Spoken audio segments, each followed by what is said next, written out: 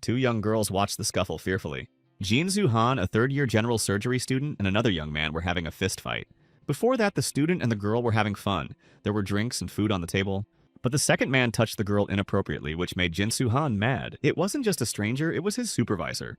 Jin-Soo responded to his indignation at how he dared to hit the leader by saying that he could tolerate many things except impolite treatment of his girlfriend. The consequences of such an act were not long in coming. Jin-Soo Han was kicked out of the university hospital. After that, he tried to find another private hospital but was rejected everywhere. After some time, he managed to meet an investor who could help open a small private clinic. But the investor turned out to be a fraud and absconded with all the money Jin-Soo Han had invested in opening the hospital. He went to the police to find this crook and get his money back. There, he learned that this investor was a friend of Ching Kim, and the girl suggested we stop talking about the wedding. She met someone better and suggested Jin-Soo Han to break up. From all these events, the recently successful young man fell into despair and tried to forget himself. His life was completely ruined in a very short period of time. But he was still determined to resolve the situation. But to do that, he had to apologize to the supervisor who started it all. Gaining courage, he entered the office and saw a couple kissing there. The kissing scene between his ex-girlfriend and his supervisor made Jin-Soo Han mad. Caught off guard, they tried to justify themselves. The girl said that she was forced and the manager that it was a misunderstanding. In the darkness, Jin-Soo Han was returning home. The street was deserted with only a young man standing by the wall. He called out the student by name, and Jin-Soo responded in surprise. But the stranger was not expecting that with good intentions. He clamped the young man's mouth shut and stabbed him in the stomach. He then loaded the unconscious Jin-Soo into the trunk of the car. The attacker took him into the woods and dumped him in a prepared pit. Jin-Soo woke up and called for help, but the stranger reported to the professor that the job was done and he was waiting for the money for the work. Clods of earth flew at the student and he had time to think that perhaps the customer was Ching Kim. The land was getting bigger and it was getting harder to breathe. Jin-Soo thought that it was unfair and unjust. The stranger completed his business and completely filled the hole with earth. In the darkness, Jin-Soo Han heard sounds and opened his eyes. His spirit was floating in space. His life was summarized. The good deeds outnumbered the bad. With the points he earned from his deeds, he could buy a ticket to heaven or resurrection. Jin-Soo thought he had been wounded too seriously and wasn't sure if he was alive now. He was informed that he was a new spirit who had recently left the body, and that he was on the judgment stage where it was decided whether the spirit would go to heaven or hell. He was offered the choice of heaven or resurrection. He was given 30 seconds to think about it. If there was no answer, the spirit automatically went to heaven. The countdown began and Jin-Soo Han panicked. He needed more time to think. When the 30 seconds were practically up, he ventured to resurrect. Now he had to choose a place to be reborn and apply the knowledge he had gained in life. He was offered 3 places: where there are many patients, where there are less than 20 patients, and where there are less than 10 patients. Jin-Soo Han decided that where there were more patients, he could save more lives and of course earn more money. And he voiced his decision and his intention to remain a doctor. Then he had to make many more important decisions that influenced the future. Jin-Soo tried to figure out who he was communicating with, but he began to be swirled into a vortex of light. Then he woke up in the daytime lying on the ground. But for some reason he was in pain. Jin-Soo thought it was a healing wound. He was really resurrected. He jumped and rejoiced in his decision until he saw the puffs of smoke ahead. A village appeared before his eyes. Many houses were burning and there were wounded everywhere. He couldn't figure out what this place was. The village resembled a battlefield after a battle. A sharp headache forced an interruption to these musings. Unfamiliar scraps of memories began to surface in my mind. Some of the latest was the news of his mother's illness and the attack on the village. And upon reflection, Jin-Soo thought he might be in the era of the 3 empires. This was the beginning of an unusual journey for the young surgeon. Jin-Soo rushed towards the village and the injured people with all his legs. There were so many injured residents around. They were lying on the ground and houses were burning around them. Jin-Soo ran and the cries for help and moans of the injured could be heard all around. He looked around and tried to figure out what had happened here. Very close by, he heard a lurching sound. It was one of the injured men. Jin-Soo rushed over to the peasant and tried to examine his wounds. The man, struggling with pain and tears, begged to be saved. The young surgeon wondered what to do. He had no medical gloves or even water to wash his hands. At that moment, he was called by another peasant, calling him a young gentleman. A man ran up and asked if he was okay. Jin-Soo remembered his name. The peasant's name was Wang Sam. When Wang Sam saw the blood on the young man's hands, he was afraid that he was injured. But Jin-Soo assured him that it wasn't him. He asked him to find water, a needle, and thread. Wang Sam was surprised by the polite treatment, and he immediately asked why the young man was acting like this. But the young surgeon did not bother to answer the question. There was no time for that now. Wang Sam should have hurried so that Jin-Soo could provide assistance. He was now out of the hospital and unable to use anesthesia and equipment to monitor the casualty's condition. The surgeon was confused. There was no choice and it was necessary to check all the wounds. But Jin-Soo's hands were shaking. He thought with surprise that he was afraid to do so. But the man in front of him needed urgent help. The young surgeon had no time to be afraid now. Gathering himself mentally, he ordered himself to pull himself together. He began to examine the wound. At the same time, Jin-Soo thought that he needed an assistant, and it would be dangerous if the blood blocked the airway. He checked the abdominal aorta and renal artery in turn. They were fine. Moving on, Jin-Soo made sure that there was also no rupture in the small intestine, but found that there was a wound in the duodenum. That was bad because fecal matter could enter the abdomen. First, he should have cleaned up the stagnant blood. Wang Sam was already carrying a bucket of clean water. The people ran after him. Jinsu thanked him and asked him to bring another piece of clean cloth. The surgeon was handed a needle and thread. The thread was very thick for such an operation. Threading the needle was not easy. Jinsu was nervous because it was like sewing, not surgery. But he had no choice. He couldn't let this man die. As he continued to examine the wound, he blamed the angel for being here and without the right tools. But Jinsu-han had no intention of giving up for nothing. To wash the wound, he used the water Wang Sam brought. After treatment, he was ready to begin suturing the wound. Jinsu stitched stitch by stitch, pulling the edges together. He even praised himself in his mind because he was doing a good job. Finally, the operation was over and he breathed a sigh of relief, but a frightened woman was already running toward him. It was the wife of the wounded man. She rushed to hug him. Jinsu tried to calm the girl down. He said the surgery was successful and the man would survive. Sobbing, the girl couldn't believe that with such an injury it was possible. Continuing to hug her husband, she asked if Jinsu was the healer. He evasively agreed that he was trained in medicine. There were many other wounded people to be rescued. Someone Jinsu was able to help and they should be on the mend. But the wounds of others were too serious for the surgeon to help. But Jinsu was determined. He did everything he could to save someone. After finishing with Wang Sam and Jinsu's help, they walked through the forest and reasoned that the bandits who had committed such atrocities deserved to be punished. The young surgeon suggested that soldiers had probably already been sent out to catch these criminals. But Wang Sam disagreed. He thought the soldiers wouldn't risk their lives to catch them. There were rumors that the soldiers were being bribed.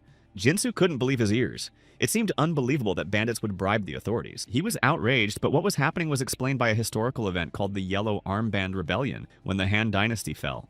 He compiled the facts and concluded that next year there would be a takeover of Kanwado Island. The Yellow Armband Rebellion was to begin the following year. The realization that all of China would be engulfed in battle made his hands tremble and his fists clench. Wang Sam was listening to Jinsu's reasoning and didn't know what he was talking about. They reached home when it was completely dark. Wang Sam advised the young master to take a bath so that the others wouldn't think he was injured. Jinsu agreed and thanked him for his help. As he drew water, he pondered how it had all happened. The young gentleman must have been ambushed on his way back. The one whose body Jinsu's spirit was in had been without his grandfather and father for a long time, and his mother had been seriously ill for the past few months. Then the young man began to study medicine. He had two brothers, the elder Huabok, who was 21 years old, and the 18-year-old Huabun.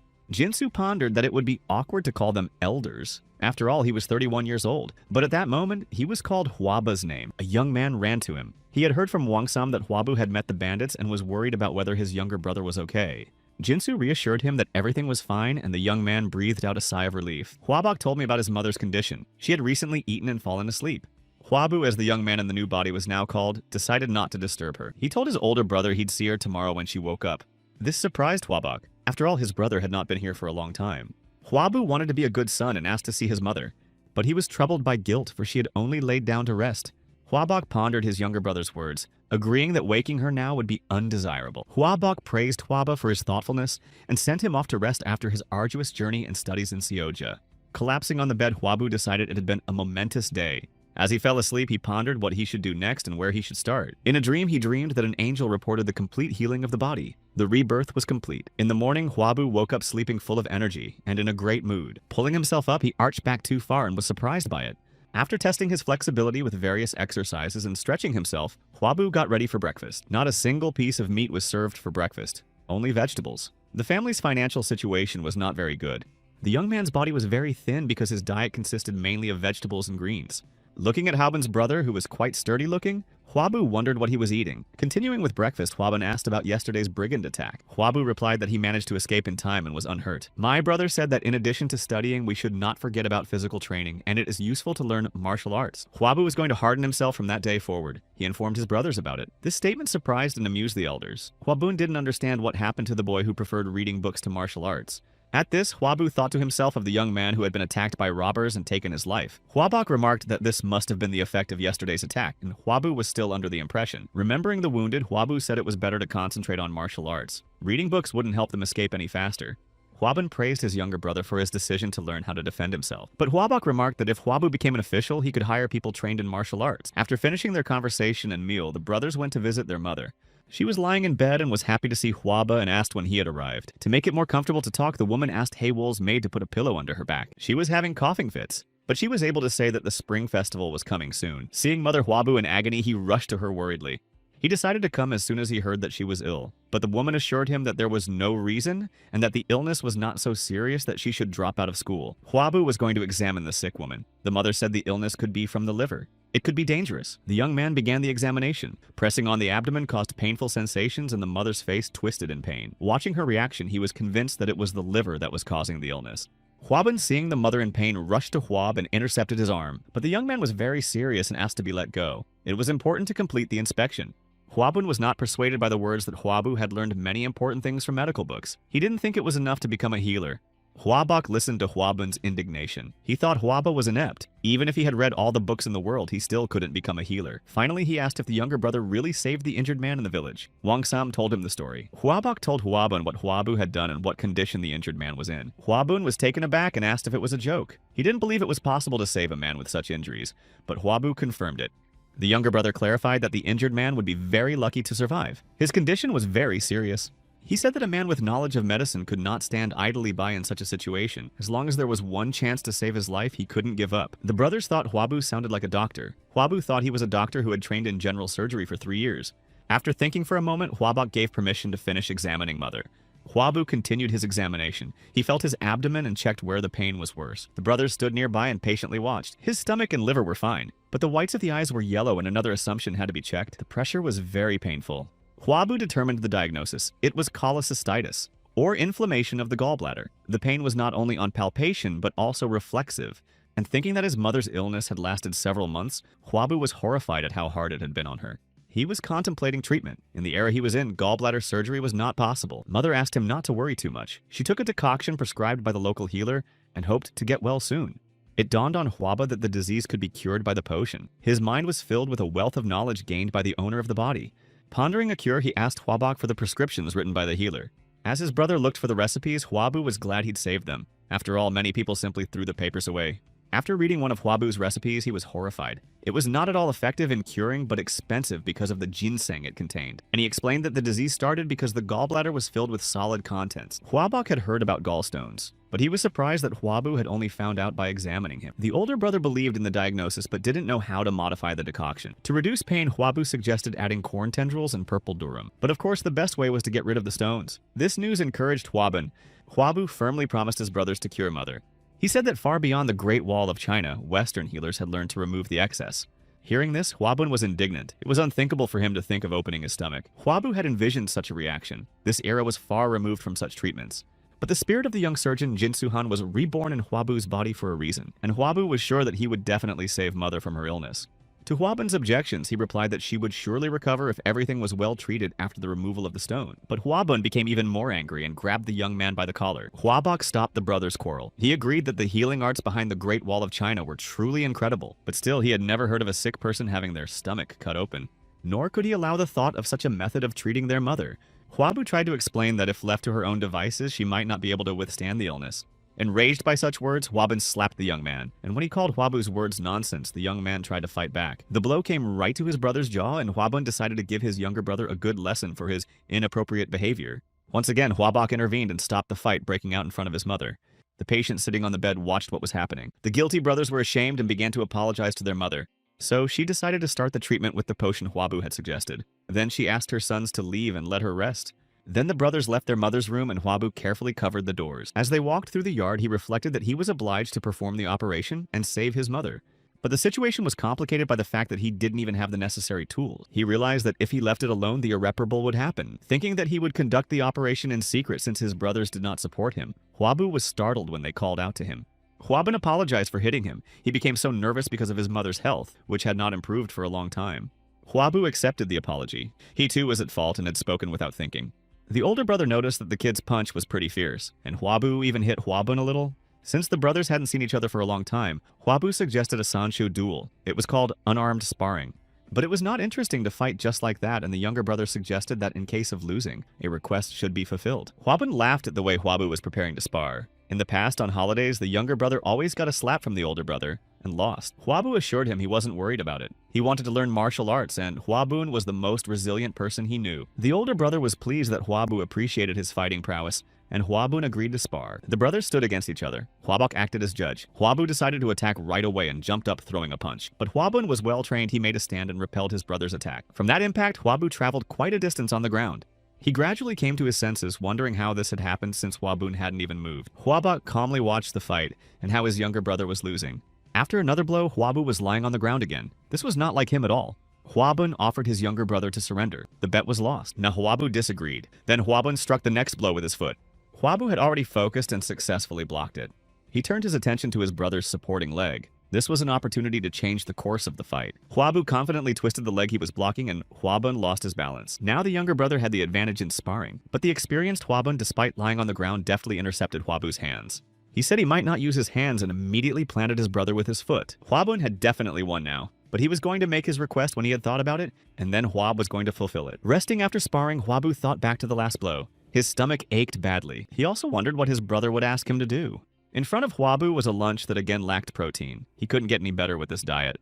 But then he restrained himself. The most important thing now was the operation for Mother, and that would require a scalpel, which he hoped to find or ask for. He wanted to determine his blood type with a simple test, but anesthesia was a problem. Even after studying Hwabu's memories, he couldn't find a plant that could produce such an anesthetic effect, and he realized that in an era when people are afraid of this kind of treatment, he needed someone to help him. Hwabu decided to proceed in order and start with what was more feasible. First, instead of a scalpel, make a knife, but that required money. And Jinsu had the money of his time when he was transferred. It wasn't suitable for payment in this time. Then Hwabu decided to go to one of his older brothers. He went to Hwabok. After getting some pocket money, the young man went to the market. He looked around for his favorite mandu dish, but it was nowhere to be seen. And when he asked the merchants, they were very surprised. No one had heard of this dish. Hwabu was surprised. Mandu was considered a traditional Chinese dish. It was invented by Zhu Geiliang to comfort the souls of people who died in the war. That's when he realized that the pussy hadn't been invented yet. Hwab wanted meat. Since he had come to this time, he had eaten nothing but vegetables, greens, and rice. While walking around the market, the young man came across a healer's shop. Stepping inside, Hwabu asked if anyone was there. He looked at the shelves of herbs and roots. He had already ordered the knife from the forge. The anesthesia remained. Hwabu asked the healer if there was a temporarily paralyzing herb. It was a property of poisons, but the shop didn't use them because it was dangerous. The man sitting on the bench asked Hwabu how much he needed. The young man thought about it. He had to determine the optimal dosage and identify side effects. He also needed mice for experiments. He said he needed some but different herbs. In the future, Hwabu wanted to look for the herbs himself. They began to haggle. Hwabu voiced the final cost of 1 nan for 2 goyen. The man raised the price to 2.5 nannies and promised to go searching tomorrow and give the plants to Hwab after tomorrow. Hwabu went in search of mice for experiments. He wandered into a slum, or what they called a poor man's village. There was a terrible odor in this village. It was rumored that starvation was killing several people a day. The atmosphere around him was depressing. It was worse than Hwabu had imagined. He turned his attention to the noise in the crowd nearby. As he pushed people away, he saw a man lying on the ground with an injured leg. Perhaps he had fallen from a tree while picking apricots. When asked who he was, Hwabu introduced himself as a healer and asked to let him examine the leg of the injured man. The man was in severe pain during the examination. Hwabu realized the bone was broken but could not ascertain the shape of the fracture. He also did not know if the bone fragments had damaged ligaments and connective tissue. He dressed the wound using improvised means to stop the bleeding. After that, Hwabu continued to probe his leg. He didn't know if he could help the man, but he looked at the sobbing child and made a decision. Hwabu turned to the gawkers crowded around and asked them to bring ice water and rags. People froze, not knowing where to find ice water. There were no refrigerators in those days. The man's son asked if the water from the well would work. This satisfied the young healer, but he also asked for some wood to fix his leg. In a hurry to help his father, the little boy rushed to fulfill his errand. Seeing that the bleeding had stopped, Hwabu decided to take a closer look at the leg. The inside of the tibia was quite swollen. This meant that the bone had damaged the ligaments and connective tissue after all. But there was still a chance that Hwabu was wrong. On the other hand, the leg muscles were intact. Suddenly, it was like seeing through an X-ray to see a broken bone. Hwabu was stunned in amazement. He could see through objects and could not understand what was happening. But after a while, everything he saw inside began to fade away. He had to hurry. He turned to the men to hold the injured man while the healer put the bones back together. The procedure was very painful and required the assistance of several men. Finally, the bones were joined, but the X-ray vision disappeared faster than Hwabu finished. He hoped he had done the right thing. At that time, the child had just brought water. He was worried that his father was all right. Hwabu replied that everything was fine and the man passed out from the pain. It was even better for him now. The only thing left to do was to sew up the wound. The villagers watched fearfully. They had never seen wounds treated in this way before.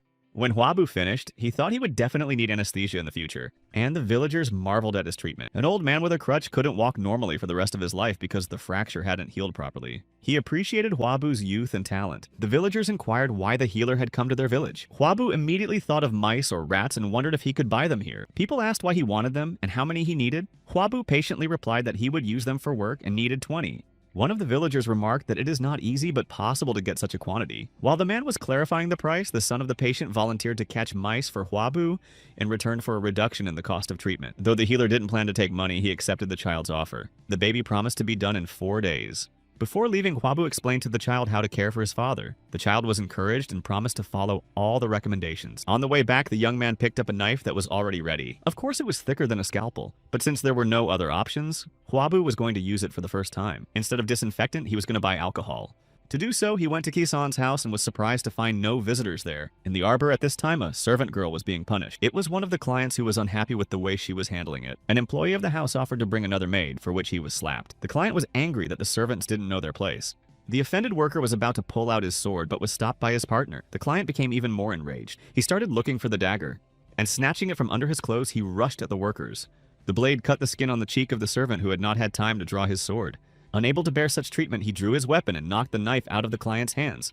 The man tried to intimidate him with his status, but the man kicked that client out anyway.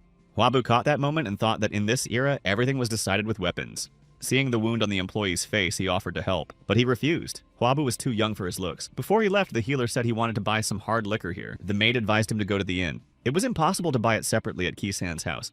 Hwabu heeded the advice and went on to purchase a disinfectant. After the purchase, he heard a conversation on the street. It was an employee of the Kasin house. The wounded man would not stop bleeding. They sent a man to fetch the healer, but he was still missing. Hwabu hesitated to offer his help. The man had already rejected her once.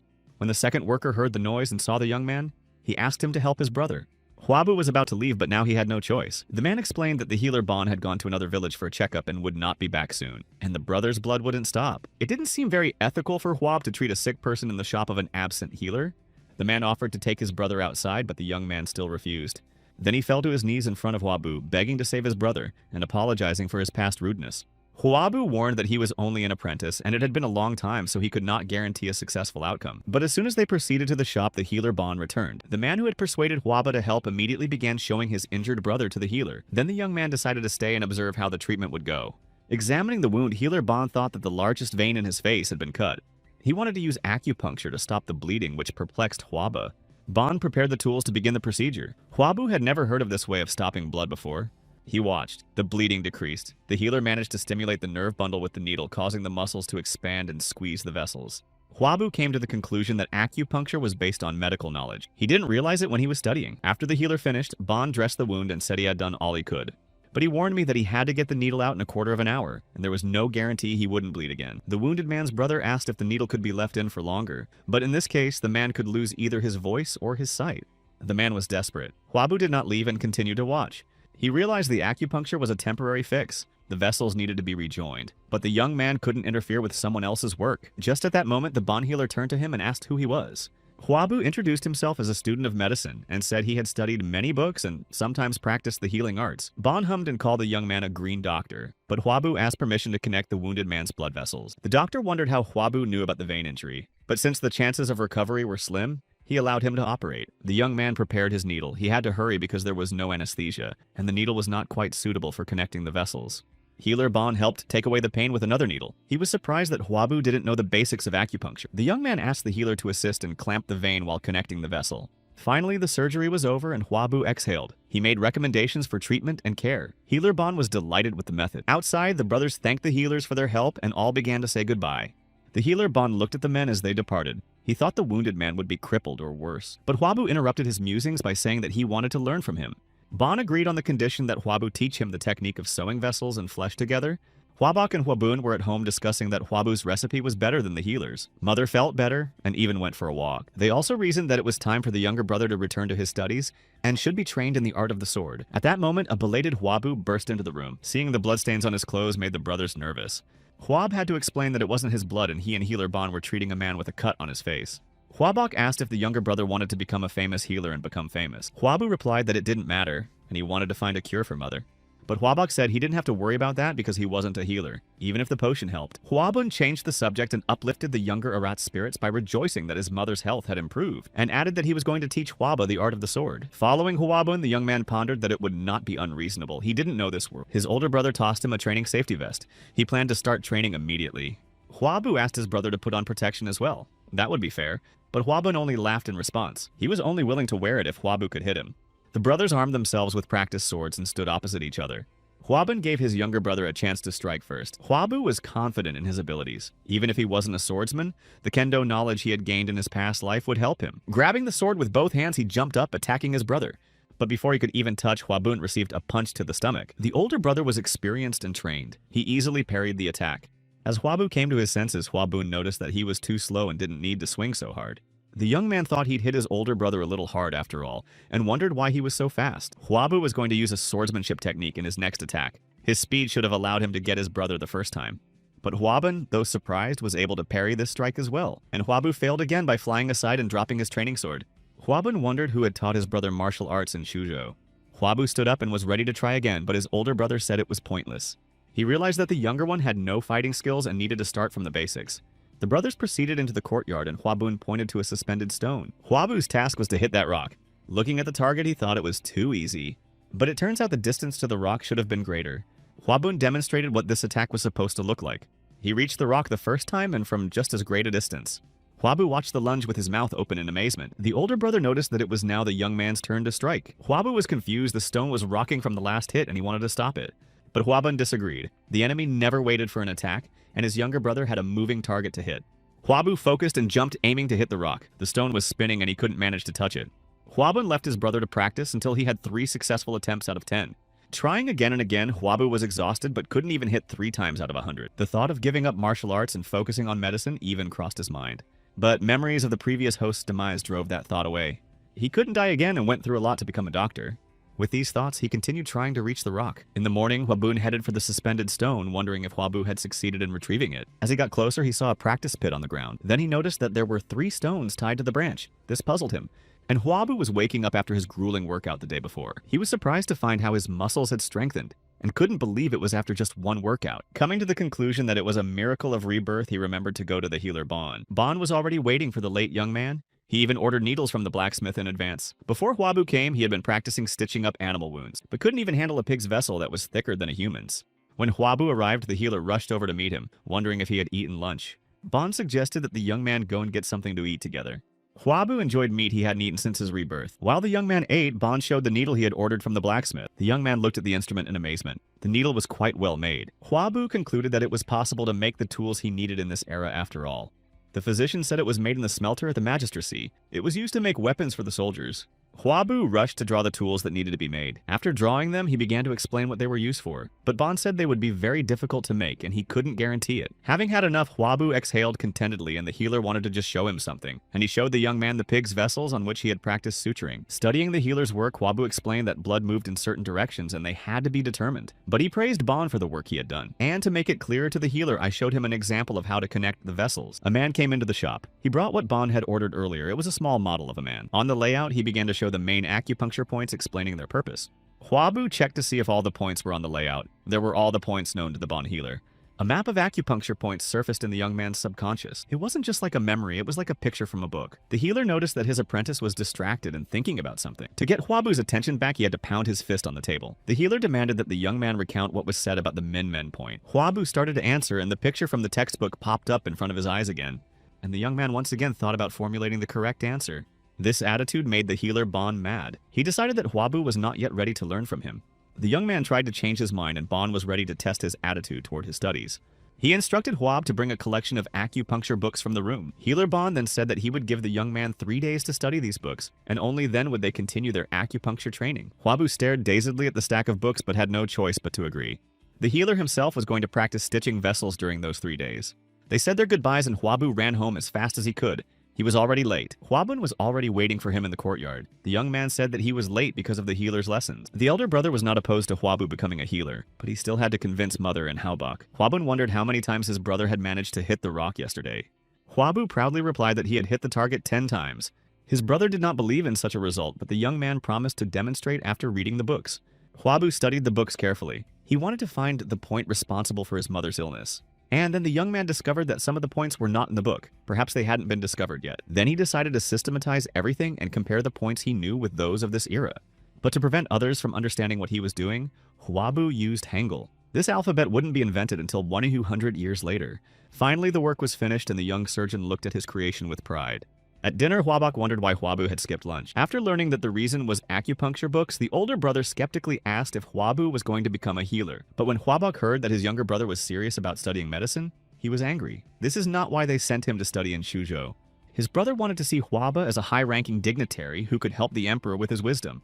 But the young man pointed out that his brother, his father, and even his grandfather had not been able to obtain positions after passing the exams. The brother was astonished at this impertinence.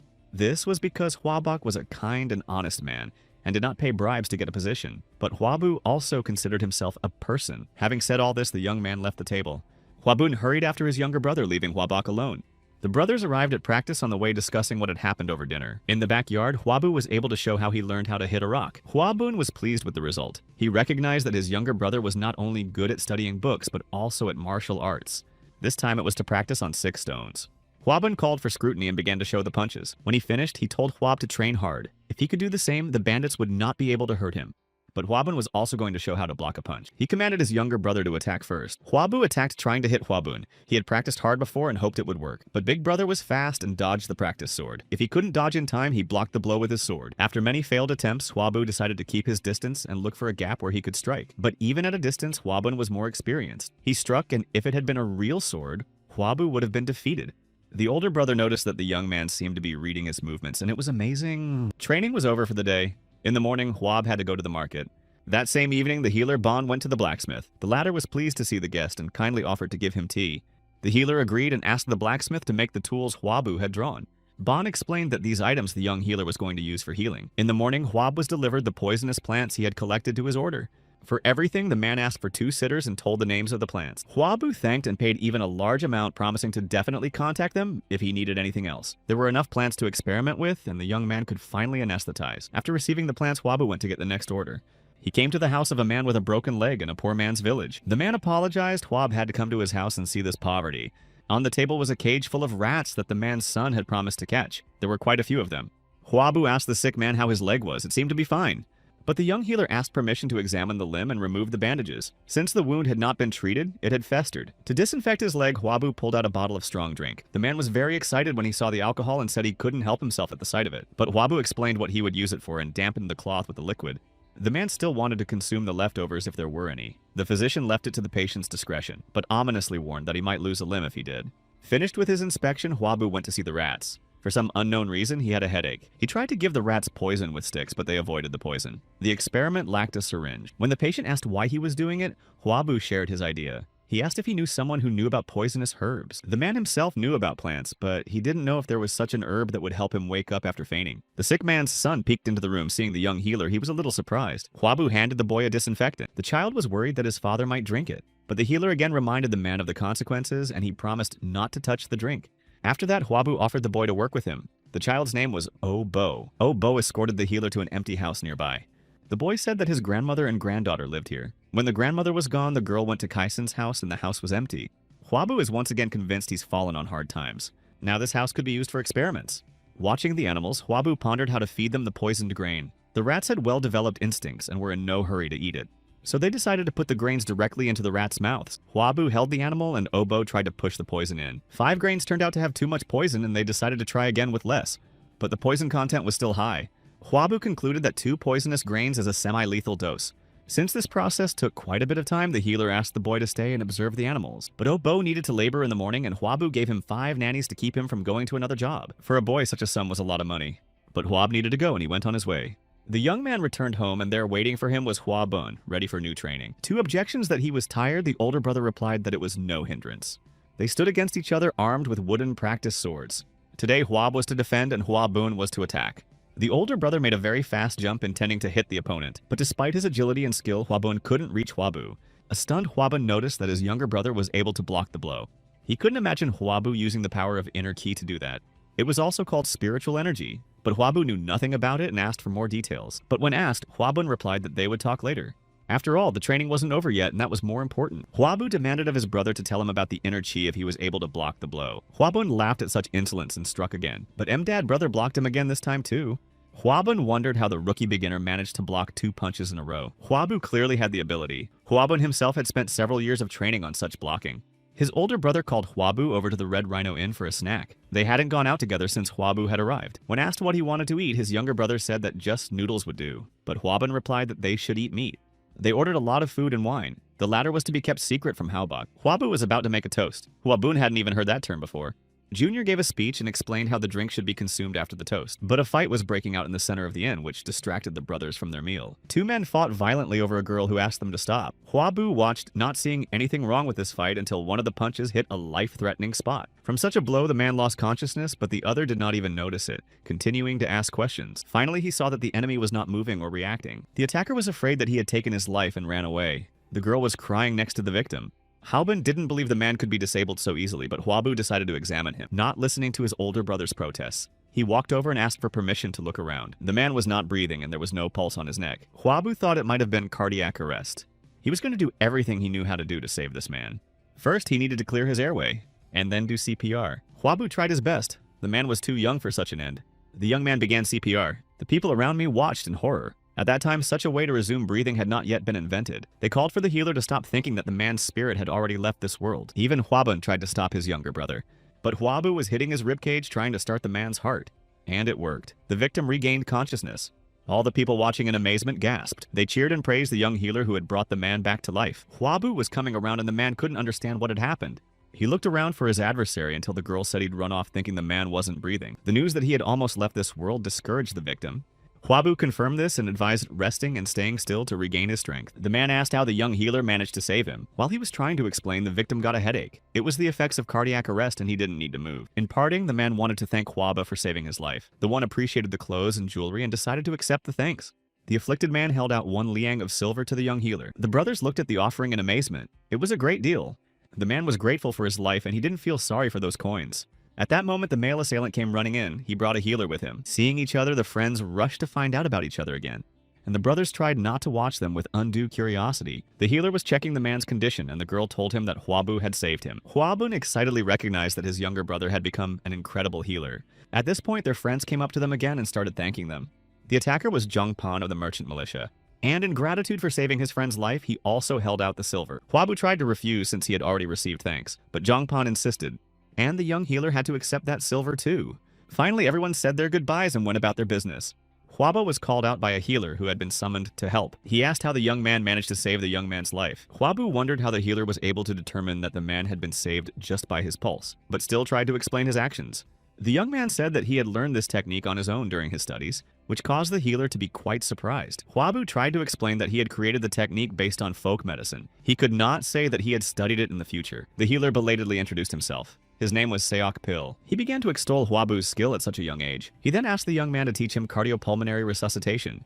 Hwabun watched this dialogue and his younger brother with pride. In order for Hwabu to train him, Seok Pil offered to pay 10 liang of silver. Hwabu didn't know what to do. He needed money, but this was an easy way to get it. But by learning the technique, the healer could save people. The young man refused the money and called Seok Pal the next day to the shop of the healer Bong. Everyone dispersed and Hwabu was able to return to his brother's table to continue the meal. Hwabun expressed his admiration because his younger brother was going to have experienced healers studying under him. The next day, Hwabu went on business again. As he approached the poor man's village, he pondered how the rat experiment had gone. When he arrived at Obo's house, he inquired about his father's well-being. Hwabu couldn't find the boy, and the father replied that he had gone out for a while to the place where he worked yesterday. The young healer was pleased with the child's diligence, but now he had to examine the sick man's leg. The disinfection helped, and the wound was healing as it should. The boy's father remembered that Obo had asked him to give something to Hwab. A rat that ate 1 grain only survived for 3 hours. That was a problem for the young healer. Hwabu bandaged his leg and promised to come back next time. A young man came to the house for experiments and pondered how to reduce the dose of poison. There were few materials for this purpose, but there was no other way out of the 5 animals. Only 1 rat remained. Obo had just returned and retold the story of the last rat that ate the grain. Hwabu noticed that the boy had brought a basket of grass and wondered what it was. It was hemp. Its stalks were used to make clothes and soup for stomach aches. The healer rushed to the basket. He seemed to have found a solution to the problem. This plant was high in tetrahydrocannabinol, and it could have helped create anesthesia. Hwabu turned the plant into powder and continued the experiment with the rats. The animal that was fed the experimental substance did not respond to external stimuli. Hwabu listened and found that the animal was breathing. Obo watched the healer and asked what he was going to do. In order to test how strong the anesthesia was, Hwab needed to perform surgery. Obo watched the surgeon's actions mesmerized. Meanwhile, Hwabu completed the surgery and sewed up the wound on the rat's stomach. He breathed a sigh of relief because the work was finished, and the boy was worried about the animal. Now they had to wait for the rat to wake up. 2 hours later, the animal regained consciousness from the anesthesia. This experiment needed to be done about 10 more times, and that required a lot of rats. Hwabu was going to pay for all the animals Obo would catch. A child at the door of the house heard that. The Minna girl asked if Hwabu was a healer. The man answered in the affirmative. Suddenly she cried and asked for her mom to be healed. She was willing to do whatever it took. The girl could sew and do laundry. Huabu asked the girl to bring the sick one to him. When she arrived, the young man performed an examination. The woman had a slight cough, but it was not inflammatory. The problem was a general weakness. The woman had very thin arms.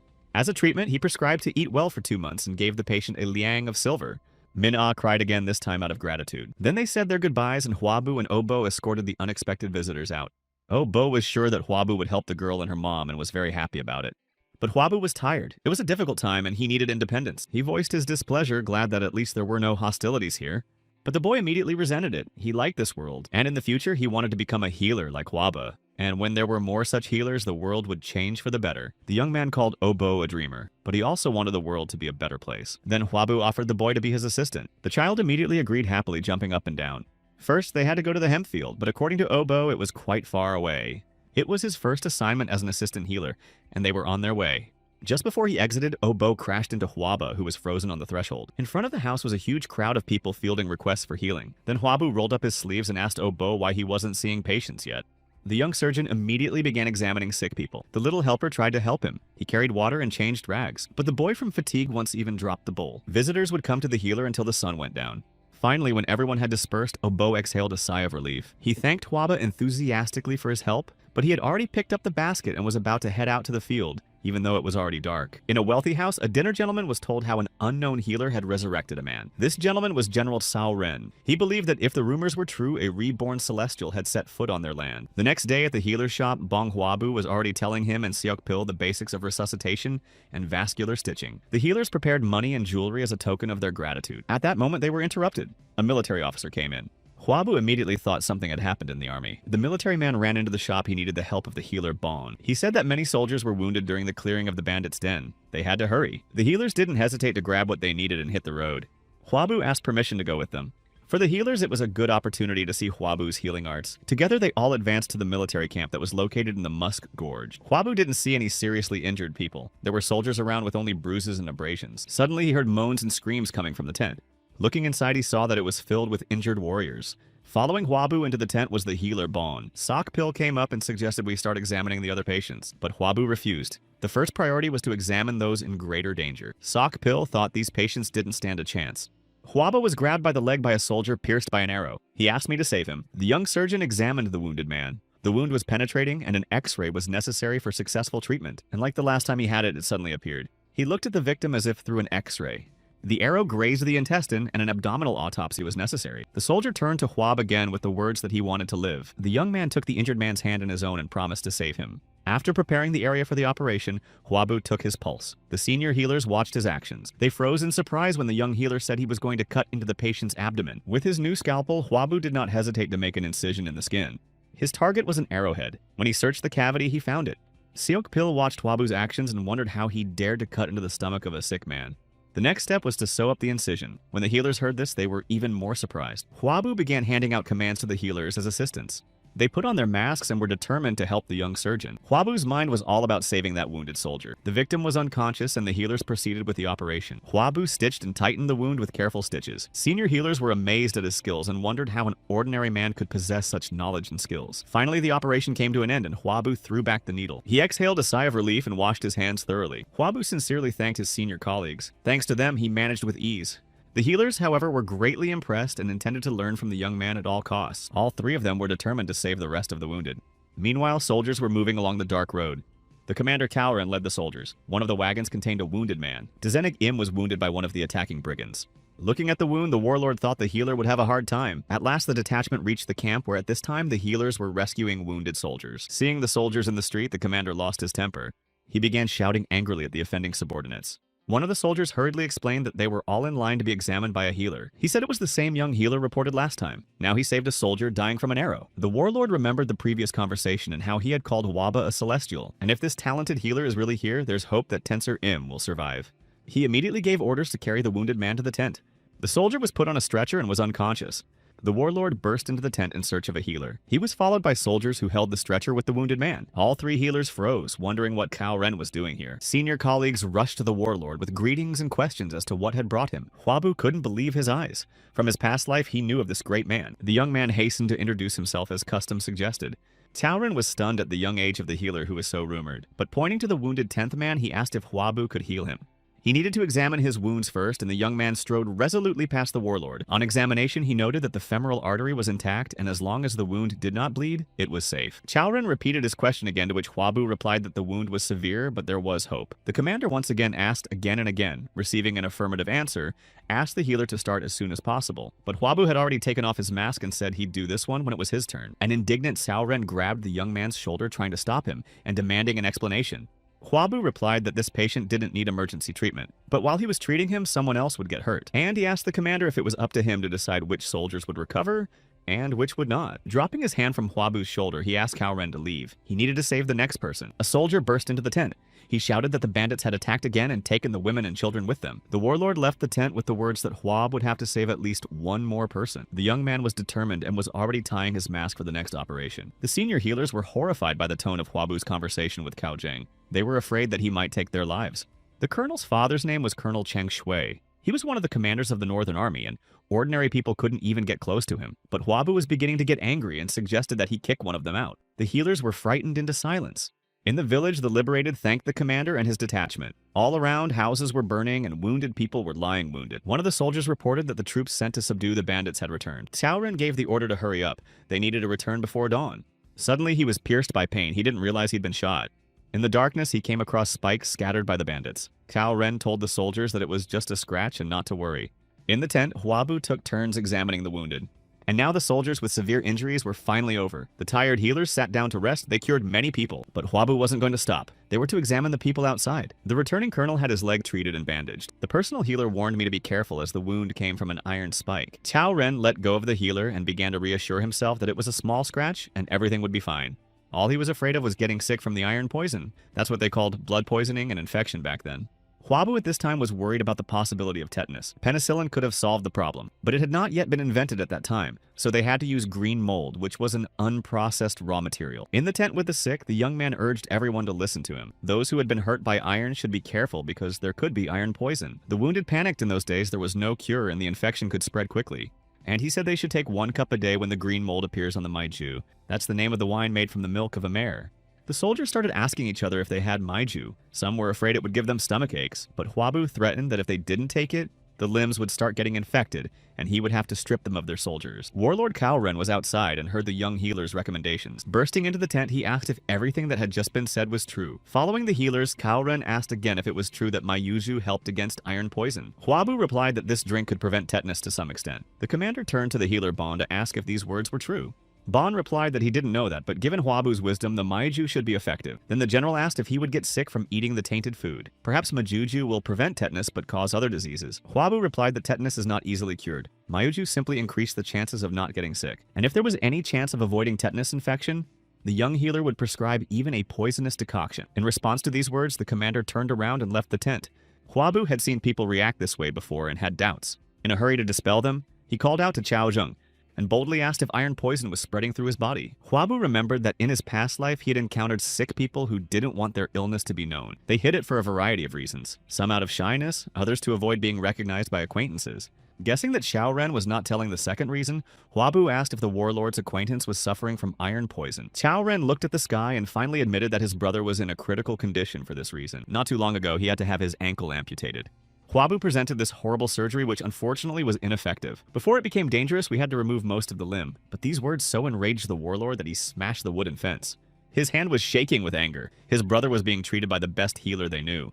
Taoren asked Hwabu to stop jumping to conclusions and just do his job. The young man futilely tried to object. Realizing it was useless to argue now, he agreed and followed back. The warlord also proceeded to the tent with the wounded. Watching the soldiers, he was amazed at how many people Hwabu had saved. Despite his youth, the healer had excellent skills. Among the wounded, he saw 10-cent Wu and lowered himself down beside him. Taoren wondered how the healer had managed to save him. After all, he had seen with his own eyes how the bandit had stabbed him in the stomach.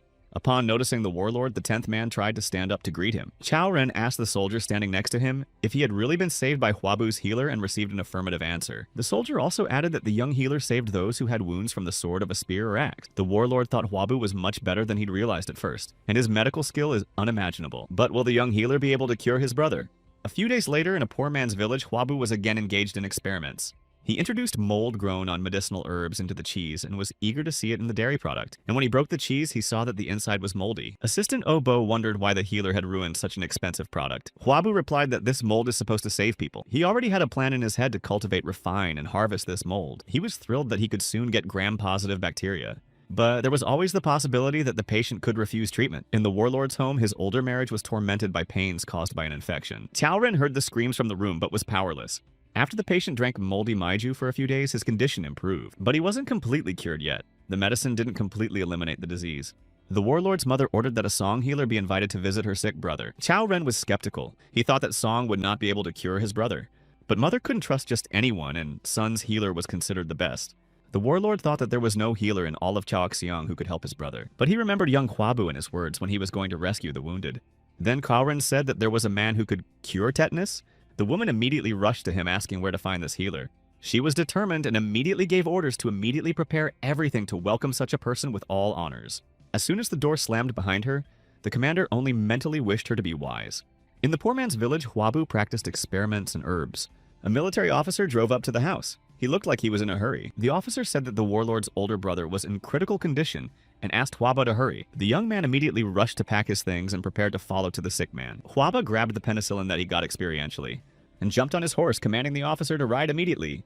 Without a second's hesitation, they galloped to the warlord's house. Squinting against the wind, Huabu calculated that 10 days had passed since Ren had told him about the ankle. He hoped it wasn't too late. From the door came the shouts of the servants who were scurrying about trying to help the young master. Ren invited them to quickly follow him. But Huabu immediately turned his attention to the warlord's leg. He guessed something but left the questions for later, following Chao Zheng. While Huabu was talking himself into not jumping to conclusions, they had already come to the big one's room. Mother looked around excitedly, looking for the healer and wondering why he wasn't coming in. The colonel introduced Huaba, saying he was the healer. The woman was angry and resentful that Ren had entrusted his brother's health to some child. The warlord immediately began to defend Huaba and told how he had saved a hopeless soldier. Since the young man's journey was long, Mother decided not to say nasty things, but she couldn't trust her eldest son to a healer not yet 20 years old. Huabu had expected such a reaction, and Ren was confusedly silent. As the woman went to the patient's bedside, she said that it was better for them to observe the patient's condition for a while longer. Healer Sung was the best after all. After hearing this, Huabu said goodbye and got ready to leave the room. But just at that moment, the patient had another agonizing attack. Huabu clenched his hands, turned around, and followed towards the exit. It was already too late. The military officer brought the young man back to the poor man's village and apologized for the disturbance. He shared that the lady had always been kind and wise, but because of her eldest son's illness, she had become too sensitive. Huabu thought this reaction from a woman was natural, but he said aloud that the elder young master wouldn't last more than a couple of days. At the entreaties of the military officer, Huabu tried to explain that neither he nor anyone else would help him, but the healer also wondered if the warlord had stumbled on an iron spike. Huabu noticed he was limping. The officer confirmed his hunch, but as far as he knew, the wound was not serious. Huabu asked me to tell Cao Zhenyu and the healer that the warlord might have tetanus. A few days passed. Huabu was seeing the sick in the village of the poor. He was just about to put a needle in the patient when there was a wild screech. Stepping out into the thief, Huabu found the healer Bond treating the pig.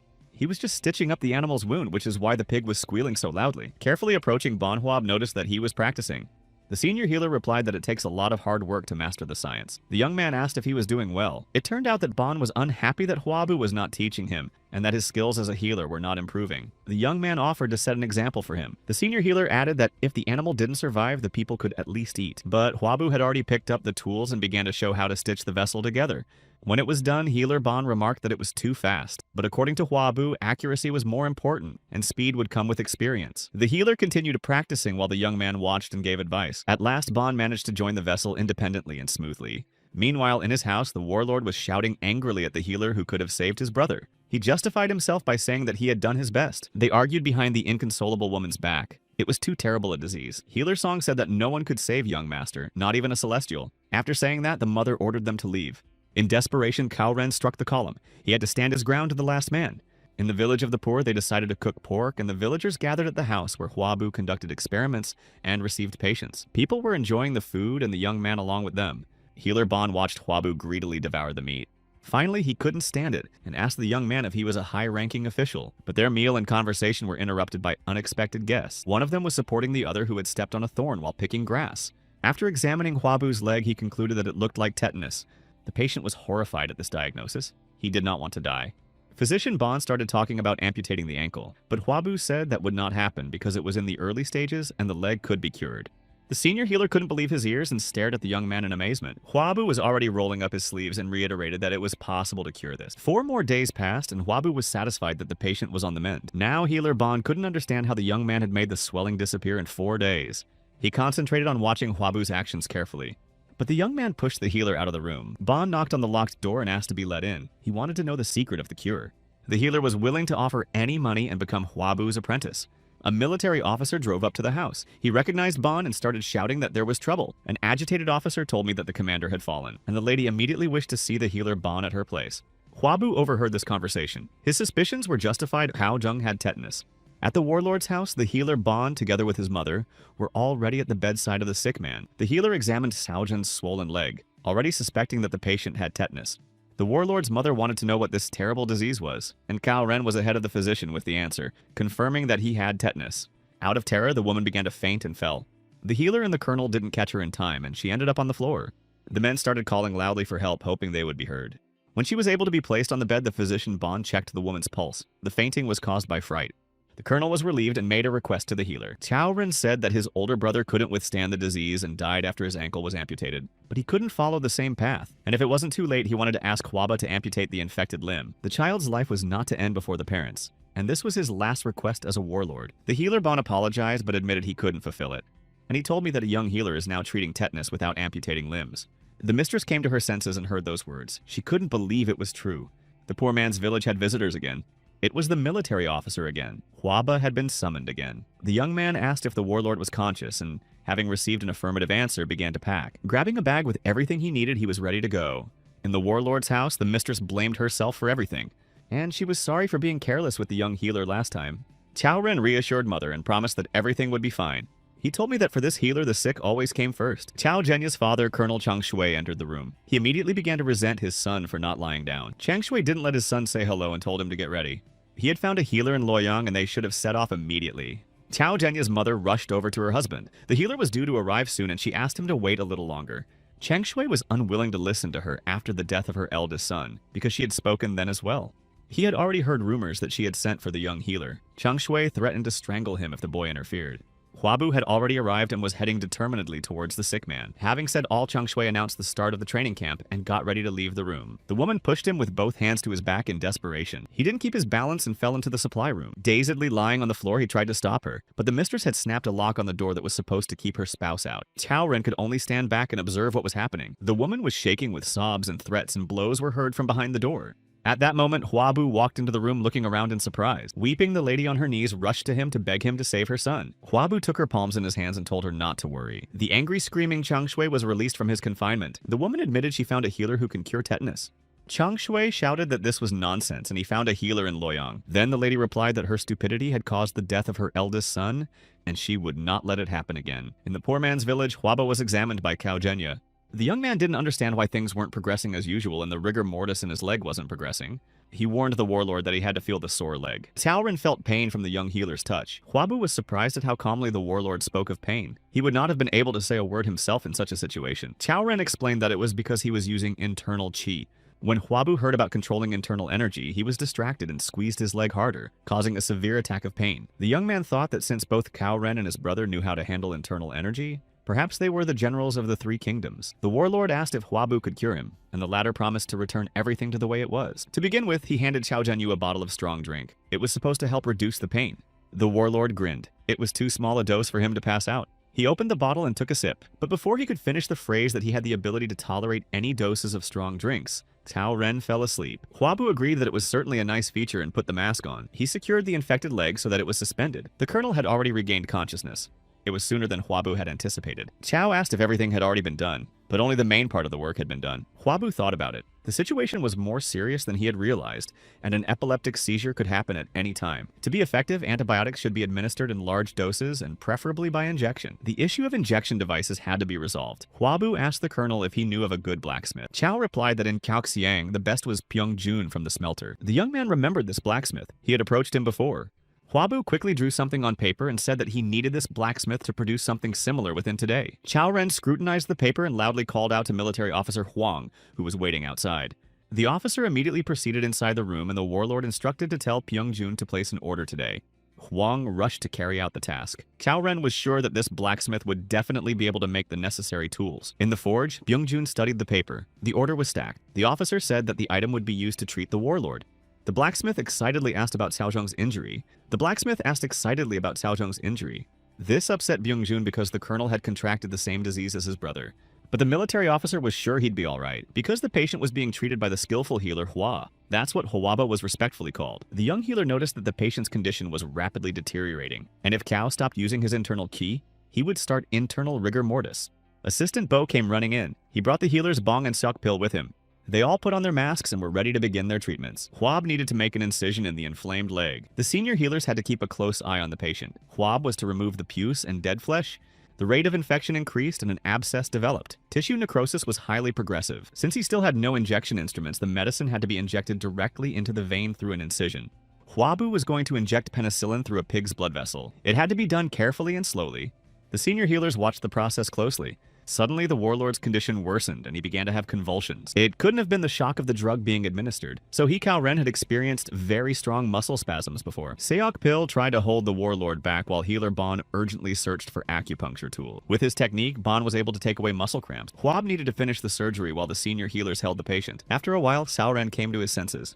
He heard Huabu talking to another patient. The healer told the joyful patient that he could come to him no more, and in 5 days he would walk as before. The man bowed and thanked Huaba. He thought the tetanus would kill him. He held out a small pouch of money in gratitude. But the young healer refused. The former patient had already promised to bring him herbs, and with that money he could feed his family. Deputy Obo rushed to escort the man home. Huabu noticed that the warlord had regained consciousness. That was good news. He immediately informed the stunned Cao Ren that the leg did not have to be amputated, and rather added that the promise had been kept. The joyful commander thanked his young healer and asked when he would finally recover. Huabu recalled that he had asked Cao Zhen to come before it got that bad, and the leg was intact. The treatment should take much longer. A joyous cured patient ran into the room with a full basket of herbs. For a healer, he was careful to choose the best plants. The man started to say goodbye in a hurry, but Huabu noticed that the basket was too heavy for the herbs. And as the young man began to shake the plants out of the basket, a pouch fell out. Huabu shouted to his assistant to grab this man before he escaped. Seeing that the child was running out of time, the healer threw the money at the man. Resenting that he was trying to pay him again, Huabu wrinkled his nose in pain. He must have swung too hard. Cao Ren wondered why the healer didn't charge for the treatment. After all, he could have gotten more, and he definitely needed something to eat. Then Huabu pointed to the plants the patient had brought and said he had already gotten even more. This dialogue was overheard by Colonel Chang Shui. He considered treatment without money to be foolishness. Meanwhile, Cao Ren clarified whether he would need to pay for the treatment. This question made the young healer laugh very hard, and an angry Chang Shui clenched his fists and returned to his horse. His wife was in the palanquin. She was surprised to see her husband and asked why he was here. Warlord Chang Shui didn't answer her anything and silently jumped onto his horse. When she repeated her question, he tossed over his shoulder that he wanted to see his son's condition. A few days later, Huabu examined the leg and was pleased. Most likely soon, Warlord Cao Ren would be able to go home. But the man asked if his older brother would have survived if Huabu had treated him. The young man replied that he did not know. The healer's job was to heal and the patient's job was to get well. Therefore, Cao Zhenyu should have focused on his health, especially since Huabu had promised it to his mother. The young healer cheerfully added that the warlord was destined to live to a ripe old age. Cao Ren was embarrassed. He did not know how to look into the eyes of the healer. Then Huabu took a stool and placed it next to the bed of the sick man. Sitting down on it, he planted his foot on his leg and crossed his arms. The healer then slyly inquired what the warlord was going to pay. And as payment for the treatment, he asked to be taught how to manage internal energy. Cao Ren began to refuse. This art had to be kept a secret that Huabu could not know about, nor could other outsiders. Huabu waited, and then the warlord inquired as to why he needed the inner chi. Then the young man said that he had almost died once when he was attacked with a sword. And after that he decided that he could not end his life in vain. He couldn't die. At least one more person had to be saved. Cao Ren thought that this healer could save many more people and he might need help himself. The colonel listened to Huabu's reason for wanting to train, but this knowledge was a family secret and he couldn't decide everything on his own. Cao Zhenyu had to convince his father to give him permission to train. Back home, the warlord drank tea with Cheng Shui. He was about to tell his father something important. Cao Ren was going to get on a horse soon, but his father asked him to focus on recovering. He added that judging by the success of the treatment, the young doctor was a very talented young man. He asked for a price for the treatment. The son replied that apparently Huab didn't need the money. The healer asked to be trained in the breathing streams of the celestial. Cheng Shui thought that his son had already made up his mind, for if the request had been absurd, he would not have told him about it. And since he did ask his father's opinion, he agreed. It was not a great price to pay for saving his child's life. At the makeshift Huabu hospital the next day, the man who obtained the plants for him returned again. He said that looking for plants became more difficult because there were many thorns scattered on the mountain. The healer looked at the plants. He was missing the root of the round wheatgrass. It would be a good painkiller for his mother. When asked if he knew where to get the root, the man answered in the affirmative. But the whole place was covered with thorns. Hwabu was not deterred by this and said they would go together. And despite the man's surprise, Hwabu began to pack. He really needed that plant. At the same time, they could collect the dangerous thorns that were scattered there. When they were already going up the mountain, the man asked the healer to be careful not to stumble. Hwabu saw that there were spikes lying in solid rows on the ground. It was a so-called border to keep the soldiers out. And if he stepped on one of those spikes, he'd definitely get tetanus. Suddenly, the man gave a frightened shriek and jumped back from where he was looking for roots. He pointed to something that frightened him. There was a man lying up ahead. Hwabu went over to take a look. The man lying there was not alive, probably mauled by wild animal. Next to this man, he noticed a sword. Soldiers didn't use them, so it was an outlaw. Mujina discovered another man nearby. The second one passed away relatively recently. He was an outlaw too. Hwabu noticed that the man had an object tied to his arm. The young man untied the box from his hand and ventured to open it. Inside, he found a parchment with important information. When his companion inquired about it, Hwabu hid his find and replied that it was simply a list of inns and eateries. And he added that it must have been a list of places the robbers were going to rob next time. The man was satisfied with that answer. For today, he decided to finish packing and head down. The bags were filled with spikes. Hwabu returned to his hospital. Kaoren was already waiting there. He was surprised to see so many thorns, but the healer explained that he had decided to collect them, so no one would accidentally step on them. That would be dangerous. Hwabu examined the patient's leg and went on to say that iron was money too. The warlord agreed. As he continued his examination, the healer thought about the fact that there was no record of Chaojun colluding with the brigands. But there was no one else but him. Hwabu held out the parchment he had found to the warlord. It contained information on when and how many people were to arrive in the village. After reading what was written, Kaoren became very angry. Hwabu took a brush and started writing something. He said he was doing it for safety. He wrote that it was from the Black Mountain Bandit. These bandits were more dangerous than usual. They were led by Zhang Yan. The warlord read what was written and gritted his teeth. This information was a military secret. It was about the troops that were going on the march. Some traitor was passing military secrets to the brigands. Chaoren thanked Hwaba. He had not only saved his life, but also found valuable information. The warlord promised that he would owe the healer for this, and added that father had authorized Hwaba to be trained in spiritual energy. Kaoren was ready to start training right now and catch the brigands at the same time. But Hwabu warned him that if the wound festered, he would have to amputate the limb at the knee. This argument convinced the warlord to start training next time. Hwabu said that from Kaozung's appearance, anyone could guess his condition. In order to deceive the enemy, one had to deceive an ally first. The warlord wondered who this healer was, since on top of everything else, he was also discussing strategy. The next day, Hwabu had lunch with his brothers at home. Hwabok stiffened when the younger brother announced that he had had enough and was about to leave them. He indifferently asked Hwabu if he was going to play healer again.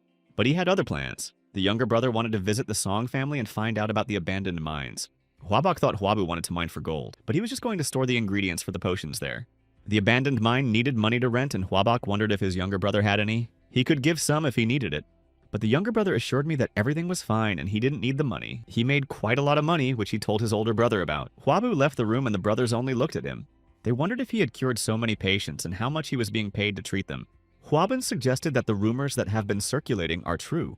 Hwabok didn't even know what rumors we were talking about, and they were that their younger brother cured a warlord of tetanus. This news stunned the older brother. This disease was not easy to cure. Hwabun didn't pay much attention to the rumors at first, but he found out that the warlord had gone to a poor man's village. He also said that their brother had saved many soldiers and cured a disease that even the famous healer's son couldn't handle. There were also rumors that the healer Bon was studying under Hwabu. Hwabok couldn't believe his ears. This was one of the 3 most famous healers in the city. And if the rumors were true, Hwabu's skills were better than the healers of Sona and Bona combined.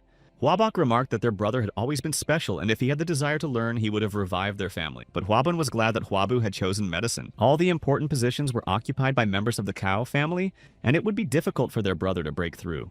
Hwabok announced that he had had enough and hurried away. Before he left, he said that there was no telling what would happen next year. Hwabun stared after him and thought that in time his brother would accept Hwabu's choice.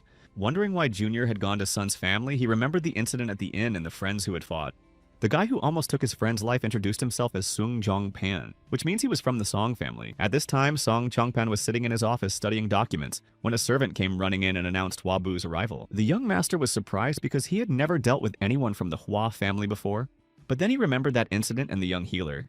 As he headed towards him, he wondered what the healer wanted from him. Sung Jong-pang wanted to put everything related to his former friend out of his mind as soon as possible. But upon reaching the door, he smiled happily and greeted Hwaba, still wondering if he needed the money. After all, the healer knew he was from the merchant militia. Over a cup of tea, Hwabu admitted that he would like to lease the mine for about 2 years. Song Jong-pan was not opposed, but warned the healer not to claim the gold if he found it there. Hwabu explained that a closed mine is good for storing medicines since they are temperature sensitive. To himself, Song Jong-pan wondered how much he would pay. But he smiled and offered the guest a treat and postponed the conversation until after the meal. Hwabu took one cookie and tasted it. It tasted sweet. Perhaps honey had been used for that. Song Chongpan watched as the young healer was impressed by the ordinary sweets. Eating the cookies, Hwabu remembered the young man's promise to repay him for saving his friend. He wondered if he would give him a discount. Song Jongpan announced the price. It was 100 nannies per month. Hwabu dropped the remains of the treat and clarified that it was definitely a monthly price and not a yearly price. Upset, he bowed and said he would think about it. As he left, Hwabu thought that for that price, he could hire men and dig the cave himself. Song Chongpan watched as the healer left. He was happy that he didn't have to deal with the poor official's family. Hwabu returned to the poor man's village. Cao Ren was waiting for him on the bed. The warlord realized from the young healer's face that the deal with the closed mine had failed, but he hurriedly handed over the box that was given to him by the blacksmith Byung-jun. There were new tools in the drawer. They were even better than Hwabu had imagined. While looking at them, the young man thought that he needed to teach Obo how to use them, and then the kid could assist him.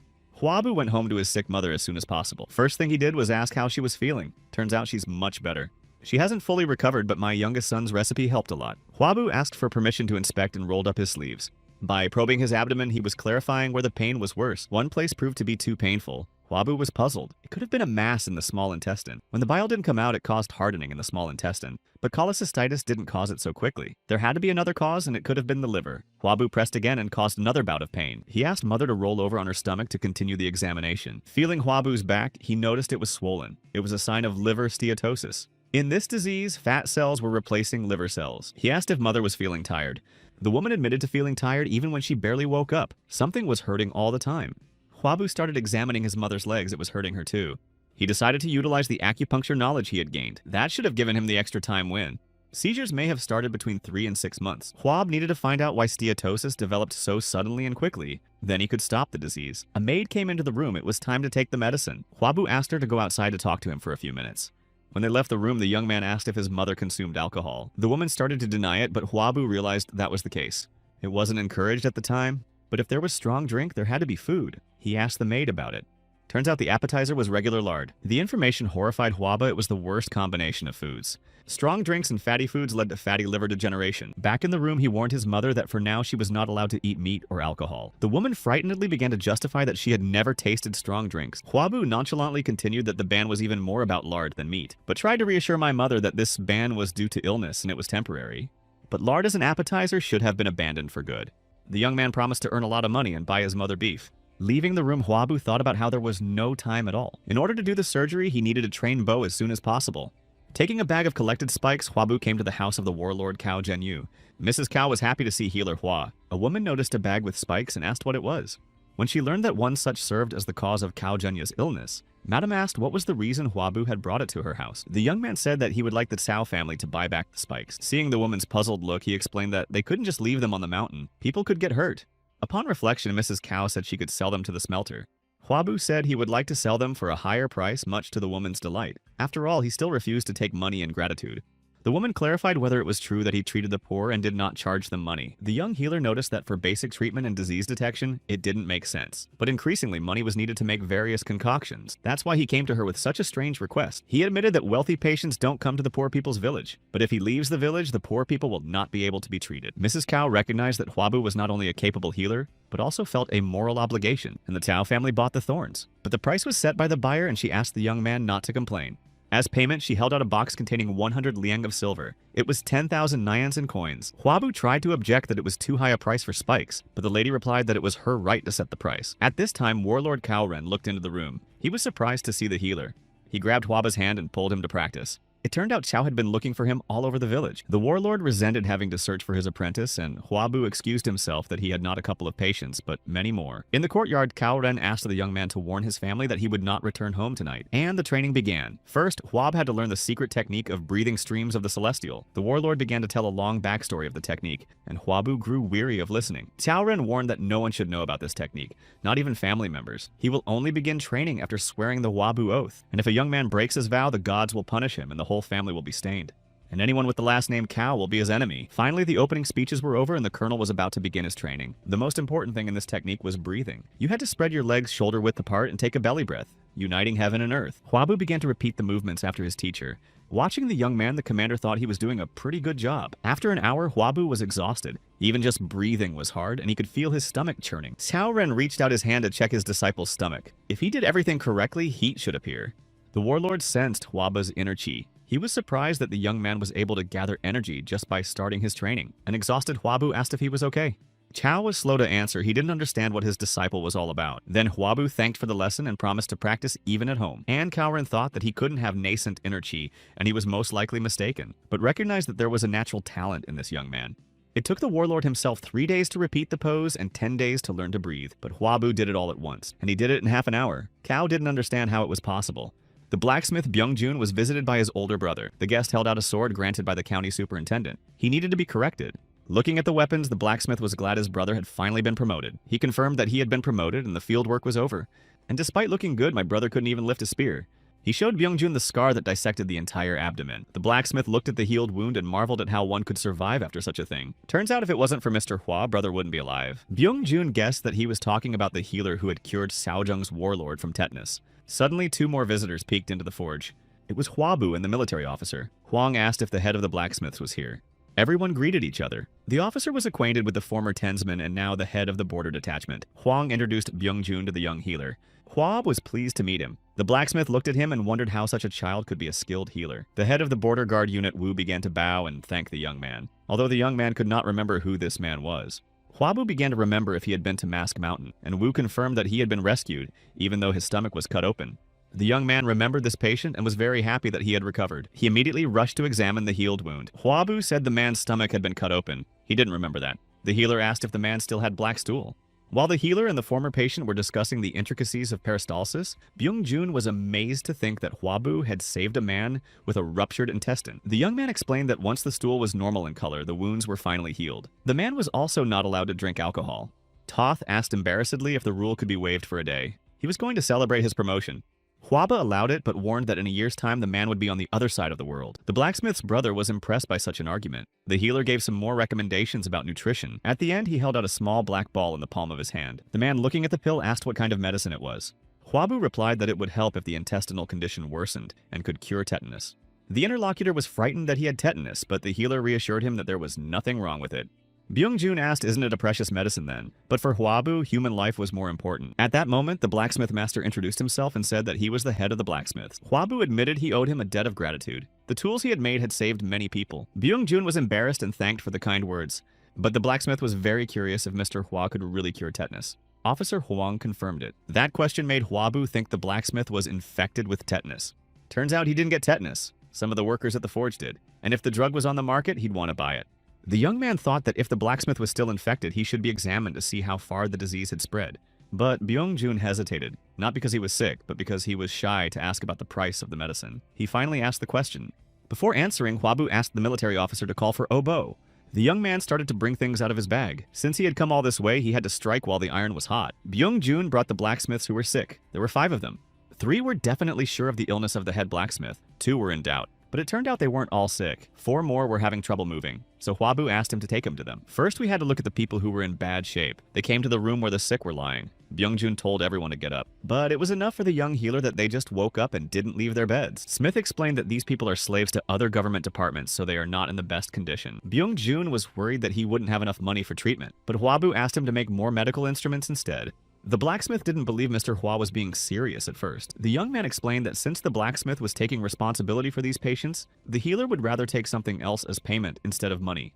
And he needed the golden hands of the head blacksmith more than money. After all, they made tools that saved people's lives. Byung-jun understood everything and decided to start the task immediately. But then Huabu exclaimed that one of the patients didn't have tetanus. The man was lying on his side, clutching his stomach. With tetanus, he'd be arching backwards. Huabu began to probe his stomach, watching for a painful reaction. Byung-jun cautiously asked what kind of disease it was. Mr. Hawa identified this ailment as appendicitis. The resulting X-ray vision again helped in making the diagnosis. Huabu told the patient that if the abdomen hurts on the right side, there's a chance the man won't survive. The sick man begged the healer to save him. If he was gone, his elderly mother and young daughter would also die. Huabu explained that there was one way to cure him, but it would require cutting open his stomach and removing a small piece of intestine. Byung-jun told the frightened man that healer Hua had already saved his brother Park by cutting off part of his intestines. The blacksmith thought it was enough to treat the patient. Huabu at this point thought the operation to remove the appendix was pretty simple, but he was missing some tools. He asked the blacksmith how fast he could make the tools. Byung-jun needed about 4 days. Huabu pondered tensely. 4 days was a long time, and whether he would be able to carry out the operation with what he had now. But it turned out that the blacksmith had another set of fabricated tools. When ordering the healer, Bon asked him to make one for him as well. Byung-jun held out the healer's tools to Bong Hwab. He was going to go make new tools and asked the healer to take care of the sick man. The man's wife had recently passed away, but the young healer interrupted, saying he would do his best for the patient, regardless of life circumstances. Hwabu scheduled the surgery for the next day and informed the patient of this. He also warned the man that from that moment on, he was not allowed to eat or drink anything.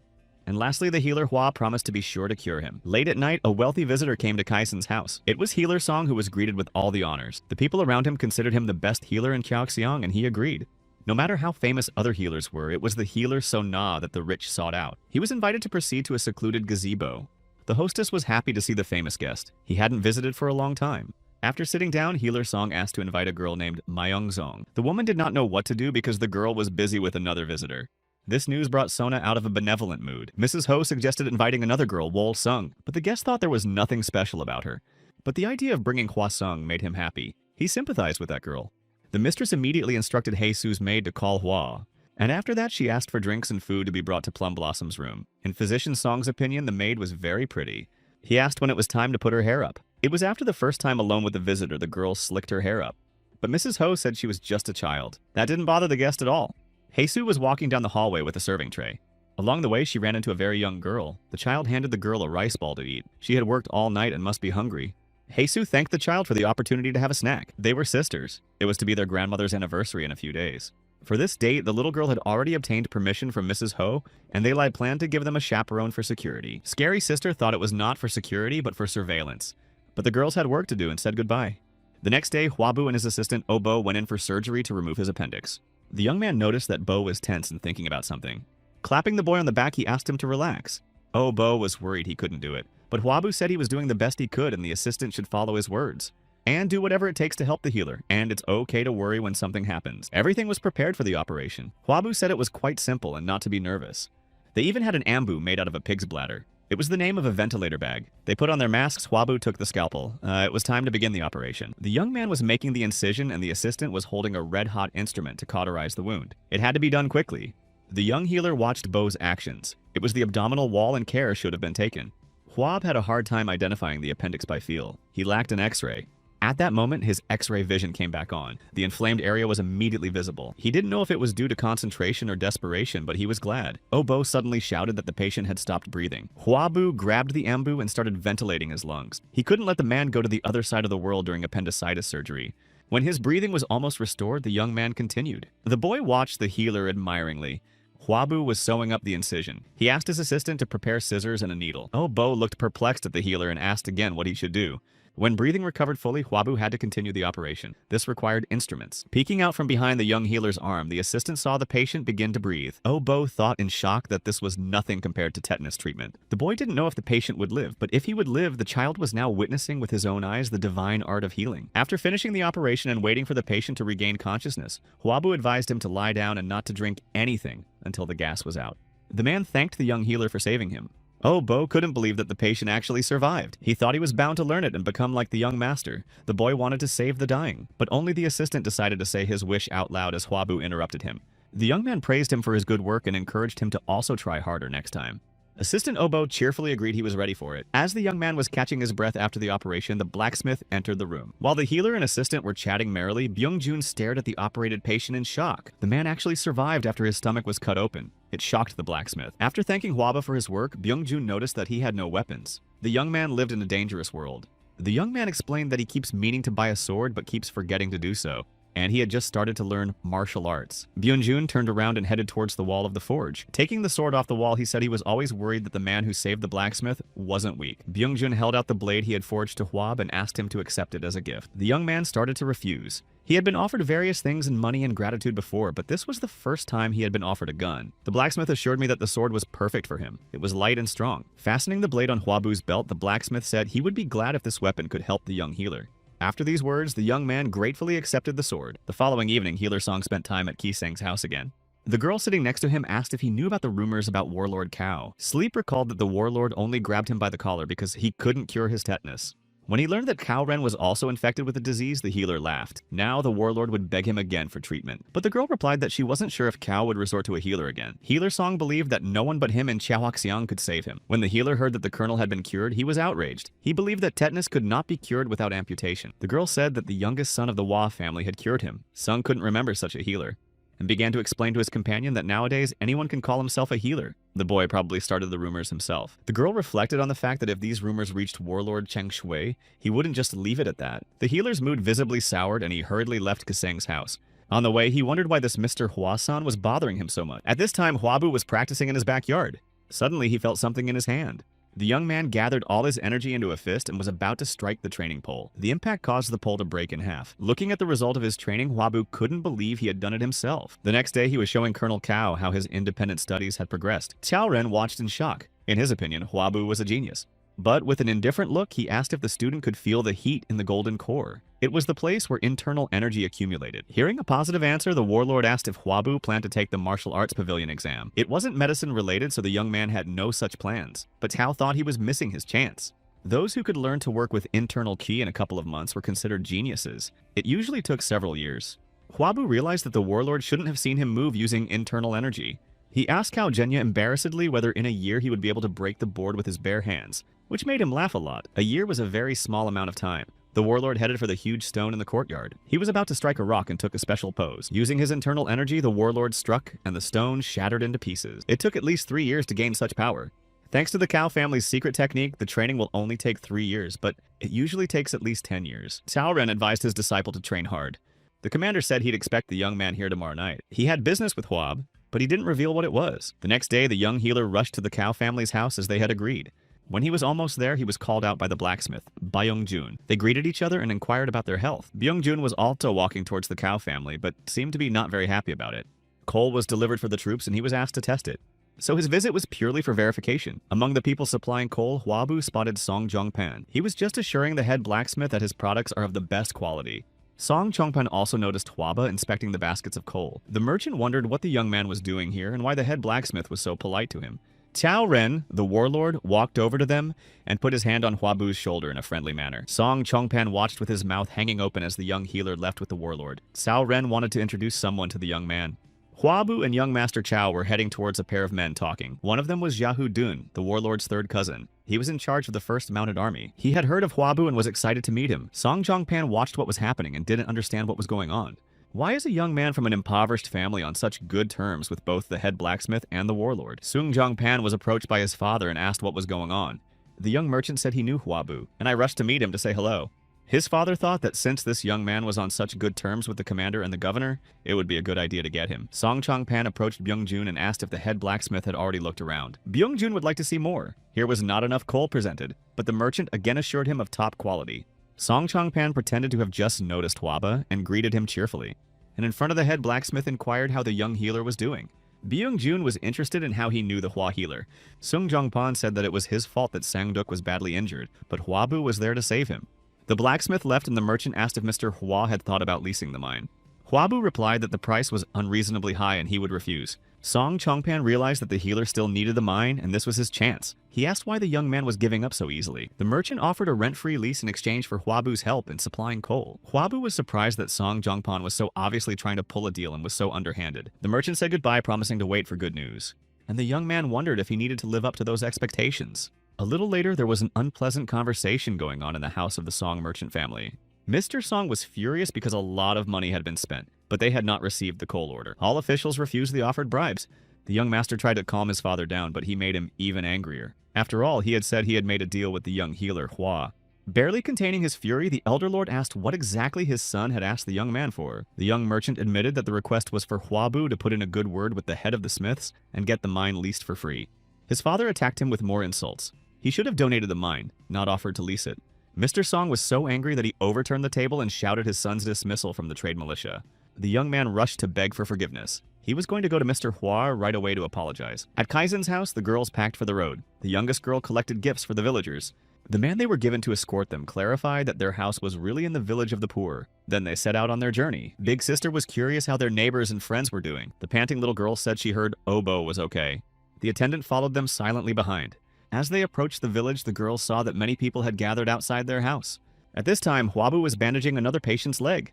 Assistant Obo was also busy talking to the patients. Some of the men were lying on mats in the courtyard. The attendant assessed the situation and asked if the girls had sold their house.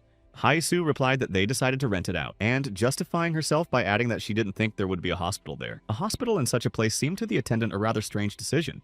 Entering the courtyard, they were surprised to find a panting Obo. The boy was very happy to see Hai-Wol and Hai-Su.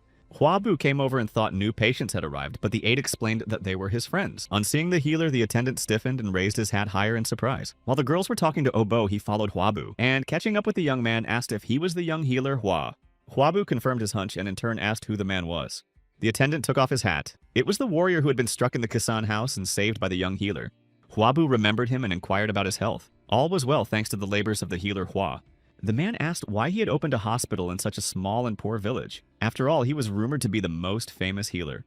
But the young man was not embarrassed by the question. It was natural for a healer to be near the sick.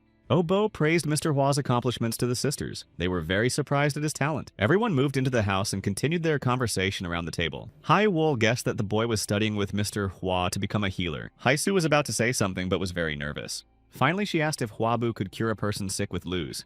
It was a sexually transmitted disease. In the young man's past life, it was called syphilis. The warrior accompanying the girl shouted for her to be quiet. The affairs of the Kasheng house were not to be told to outsiders, and if Madame found out, Hai-Su would be kicked out immediately.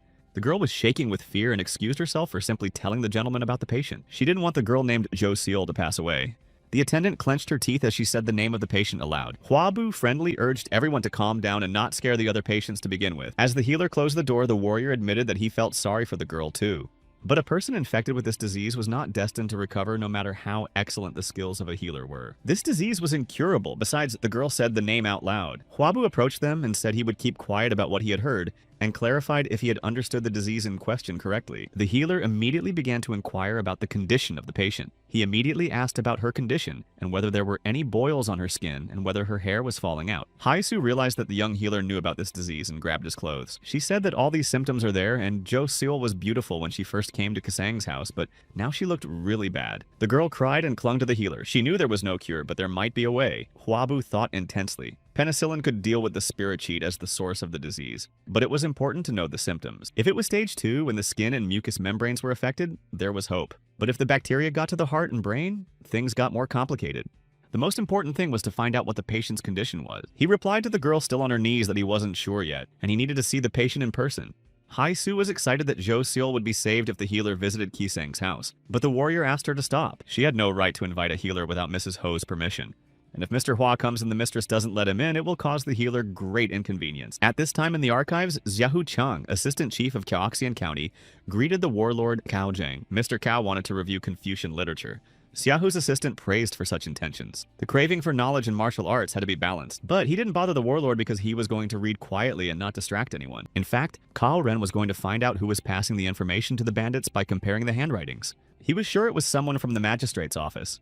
This was the place where the written answers to the examinations of all officials were kept. Comparing the handwritings, Cao hadn't found the right one yet. But even if it took a few days, he had no intention of giving up. His actions were watched by an official who was standing nearby. He realized that the commander suspected something and was about to share his thoughts. Hwabu was at home in the courtyard going to practice with the blade given to him. The weapon was amazing and he looked at it admiringly. The first owner of the body was left-handed, but Hwabu was good with both hands. It would be nice to carry a blade on each side. But he hadn't learned how to wield a sword properly yet. Hwabu wondered how to ask Chaozhen to train him in the sword arts, since he had already trained him in the heavenly breath streams. Hwabun entered the courtyard. He looked exhausted. Hwabu rushed to ask what happened to his older brother. Turns out Hwabun's mentor had returned, and he needed to train hard to pass the warrior exam in a year. Junior said that his brother must have worked hard and thought to himself that the training had lasted a very long time, since his experienced brother was so exhausted. Hwabun noticed the sword attached to Hwabu's belt. Upon discovering the second blade, the elder brother was greatly surprised. Hwabu held out the sword for his brother to examine it, and shared that it had been given to him by Byung-jun. Hwabun was amazed. This sword was light, sturdy, and perfectly balanced. It was worth at least 5 gold pieces. It's unimaginable that a little brother would get it for nothing. Hwabu explained that it was a thank you for treating the blacksmith. The elder brother asked how many people the young man had cured to receive such gratitude. But when Hwabu admitted that this gratitude was like a gift, Hwabun marveled even more. The younger brother began to list how many people and what he had cured to earn the blade. Hwabun couldn't believe his ears. Hwabu had not only cured several people of tetanus, but had saved a man who was on the verge of death. The older brother thought tensely. The head blacksmith was known for his grumpy temper and would not give such a gift for nothing. The only explanation was successful treatment. Turns out the rumors weren't exaggerations. Everything people said about his brother was an understatement. Hua-bu, on the other hand, was pondering that these rumors should be heard by Hua-bun. Then he can convince him that he has the knowledge to perform the operation on Mother. Hua-bun suddenly asked him to examine his mentor's granddaughter. She was not well, and her brother was only sure that her mentor was looking for a healer for her. But the disease itself was not discussed with anyone and kept secret. And the mentor was aware that the man who cured Warlord Kao of tetanus was Hua-bun's younger brother. Hai-su and Hai-wol, also accompanied by a warrior, returned to Kiseng's house. Mrs. Ho noticed that her elder sister was fresher and decided to let her go to the wake in the village next year. The girl didn't wait for their conversation to be finished and asked the hostess if she knew the healer Hua. Madam had heard of a healer who was the subject of many rumors. Heisu admitted that she has seen him in her home village, and he knows many of the locals he treats for free. Mrs. Ho confessed that she had heard that this healer was a very interesting character and practiced an unusual medical practice. But she wondered why Heisu had brought up Hua's healer. The girl admitted that there were rumors that he could cure Lueche. In the archives, a suspicious official was reporting to an angry man about the warlord. He said that Kaoren was curious about the dungeon master's recent actions. The man was furious because of the action of one brigand. Everything had gone wrong. The speaker was ready to immediately deal with the commander as soon as such an order came. But the man noticed that Kaoren was not so simple, and to end it all, one could either chop off the tail or wound the body. The warlord was the direct heir of the Kao family. He shouldn't have crossed the road. But here his healer Mr. Hua was a better target. According to verified information, Mrs. Kao handed over 100 liang of silver to the healer for the iron spikes. From this information, the man decided that it was the healer who provided the information that exposed him. He was the one who gave the secret information to the robbers. The informer asked only to give the order, and he was ready to destroy the entire Hawa family. The traitor decided that this family wasn't worth it, and it was better not to use force. He instructed only the healer himself to bring the head. Mrs. Ho was not happy that healer Hua knew about the illness, but asked what he said. The girl recounted Huabu's words to the amazement of her mistress. She was sure it was a deadly disease. The other girls in the room heard the conversation and began to whisper. Mrs. Ho has seen many healers who have tried to treat this disease with ointments and decoctions, but no one has been able to defeat it. Hai-su confirmed again that healer Hua had not refused treatment and agreed to examine the patient. Mistress Kiseng pondered. If a beggar healer had said that, she would have called it nonsense. But physician Hua was already a legend. She began to remember everything she had heard about him and what diseases he had cured. Perhaps he really could have saved the girl from this terrible disease. A warrior stepped in and asked to invite Hua's healer to examine the sick woman. It was this young healer who saved him when even the healer Bon refused. The warrior continued that if Mr. Hua could help with this disease, it would be good for the Kiseng house. Mrs. Ho didn't know what to do. She couldn't leave Jo Seol because she was one of the 3 beauties of Kaoxian. High-ranking men lined up for her attention before her illness. Now the tortured and disfigured girl was alone. She confessed to Mrs. Ho that she no longer had the money and strength for treatment. The unfortunate one didn't want to be a burden to the lady of the house. She clearly wanted to do something terrible to herself while she was in her right mind. But the lady promised to invite a healer and pay for his services. The girl began to work at Kaizen's house in order not to starve to death, so the owner of the house did not want her to die of illness. She couldn't let the girl pass away in the street and asked her to listen carefully. Neither healer Song nor the best healer Tong in Pei County could cure her, but there was bound to be someone who would do it. Mrs. Ho asked Jo Seol not to give up because she was going to fight for her until the very end. The enraged warlord Cao Ren stormed into the courtyard. Clenching his fists, he thought about his meeting with So Ban. Cao Ren knew that all the troubles were from this person and couldn't let it go. Since So Ban guessed that he had been exposed, the warlord ordered an immediate search for evidence. The commander visited the archives 4 days ago, and since the traitor knew everything, he had an assistant. Cao Ren galloped as fast as possible, pondering who else might be involved. He only saw 2 people, Gidong and Sudong. Upon reaching the magistrate's office in search of these men, the warlord learned that they had left the building after receiving So Ban's order. He asked the employees where they were headed. One of them saw Sudong heading towards the bridge. It was about the little bridge outside of town that led to the village of the poor. It suddenly dawned on the warlord that there the healer Hua was receiving his patients. He immediately saddled his horse and rode as fast as he could, for Huabu was in danger. Huabu himself was standing in front of Kaisen's house at this time, thinking that he was seeing him for the first time during the day. Mrs. Ho met the healer and introduced herself. She asked him to proceed to the designated room. Huabu reflected that this was the first time he had met someone who wasn't surprised by his age. He followed Mistress Kaisen down the long hallway. Approaching one of the doors, Mrs. Ho alerted Jo Seol that a healer had arrived. The sick girl tried to leave the bed to meet Mr. Hua. When she saw her reflection in the mirror, she realized she wasn't going to use it anymore, but she immediately forbade herself to be weak. Jo Seol had to survive just like Madam said. The girl was worried that healer Hua would also avoid her and be afraid to touch her like other healers. But at this moment, visitors had already entered and Jo Seol politely introduced herself. Huabu immediately rushed over to her and tried to help her lie back down on the pillows. Mrs. Ho watched the scene contentedly. Huabu proceeded to examine the girl. He started with the boil-covered arm. Jo Seol felt ashamed, which was unlike her. She usually radiated calmness. Medic Hua clarified that the girl's genitals must be festering badly and causing pain. He explained that this happens most of the time, but also with bleeding. Huabu supported the patient, saying she was doing well. Mrs. Ho was amazed. The other healers didn't say that and didn't mention the symptoms without a full examination. First, the healer had to give an injection of penicillin. He prepared the instruments and the medicine. He warned me it would hurt a little, but he was also concerned about the lack of an allergy test. After giving the injection, he decided to collect material from the skin to analyze. The mistress of the house watched carefully. This healer was not at all like the others. Huabu distracted her from her thoughts by making a request. He held out the medicine and explained that they needed to treat all the wounds on the patient's body, and if he did it himself, the girl would be uncomfortable. Seeing that the woman was wary of touching the patient, Huabu explained that touching her would not make her sick. The young man asked to take care of Jo Seol and promised to come the next day. Mrs. Ho was pleased. She had never dreamed of having such a healer. Jo Seol admitted that Mr. Hua had gained her trust. The warlord Cao Ren was rushing towards the village at full speed. He was spotted by two men hiding in the woods. They were on the side of the traders and were going to warn Baek Yoon, who had already gone to the village. After writing the note, the men sent a carrier pigeon. Now they needed to join their partner as soon as possible. A tired Huabu had just returned to the poor man's village. Obo's assistant met him and warned him that a sick man was waiting for the healer. The waiting man asked him to save his sick wife. Huabu asked her to bring her, but the visitor replied that he could not bring his spouse. According to him, she complained of such severe dizziness and headaches that she couldn't even walk. So the man asked the young healer to visit her in person. Huabu asked him for his name and address. He planned to find the sick woman himself in the future. The man introduced himself as Baek Yoon and said he had a fabric shop in Sodongmak. Baek Yoon began urging Huaba to immediately follow his sick wife. The young man pondered. The walk to Sodongmak was about 2 hours, but if the woman couldn't move, it was a serious problem. The man kept begging the healer to come with him. Huabu noticed that there were no other patients and the symptoms were indeed serious and agreed. Hearing this, Baek Yoon did his best to hide his smile. Young Mr. Hua followed the man down the path. Before they left, the little helper asked Huaba to take his sword with him. They might be attacked by bandits on the way. The blade was quite heavy and the young man was tired. A pair of homing pigeons flew in the air and one of them landed on Baek Yoon's arm. While Huabu was surprised to see homing pigeons, the man took down the note. Baek Yoon read and said that the spouse had fainted again, and they needed to move faster and suggested taking a shortcut. He turned aside and walked deeper into the forest. Huab had to follow him. The young man noticed that this shortcut is quite steep. On the way, he thought it might be anemia, but strangely enough, he saw a carrier pigeon bringing the news of his fainting. Huabu thought they could take the tract and they didn't need to traverse the mountain. It wasn't just strange, it was even suspicious. Moving behind the man, he noticed that the man's right shoulder was better developed with a narrow waist and strong hips. It was not like the merchant's figure. Noticing all this, Huabu decided to check something out. Hearing a suspicious sound, Baek Yoon looked back. He rushed to the young man to find out what had happened, but he pretended to twist his ankle. Huabu held out his hand and asked him to help him stand up. The man held out his hand and the young healer grasped it tightly. Huabu immediately noted the rough skin on his arm. This hand belonged to a warrior but not a cloth merchant. Before getting up, Huabu asked to wait and said he needed to give an injection. He decided to strike first to apologize, and it wasn't too late. But he shouldn't have waited to be attacked. He jumped up, pulling his blade from its sheath and preparing to attack. Baek Yoon got his bearings and jumped back. He realized that Huabu suspected something was wrong because of the pigeon. The man wanted to move farther away so as not to leave any traces, but now he had no choice and drew his sword. And with experienced movements, he rushed towards Huabu to strike. But Huabu had not practiced in vain and managed to dodge the blade, and immediately retaliated by catching the shoulder of the attacker.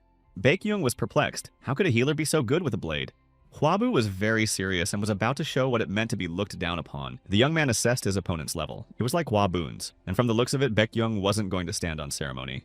Huabu realized that there was no stalling, or he would lose, and immediately rushed into the attack with blow after blow. The man successfully blocked them and guessed that the healer was learning how to use a sword. But deciding that he wasn't a professional, Baek Yoon went on the offense. Huabu didn't have time to deflect the blow and the sword had to go straight into his stomach. However, instead of a punch, he felt something strange. Baek Yoon couldn't believe his eyes. The healer who was standing at a distance from the blow a second ago jumped back a few meters. He didn't understand how Huabu could move like that. This skill was only available to masters who had mastered internal qi. The young healer grouped up and rushed at the enemy again. Baek Yoon only had time to have the thought that this person was definitely crazy, and Huabu had already thrown a punch that the man tried to block. But from the impact, his blade was chopped to pieces. The young man fought with 2 swords and the opponent didn't stand a chance. Unarmed, he couldn't fend off the attacks and each of the blades reached their target. Finally, the defeated man was on the ground, but he still managed to wound Huab during the fight. Enosha was glad he was able to dodge using his inner chi, otherwise he would have lost this battle. Despite the painful sensation, Huabu treated the wound. The cut had to be stitched up as soon as possible. He clenched the branch in his teeth to keep from screaming. Baek Yoon's partners heard the sounds of battle and were sure that he had already dealt with everything. They set out to cover the tracks of the attack on the young healer. But when they reached the battle site, they found only a defeated Baek Yoon. The sight made the men confused. They had been told that physician Hua was a lowlife. Hearing a rustle, they turned around and saw Huaba walking away. The traders readied their blades and rushed after the young man. Huabu noticed his pursuers approaching him. He began to run away as his wound would not allow him to face two opponents at once. He needed to get out of the forest. There were fields ahead. When he got to the edge of the forest, he started calling out to the people working in the field. The peasants were surprised to see a man there and noticed that he was wounded.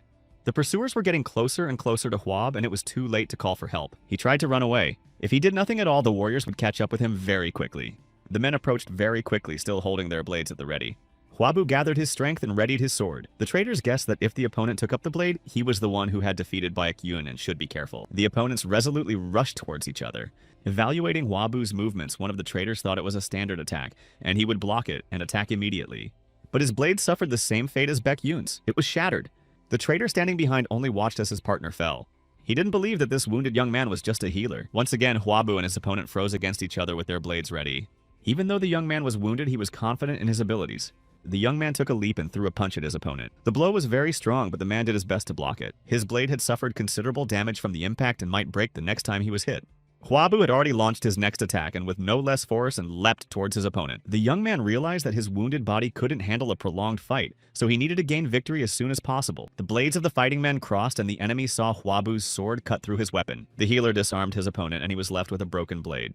The man could only stare dazedly at the splintered sword in his hands. Then he rushed to escape. In the current situation, he had no chance of winning, but Hwabu had no intention of letting his attacker go for nothing. A little girl got in the man's way. He realized this was his chance and tried to grab the kid. The fact that the enemy had taken the girl hostage only made Hwaba angrier. The man threatened the young man with a fragment of his sword and ordered him to stop. But Hwabu didn't wait for him to finish and threw his sword at him like a spear. The throw was accurate and the stricken man fell down, releasing the child. At this moment, Kalran's commander came up and managed to see part of the battle.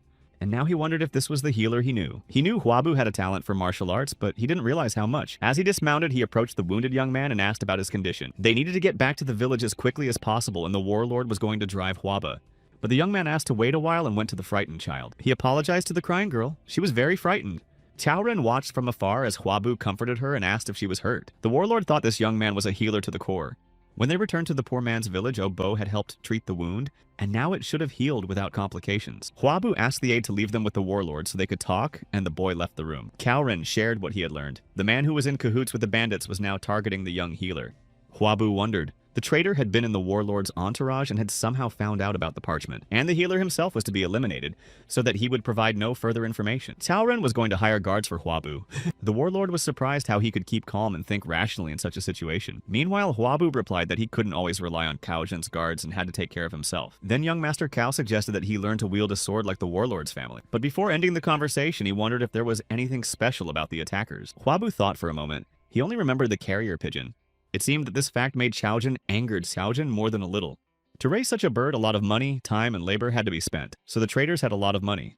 The fact that the brigands went up against the county troops indicated a large scale, and the secrecy didn't make them look like ordinary people. Hwabu began to ponder again. His help to the warlord had played a cruel trick, and now he himself was in danger. Chaoren rushed to him with promises of 3 guards to be assigned to him. The healer continued to think. Most likely the bandits wouldn't give up and would show up at his house. Worst case scenario, his family gets hurt. To avoid that, you should have attacked first. He suggested that the warlord lure the bandits into a trap. At this time, the traitor from the ministry was enraged that all 3 attackers didn't stand up to the healer. The reporter suggested that Warlord Kao had intervened, and added that he has uncovered some of their people and continues to check the county board. A Taiping envoy was due to arrive in 10 days.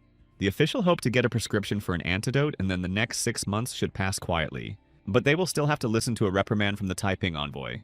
The official gave the order to cut off all ends. The speaker specified that many of their people would then be killed. But since Warlord Kao took it upon himself to investigate, casualties were inevitable. To get the official speaker himself and those above to safety, it was necessary to throw about 10 men. But the official had not given up on the idea of massacring the healer Hua, and was still waiting for his head. Hwabu himself was treating Joseol at this time. The course of treatment was almost over, and the young man thanked her for her fortitude. The girl couldn't believe she was really cured of such a terrible disease. Mrs. Ho rejoiced looking at her ward. She only regretted that Joseol's face couldn't be changed.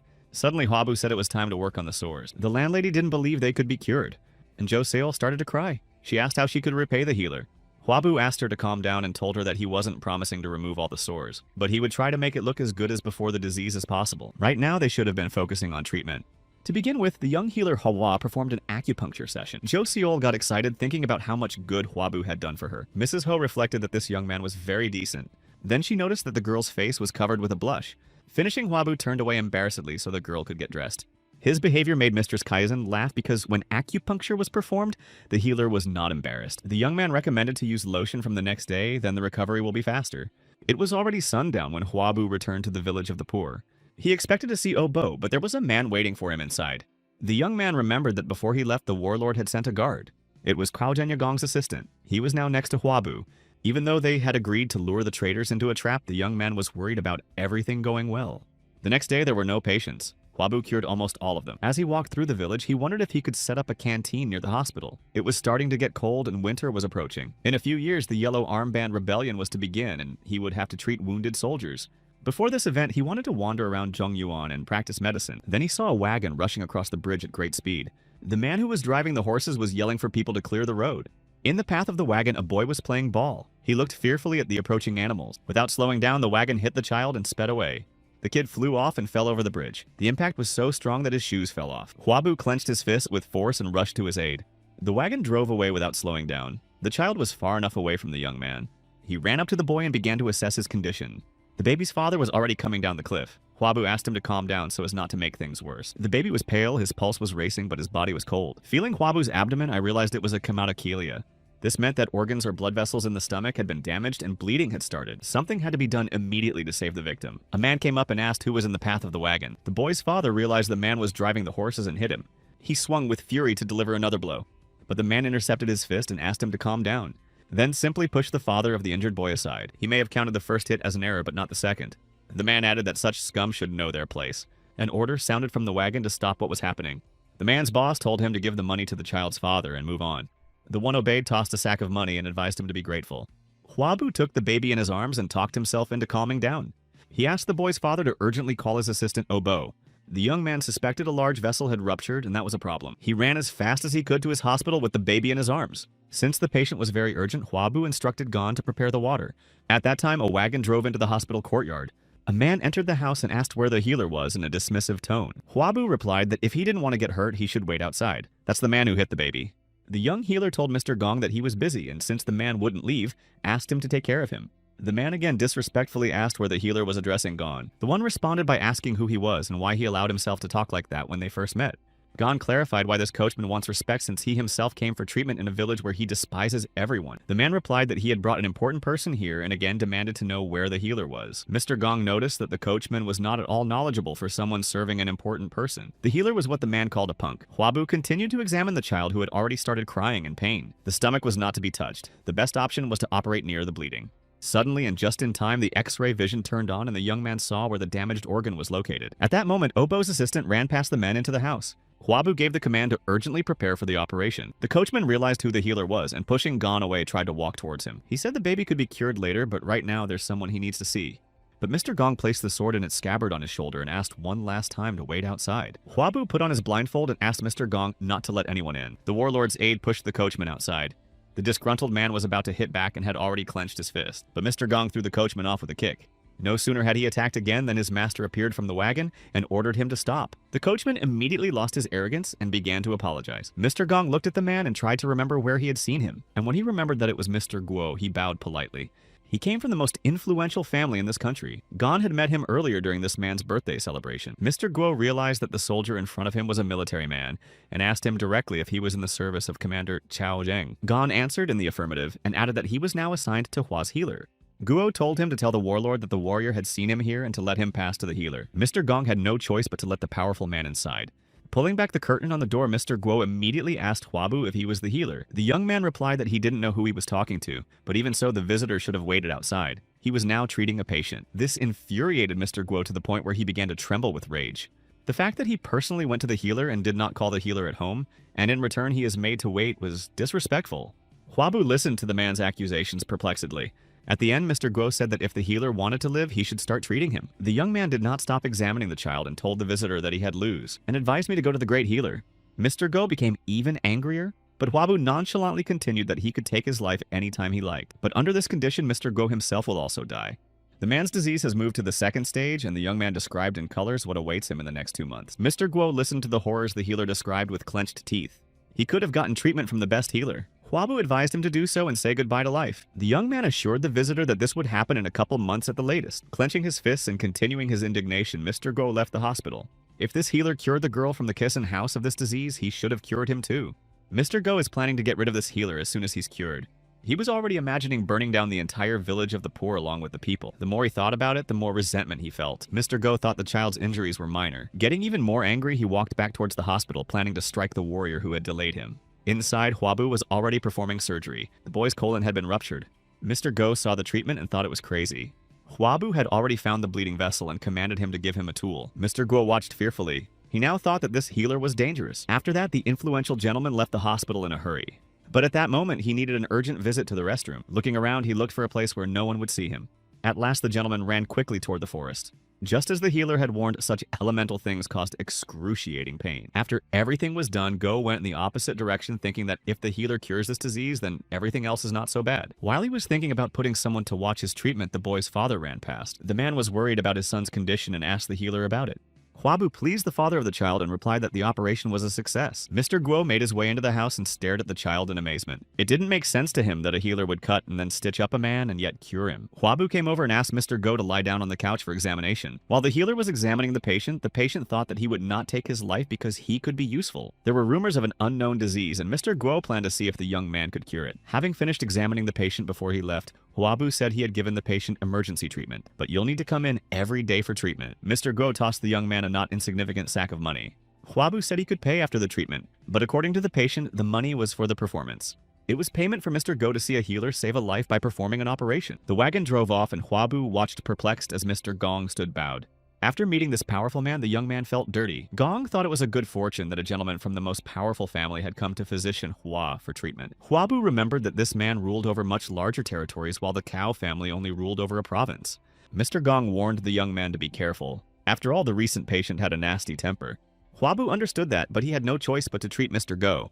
He gave the sack of money he received to Obo and asked him to give it to Dan A's father. The young man did not want to accept this money for treatment and said it was now the village's money. At Kisang's house, Mrs. Ho stopped by to check on Jo Seol. The woman looked at her ward's face in surprise. It started looking so much better in just a few days. Mrs. Ho realized that Hua's healer was incredible and was very grateful to him for saving the girl's health and appearance. Jo Seol wanted to say something important to the lady of the house. When she recovered, she didn't want to be a Kisen anymore. Mrs. Ho clarified what she would do, because after the treatment, the girl had no money left at all. Jo Seol admitted that she wanted to be a doctor, even though she knew that saying that would make a woman laugh. The landlady suspected that this desire was because of healer Hua. She tried to explain to the girl that anyone couldn't become a healer. There was no telling how the young doctor would react. Mrs. Ho was a member of the Hao sect and suggested that Jo Seol join, rather than spoil Mr. Hua's future. At that moment, they were alerted to Hwabu's arrival. The landlady invited him in and Jo Seol embarrassedly snuggled under the blanket. Hwabu explained his early visit by saying he had another house call to make. He needed to visit the flower pavilion of the Kisong house. Jo Seol was frightened and asked if Ran Hua was sick, but the young man didn't know who he was talking about.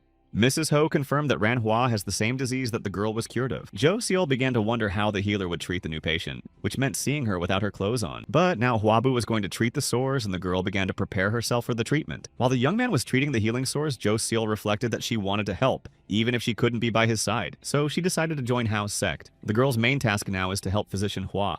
The next day at the hospital, Hwabu was satisfied with his work and no more patients were expected for the day. His older brother Hwaben came to the courtyard and inquired how the young man was doing. Hwabu said that there were many patients in the morning, but that he was free in the afternoon. The brother was concerned that if this continued, would Junior be able to maintain the hospital? Hwabu replied that he had given money last month to Hwaboku's second brother. Hwabun didn't know about Hwabu's efforts to help them. The younger brother remembered that Hwabun should be preparing to give the military exam and asked how he was doing.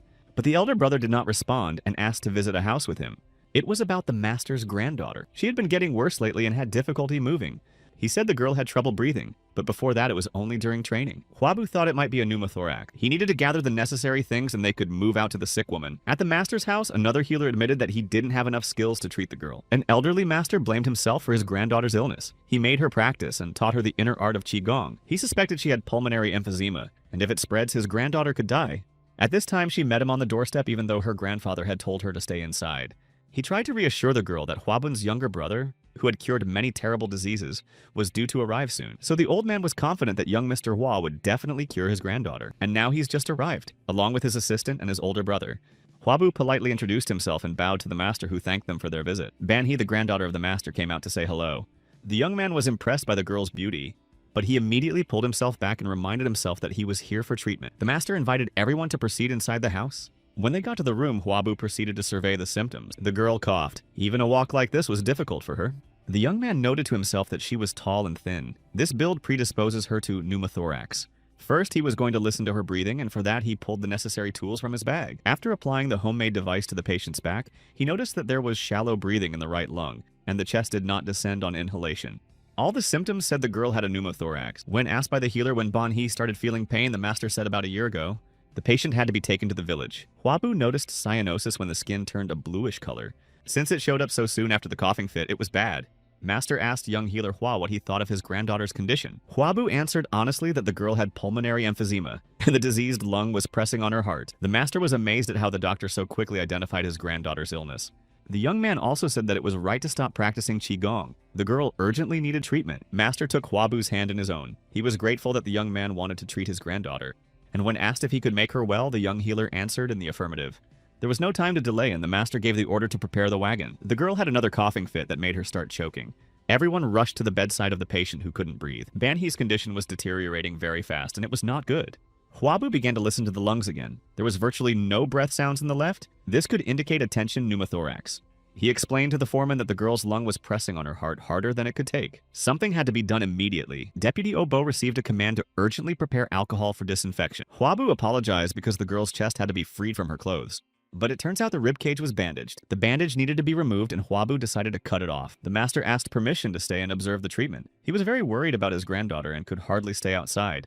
Huabu pulled out the injection devices and prepared to begin, but before doing so, he warned Obo to watch the process carefully. The young healer was about to make a puncture between the second and third rib under the collarbone. They should have heard the sound of air escaping.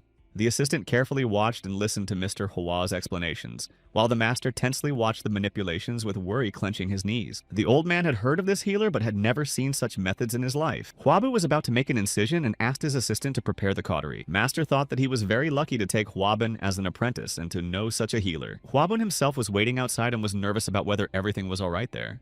After all the procedures, Huabu announced that the operation was a success.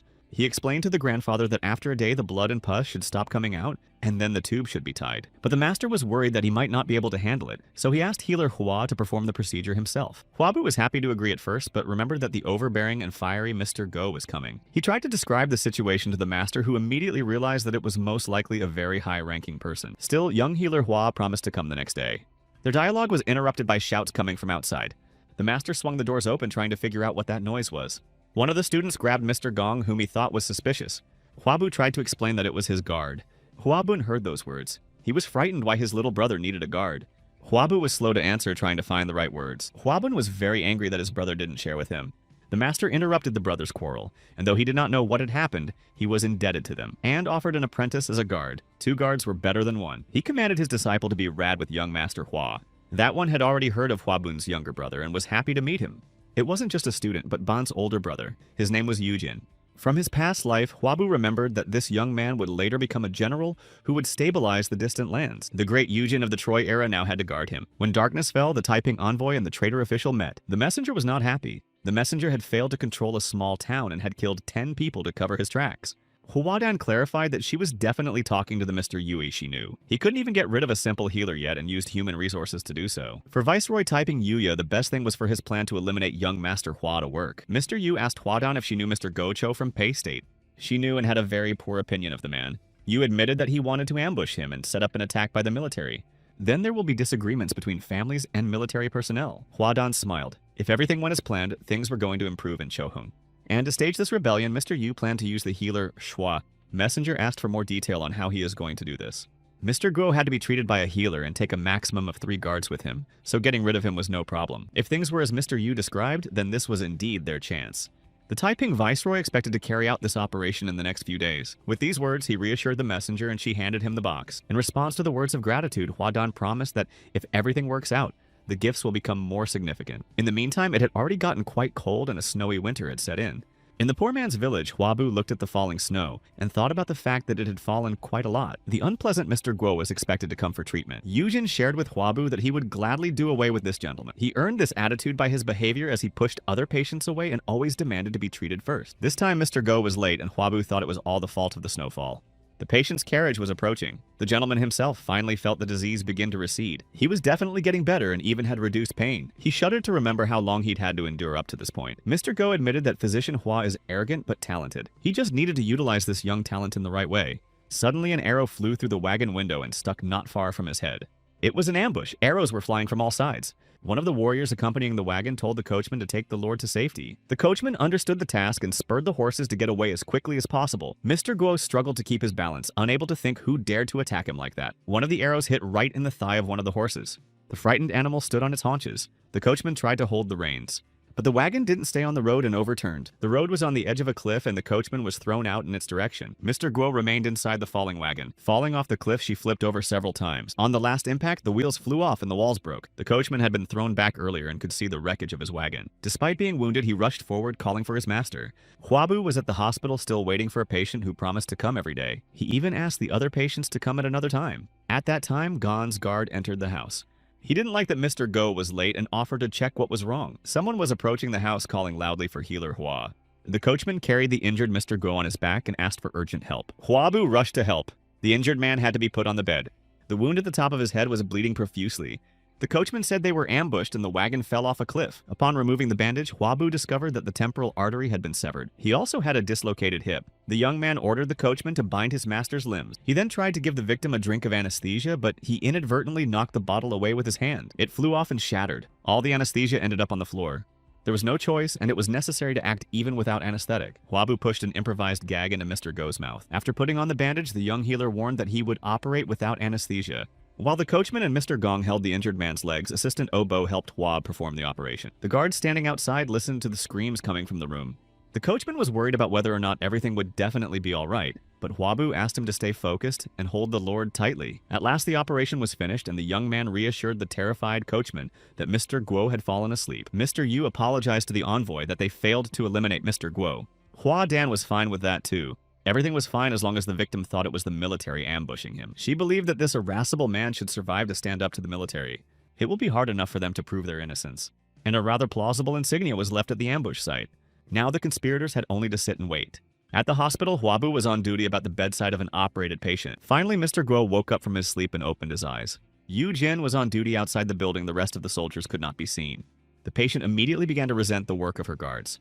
Listening to his cries, Huabu nonchalantly prepared the acupuncture tools. While Mr. Guo threatened to straighten everything out, the young man put his skills to use.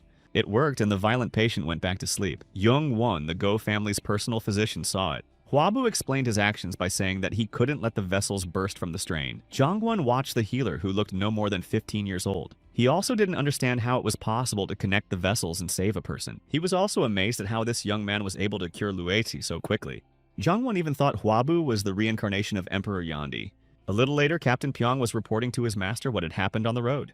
They thought it was a military ambush and assassination attempt. In the captain's opinion, the attackers were well trained as soldiers. The arrows and bows were also military-like, but the important evidence was the insignia found. Huabu thought that one would have to be quite stupid to use distinguishing marks on a fence. He realized that someone wanted to make a fuss, but he didn't know who. Mr. Guo jabbed his finger at Mr. Gong because he was also a military man and demanded the insignia from him.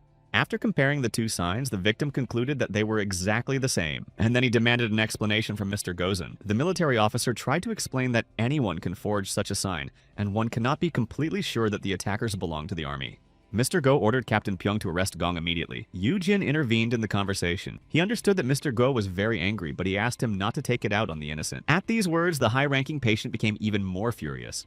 When asked who he was, Yu Jin replied that he was Dr. Hua's security guard. Mr. Go noticed that there's something wrong with that guard. He had an unusual aura and was able to keep his composure while objecting to such a person. After assessing all of this, he asked Yu Jin who his master was. But the man replied that he couldn't divulge it even to Mr. Guo. But he showed his sword and said that the Lord would understand when he saw this blade. Mr. Guo froze in astonishment. It was the judge's sword. He started to loudly express his respects, but Yu Jin quickly shut his mouth. There were a lot of ears around, and it wasn't worth revealing details. Mr. Guo realized he had to give in. This sword was given by the emperor himself. Then he coughed and said that he had lost his temper because of his illness, and if he went against the army, no good would come of it. Yu Jin agreed. There was no need to make a fuss in the treatment center.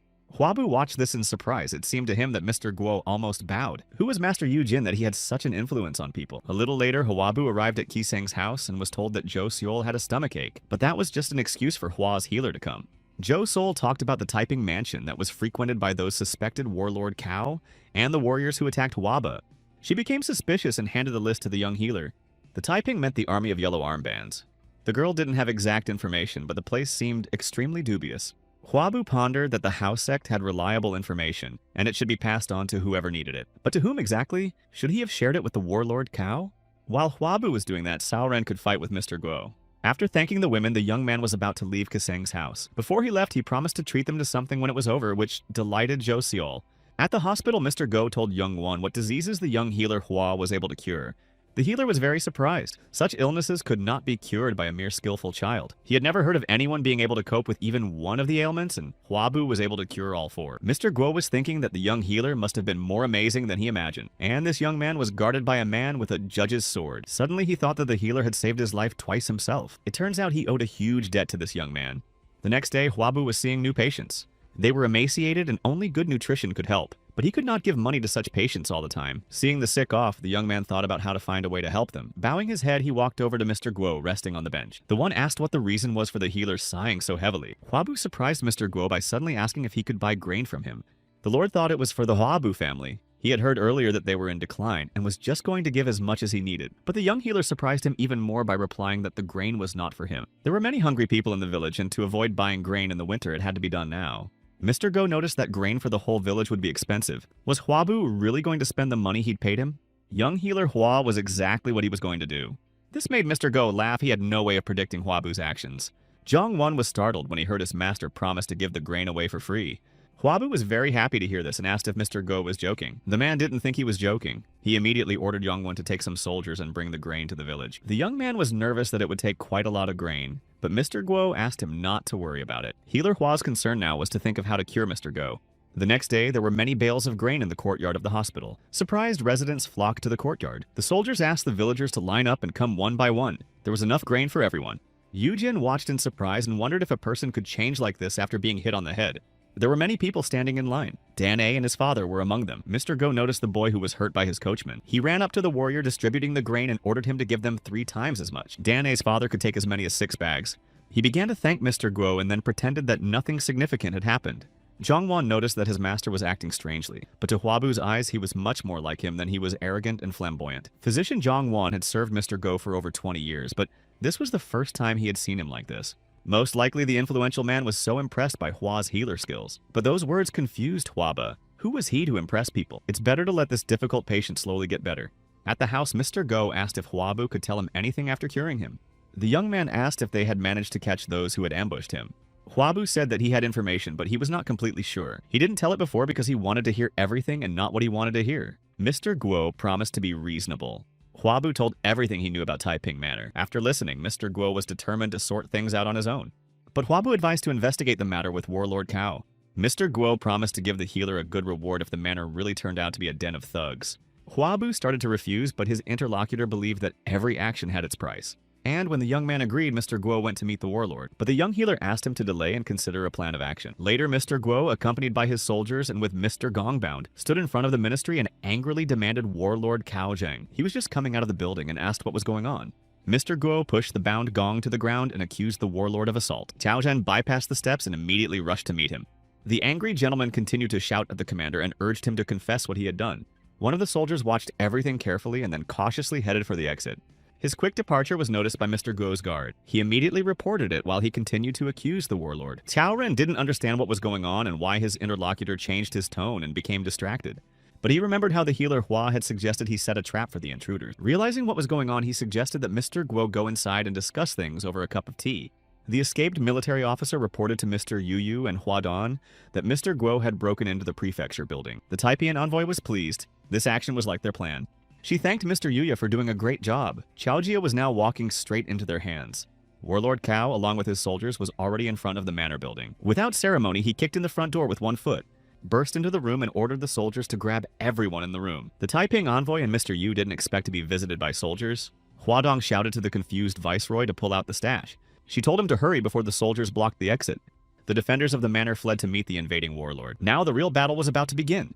The commander has given orders to take the lives of anyone who resists. After emptying the stash, Mr. Yu and Huadong tried to escape in a secret tunnel. The viceroy knew the way and pointed the way to where they should run. There was a locked door in front of them. They could have tried to escape through that exit. Mr. Yu tried to unlock the lock. The envoy was already beginning to doubt the success of her escape. The viceroy didn't have the key, though he knew for a fact that he had tucked it away in a secret pocket. The woman trembled with rage. How could he have lost the key? Now they wouldn't be able to leave the manor. They went back in and had to fool the soldiers and find another way out. Huadong started tearing at her clothes, and when the viceroy tried to ask why, told him to shut up. After that, she ordered her to be tied to a pole and Mr. Yu himself to take her things and try to escape. Huadong planned to buy time. In the belongings, the Taiping viceroy discovered a box. While the woman instructed him that they didn't know each other, he hid what he found in his clothes. The soldiers were approaching the room where the conspirators were. Mr. Yu only had time to hide behind the door and watch from there. Through the secret passage, he headed back toward the locked door. He's had the key all along. He pretended to lose it on purpose to break his contract with the messenger. As he looked at the key, the viceroy thought that he should make sure that he wouldn't see Huadong again. Finally, Mr. Yu unlocked the lock and followed along. Beyond the door, the tunnel continued, but there were still weapons there. The fugitive took a bow with him. So with the treasure from the stash and his bow, he left the secret passage and no longer planned to interfere with the peace order. Before leaving this place, Mr. Yu took one more look at the Taiping Manor. Inside, arrests were made of everyone the soldiers found. The servicemen calmed down Huadong, who was pretending to be a victim. They believed her deception and could do no harm. Now she had to figure out a way to escape. She blamed the viceroy for these events. But the arrow didn't let her finish her thought and stabbed right into her ribcage. The military had no time to react and only watched the wounded girl fall. They prepared to repel the attack and loudly warned the others of the ambush. But the arrow was fired by Mr. Yu sitting on a tree branch. Yujin told his mentor how Mr. Guo had distributed the grain. The young man thought it was the master's way of making a good impression on the master. Master was not in agreement with this. If Master Guo was afraid of the judge's sword, he wouldn't have spoken rude words. The reason was different. It was probably Hua's healer who had saved his life twice. Anyway, the important thing was that he did a good thing that no one expected.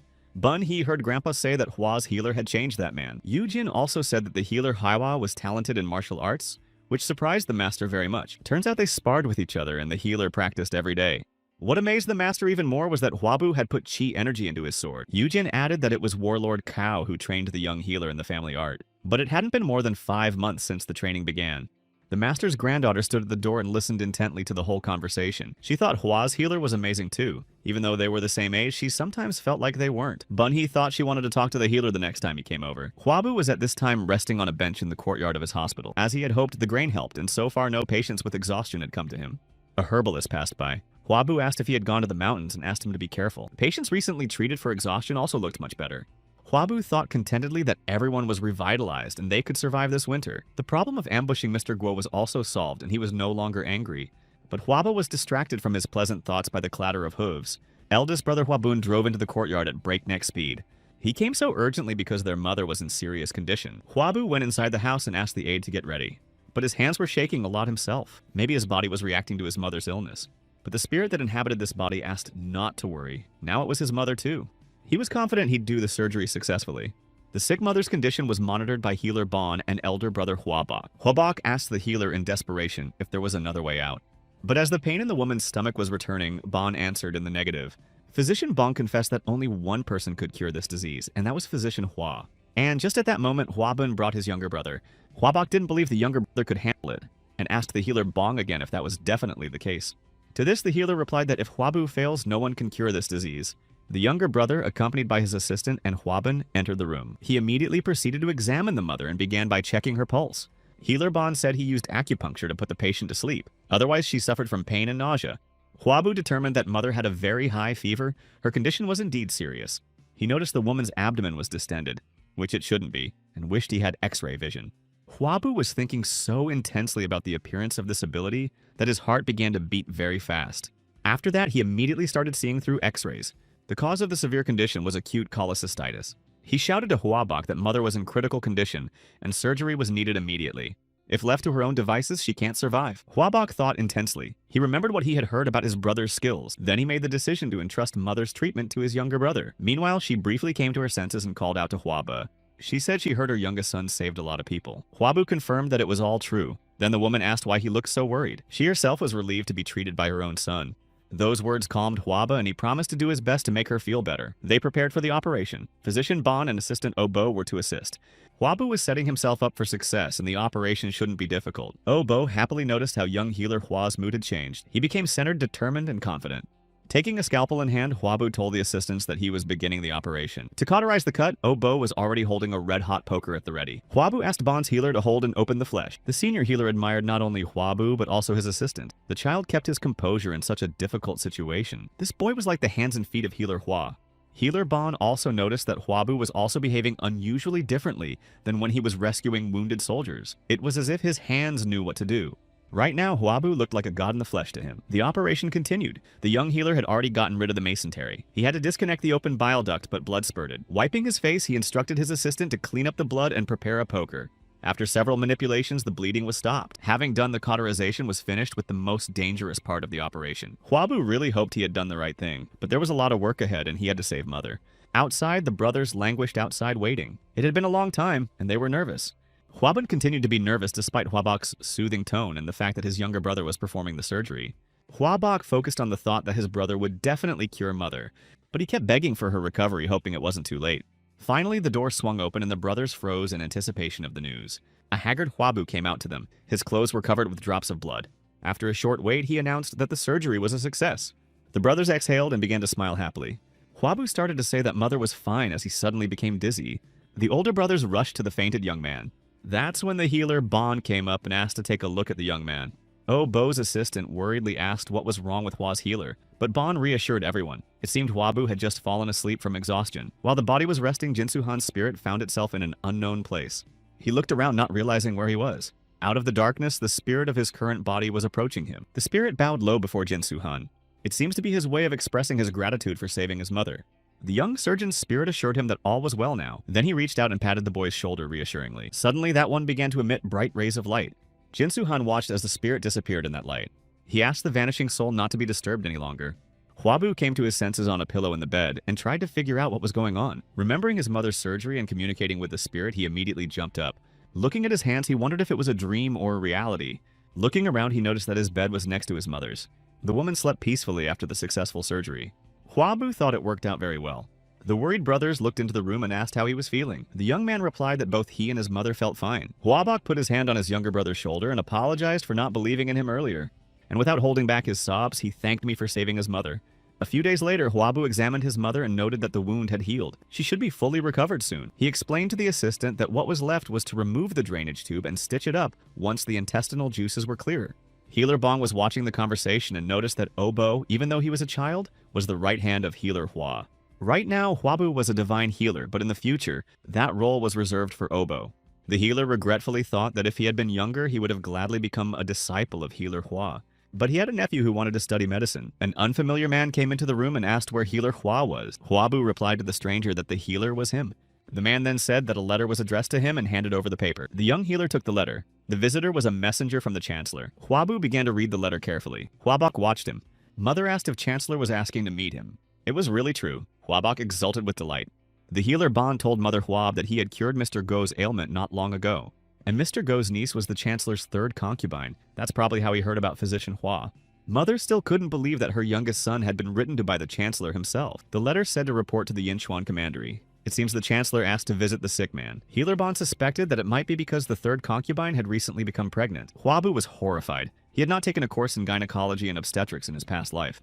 The mother called her youngest son by his adult name, Bu. When he turned to her, Mother said she was proud. She urged Huaba to hurry up and cure whatever disease was there.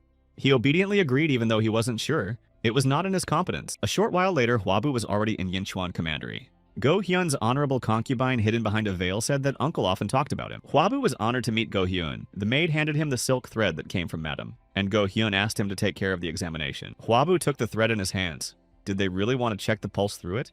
He remembered seeing moments like this in movies in his past life. But now he had to do something he'd only seen on TV. Clenching the thread in his fist, he thought that this was beyond his skills, and he was not capable of accomplishing it. Bowing his head, he apologized to the venerable concubine, and frankly admitted that he lacked the skills for such an examination, at the end adding that there should be no shortcomings when examining patients. Go Hyun didn't know what to do. Her uncle insisted that it was the physician who should examine her, but the Chancellor's permission was required for a routine examination. Huaba was taken aback when the concubine mistress replied in agreement. She promised to ask the Chancellor for permission. The young healer waited patiently in a special room. It took time to get the permit, and he enjoyed the tea party. He was impolitely called out and asked if he was the boy who would be examining Her Highness. It was the court physician Kyung-guk who had explicitly stated that in order to get closer to Hwabu's court, he had used connections through Mr. Go. Kyung-guk wanted to see how amazing this young man was since he came to treat Her Highness. The court physician knew that Hwabu was unable to examine the honorable concubine with the thread. Kyung-guk was about to teach a lesson, but the fact that the young healer didn't know how to use the thread already indicated where he was at. Hwabu replied that he would probably go on about his business if the healer had finished speaking. The court physician was taken aback by these words of some boy. But just as he was about to say something offensive, a maid came in and summoned Hwa's physician. The chancellor gave his permission for the examination. Kyung-guk looked at the departing young man and then decided to follow him. Hwabu found himself once again in front of Her Highness, who was still hidden by her veil. Bowing his head, the young healer unhappily wondered why the court physician had followed him. Kyung-guk asked Go-hyun's permission to look at the treatment to gain new knowledge. She graciously allowed it. Hwabu suspected that the court physician was going to follow him. Walking up to Go-hyun, the young man warned that his ways of inspection were different from what she was used to. The girl asked him not to worry and to do as he knew how. Through the veil, Hwab thought her belly was too bloated, but he had been told that the girl had more spots and freckles. Go-hyun admitted that she's been tired and sleeping a lot lately. She also had lower back pain and her cycle ended more than 3 months ago. From the description, these were typical pregnancy symptoms. He asked permission to check for a pulse, but there was something wrong with him. There was no steady pulse. Hwabu didn't know if he could diagnose by pulse alone. Perhaps he could use his powers. Go-hyun realized that the doctor was confused and said that her body had weakened since she hadn't been able to eat properly lately. The young man thought that if it wasn't a pregnancy and he misdiagnosed it, there would be a big fuss and trouble. The court physician watched the young healer carefully. And since Hwabu didn't answer Her Majesty's question for quite some time, he even got nervous. He didn't wait for the young man to say the diagnosis out loud and told the girl that she was expecting a child and offered a potion of herbs. Hwabu looked back at the court physician unhappily. It took time to look around, but we had to hurry. There was only one way out. Hwabu concentrated and tried to turn on his X-ray vision. He used it to see that the girl wasn't expecting a baby. It was a false pregnancy. Things got complicated. The court physician didn't understand why this boy was hesitant. Then he turned to Her Highness and tried to humiliate Hwaba. According to him, even though the young healer was recommended by Mr. Guo, it was impossible for a person of such a young age to master the skills of medicine. He again offered to give the girl the potion to give birth to a healthy baby, but Hwabu couldn't stand it and interrupted him. The young man turned to Kyung-guk and asked if he had ever examined Go-hyun and checked her pulse. The court physician was outraged at how the boy dared to doubt his diagnosis, since he was the head of the court physicians, to which Hwabu remarked that this was not the place for such talk. After these words, he asked Her Majesty's permission to interrupt briefly. After getting permission, Hwabu went down the stairs to the court healer. He invited Kyung-guk to continue their conversation outside since there were many ears here. The court physician was not going to believe Hwabu's statement that Her Highness was not pregnant. After all, her belly was already visible. Hwabu tried to explain that he was too big for such a small term, but Kyung-guk believed it was possible if the baby was healthy. Finally, the young healer said that he examined the girl and the court healer didn't even check her pulse. Without that, it's extremely difficult to make a diagnosis. Kyung-guk smirked and said that an experienced doctor could determine the disease just by looking at the patient, but Hwabu was too young and inexperienced. False pregnancy is a psychological illness and was passed by convincing a woman she wasn't pregnant. But at the time, there were no tests or ultrasounds. That was why Hwabu was trying to convince the court healer to use his authority in making the diagnosis. But the stubborn and smug Kyung-guk was convinced otherwise.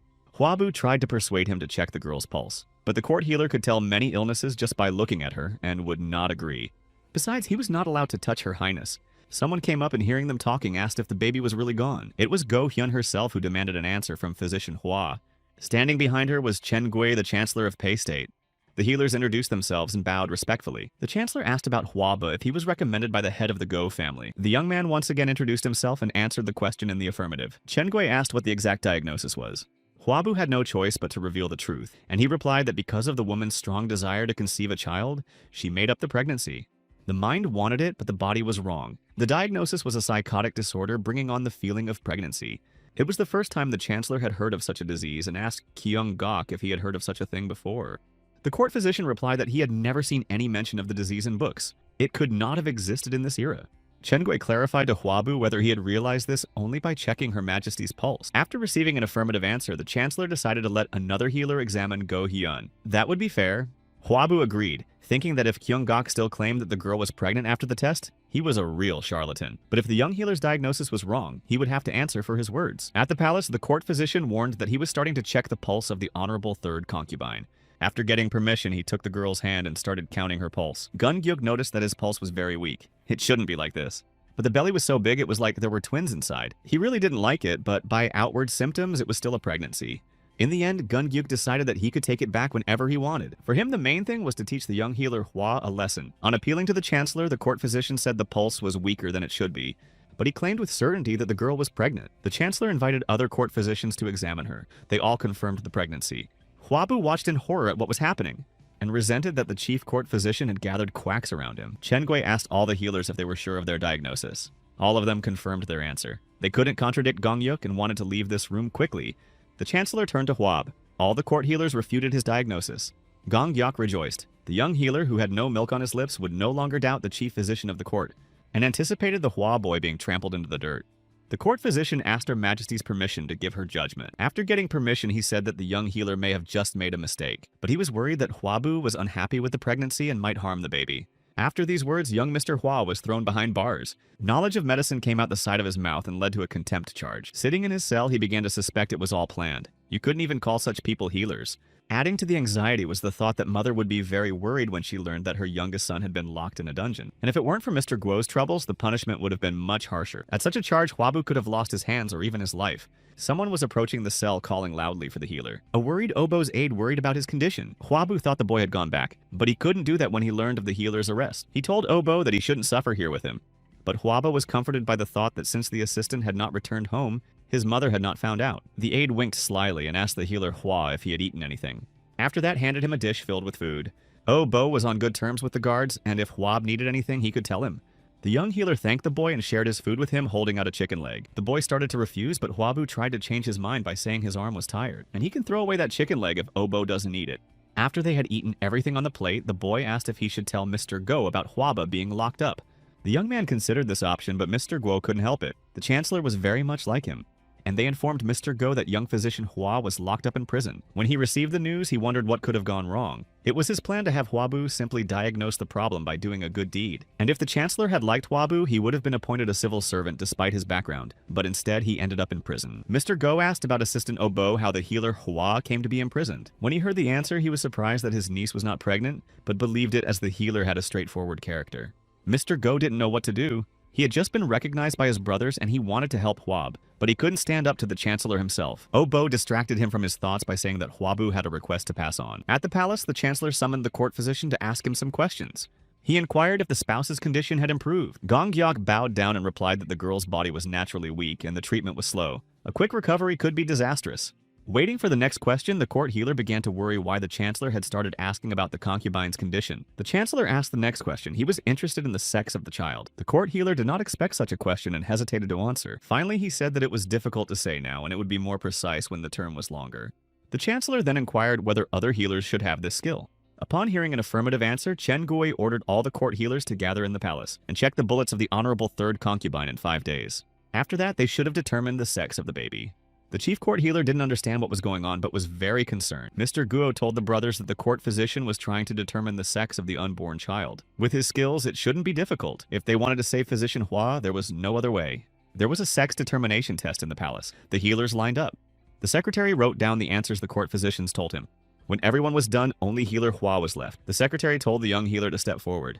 Hwabu stood in front of the screen behind which the pregnant woman was. For this test, he applied X-ray vision. Then he confidently said it was a boy. Before that, the court physician had determined it was a girl. The secretary was puzzled because this young man didn't even check his pulse. To make the test accurate, several pregnant women were invited, and for all of them, Hwabu called the sex of the baby using eye X-rays. Mr. Guo and his niece watched what was happening. Go Hyun didn't see any point in this inspection. She asked her uncle if it was possible that healer Hwa was joking. Mr. Guo replied that thanks to this healer, he had escaped death twice. Then he told the venerable third concubine what diseases the young man had cured. The secretary continued to write down the answers voiced by Hwabu. And Mr. Go added that Hwa's healer was definitely a true miracle. The chancellor scrutinized the results of the test. The court healers had the same results. Gong-gak attributed it to the skill of the doctors. They could not agree in advance but used medical books to determine the sex. But healer Hwa's diagnoses were a little different. He was able to determine that the war minister's child was no longer alive. 2 of the court healers indicated that this was a possibility, but healer Hwa was absolutely sure of it, and his answers were different from the other 10 healers. If Hwabu's diagnoses were correct after the women gave birth, the chancellor was going to remove all the court physicians and appoint a Hwa healer in their place. Gong-gyuk fearfully replied that excessive calling might displease some officials. However, the chancellor did not consider the appointment of competent physicians to be anything excessive. Chen-gui wondered if the chief court healer was unsure of his diagnoses. A frightened Gun-gyuk tried to assure that it wasn't. The Chancellor demanded that the sex of the newborns be ascertained immediately after delivery and reported directly to him. Go Hyun pondered that if Hwa's healer had determined everything correctly, then she wasn't pregnant. While in confinement, Hwabu practiced and developed his skills. His abilities got better, almost past the side effect of the X-ray vision, and he even pumped up his muscles. Bo's assistant came running to the camera shouting loudly that Mr. Wei's third wife had given birth. It was a boy in the 30th correctly determined sex of the newborn. Hwabu was pleased with his X-ray vision skill. It was better than modern ultrasound. But before that, the young man had given the assistant his homework and wanted to know the result. But Bo couldn't even read, so he couldn't do it. Asking to learn a medical textbook was too much, but Hwabu explained everything and hoped the boy would memorize everything. Bo should have learned, even if he had to ask for help. But even without reading, his body could memorize complicated things. At this time, the herald began to announce the royal decree. Healer Hwa was found innocent and should have been released immediately. The guard unlocked the door and Hwabu was able to leave the dungeon. The overjoyed assistant rushed over to the young healer. The guard added that the Chancellor had demanded that Hwa's healer be brought to him, and the young man should be prepared to introduce himself to Chen Gui. Still, it seemed strange to the Chancellor that Hwabu's healer was able to diagnose everyone without even checking their pulse. But in the end, this young doctor Mr. Go recommended turned out to be a real miracle worker. One of the court healers said that part of the report on healer Hwa was deliberately omitted. The minister may have had a reason for that, but the Chancellor asked for the omission to be voiced. The report mentioned that the healer Hwa opened a clinic in the poor village of Sojong and treated the needy for free. The healer was convinced that this information might have confused the Chancellor, so he did not report it. That a famous doctor did not fulfill his selfish needs could have been the basis for a recommendation to the Emperor. The attendant announced the arrival of physician Hwa to the Chancellor. Chen Gui greeted the young man and noted his amazing medical skills and how he had changed Mr. Guo. Therefore, the Chancellor wanted to recommend the young man to the sonship of piety and a clean record to the Emperor. An embarrassed Hwabu replied that with all due respect, he did not yet have the knowledge to do so. The Chancellor laughed in response. He thought that the healer wanted to become a civil servant, which confused the young man, but Hwabu didn't know how else to politely refuse. The young man replied that only people with very deep knowledge, like his brother, can become civil servant. Hwabu himself was still young and eager to treat different patients. This eagerness pleased the Chancellor. Now he's even more worthy of a recommendation, but his youth would be cause for envy and jealousy from his superiors. A maid ran into the reception hall shouting that something important had happened. To the Chancellor's eyes it was rude, and he immediately asked where the girl's manners were. The maid fell to her knees in tears, but the news was important and concerned Her Highness. Go Hyun in desperation tried to end her life and took poison. She had spent a lot of time crying before, but now her last hope was gone, and even Hwa's healer didn't bring good news. She really hoped he would give her a way out. The young healer understood her desire to have a child, but only heaven could order life. He said you have to take care of your body, eat nutritiously, and get regular exercise, but the girl wasn't listening anymore. All she could think about was not being able to have a baby. She's had several medical examinations, but nothing's changed, and the Chancellor met a new lady who could conceive. All these thoughts made Go Hyun decide to disappear for good. As she uncorked the vial of poison, she wondered if her spouse would mourn her, and prayed to heaven to become an ordinary woman in her next life and meet a man who will love her alone. The poison took effect instantly, and blood spurted from the girl's mouth. The vial fell out, and the venerable concubine fell to the floor. Upon hearing the noise, a maid came running to find out what had happened to Mistress. She urged the girl to wake up, but Go Hyun asked to let her go to the other world in peace. Upon learning all this, Hwabu, accompanied by the Chancellor, rushed to save the girl's life. The court healers tried to get Go Hyun to drink the potion to get the poison out. The Chancellor questioned the maids about why they didn't look after their mistress. Hwabu ran up to the healers and asked to be allowed to look at the girl. She was unconscious and couldn't drink the antidote. The young healer was taking a risk, but he needed to drain the poison from her stomach. Another problem was that he didn't have any tubes with him. A panting Bo ran in. He brought the healer's bag with everything he needed. Hwabu thanked and praised the bright assistant. First, Her Highness needed to be moved to a bed for treatment. The young man asked one of the healers how much poison she had taken. It turned out to be less than a quarter of a jar.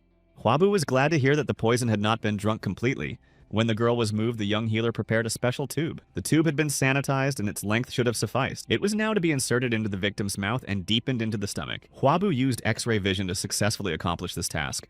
Thanks to him, he saw that the tube was inserted correctly and reached the stomach contents. The young man connected a pump to the tube to remove all foreign matter. He called an assistant to assist him. The boy had to make sure the croup was still and hold it firmly. After that, Hwabu began pumping out the dangerous contents of his stomach. The extracted poison had a disgusting odor. Next, it was necessary to cleanse the bowels with clean water.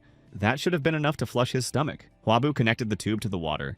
After the 5th cup, clear water began to come out, and the boy decided that was enough. The charcoal would do the rest. The young healer Hwa had done all that was possible, and now all that was left was to wait. After a while, Go Hyun came to her senses, and Hwabu removed the tube.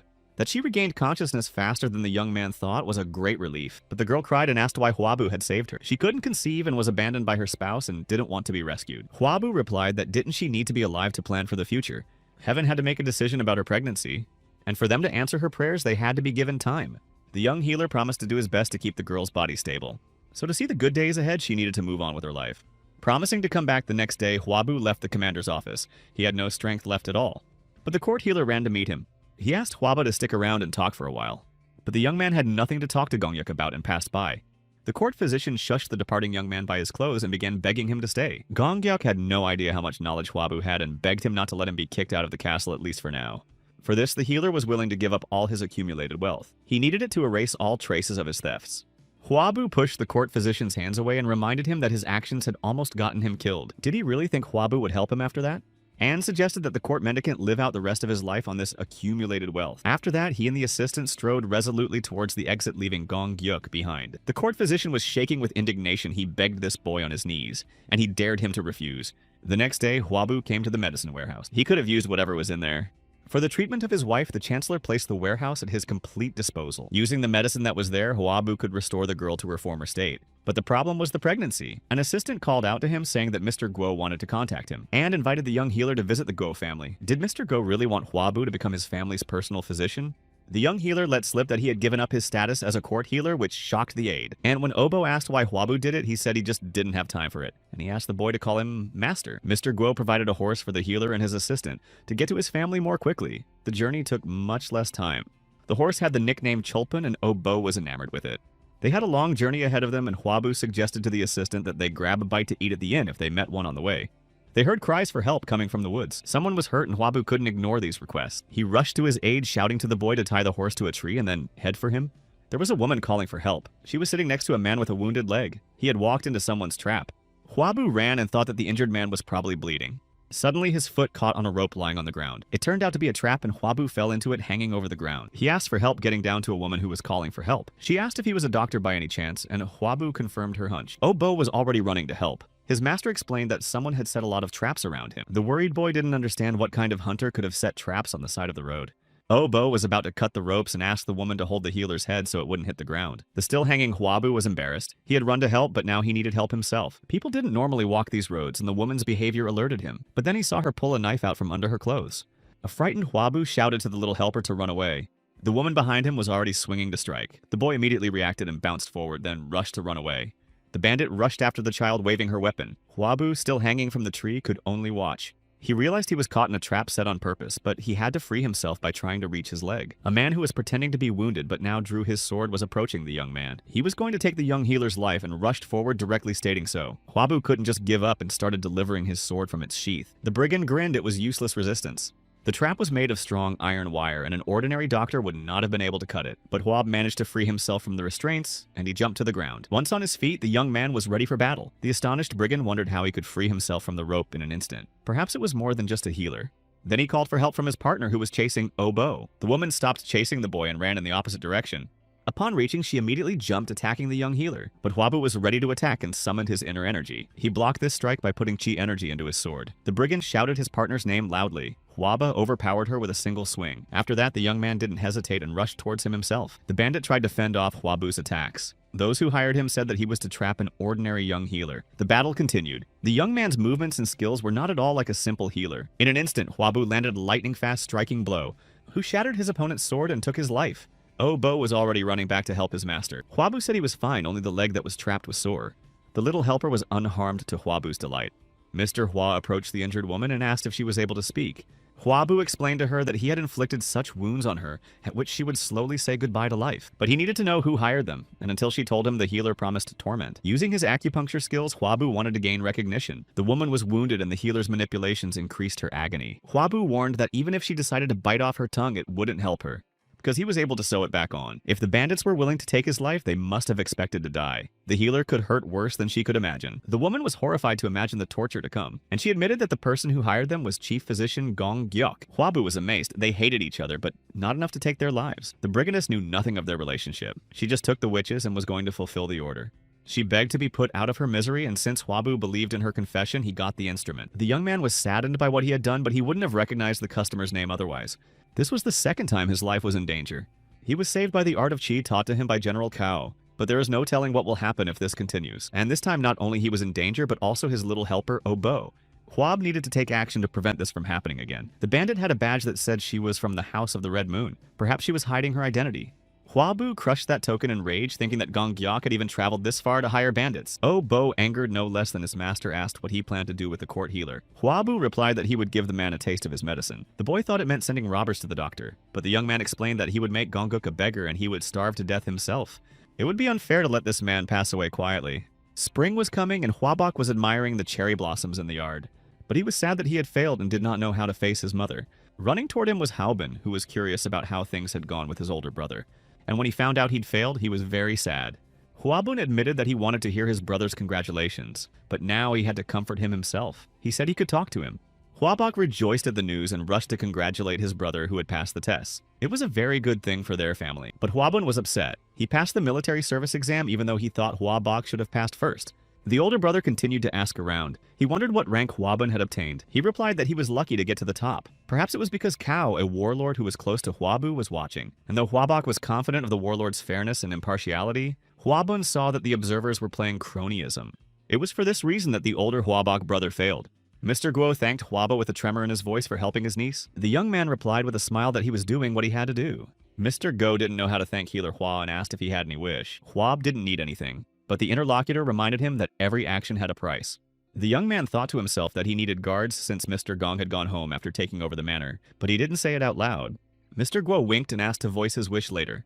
He then ordered Hua's healer to be escorted to a chamber where he could rest. Later, Hua-bu headed to the Red Moon House. That's where the attacking brigand was from. Perhaps it was just a coincidence, and there was another house with the same name somewhere nearby. But he decided to check it out and went inside where he was welcomed by the girls. The lady of the house invited me to follow her and pointed out the direction. Looking around, Hua-bu noticed many men, and he should have been more careful. He was escorted into a room where a beautiful girl began to play a musical instrument. Playing, she pondered why the young man still hadn't confessed his tender feelings to her and wasn't behaving quite normally. Hua-bu sat waiting for the attack and constantly looked around. The sword was at the ready. The girl asked if he preferred to socialize with men. The young man replied that he was acting strangely because he was very tired. The interlocutor was pleased that they would be able to continue communicating, and since Hua-bu was tired, she was going to make his bed. But the young man was going to sleep at home, which surprised her very much. Thanking for the pleasant conversation, Hua-bu left the disgruntled girl. In fact, he was no longer going to stay where he might be in danger. And the young healer set off down the busy street toward home. He remembered Jo Seol telling him to let her know if he needed any information. Hua-bu decided that the time was right and it was worth it to ask her for information about the House of the Red Moon. And now he was heading home after a long time and wondering if his mother and brothers were doing well. Hua-bok was thinking about something sitting alone by the window. His mother distracted him. She wondered why her eldest son was so discouraged. She was sure he could pass the exam next year. Hua-bok doubted he would succeed next year either. But mother knew he was very clever and there was no one else who had studied so many books. But even though the eldest son was really smart, the rest of the students passed with the help of bribes. Mother was upset. Did he really want to pass the exam so badly even though he realized he was being bribed? Hua-bok began to deny his desire to use the foul way. The woman asked if he wanted her to help him pave the way. The world had changed and so should they. The process was as important as the result. Hua-bok felt a sense of shame. Mother had always taught him to follow the honest path, and he refused her offer. If the son had used the money, it's not how he would have looked in his dead father's eyes. At this time, Hua-bu came to the door and heard part of the conversation. He resolutely swung open the doors happily, announcing that he had come home. Hua-bu shared that he had been offered to become the head of the court healers, throwing mother and the marriage into a real shock. But the news that he turned down this offer from the chancellor made them laugh. In turn, mother recounted Hua-bun's accomplishments. Hua-bok had no doubt that his brother could handle it. Now he too had to fill in the gaps in his training. But Hua-bu interrupted him. He knew his older brother was trying to follow the right path and would not shirk his studies, and asked what big brother thought about working in the Yinchuan Prefecture branch. Hua-bok was surprised at such a question. He thought everything was fine there now. But Hua-bu has heard that they are short-staffed and are looking for someone competent. And if the older brother didn't mind, the young man could recommend him for the job. Hua-bok doubted he could handle such a position. But Hua-bu added that in this province, knowledge was valued more than connections. Mother was in complete agreement, especially since her eldest son's knowledge was impressive. Hua-bok continued to hesitate. A more competent person could have filled the position. In response, Hua-bu said he needed to seize this opportunity and gain power to help the family revive. The next day, Healer Bong brought the Byung boy to be Mr. Hua's apprentice.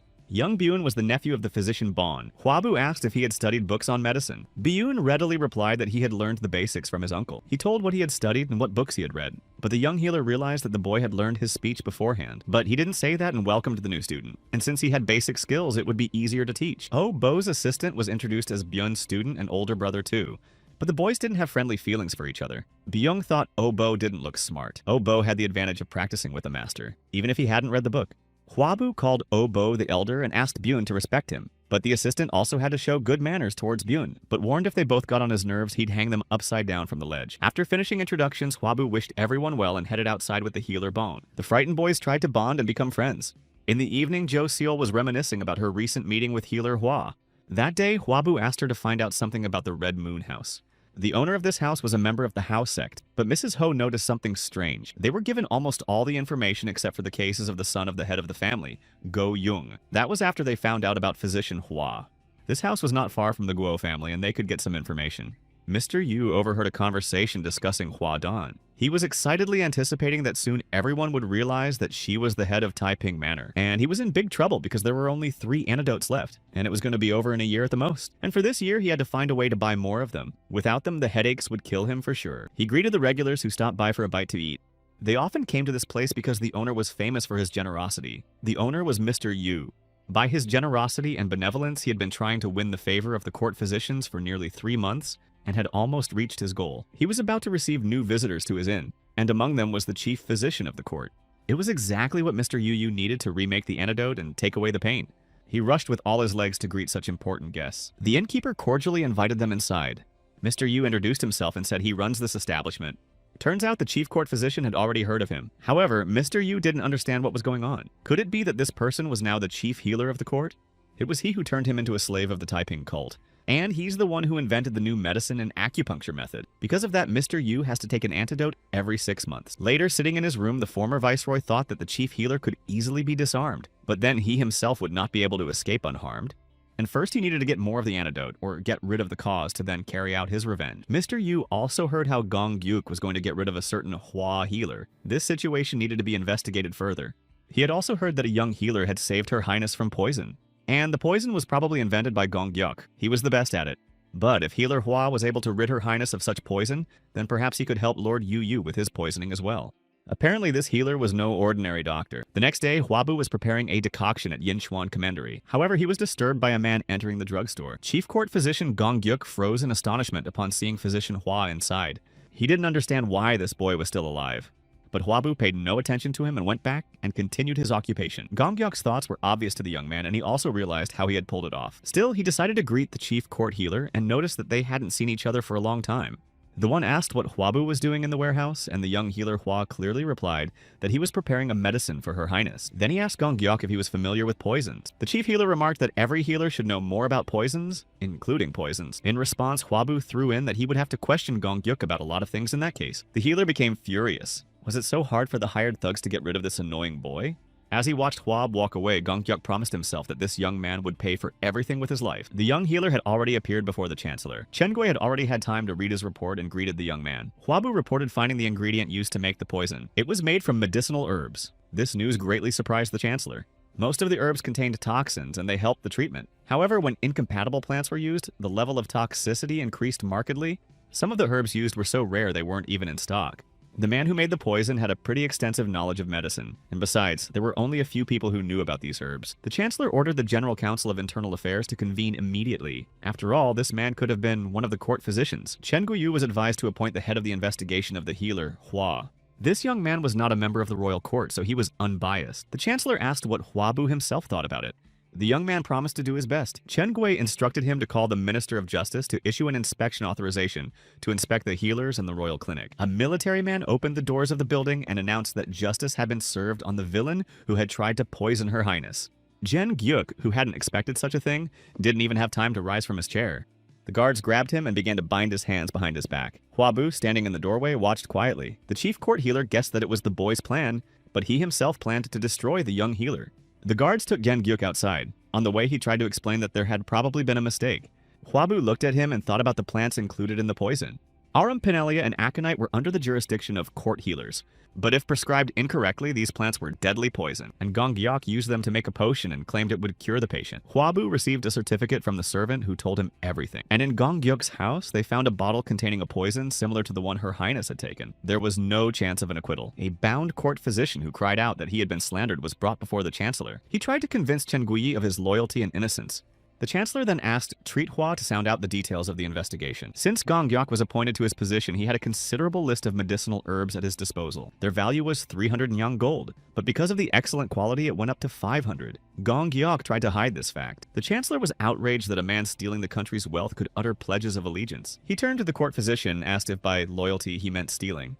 Hwabu continued that the same poisonous potion that had poisoned the queen had been found in Gong Gyeok's house this morning. Chen Gui announced his verdict. The 3 families of Gong Gyeok were to be exterminated and their valuables confiscated, while the vassals were to be enslaved by the state. The destruction by the family on his father's side of his mother and spouse was a just punishment. But still, the Chancellor asked the opinion of healer Hua before finally deciding. Before replying, Hwabu wondered if this was a test or if Chen Gui really wanted his opinion. He thought about how Gong Gyeok really should pay for his crimes, but his family had nothing to do with it. Hwabu said that the chief court physician has warm feelings for his excellency. And considering Gong Gyeok's loyalty to Chen Guiyi's predecessors, the young man would like to reconsider the punishment. The Chancellor suggested that the healer Hua make the judgment himself, but the young man replied that he dared not do so. Chen Gui laughed and said that someone like Hwabu was someone he would definitely like to have around. To his eyes, Hwabu was smart but modest. People complimented this young man for a reason, and it would be a waste to leave him just a doctor. The Chancellor was going to listen to Hwabu's opinion, but the verdict was to behead Gong Gyeok and reduce his family to the status of officials. The chief court physician trembled at what he heard. He had underestimated the young physician and had been too careless. There was no point in regretting now, and Gong Gyeok bowed sobbing before the Chancellor, thankful for his decision. Hwabu followed the arrested healer and his guards. They were on their way to the place where the criminals were executed. Gong Gyeok turned to the young man and said that although he was ashamed to say it, he was grateful to the young healer for saving his family. Hwabu replied that he did it because it was wrong to involve the family. But that was exactly what Gong Gyeok was grateful for. The court healer asked the guards to speak to Hwabu in private. The young man didn't mind. Gong Gyeok warned that the young man would be asked to visit the patient at home and that he should never go there. Did someone want to take a life using calling in sick as an excuse? Hwabu turned to leave while the guards carried out the sentence. The young man memorized the words of the physician, and when the assistants reported house calls, he asked them to tell all the sick to come to the palace for a checkup. He didn't know which of the calls was dangerous and there was no other way to escape. The situation made him angry because there could be real patients there. But the students were also in danger, and he couldn't risk them. Hwabu decided it was time to teach the boys how to stand up for themselves. Then he would be at peace. He rose resolutely from the table while the students waited to hear what their master had to say.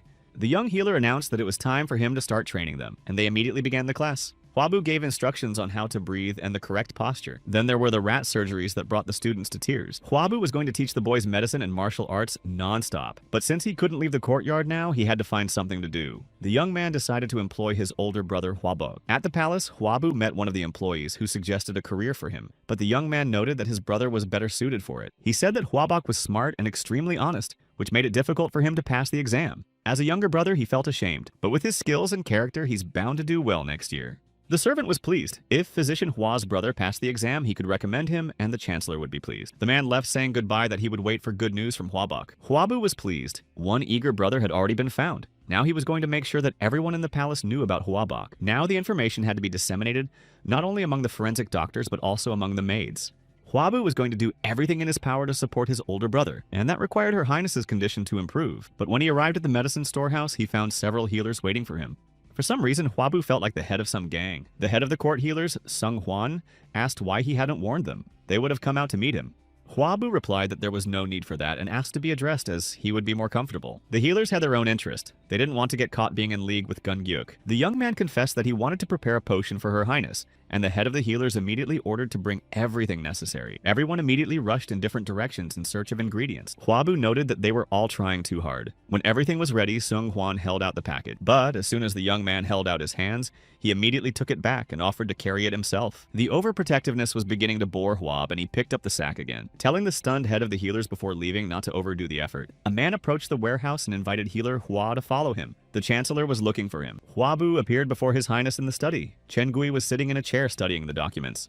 The chancellor had something to ask the young man. There were rumors everywhere, but more important was what Hwabu would say. Chen Gui asked if his brother was really as smart as people said. It was an important question, and Hwabu said he dared not single out his brother among the many amazing people. The young man also said that his brother had studied in Shuzhou and read many books, and now he spends a lot of time studying. The chancellor thought for a moment. Hwabu was always modest about his healing skills, but he emphasized his brothers. The young man replied that he was confident that Hwabok was not inferior to others when comparing the efforts made. The chancellor then asked if the healer Hwa could stand by his words and received an affirmative answer. Chen Gui was struck by the young man's confidence. He was not familiar with Hwabok, but he believed in Hwaba. All the government positions in the county were occupied by members of the Guo family. Therefore, it would have been difficult for the young man's brother to pass the exam in any case. But when choosing someone, personality was just as important as knowledge, and the chancellor knew several ways to determine personality. Huabok was invited to report to Yinchuan Palace before the Dragon Ship Festival ended. Travel was to be done on foot and not using a horse. Huabok moved on his way. There were still 7 days until the end of the festival, and he would make it in time. The journey should take no more than 2 days. The attendant remarked that it was a very strange thing to do, but the young man thought there must be a reason for everything. Perhaps Chen Gui wanted them to experience the life of ordinary people. The man didn't even think about it. There were several people hiding in the thicket of trees. They ran out to meet the travelers and begged for some money. The people had not eaten for days. The attendant began to disperse the poor people and was clearly unwilling to give them coins. Huabok watched the starving people sadly. The man walked forward, thinking that they were the most useless people in the world. The young man thought again that there must have been a reason for this state of affairs. The one walking ahead suggested that something must have been wrong with their bodies if they couldn't earn their food. While they were discussing this, there were sounds nearby that drew their attention away from the conversation. One of the beggars screamed in pain. He was lying on the ground. Huabok realized someone was hurt and immediately rushed to help, even though his companion wanted to stop him. When he ran up, he noticed the man's leg was injured and asked how he hurt himself. It turns out the man hit a copper coin, and the head of these people beat the unfortunate man. It was a shock to Huabok that a copper coin could be punished in this way, but the victim replied that he had broken the rule. While the young man was bandaging his wound, his attendant asked where their head was. An intimidating-looking man came forward and asked why they were looking for him. Huabok's companion asked how dare he beat up a man like that, to which the head of the beggars replied that it was a deserved punishment as he had hidden his money. The man didn't like the answer, only real bandits did that. At that moment, the bandit standing behind him struck him with a stick. Huabok rushed over to Mr. Youngmook. That was the name of the companion. The assailant grinned as he rubbed his bruised back. The head of the gang asked why they had interfered since they could have continued on their way. The enraged Huabok rushed forward intending to strike this bandit. His fist was aimed right at the gang leader's nose and reached his target. The leader did not expect such a turn and asked if the young man had lost his mind. The first brigand hit Huabok in the stomach with all his might with a stick. The rest of the beggars joined in the beating of the travelers. The exhausted and beaten Huabok and Youngmook lay on the ground. One of the robbers snatched a sack of money from them and hurriedly gave it to the ringleader. The sack contained a lot of money and a token. The ringleader was satisfied with this booty. But when he saw that the token belonged to an official, he was frightened and ran away, urging the others to follow his example. The bandits didn't expect the travelers on foot to be from the government. They had to get away before the soldiers caught them. Huabok, writhing in pain, admitted that he was too stupid and apologized. But Youngmook pointed out that if it weren't for the token, they wouldn't have survived. He also felt guilty for not helping the man, and when Mr. Yong tried to stand up, it turned out that his leg was out of order. Wounded, they reached the nearest hospital. Huabok tried to explain to the local healer that he didn't have the money right now but would be sure to pay later. But this healer refused to treat Mr. Yong for free. He was afraid that the other patients would also ask for free treatment. The young man kept on begging, for his companion had serious injuries, but the healer asked him not to do so, for they did not even know each other. But someone nearby said they would pay for the treatment and asked to admit that patient. The man's name was Mr. Bok, and he was the one the healer trusted. Huabok began to thank the kind man and promised that he would definitely pay back his debt. It turned out that Mr. Bok did not do it for nothing. His servant was wounded and his luggage needed to be carried home. Huabok understood the request, but said that they should definitely continue on their way after treatment. Mr. Bok said that of course they would go on, and the journey home would only take 4 hours. It was already getting dark, and Mr. Yong was waiting for Huabok to return. Finally, a male silhouette appeared out of the darkness. Huabok returned. He was haggard and tired and leaned on his staff, but in spite of his condition, he rushed to apologize for not having had time to rent rooms for them at the inn. Mr. Yong said that he should be the one to apologize because the young man was delayed because of him. If they hurried, they could make it in time. He motioned for Huabok to go ahead, but he wanted to move slowly behind. But the young man didn't think it was the right thing to do. How will he help those in need if he doesn't help Mr. Yong now? The next day at Yinchuan Palace, Huabu waited anxiously for his brother. It was the last day of the festival. Brother had to make it before the gates closed. The horseback ride was going to take 2 days, and he was worried that something had happened to his older brother, and he himself couldn't leave the palace because of the threats. The soldiers began to prepare to lock the gates to the palace. Huabu watched tensely. If his brother didn't make it in time, it would all be for nothing. Then he asked the guard to open the observation tower and rushed up the steps. Although he didn't have the ability to leave the palace, he couldn't stay where he was either. Looking out into the city, Huabu was sure something had happened, and was now asking his brother to just get there in one piece. He saw 2 men walking in the distance. One of them was leaning on a stick. Huabok was supporting the injured Mr. Yong. They moved slowly. Huabu rushed to the guard asking him to open the back door. When the guard complied with his request, the young man rushed to meet his older brother. Huabok fell to the ground without strength. He was too much fatigued. Huabu and Obo helped them walk to the palace. On the way, Huabok apologized for being late, but his brother's condition was more important. Treatment was needed now and a position could be obtained later.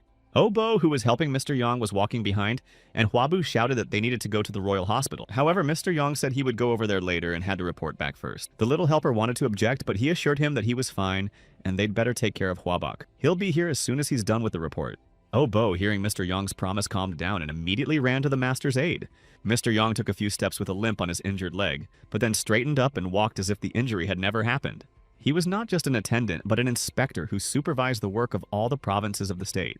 A little later, he had a conversation with the chancellor. Chen Gui was worried that he had inconvenienced the inspector, but Mr. Yang thought he had gone too far himself. Inspector Yang said that he liked the young man and offered to tell him about the test he had arranged. The chancellor was quite interested and agreed. Mr. Yang told how they were overpowered and robbed by a group of beggars. Most people would have given up at that point, but it is at times like these that a person shows their true worth. Then they ran into bandits, and that was a dangerous situation for Huabok. The young man could have abandoned his companion and fled, but pleaded with the brigands for his salvation. Mr. Yang offered to leave him many times, but Huabok didn't. He wasn't such a heartless man. The inspector almost revealed the truth. When they had not eaten for 2 days, the young man gave his food to the child and the old man. But what impressed the inspector the most was when Huabok said there was no difference between high and low positions, and that he'd rather have a job where he could do people some good. The story impressed and pleased the chancellor. Huabok was, in his opinion, a remarkable man. In the inspector's opinion, the older brother was a dragon among humans, and the younger brother had already taken off, and added that the Hua family now possessed a pair of wings. The brothers successfully passed the test set up by Inspector Yang. The chancellor believed the inspector, and since he said that Huabok was unique, he must have amazing talents. Chen Gui promised to take everything Mr. Yang said into consideration. The maids interrupted their conversation to inform them that the head of the court healers was requesting an audience. At this time, another healer was looking for young Mr. Hua. He found him just as Huabu was treating Huabok. The physician brought good news. Her Highness was in labor. He was overjoyed at this news, and now the chancellor was summoning Huaba. The young man promised his older brother to return soon, packed his bag with the necessities, and left the room. Huabok was already fine and asked not to worry about him. When Huabu left, his brother wondered when he had grown so much. The court physicians were courteous to him even after he refused the position, and he himself could not keep even a small promise. After this, Huabok felt he had no right to become an official. Huabu was examining Her Highness, and the worried chancellor was worried if the consort was really pregnant this time. The young man congratulated the royal couple on having a healthy baby girl soon. Go Hyun said she owes a great debt to Huabu. He not only saved her life, but also made sure she was able to bear a child. The young man assured me he was only doing his duty, but before he left, he asked to discuss something with His Highness, and held out the token with the words that he should have kept his promise but couldn't. Huabok failed to show up at the specified time, so he should have returned the inspector's plaque. And though Huab was ashamed, he begged the chancellor for one favor. Although Big Brother didn't keep his word, he certainly wasn't negligent. Huabu asked that Huaboku be granted at least a small position. Chen Gui replied that he had one censure. Placing his hand on Huabu's shoulder, he motioned for the young man to raise his head. Hua's healer had brought him and his wife good news, and now it was his turn. The chancellor said that Huabok had already been recommended to the emperor through his son's piety. Huabu stiffened in amazement. Filial piety is a system of recommending county candidates to the emperor, and so Huabok could go to the palace for training. And yet the young man asked why he had been recommended. After all, he didn't make it to the end of the festival. The chancellor asked him not to worry because his brother passed the test, in which arriving at the festival was not the main test. The escort who was with Huabok is Inspector Yang, and he was in control of the situation. Chen Gui couldn't turn a blind eye to talented people. He asked Huab one last time if he would like to become an official and rise up the ranks, but Huabu's desire was unchanging, to master as many kinds of medicine as possible to cure diseases and save people. The chancellor noticed that the young man was pretty hard to tie down. He asked not to worry because he asked just in case. Chen Gui added that Huabok was talented and would be taken even without the connection to Huabu. He then handed the young healer a letter of recommendation mentioning his skills. The chancellor's uncle at the emperor's palace was ill. He received a letter giving details. This letter of introduction will help him get in. Chen Gui asked Huaba to go to the palace with his brother and cure his brother, and they would wait for his return. Young healer Hua promised to do his best. On the way back, Huabu thought that the emperor must have had many talented healers, but if they asked him, the situation was serious.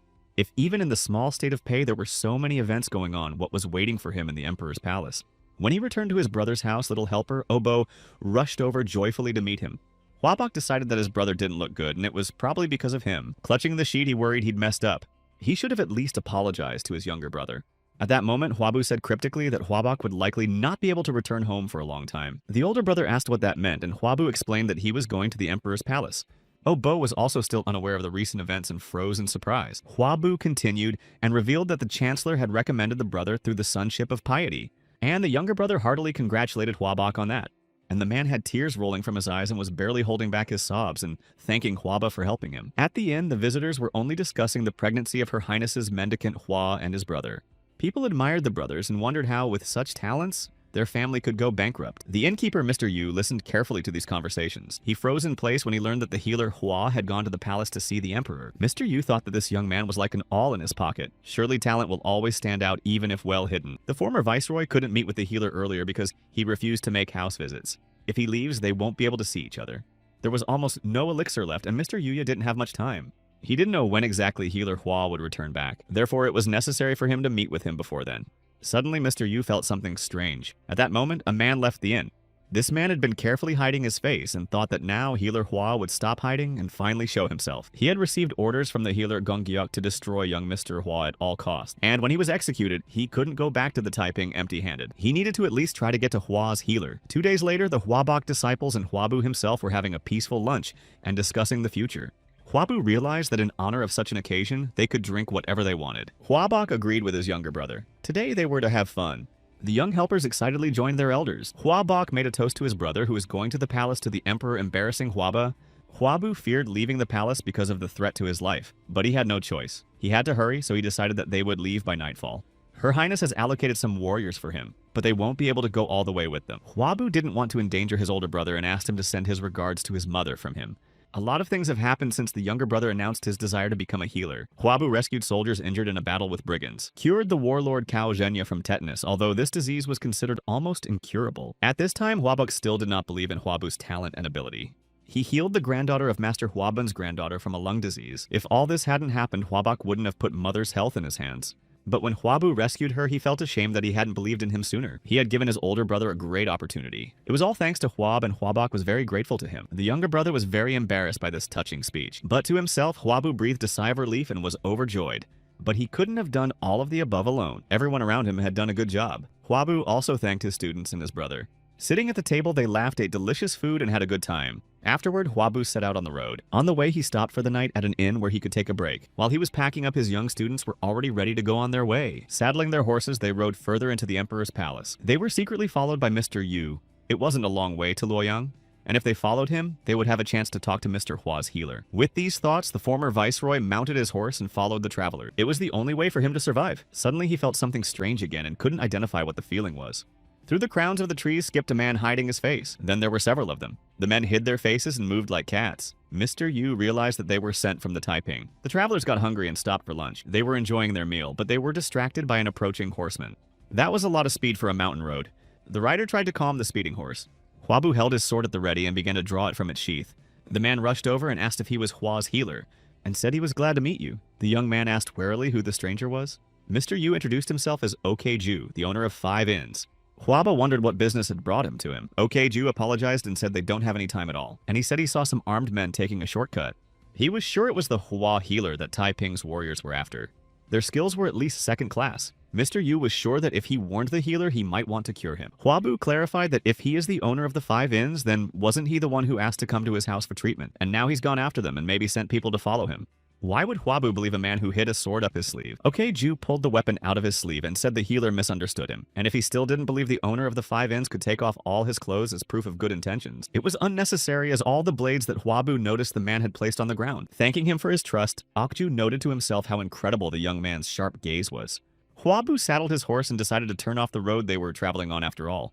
If Taiping's warriors decided to take a shortcut, there was no need to fall into this trap. And since Okju had gotten this far, Huabu wanted to hear about his illness. He told the healer that he was in a certain organization but escaped. However, he was cursed, and if he didn't take the potion, he would die in 6 months. He only had a reserve of 2 uses, so he came to healer Hua even though it was impudent. Huabu pondered. If all that was said was true, then this man was addicted to something and was taking the potion. But why would he do it all the time? OK Ju said that something was causing the poisoning, and that's why the addiction developed. To find out what this medicine was, Huabu asked to let him look at the potion. OK Ju agreed and reached into his pocket to pull it out.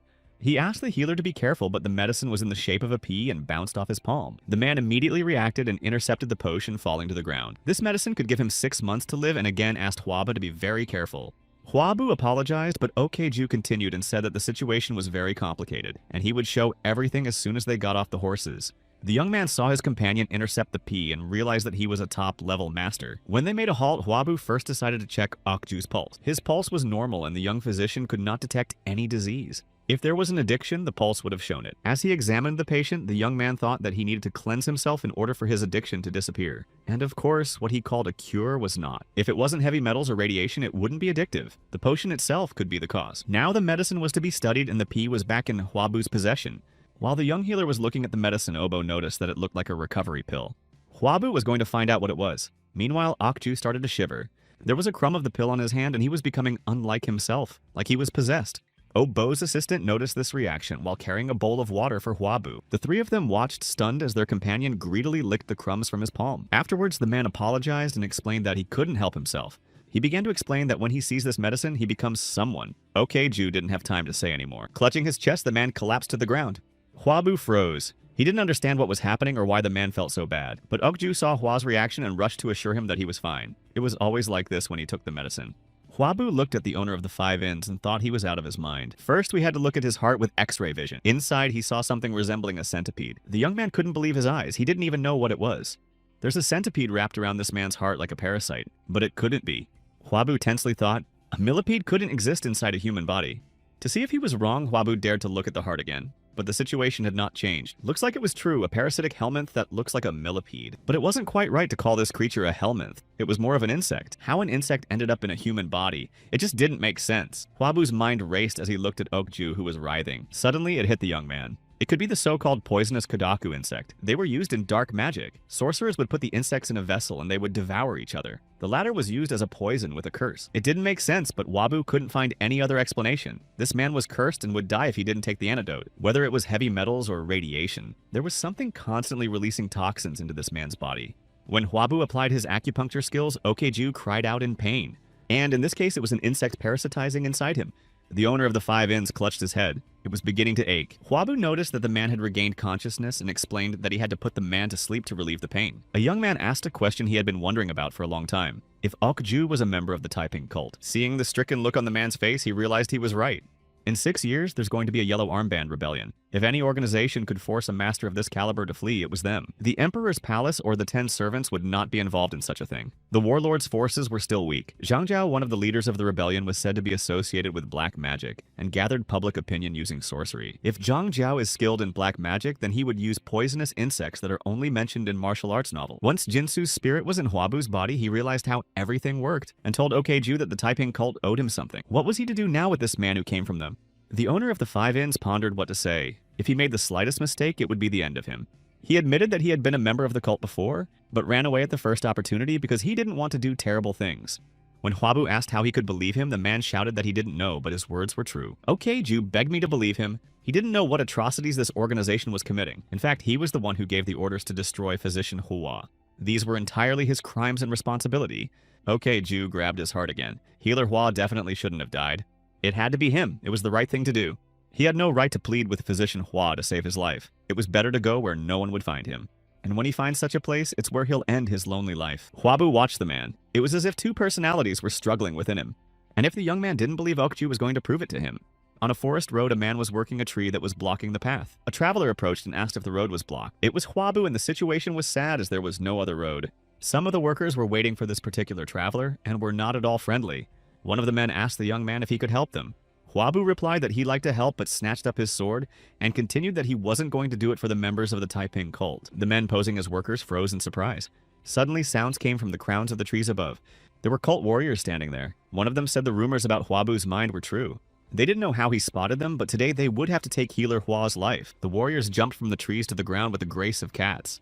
Against the young man were 7 Taiping soldiers and 4 brigands. One of them with an eye patch looking like a leader ordered to do everything quietly. Since the healer Hua was the sworn enemy of the Taiping envoy, and the healer Gong Gyuk should have been disposed of immediately. But no sooner had they attacked than one of the warriors was struck by a sword. It was inflicted by the owner of 5 Inns and former governor of Taiping. The leader of the soldiers was standing in front and didn't see what happened, so he asked what was going on, and stunned when a familiar voice asked, "Have they not learned to watch what goes on behind their backs under all circumstances?" Okju held a sword in his hands. He knew this warrior. It was the second-class performer Sa Jung. Now the Taiping warriors turned their backs on the healer Hua and turned their weapons against the owner of the 5 Inns. Okju pointed his sword at the fallen soldier and asked if that wasn't enough. This question was addressed to Huab, and he answered in the affirmative. Drawing out his sword, the young man made a leap attacking the Taiping warriors. The blade found its victim immediately. He was a highwayman pretending to be a road worker. On the other side, Okeju also threw lethal blows. Huabu and the owner of the Five Inns moved to meet each other, destroying the opponents. Healer Hua used inner ki and was ruthless. Sajan tried to resist. The sword blades split the air everywhere. It didn't occur to him how a healer could be so strong. And at that moment, he was overtaken by blows from two sides at once.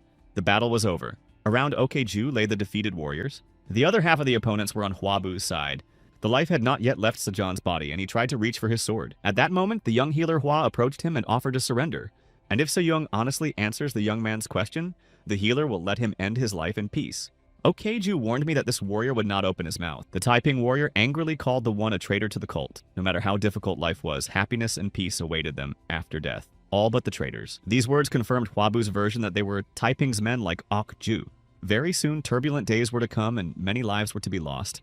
And Huabu decided that nothing could be gained from the enemy at this rate, and it was better to take him to the control room. As he was about to go get the rope, Okeju held onto his heart. Huabu did not see this and asked the owner of the Five Inns to hold the prisoner tightly, but Okju held the sword with both hands high above his head, then swung around and delivered the final fatal blow. The young healer didn't expect this at all and cried out in surprise. After the blow, Okju looked at the defeated warrior and didn't seem to realize what he was doing. Seeing this, Huabu decided to use his X-ray vision. The millipede continued to coil around the man's heart. The young man called out to the owner of the Five Inns. Joe obediently turned to him, remaining still as confused. Huabu kept using his X-ray vision to study the body. He seemed to have figured out what the cause was. Later at the inn, a young healer told Okeju about the poisonous insect that was inside him. And the drug he was using was probably suppressing the creature from going berserk. Okeju asked if he would really die if he didn't take it. Huabu replied that there was one way to be cured. It was possible by opening the chest and extracting the poisonous insect. Okeju was trembling. If he did that, would he be able to go on living and get rid of the pain? Falling to his knees, he began to beg Huabu to save him. The man was ready to accept any surgery. The young healer and his students watched patiently. Huabu reflected that the operation was not difficult and the chances of success were quite high, but plans had to be postponed for a day. But he still wouldn't be able to leave the patient, so the young man ordered the students to prepare for the operation. Huabu pulled out his tools and proceeded to extract the insect. Since a thoracotomy was not possible, a local incision had to be made, but thanks to his ability, he could do it much more accurately. The incision had to be large enough for the forceps to pass through. The young healer continued to use his vision to observe the insect, but when he tried to grab the creature, it started to run away. Huabu was determined and focused and couldn't let the insect slip away. The creature continued to dodge the medical forceps. At one point, the young man managed to grab the insect by the body. Now all that was left was to carefully extract it outside. The poisonous insect was forced to let go of Okju's heart. Huabu was as focused as possible, continuing to pull the creature out. Finally, the insect that caused so much pain and was the source of the curse was outside Okju's body. The students were shocked by what they saw. They didn't even know what it was. Huabu continued to hold the creature above his head, thinking he had succeeded. He dropped the millipede into a specially prepared tray. The operation was nearing completion. Huabu and Obo were sewing up the incision, and Bayun was holding the insect. After everything was done, the boys watched the centipede. They wondered how such a thing could get into a human body. The young healer looked at Okju. Saving a man's life was not something to be regretted, but for some reason he felt uneasy. At this time in the Huang family, a healer came to visit the sick man. Commander-in-Chief Wang Huang asked the healer if his illness could be cured. He asked the head of the court physicians, Pyong Won, what kind of illness he had. The chief medical officer apologized for the bad news. The commander-in-chief's illness could have been cancer. The man grabbed Byung Won's clothes and asked him if he was sure. Wang Huan had already heard that the cancer was incurable. Even if Pyongwon did his best, the commander-in-chief had no more than 6 months left. It was only in his power to alleviate pain and delay the progression of the disease. Looking out the window, Wang Huan thought that if the head healer made such a diagnosis, there could be no mistake. There was one more thing that Byung-won didn't voice because he didn't want to give false hope. His older brother would soon arrive in Luoyang. Wang Huan looked at the head healer. Could he be referring to that talented healer? Byung-won thought he might have other ways to treat it. But the exact time of arrival was not known. The niece only said it would be soon. The commander-in-chief could only hope this healer wasn't too late. At the inn, the operated Okeju came to his senses. Grasping his heart, he tried to remember where he was. Suddenly, he was pierced by a sharp and agonizing attack of pain. Okeju grabbed his head and started screaming while he did it. The young healer and his students looked at the waking patient in surprise. Huabu saw Okju shaking and didn't realize what was going on. The owner of the 5 inns fell to his knees and begged for his life. Huabu tried to calm him down. The patient wasn't supposed to do that. His wound had not yet healed.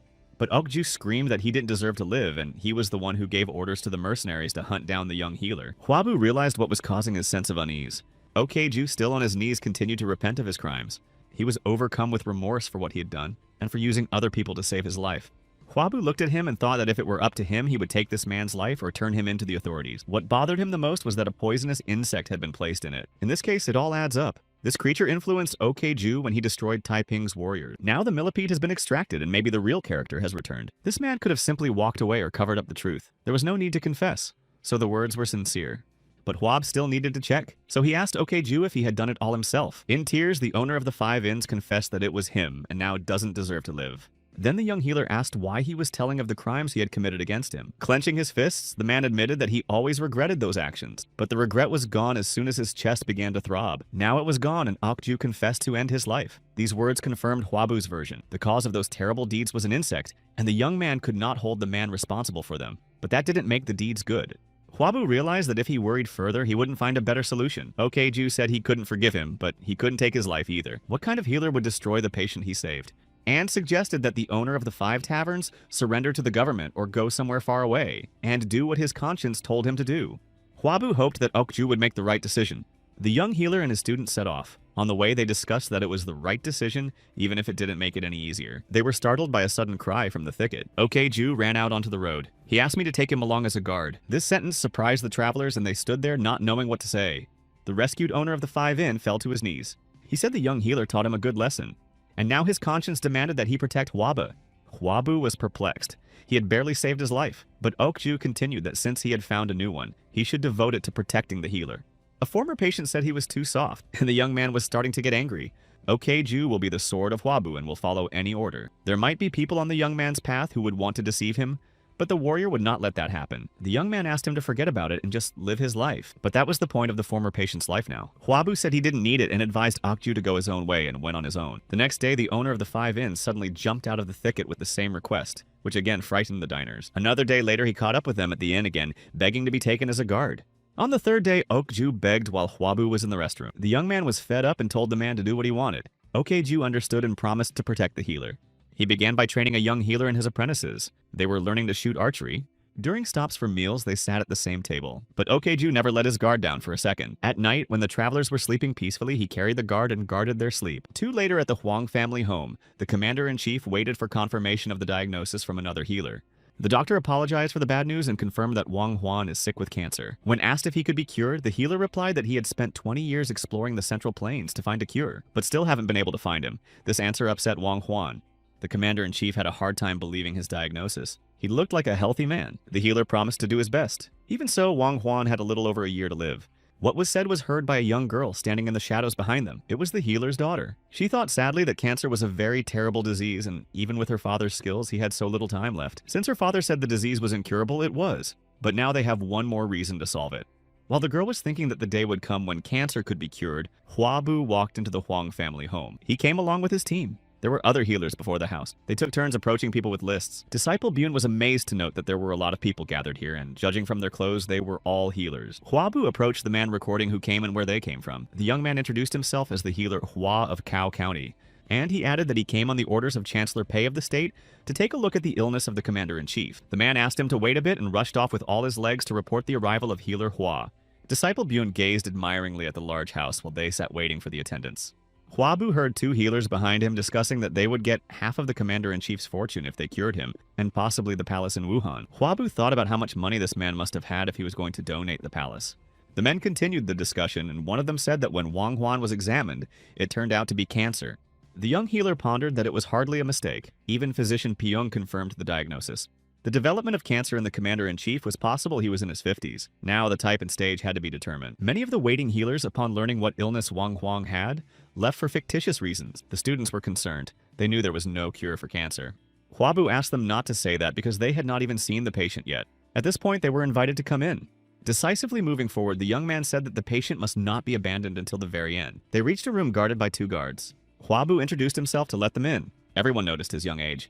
The commander-in-chief asked the young man if he was the head of the court healers of the Pei state, since he had come here on the chancellor's orders.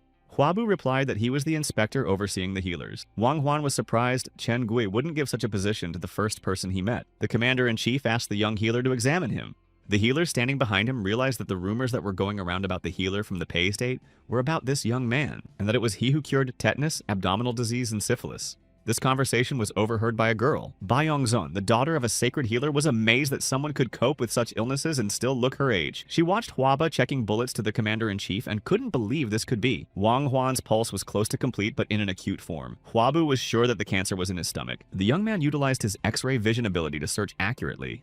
As he suspected the foci were in the stomach, he identified 5 tumors in the antrum. To be completely sure, he needed to expand his search area. His actions worked and he saw everything in more detail. Hwabu said the cancer cells hadn't reached the serosa. If they had reached the lymph nodes, nothing could have been done because of metastasis. And since the tumors were only near the antrum, he didn't need to touch any other parts of the body. Hwabu could have cut off most of his stomach with a subtotal resection, but he didn't know how to combine it with chemotherapy. The commander-in-chief asked what young healer Hua thought. The young man began to clarify the symptoms that Wang Huan had recently experienced. To the surprise of the observing healers, he confirmed everything. Afterward, Hwabu said that the commander-in-chief definitely has cancer in his upper body. Wang Huan was told these words by the other healers as well. The holy healer thought it wasn't quite right. The other doctors didn't name the right symptoms. Finally, the commander-in-chief asked if he could heal. Hwabu shocked observers with his answer. He said a cure was possible. Not believing his ears, Wang Huan grabbed the young man and interrogated. The holy healer was amazed. It was possible to cure cancer, and the young man was going to do it. The commander-in-chief kept asking the young man how he was going to do it. To the shocked looks of those present, Hwabu revealed that his method of treatment was to remove the tumor from the stomach and connecting the rest of it to the duodenum. With trembling hands, the commander-in-chief asked if the healer was going to open his stomach. Then he accused Hwaba of talking nonsense. Wang Huan was sure that no one could live after that. Hwabu apologized and said he didn't see any other way since he didn't have enough skills. But even with his modest skills, he said with confidence that there was no other way to heal. Later, Hwabu and his students left the Huang family home. The boys asked how their master was feeling. They could hear the screams even though they were outside, but there was a normal reaction. It was the first time a patient had ever seen a kid who offered to open his stomach. No one would have agreed to that in the first place. Hwabu said it's a complicated surgery and they need to get the patient's consent to do it. At that moment, Okju called out to the young man. He wanted to say something to him. Their guard heard that storekeeper Chudok was suffering from an intestinal disease. His right lower abdomen ached and it was similar to the last time. Perhaps Hua's healer could cure him as well, and if the young healer could convince the commander-in-chief to perform the operation. After saying that, young Mr. Hua approached Okju and pounding his fist on his chest thanked him for the great information, but asked never again to offer to bargain with the patient. After that, he gave the command to the students to move behind him. There was work ahead. Okju completely forgot that Hwabu is very kind, and that's why he cured himself as well.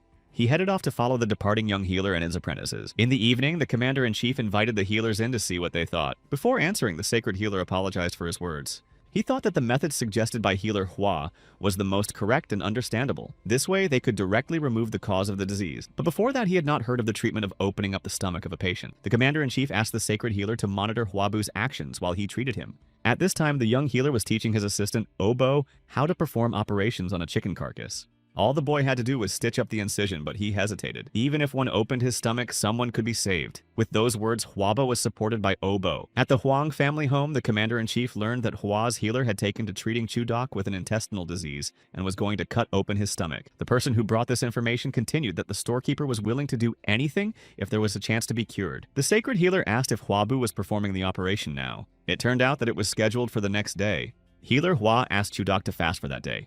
The commander-in-chief recalled Hwabu's words that there was no other way to treat it, and thinking that he was going to die from this disease anyway, Wang Huan inquired where the healer Hua was now, and despite the onset of pain tried to sit up on the bed.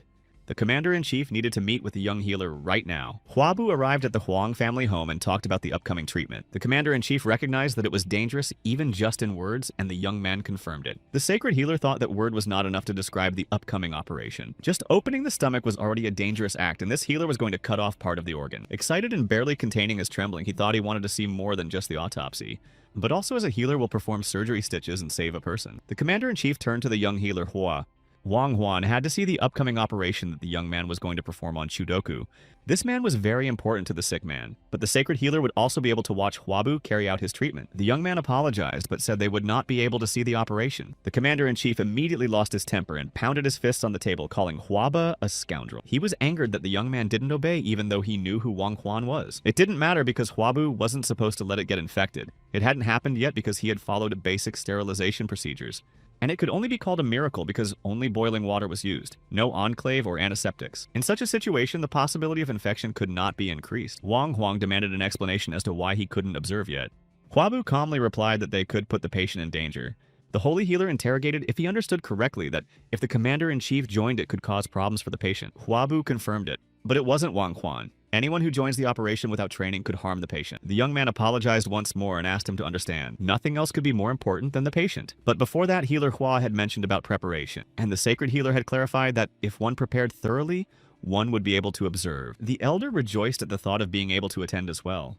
But Huabu refused him. The commander-in-chief had a reason, as the sick man was dear to him, but that didn't apply to the healer. Byung-sun listened unhappily as her father begged the young healer to let him observe the operation. But the young man was undeterred and would not give his permission. Aside from the commander-in-chief, only the disciples of healer Hua himself would be present at the operation. The elder grabbed Huaba's clothes in desperation. He understood that healers did not want to reveal their secrets to others, but he wanted to be there, or if possible, have him take at least his daughter instead of the healer. Byung-sun got even more angry and screamed, asking her father to stop it. Clenching her fists, she angrily said that she didn't know how Huabu was an excellent healer, but his thinking was not. Since she was a little girl, she was taught that healers should only think about saving people. That's why her father, the sacred healer, always shared his techniques. But healer Hua tried to hide his techniques and knowledge, so he was no different from those who only followed fame. And the girl angrily finished that even if his skills are excellent, he is unwilling to see the healing arts of such a person. Huaba was struck by her honest statement and wanted to reply that she was right and her father had trained her well. What won him over most of all was that she had the courage to speak up and say everything that was wrong. The young man watched the elder try to stop his daughter and thought the girl had a temper.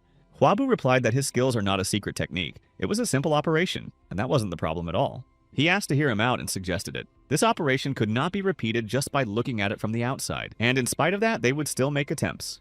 Because both father and daughter were real healers. That's when the misfortunes will start. They'll use these techniques without having the experience to do so. These are the perfect conditions to take someone's life. The healers who were already watching him had already made such mistakes, and Huabu had no confidence that they wouldn't repeat them. The young man went on to explain that if a healer wanted to study medicine, he needed practice. Byung-seon agreed that it was necessary to conduct operations to gain experience. But is there no one at all who can join? Then thinking, Huabu replied that he would allow the observation if he was promised to do one thing. It consisted of a vow never to perform the operations that father and daughter would see from him while their fates were tied and they were trying to learn Huabu's skills. The sacred healer accepted this condition and was about to put it on paper. After they sealed all the treaties, Pyeongseong and the sacred healer watched the process. The girl berated herself for being so stupid before. She had seen with her own eyes that Huabu was a healer from God. An hour before, Huabu and his assistants had been preparing for the operation and helping Pyeongseon and her father do so. They had already studied the list of mandatory requirements and were ready. The young healer Hua hoped they would follow the instructions they received, otherwise he would have to kick them out during the operation. The commander-in-chief was just as intent on observing and agreed to all the terms. Watching Huabu, he was struck by his confidence. Wang Huan was going to watch carefully, but if all the words were just idle chatter, then he wasn't going to just sit idly by. He needed to see a case to back up the young man's words. When all the nuances were settled, Huabu announced the start of the operation. He first used acupuncture skills on the patient. Those watching were amazed at the skill and speed with which he did it. But Wang Huan didn't understand what it was for. They continued to watch, and the healer and his daughter didn't realize what Huabu would do next. The young man had already taken the scalpel that one of the assistants had handed him. He voiced his actions and gave commands. Obo was to heat the iron to the right temperature. At this time, the young healer proceeded and made an incision.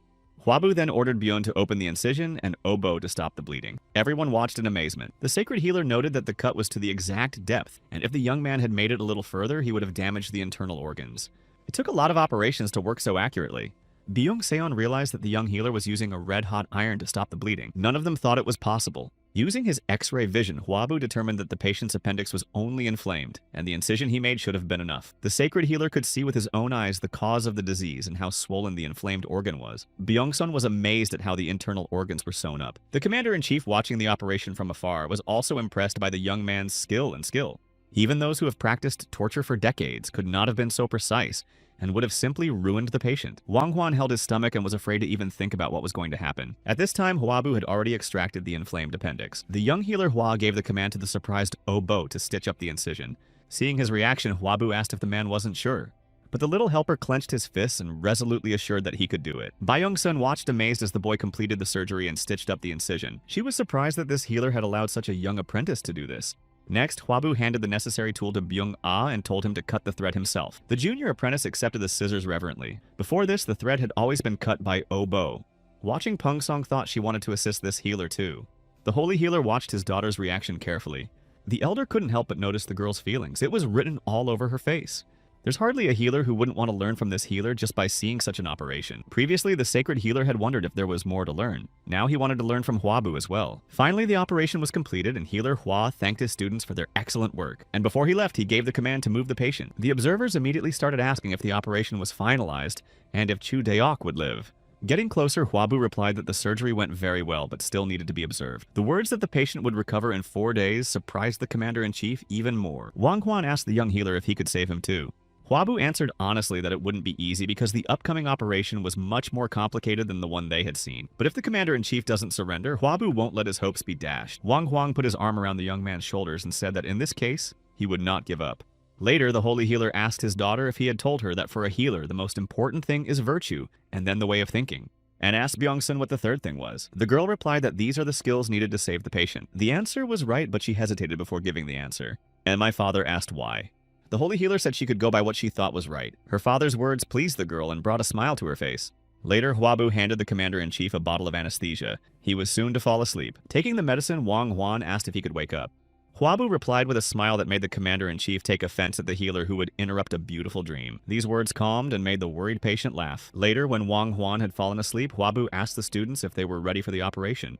After he made sure they were ready, they proceeded with the operation. First, they made an incision with a scalpel in the right place. Opening the incision, Huabu made sure that everything was almost as he saw it through his X-ray vision. The young man wanted to stop the bleeding before proceeding to remove the tumors, but noticed something amiss.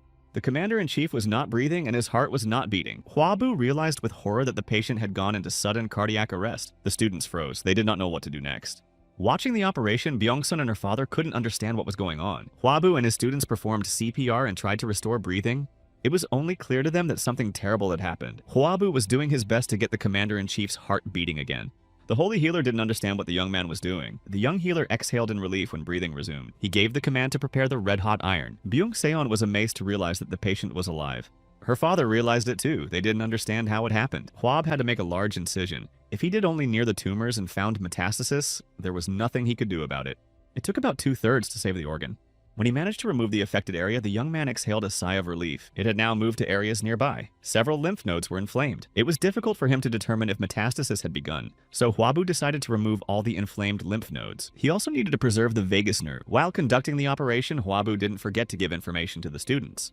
He showed me the junction of the internal organs. He told me that the walls of the stomach are very elastic and thicker than other organs. Byung-sung watched the operation and the boys training enthusiastically. It was then that she realized that this young man was a healer from God.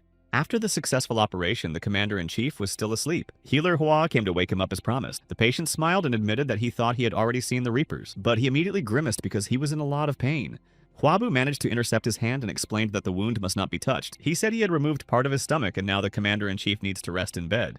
It would be uncomfortable for a while. You also had to watch your diet. Wang Huan admitted that he was in a lot of pain and asked if it could get worse. The probability of recurrence was up to 30%. Since chemotherapy was not available, the patient's condition had to be constantly monitored. Huabu replied that he would watch him and give him a full checkup every 3 months for 2 years, then for 3 years every 5 months. So if the commander-in-chief lives quietly for 5 years, it will be a heavenly favor. Hearing these words, Wang Huan happily laughed, but immediately he cried out in a fit of intense pain, and still he couldn't stop laughing. Huab even had to urge him to calm down. Wang Huan replied that all the healers said that the end was near. Only Huabu surpassed them all, but still spoke of heavenly favor. That's what made Wang Huan laugh. The commander-in-chief swore by his name that there would always be wealth and glory alongside Huabu in the future. He wanted to offer something to the young man then, but the latter interrupted Wang Huan. Huabu replied that no wealth and glory would be above saving heaven-given lives. The young healer was going to keep saving patients, and he really hoped that the commander-in-chief would not be angry and would understand his wish. Before leaving, the young man asked the sick man to take care of his health. The commander-in-chief tried to hold him back, but Huabu quickly sprinted out the door. After a while, Huabu returned home. He was met there by a joyful Wang Sam. Huabok heard the conversation and was also glad to see his younger brother return. Huabu apologized for being late, but his older brother praised him for his work and offered to have a chat. They sat down to drink tea and the young man inquired about his mother's health. Huabok smiled and replied that she felt fine. She even invited all the relatives and had a feast. This news brought a sense of relief to the younger brother. Huabok asked whether Huab had managed to cure the chancellor's uncle who was in critical condition. The young man replied that it was cancer, but the surgery was successful. Huabok was speechless at those words. It turned out that his brother had cured cancer. But when the older brother learned that Huabu had refused to be presented to the emperor, he was hardly surprised. This was very Huaba-like and caused Habak to have a fit of hilarity. Huabu, on the other hand, thought that war was about to break out soon and he wasn't crazy to wind up in a dangerous palace. Then he became serious and asked his brother if he was done with his training to find a job as far away from Luoyang as possible. Huabok didn't understand anything at all. His brother asked him to go as far away as possible, but after thinking about it, he came to the conclusion that Huabu knew a lot more that he couldn't tell his brother about, and Big Brother quietly promised to do just that. Huabu felt a sense of relief again, as if another weight had been lifted off his shoulders. There was bound to be turmoil during the Yellow Armband Rebellion, and he couldn't let his brother stay in the palace. And when the Commander-in-Chief gets better, he'll move away from the palace himself. If he stays close, the fires of war will consume him. The young man dreamed of the two men discussing by candlelight that they couldn't let healer Hua behave like this. That was why Huabu had a bad feeling before leaving. The young man returned to the Huang family home and learned that the sacred healer was waiting to meet him. Huabu remembered a strange dream that had kept him awake. Heading to the meeting, he also wondered what could have happened and why the healer was looking for him. As he approached the door, he heard the healer talking to someone and his name was in the conversation. He opened the door just as the men were saying they couldn't let him act like that. He opened the door wide and asked if the holy healer was looking for him. The waiting healers rushed to meet him in greeting. They were so enthusiastic about his arrival that it made the young man uncomfortable. The healers decided that from now on, everyone would call Huabu Huatu. This was a healer in ancient China who was considered a god in some temples. The young man was horrified at the news. He was named after the legendary healer. Who would have imagined he'd be Huatu? From birth, his name was Huabu or Wan Hua, and when he returned from his studies, he was tried to be ruined by robbers. But according to the story, Huato ruined Cao Cao, imprisoning him for an untreated headache, where the legendary healer died. Huabu realized that simply asking the healers to keep quiet would not be enough. The more people he cured, the more people would call him that. But he couldn't stop and not treat the sick either. So Huabu politely thanked him for such an honor, and he added that he didn't deserve to have that name, so asked the healers to take those words back. Huabu was not himself getting out of bed. He thought about the fact that he was going to get into trouble anyway. Was he to live the life of Huato? Tom was about 40 years old when the uprising began. Suddenly, there was a knock on the door and someone called out to him. The visitor asked permission to enter and Huabu invited the guest to pass. Byun-seong swung the doors open and walked into the young man's room. She asked the young man sitting on the bed if they could talk. Huabu ran in, offering the girl something to drink, but she came to apologize and admitted that her behavior was very rude. Huabu realized what the girl was talking about and thought it must have bothered her. But that was not all. The girl fell to her knees and begged to be taken as an apprentice. Byung-seon confessed that she wanted to study medicine with him. Huabu looked at the girl and didn't know what to answer. He asked her to get up, but the girl said she would only get up if the healer took her on as an apprentice. The young man grabbed his head and Byung-seong bitterly thought that it didn't work. But the young man abruptly replied that persistence would get them nowhere and they needed to find out what she wanted from him first. The girl rose from her knees, apologized, and explained her behavior with haste. But Huabu was very glad she had unconventional views, because becoming a healer began precisely with thinking. He asked the girl if she had gotten permission from her father. The sacred healer had already entered the room. He thought that Byung-seon would rather learn from Huabu than stay with him. Taking the young man's hand in his own, he asked to take his daughter as his apprentice. He called the young man Huato again, which embarrassed him greatly. The young healer Hua pointed to the chairs and suggested that they sit down and talk first. When everyone was seated, he explained that he had something to say before taking Byung-seon as a student. Huabu didn't take money from his students. He gave knowledge for free to Bo and Bion, and everything had to be fair. But you'll need to brew potions, clean and handle medical instruments, and do other little things. Such work was independent of status, and it was to be done by a student. Along with medical knowledge, he had to learn martial arts to become tougher, and Huabu warned that he was a very strict teacher. The young man warned that if Byung-seon made a mistake, he would scold her to the point of shedding bloody tears. He summarized his speech by saying that he couldn't take a student who lacked determination, but the girl was very determined and was going to do it. She was willing to do a lot and endure everything if healer Hua would allow her to study the healing arts. This answer satisfied him, and Huabu said they would start training from tomorrow.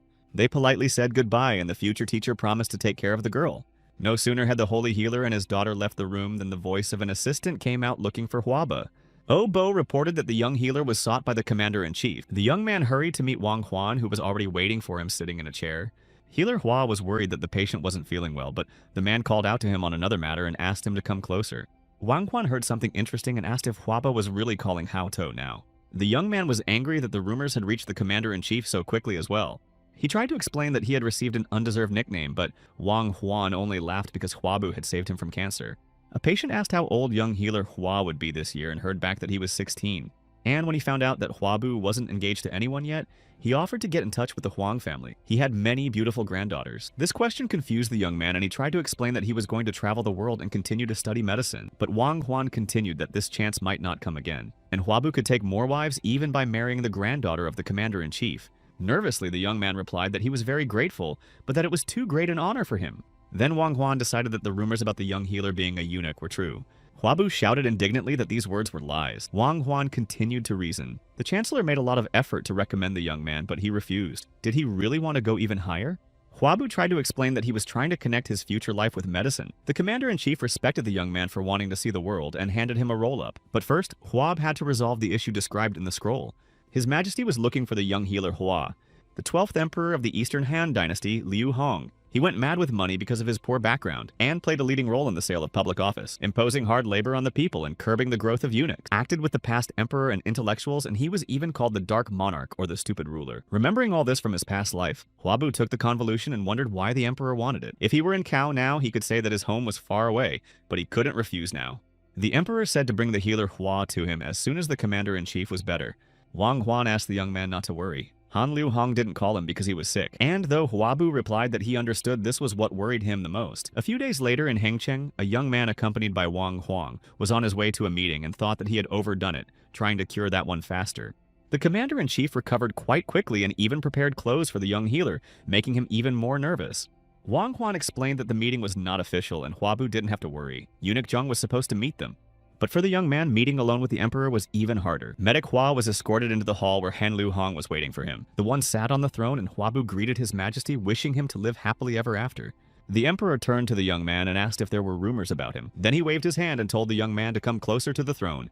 Huabu was younger than he thought, and there really are a lot of talented people in the world. Han Liu Hong asked if it was true that Huabu cured stomach disease and cancer by cutting open his stomach. And is it true that he is called Hua To? The young man replied that it was an undeserved nickname for him. But the emperor thought that since this healer cured cancer, it was okay. Debt must be paid to match ability. Han Liu Hong was grateful for healing the commander-in-chief, and Wang Huan asked that Huab be given a reward. One of the eunuchs held out a tray with a plaque to Huab, and the emperor went on to say that he would like to send Huaba to work in the censorate. It was the highest body of oversight. Han Liu Hong allowed the young man to lead all organizations in the country except those in the palace. Huabu looked at the plaque and pondered. If he refused, he would die. But with this position, he wouldn't have to be in the palace all the time. Bowing in a bow, he thanked the emperor for the honor. One of the eunuchs was watching the dialogue. Han Liu Hong said that how to use the token was entirely up to Huabu himself. Kneeling down, the young man expressed his gratitude and said he would follow his majesty's orders. After a while, Huabu returned to Huaboku. Sitting down at the table, the young man remembered that he was shocked when he was named Hua To. But that Cao Cao, or Cao Minged, sat at the table with them. It was the future treacherous hero of troubled times. Who would have thought Huabu would meet him here? Watching Cao Cao interacting with his brother in a friendly manner, the young man wondered when they had managed to get so close and find common ground. The younger ones from Luoyang didn't give Cao Cao even a chance to propose a toast, so he hurriedly did so in the company of his brothers. The brothers told their new friend the story of the healing of the warlord Cao Zheng. Hearing that it was Huabu who cured tetanus, Cao Cao was amazed. Huabok, ignoring his younger brother's embarrassment, continued to list his accomplishments. However, the new acquaintance thought with great displeasure about Huabu curing the warlord, but outwardly expressed his gratitude for Cao Zhenya's healing. And since the young man was a very good healer, Cao Cao couldn't just sit there. Huabu modestly admitted that he was only doing what he had to do. This impressed the young man, and he recognized that they were amazing brothers. Cao Cao said it was an amazing and wonderful day. He once again proposed a toast to meeting hometown junior and savior Cao Zheng. He was happy because he had met two faithful and wonderful brothers. Huabok agreed with these words. Huabu embarrassingly supported the elders. They were having fun until Cao Cao was about to leave. When he left, the young man asked his older brother if he really liked the young man so much. Huabok explained that he was in a good mood because he had met such a decent fellow countryman. Of course he liked him. He said that last year Cao Cao beat up those who violated the graft of entering the northern works. According to the story, the minister Jiang Shuo wanted to enter after curfew. He was later found dead. Cao Cao thought it was legal. Huabok continued that it was about the eunuch's uncle Jiang Shuo who acted as if he could catch a bird in the sky with his hands. Huabu thought that Cao Cao had beaten up an intruder in his 20s, but his brother said it was last year. Wasn't he 25 now? And since this deed was done for the sake of the emperor, the village elder Fei helped Cao Cao become the governor of the county. Elder Cao Teng, together with Cao Cao, according to historical data, put on the throne of Emperor Huang, who had huge power. Huabu realized that everything that was happening was different from the history of orthodoxy and the novel Three Kingdoms. After 10 days, the young healer Hua and his apprentices were about to leave the Huang family home. The horses were loaded not only with everything they needed, but also with gifts from the commander-in-chief. He was very insistent that Huabu take them. In order to do great things, one had to accumulate strength, but the young man was called out and distracted from his memories. It was his new student, Byung-seon. She was also ready to go on the road. When everyone was assembled, Huabu commanded to send them on their way. When the group had already entered the forest, the young man discovered that a sacred healer was traveling with them. Huabu asked him why he didn't go to Yangzhou as he had intended. The old healer laughed and replied that he had decided not to go west but to enjoy the beauty of the Pei State Lake south of Luoyang. Huab had no choice but to admit that another traveler was coming with them, and Byung-seon was very embarrassed by her father's behavior. The students on the way were happy that there were more of them. Byun was no longer the youngest student. Hwabu promised to treat everyone fairly, which made the boys laugh. Ju asked them to leave the training to him, which scared them a lot. A man was watching the departing company from the dense thicket. He wrote what he saw in a note and sent it with a carrier pigeon. Hwabu heard a noise and turned his attention to a bird flying overhead. In Yuzhou, where the branch of the Taiping cult was located, the lights were on late at night. Archbishop Yuzhou broke the wand in his fist in one motion and said that he could avenge his cult members. The man kneeling before him replied that it had not been long since someone had entered the emperor's censorate. It was a good point, but the archbishop believed that even if a person like Physician Hua was attacked with a sword, he would not survive. They needed to defeat the young man before he used the token and brought an army. It would make him even more dangerous. Because of Kaozheng, the branch of Cao County collapsed and the forces in Yuzhou weakened. It was because the healer had done something behind their backs. The man suggested that we should have thought of the others. If they failed, they would be on their tail. But the archbishop thought the tail could be thrown off. It didn't matter whose it was, whether it was his own or someone else's. He ordered to call 30 cult leaders from neighboring branches who could take charge in his place. The man clarified whether it was indeed Qingzhou, Yuzhou, and Qizhou. The farther away from Cao County, the better. Even if they were caught, the healer couldn't do anything. Even tigers couldn't be sure of safety when they left their mountain. Hwabu was at this time sitting alone by the fire among the tall trees. He trained himself to work with inner energy. This time he managed to accumulate it into a sphere. But his sensitive hearing was disturbed by extraneous sounds. His senses became sharper. Hwabu could hear the grasshoppers, the sound of the stream, and even the breathing of people. Even though it was noisy, it even calmed him down. Before, he had only focused on his internal energy and hadn't noticed it. Not just sounds, the sense of smell and touch also became brighter and stronger. It was as if Hwabu had entered another world. The young man emitted waves of energy that traveled far away from where he sat. Ju, guarding the sleep of the other travelers, felt these waves. At first, he couldn't understand what this feeling was, but then he guessed that he was feeling qi. Thinking that something had happened to healer Hua, he rushed forward through the thicket. But as he approached the bonfire, he was surprised to find Hwabu controlling the qi energy. There was so much of it that Ju had to cover his eyes. Watching the young man, the guard thought that he might have been able to overcome the wall. Hwabu woke up from his meditation and was surprised to see that the sun was already rising. The time had flown by. Getting up from the floor, he found that his body felt lighter, but the young man did not remember what had happened during the night. Regardless, he felt something had changed and was alert. The energy he used yesterday was very different from the techniques of the warlord Kaozheng. It was purer and combined all 5 elements. But beyond that, the energy was wild like a beast. Now that Hwabu had gotten something new, it needed a name. There was some logic to the 5 elements or the rage of the beast, or the 5 birds of the Qi Meridian. The young man pulled himself back and realized that the energy was different from the perfection of the body. It gave him the idea that he could then train his assistants to do it. The disciples seemed to sense healer Hua's thoughts and they suddenly got goosebumps. At Kiseng's house, Zhou Seol rejoiced at Hwabu's return to Cao County. She remembered the young man's promise to return as soon as he had cured the commander-in-chief. It had been several months since Hwabu had left. Zhou Seol heard that he did well at the palace. Suddenly, a girl ran into the room. She was in a hurry because little Hai Wool was very sick. Hwabu returned home accompanied by all his companions. The mother was overjoyed to see her youngest son and rushed to meet him.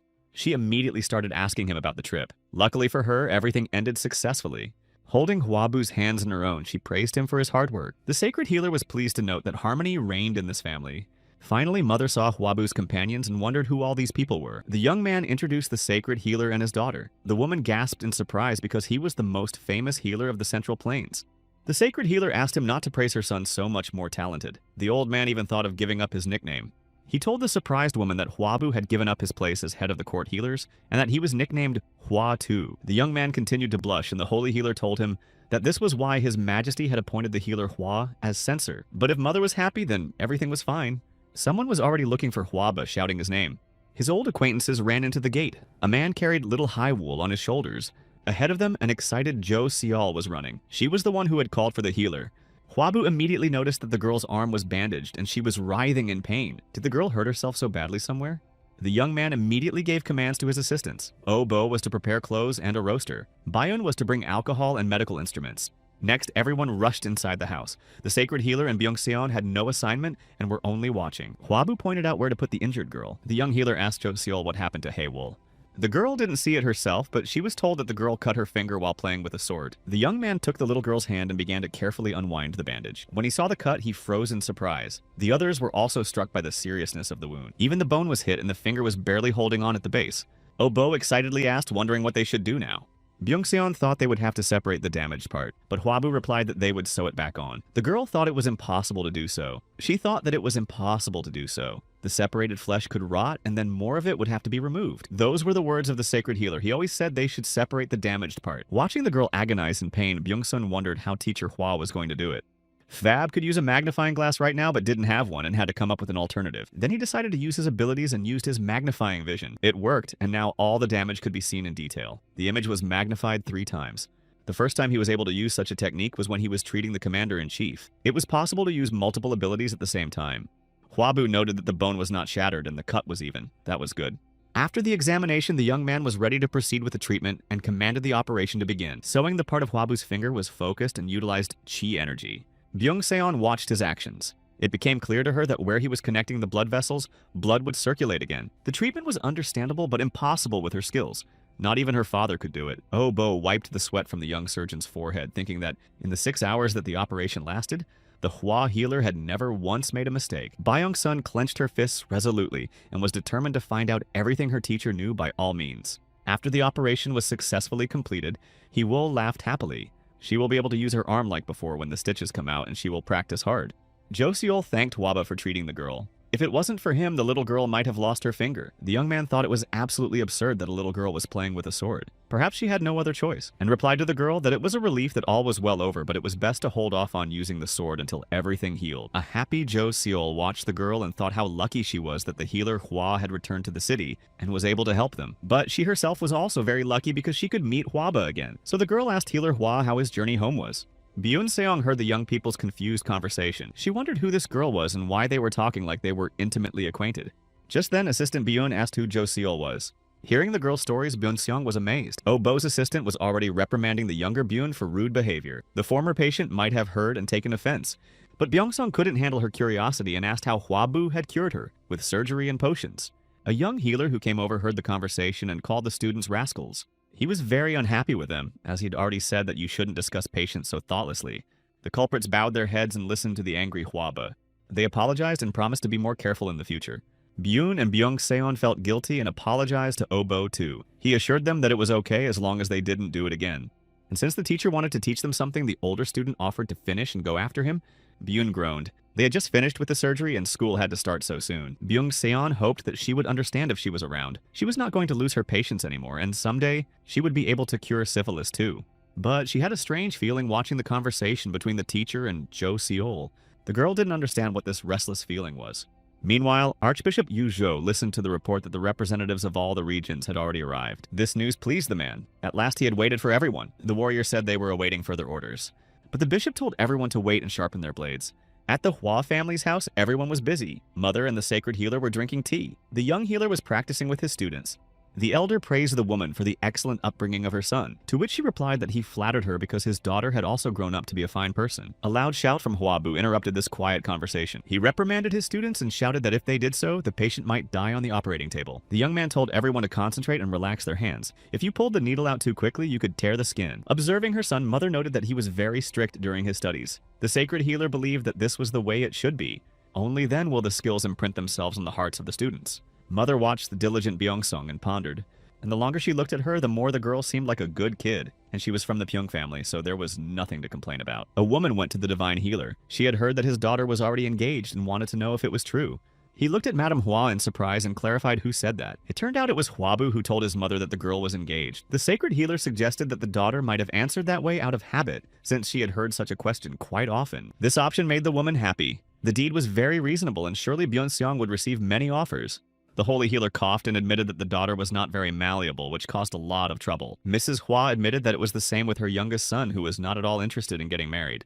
Watching the woman thought that these two might make a good couple in the future. But the learning process was far from ideal. Physician Hua scolded Byung-seon for his missteps. Despite the teacher's strictness, the girl tried to follow his instructions. Madame Hua admitted that she must have been in a hurry. The sacred healer was in complete agreement with her. Young people only paid attention to medicine. Okju returned and handed Hua's healer the items he had been waiting for. The young man called for his assistance.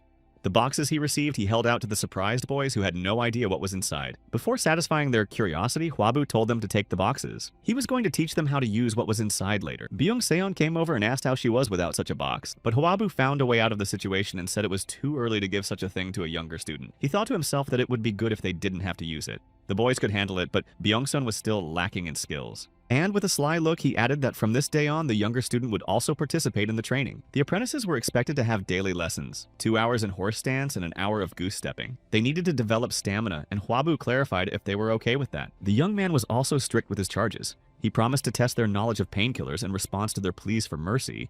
Late at night, after grueling workouts, the students were taking a breather. The young healer remarked that it was very good that they had painkillers. Surgery under general anesthesia was difficult, and he was glad it could be avoided.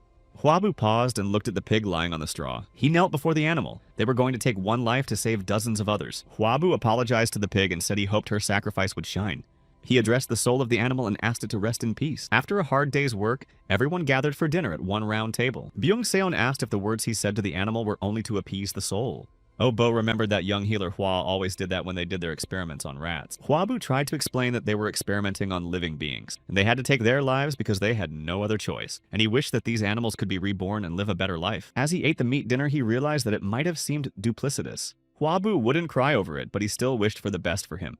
Remembering himself, he wanted to believe that these creatures had a chance at a better life. And since everyone is different, he didn't ask his students to do exactly the same thing, but asked them not to become gray and bury themselves in their own feeling. The mother smilingly looked at her youngest son and wondered when he had time to grow up so much. Chewy assistant Obo asked Hwabo when they would go to Yinchuan. The boy thought it would be after Haiwol recovered. Medic Hwa thought for a moment. He agreed with Obo's suggestion because they had already had enough rest. Mother didn't expect Hwab to have to leave again. But the Chancellor was waiting for him, and he had to explain how the Commander-in-Chief had recovered. Besides, she was going to give birth soon. Madame Hwa was unaware that the honorable concubine Go Hyun was pregnant. The woman got excited. She probably should have prepared a present.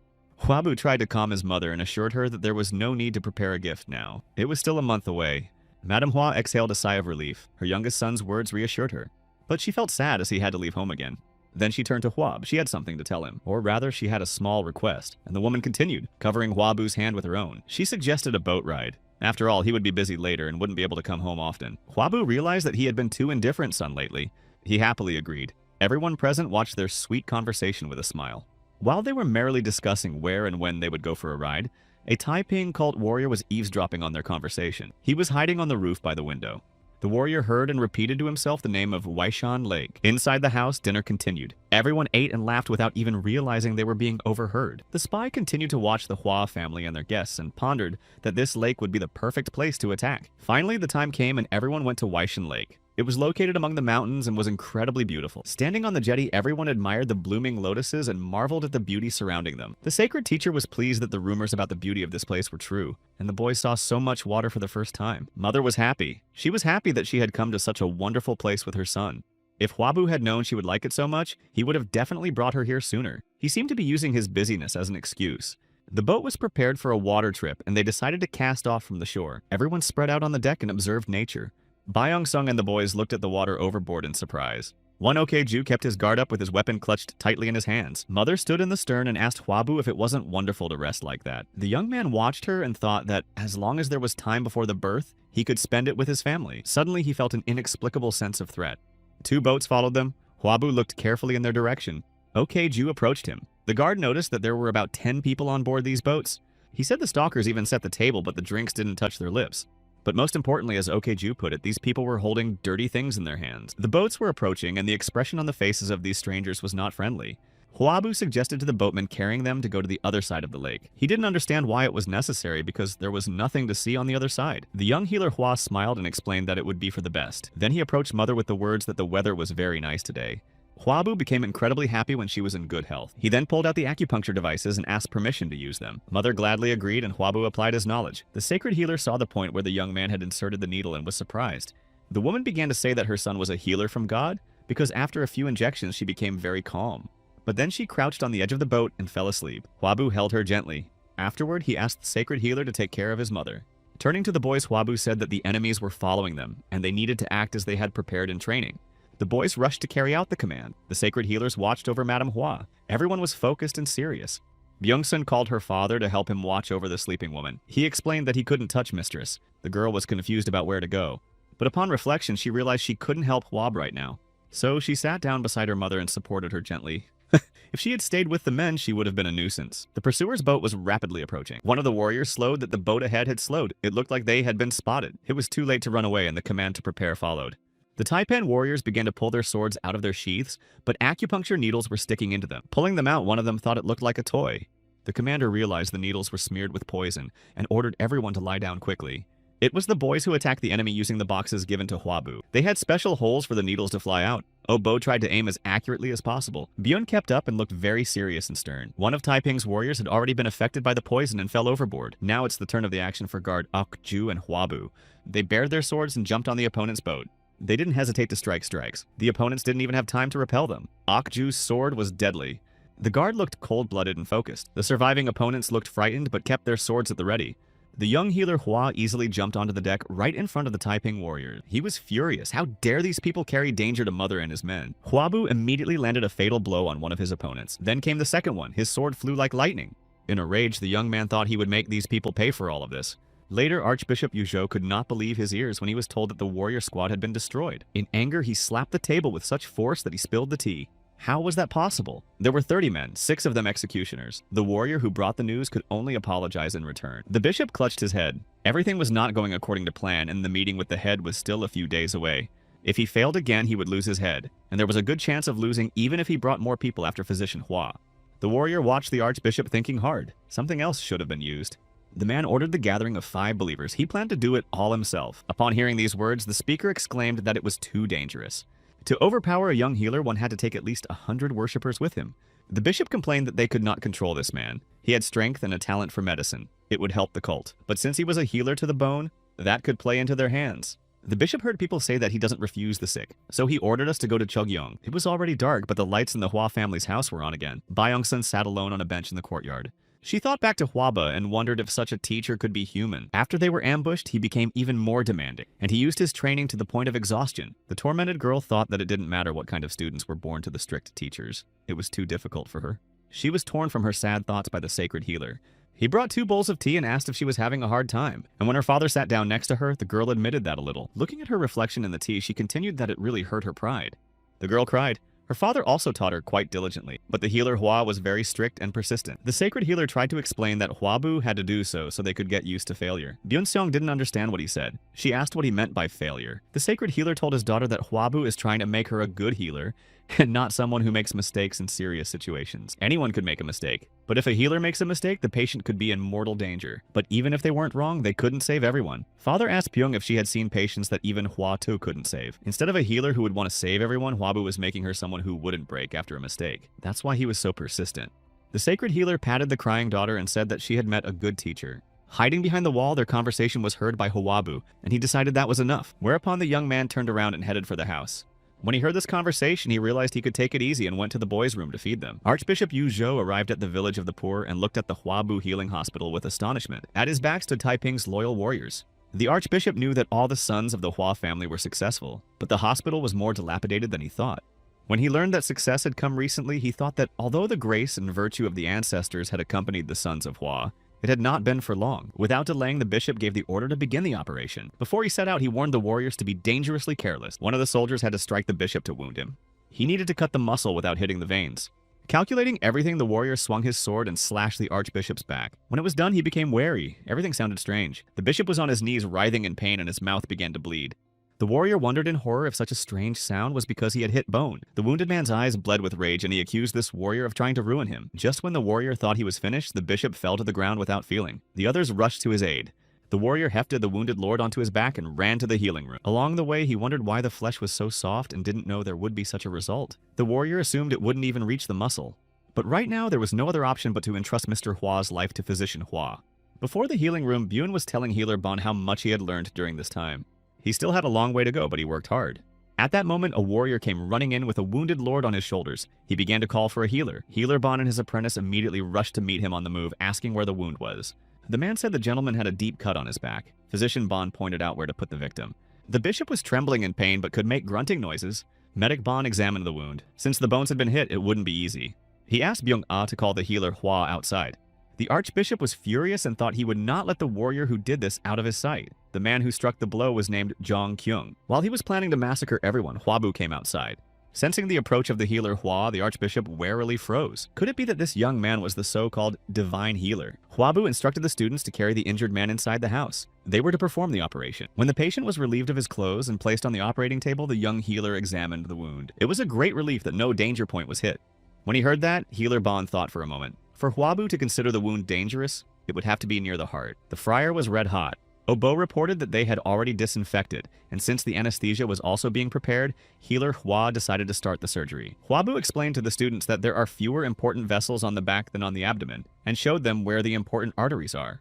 Healer Bon watched and thought that this young man was amazing in any situation. In his opinion, he was the best healer of this generation recognized by the commander-in-chief, and his disciples were to continue Huabu's work and begin a new era. Healer Bon himself was already too old for this. Even young Byung-ah was already helping out in the operations. Watching the boys, Bon prayed that he would devote all of himself to the cause. When the operation was completed, Huabu praised everyone for their good and hard work. However, it took longer than the young man had hoped, perhaps because the patient was obese. Stretching, he headed for the exit and warned that one of the students should stay and watch until the patient woke up. When Hua Zhongkyung saw the healer, he immediately jumped up from the bench. He had been waiting outside all this time. Rushing over to Huab, he asked if his master was all right. After learning that the operation had been successfully completed, Jonghyun brushed off his sweat and exhaled a sigh of relief. Huabu asked how the injury had been sustained. It looked as if the patient had been struck with a sword. Jonghyun hesitated but replied that the gentleman was attacked, and he began to tell the legend that he wasn't around at the time of the attack, and the gentleman had some shady dealings with people who held grudges. While he was saying that they were looking for the bandit but couldn't catch him, Okju entered the courtyard. Jonghyun began to thank the healer and asked how he could repay him. A guard approaching from behind asked the man to keep his distance as he spoke to the healer. Looking at the speaker, Jonghyun immediately recognized him and began to apologize for his rudeness. Okju reported to Huab that a holy healer who had a patient with abdominal disease was looking for him. The young man replied that perhaps it was a sick man who had called for him in the morning, and since it was an emergency call, he said goodbye to Jonghyun. Following the healer, Hua Okju looked around. He suspected something amiss about the man. Jonghyun tensely wondered why Okju was watching him. He shouldn't have recognized him. But it didn't matter anyway since he wasn't here to fight, and Jonghyun politely said goodbye, because the cult leader was going to do it all himself. Later, Obo reported to Huab that the patient should have woken up soon. However, he was strange. The patient, though unconscious, continued to mumble something. He was still lying on his stomach and making strange noises. Suddenly, he folded his arms as if he was in the water and started to show someone how to swim. The boy asked if it was normal. This was a side effect of the anesthesia, the composition of which Huabu planned to change in the future. The young physician let the assistant go and said he would look after the patient himself. Obo was assigned to look after the abdominal patient. Huabu watched the patient floating on the table and wondered why this was happening. Was it due to weight or increased dosage? It was the first time he'd ever seen such a thing. Suddenly, the archbishop called the healer Hua a bad man, and he said he wouldn't leave him alone. These words surprised Huaba. For a man talking nonsense because of the anesthesia, he said the name too clearly. The young man's anxiety returned. He approached the patient. There was something I needed to check. Huabu used his powers to study this man, and what he saw with his X-ray vision made him furious. The patient's heart was wrapped around a millipede like Okju's before. Huabu realized that the Taiping cult had come to see him again. Sitting on a bench in front of the hospital, Huabu pondered the situation. All these events made the young man's head spin. He couldn't even imagine that the Taiping cult would send people to him, and now he didn't know what to do about it. There were 5 of them, and the young doctor was able to defeat them. But while he pondered, new warriors waited in the darkness. Huabu thought the problem would not be solved until the root of the problem was destroyed, and warriors would continue to be sent to him. He needed to make the Taiping cult stop persecuting him. The young man, though determined, had no idea how to do it yet. The warrior accompanying the wounded patient went to check on his master. Huabu noticed. At that moment, everything fell into place, and the young man found a solution to the problem. First, we had to see what the enemy would do, so he turned on his X-ray vision ability. The conversation inside was on high tones, and the warrior left the hospital after listening to the screams and accusations of the wounded lord. Asking if they were okay, Huabu startled the man, not expecting anyone to be outside. However, he assured that everything was fine and hurriedly left the hospital yard. The young healer calmly watched the fleeing warrior. Afterward, Huabu went back inside the hospital and inquired about the patient's well-being. The injured man seemed happy to see him and even said he was fine thanks to the healer's efforts. Huabu took a seat next to the patient and asked permission to ask him a question. But without waiting for an answer, he asked directly what place the sick man held in the Taiping cult. The man stared at the young man stunned, not even suggesting how he could have known about all this. Pretending that it was the first time he had heard of such a thing, the bishop asked in surprise what the healer meant. Huabu tried to keep his cool as this man was his patient. He replied to the man that he was still contemplating whether or not to take his life, and pushing back the desk drawer asked not to bore each other. From the table, he carefully pulled out a sealed jar. It contained a poisonous millipede that Huabu had already extracted. The bishop was frightened and started yelling that the healer had probably misunderstood everything. But the young man was not going to trust the words of a man who came with a poisonous insect on his heart. The patient realized he was in big trouble, but I don't know how the physician found out that information. Did his Jonghyun tell him everything? Hua didn't want his excuses. He wanted to know his place in the cult so he could decide what the bishop could give him. This time, the man didn't refuse and confessed that he was the archbishop of the Yuzhou branch. His name was Myung-il. The man sat up with difficulty and continued. His goal was to make Hwabu a slave of the cult, and to do so, he needed a poisonous insect. Myung-il had a request. It was for the young man to voluntarily eat the insect's egg and work for the cult. But the only request he could make of Hwab was to leave the hospital alive. While listening to the healer, Myung-il smirked. He realized that Hwabu could easily take his life, but how long could he resist the cult's persecution? And since they both wanted to continue living, he advised the young man not to resist and to obey. And if the archbishop gathers his strength, he can defeat Hwaba, even if he sheds a lot of blood. But if the young man decides to use the forces of government to confront him, the damage will be even greater. Hwabu clarified that he had understood correctly that the archbishop wanted him to obey the orders of the cult. He cited Myung-il himself as an example. These words enraged the man. No one dared question his loyalty to the cult. Hwabu didn't let him finish and clamped his mouth with the palm of his hand. He could demonstrate to Myung-il exactly why he thought he was a cult dog, and continuing to clamp his mouth with the palm of his hand invited someone to come in. OK-ju entered the room carrying a tray of tools that Hwabu had asked him to bring earlier. He nonchalantly left the tray on the table while Hwabu took a bite to eat and kept the patient from speaking. After that, the young healer made precise strikes on Myung-il's desired points. That one didn't even have time to react and lost consciousness. He woke up as Hwabu was preparing to administer local anesthesia. Myung-il couldn't move but could only watch, and since the man was conscious, he could feel the healer making the chest incision. He noted with surprise that he felt no pain. Ignoring the patient, Hwabu took the surgical clamp in his hand. The bishop watched the young healer's actions with horror. Hwabu was concentrating on grabbing the millipede inside Myung-il's body. When he finally grabbed the creature and pulled it out, the archbishop couldn't believe his eyes. The young man asked the shocked man if the reward for his loyalty was a poisonous insect in his body. The still stunned Myung-il didn't know what to say to this question. Only now did he realize what he had been doing all this time. Hwabu put the insect on the tray OK-ju had prepared. They had worked hard together today. The young healer periodically observed Myung-il's condition. At last, the archbishop considered something and called for the healer, Hua. When he came closer, Myung-il admitted that he had something for him. The next day, his soldiers gathered before the bishop. Looking at them, he said that with such illiterate people, there is no great future. Jong-hyun assured that things will change as soon as Myung-il is well and out of the hospital. But the bishop did not let him finish and imperiously commanded someone to enter. After saying that, the young healer Hua walked inside. When the young man greeted the archbishop by naming his position in the cult, Jong-hyun froze in surprise. Then Hwabu said that the azure sky had fallen and the yellow sky would soon rise. The cult's slogan meant that the Han dynasty would fall and a new order would come. Those gathered watched in amazement as the healer praised the Taiping cult. Myung-il instructed Jong-hyun to immediately send the letter to the main office. The letter should have stated that healer Hua had sided with the cult. Half a month later, Hwabu bade farewell to the archbishop and the Taiping warriors. Myung-il thanked the young man for his treatment, and the young healer asked him to take care of himself. The hierarch ordered that Jong-hyun and the rest of the subordinates prepare themselves while he would speak privately with the healer. He waited until the warriors had moved far enough away to hear nothing of their conversation. Myung-il apologized for being rude, but he couldn't do otherwise because there were many observers around, and thanked Hwaba again. He promised the young man that the Taiping cult would no longer persecute him. But to Hwabu, it didn't feel like a promise but a deal. Myung-il assured me otherwise. The young man had saved his life and he was only bothering him. And it could be considered a bargain if the archbishop offered something as valuable as his life in return. Hwabu remembered Myung-il asking him to act as if there was a poisonous insect inside him. In that case, the Taiping cult should have stopped persecuting him. And if Hwabu sends a letter to the inn in Jeju County, Ryunan Prefecture, he can find the bishop at any time. The young healer and Ok-ju watched as Myung-il withdrew following the Taiping warriors. Hwabu continued to ponder. He couldn't call this deal bad or good. But Myung-il wasn't to be trusted until he proved his sincerity like Ok-ju. So Hwabu decided to watch, and he announced to the surprised guard that it was time for them to pack as well. They had to visit the chancellor's wife. After a while, they arrived at Yinchuan Palace. The chancellor was so happy to see the healer Hua that he asked him to come closer. Chen-gui himself joyfully rushed over to meet Hwab.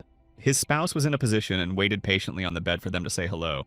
The chancellor cheerfully questioned Hwaba about the latest news and the position of censor. The chancellor cheerfully asked Hwaba about the latest news and his position as censor. Finally, Chen-gui turned his attention away from the embarrassed young man and turned to his wife to confirm that he was able to distinguish good people from bad. Hwabu exhaled. Had the chancellor really been this talkative before, though the enthusiasm was expected? Chen-gui was soon to become a father, but now the young man needed to examine his spouse and check her pulse. Hwabu gently took Go-hyun's hand and started to check her pulse at the same time, using his strength. The girl admitted that she had no pain and felt fine.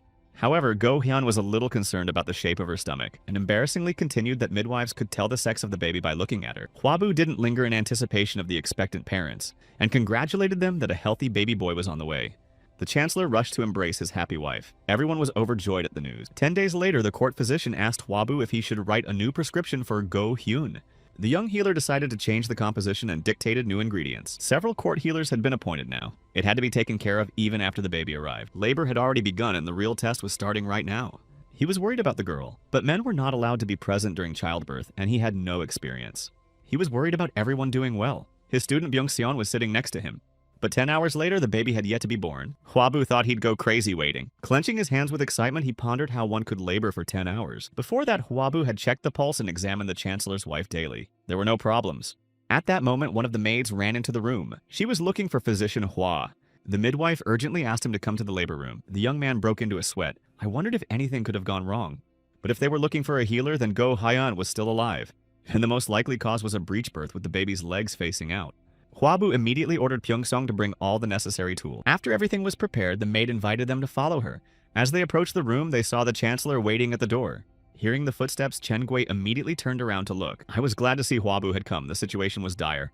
Chancellor heard that if a baby comes out feet first, it's probably not going to survive. Chen Gui asked the young man hopefully if he could solve this problem. Hwabu replied that in an emergency, he would have to make an incision and get the baby out. Gritting his teeth, the chancellor asked if it would save both of them. The young healer Hwa assured that he would do everything in his power to do so. Byung-seon thought she had misheard. Was her teacher really going to cut open her stomach and take out the child? The chancellor grudgingly allowed the young physician to perform the operation, but those words were not enough. In this case, Hwab needed his orders, and beckoned the fist-clenching chancellor to follow him. Opening the door, the young man warned the woman in labor that it was him. Before he went in, he thought he would need to get his hands right away. The girl was in painful labor, but first Hwab had to use his powers and determine the position of the fetus. With the help of X-ray vision, the young healer was able to see the baby. The situation was made worse by the umbilical cord wrapped around the baby's neck. Hwab was told all this by Go Hyeon. There was no time for reflection, and a cesarean section had to be performed immediately. What she heard scared the girl a lot, but she was ready to save the child at the cost of her own life. That's what Hwa's healer told Hwa. She didn't care what happened to herself, but he had to save the child. However, the young healer was determined to save them both. Before proceeding with the surgery, Hwabu checked the expectant mom's pulse. He knew there was no time to wait for the anesthesia to fully take effect. He realized that there was no time to wait for the anesthesia to fully take effect. At this point, the baby in her belly began to move actively. Hwabu saw that the chancellor's consort wasn't ready yet and could feel the pain. But Go-hyun was so afraid for the baby that she tearfully begged Hwa the healer to save him. Then Hwabu instructed the midwives to hold the girl as tightly as possible so that she could not move. Byung-sung carefully handed the young healer a scalpel. The young man started the cesarean section. His student watched carefully while the midwives continued to hold Go-hyun. The anesthesia still hadn't taken effect and the chancellor's wife could feel the pain. After making the cut, Hwab needed the piercer that Byung-sung already had at the ready. The woman was in tears, thinking why the baby doesn't want to come into this world. Hwabu, on the other hand, was mentally crying out for help. He knew that life was not always good, but to call her bad would definitely be wrong. And when he asked the baby to take his hand and not be afraid to come out, Hwab managed to get the baby. Go-hyun looked at her infant in amazement and tears. Now Hwab was to cut the umbilical cord. The scissors were also at the ready. The young man gently held the infant and thanked him for coming into the world. Then he handed the baby to the young mom who couldn't believe her happiness. Tears poured from her eyes as she held her son to her chest. She too thanked the baby for being born healthy. One of the midwives began to congratulate her highness on the birth of a healthy baby boy. But no sooner had she finished speaking than the girl's hand fell on the bed. The frightened woman began to call for a healer. The chancellor's wife did not respond to her calls. Go-hyun was unconscious and her arm continued to lie there helplessly. Hwabu walked over and started measuring the girl's pulse. Byung-sun watched in excitement. In order to diagnose as accurately as possible, Hwabu used his powers. Her highness was fine. She just fell asleep. It was the medicine starting to take effect and everyone exhaled a sigh of relief. Hwabu thanked the sleeping woman. She had done a good job. And the little guy who scared everyone so much did a good job too. 5 days later, the happy chancellor was thanking Hwaba, whom he also began to call Hwa-tu, for saving his wife and child. The young man expressed his reverence, but he resented himself for having that nickname attached to him again. He said aloud that it had been a miracle. Chen Gui wanted to reward the young healer Hwa, but he knew that he would refuse. So he asked Hwaba to voice his wish. Standing in a respectful bow, the young man wondered what he would want. One request came into his mind that could be voiced at such a moment. He told the chancellor that there was a Zhaojun slum in Kao County, where he received the sick but could not visit them, and Hwabu asked for permission to open a hospital in those areas. The chancellor smiled. He thought that the young man would finally tell his wish. The young man thought frustratedly that he had failed, but it turned out Chen Gui understood the young healer's request. An overjoyed Hwabu began to thank the chancellor for the opportunity to get treatment for the residents of these slums. But His Highness ordered the guards to instruct the Kao district to build a hospital and instruct the court healers to treat people every 2 weeks. He authorized the use of herbs from the court hospital and provided land to grow grain so that there would be enough for both the sick and the Hwa family. Hwabu listened to these orders with his eyes flapping in amazement. The chancellor continued. He was personally going to bestow the name of this hospital. The young man mentally begged him to stop. But the chancellor did not hear his prayer and proclaimed that the new hospital would be named after Hua To. At that moment, Huabu realized with horror that he had gotten himself into a story. Seeing the healer's reaction, the chancellor grinned and said that the man himself had given him the excuse. And since that was Huabu's wish, he should just give in and accept. The young man realized he had no choice. You can't say no to the chancellor forever. It was a good thing his brothers were already working for the state. And since he's getting some land, he should have asked for the one he really wanted. Huabu thanked his highness for his kindness. After all these events, the young man traveled to Anshan County in Ryunan Prefecture. Huabu and Akju were having lunch at an inn in this county. And as the young man was drinking tea, someone called his name. It was Myung-il, the former patient and former slave of the Taiping cult, who came out to greet the guest. Huabu asked who the man who stood behind him was. The man folded his arms in respectful greeting. The young companion of the archbishop introduced himself as Zhang Gui. He was an official and the younger brother of Zhang Lu and Zhang Wei. Huabu thought this man existed even though only a couple lines were allotted to him in the story. He also introduced himself in response, saying his name was Huabu from Cao County, and he added that some people call him Huatu. Zhang Gui was astonished to hear the young man's nickname.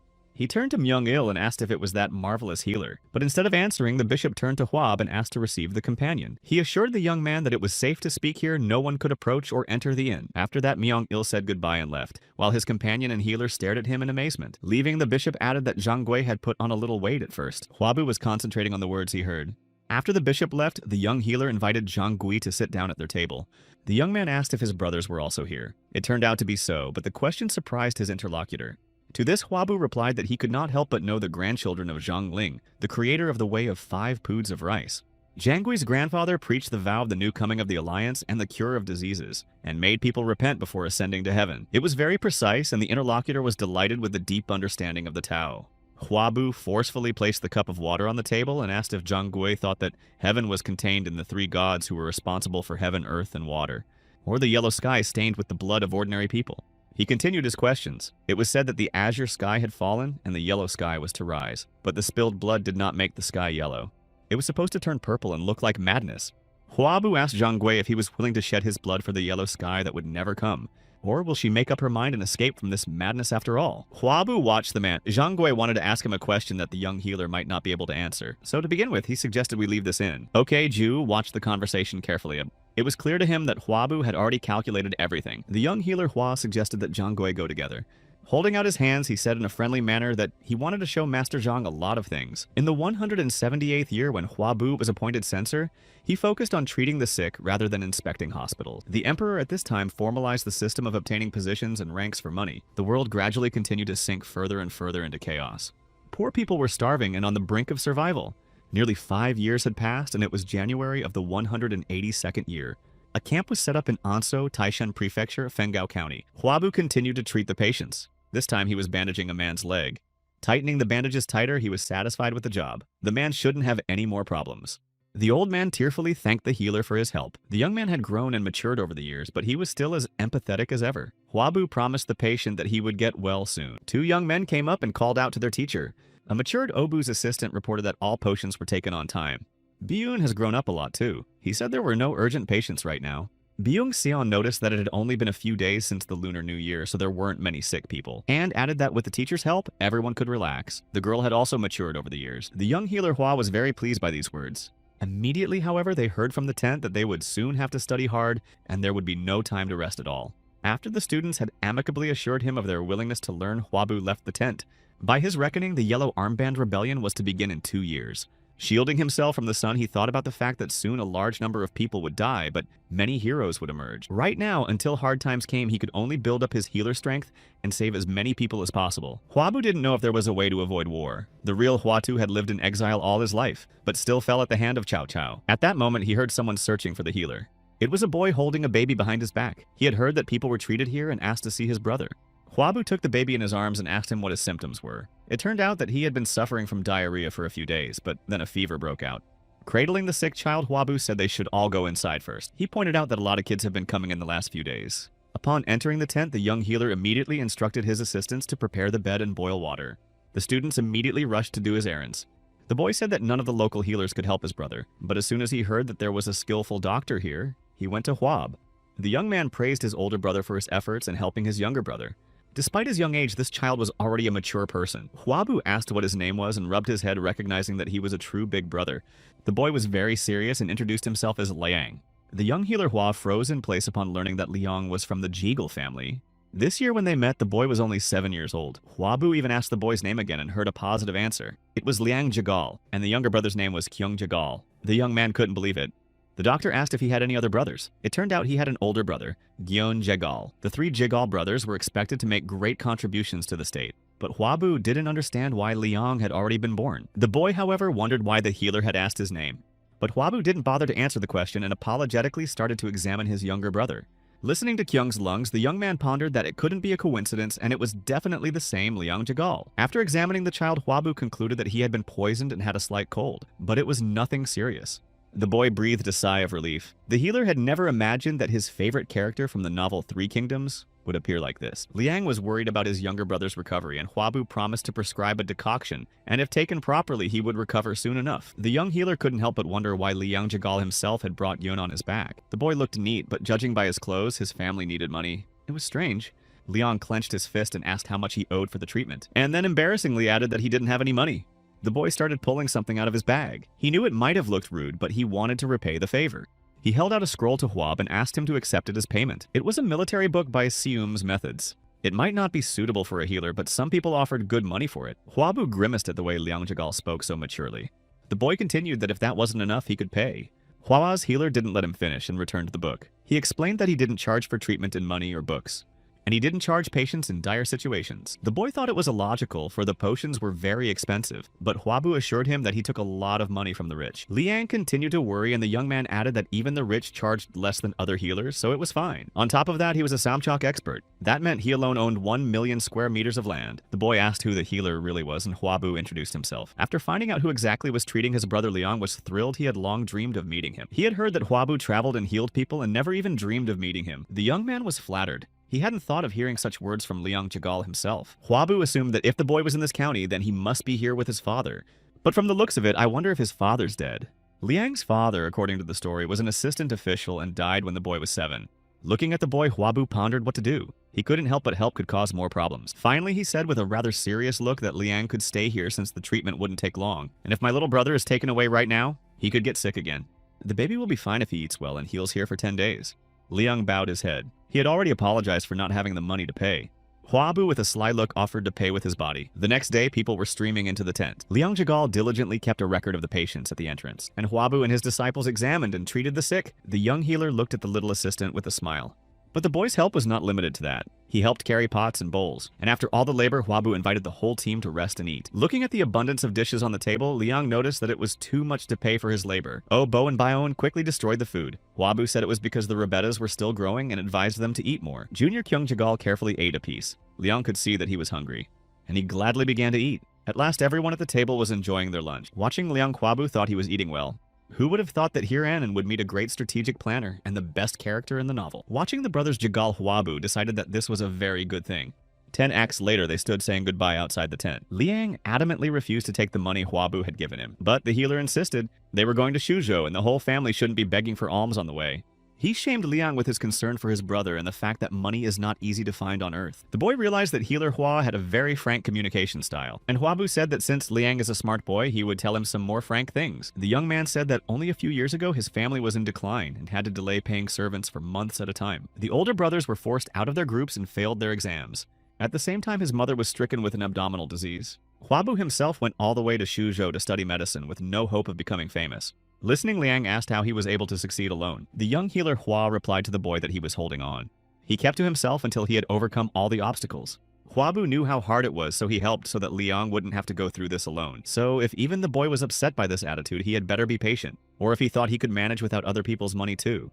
The most important thing is the support of the people around him. And you should have acted like you were only thinking about your family, because at the end of the day, she's the only one left. Holding the boy by the shoulders, Hwabu tried to convince him of his words.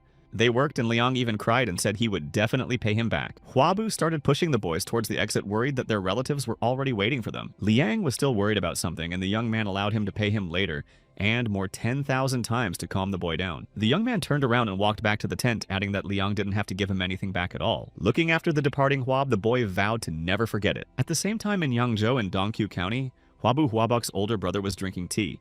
Because of his accomplishments, he was appointed governor of Yangzhou. His interlocutor was Cao Cao, who had been appointed advisor to the governor of Dongqiu County and was to go to Luoyang. The governor's new advisor admitted that he was already getting nervous before meeting with the imperial censor. He joked that he had to escape before he found signs of corruption, but Huabok assured me you couldn't find a more honest counselor anywhere, and they congratulated each other in a friendly way on their new positions. However, Huabok was still a little worried because Cao Cao had to return to the emperor's palace. Cao Cao was demoted because one of his employees punished Kyung-seok, and now the others are unlikely to sit still, knowing that he's coming back. The counselor put the cup on the table and replied that if Kyung-seok didn't do anything when he found out about the new position, then nothing would happen. Cao Cao admitted he wasn't afraid of Kyung-seok at all. The feeling of apprehension in him was aroused by his own mouth. Huabok stared incomprehensively at his companion, waiting for an explanation. The one did not wait long and explained that the counselor would have to speak to the emperor.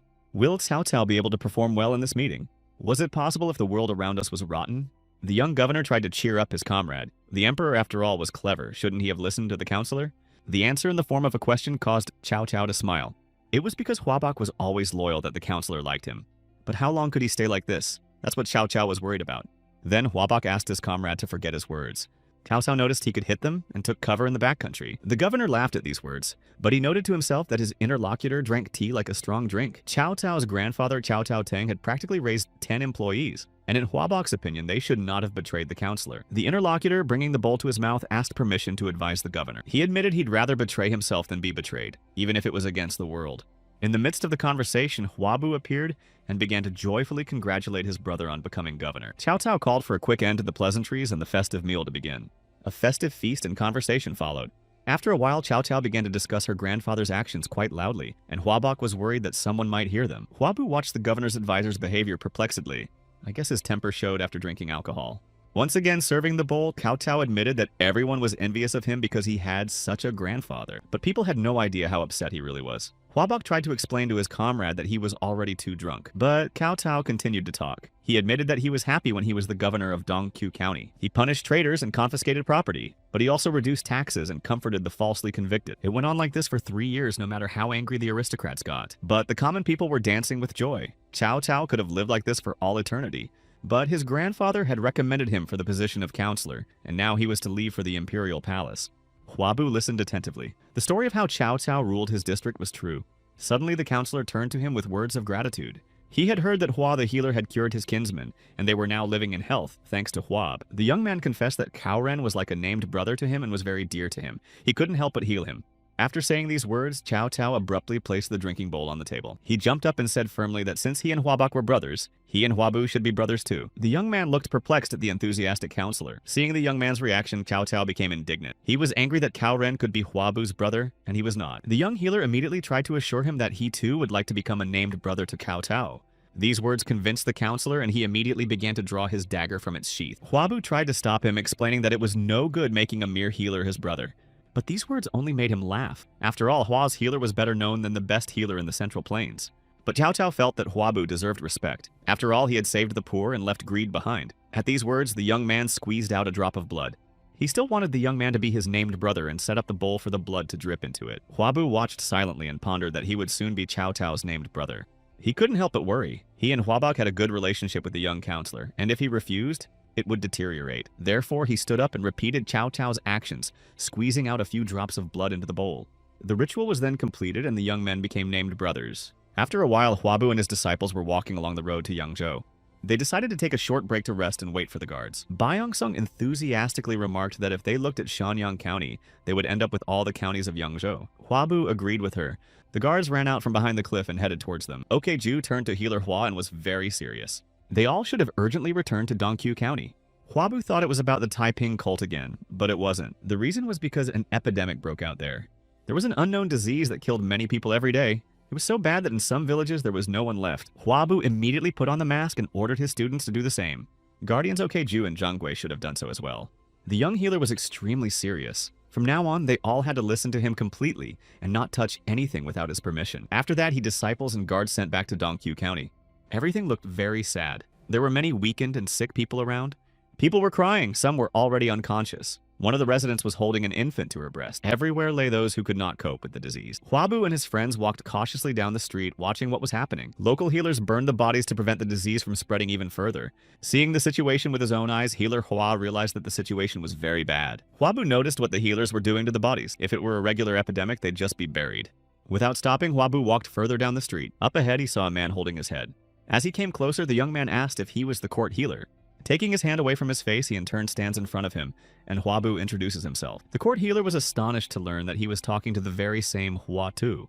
He was overjoyed and began to thank Hwaba for coming to his aid. The healer was overwhelmed with too many patients. In response, Hwa's healer handed him the mask and asked him to put it on. If they were going to fight the infection, they had to protect themselves first. The court healer thanked him and immediately fulfilled the request. Hwabu was already on the job. First, he had to examine the bodies of those who hadn't survived. If the cause of all this was an infection, it must be no less severe than the plague, typhus, smallpox, or cholera. If it was plague or smallpox, there was nothing to be done. But Hwabu hoped it was another disease. There were no blisters on the face of the man he was examining, so it was definitely not the plague. But the man was very thin. Hwabu asked to be shown where the sick were. The court physician showed him where to go. The young man stepped inside the tent about to inspect the people. One of the patients had a white tongue and was too thin. It looked like dehydration. Hwabu asked when the man last had a chair. The man admitted to having diarrhea yesterday as well. The young healer continued to ask questions describing symptoms of the disease, such as nausea, lack of fever, or abdominal pain. Byung-sun watched the conversation in amazement. Her teacher seemed to know what kind of disease it was. Hwabu thought for a moment. Based on the symptoms, there could only be one answer. He instructed the students to find as much alcohol as they could, and no one was allowed to remove the mask. The patients were to be separated by symptoms and kept as far away from each other as possible. And under no circumstances was the discharge to be touched. The guards were to collect as much lime as possible. Byun-seong couldn't stand it and asked the teacher what kind of illness it was. It was cholera, the worst waterborne disease, an infectious disease that caused a person to die through exhaustion, dehydration, and shock. Electrolytes were lost due to toxins, and you could replenish the body fluids simply by drinking water. But they didn't have any antibiotics or saline. Hwabu decided to give the patients just oral rehydration salts. He added salt to the water, but they had no sugar.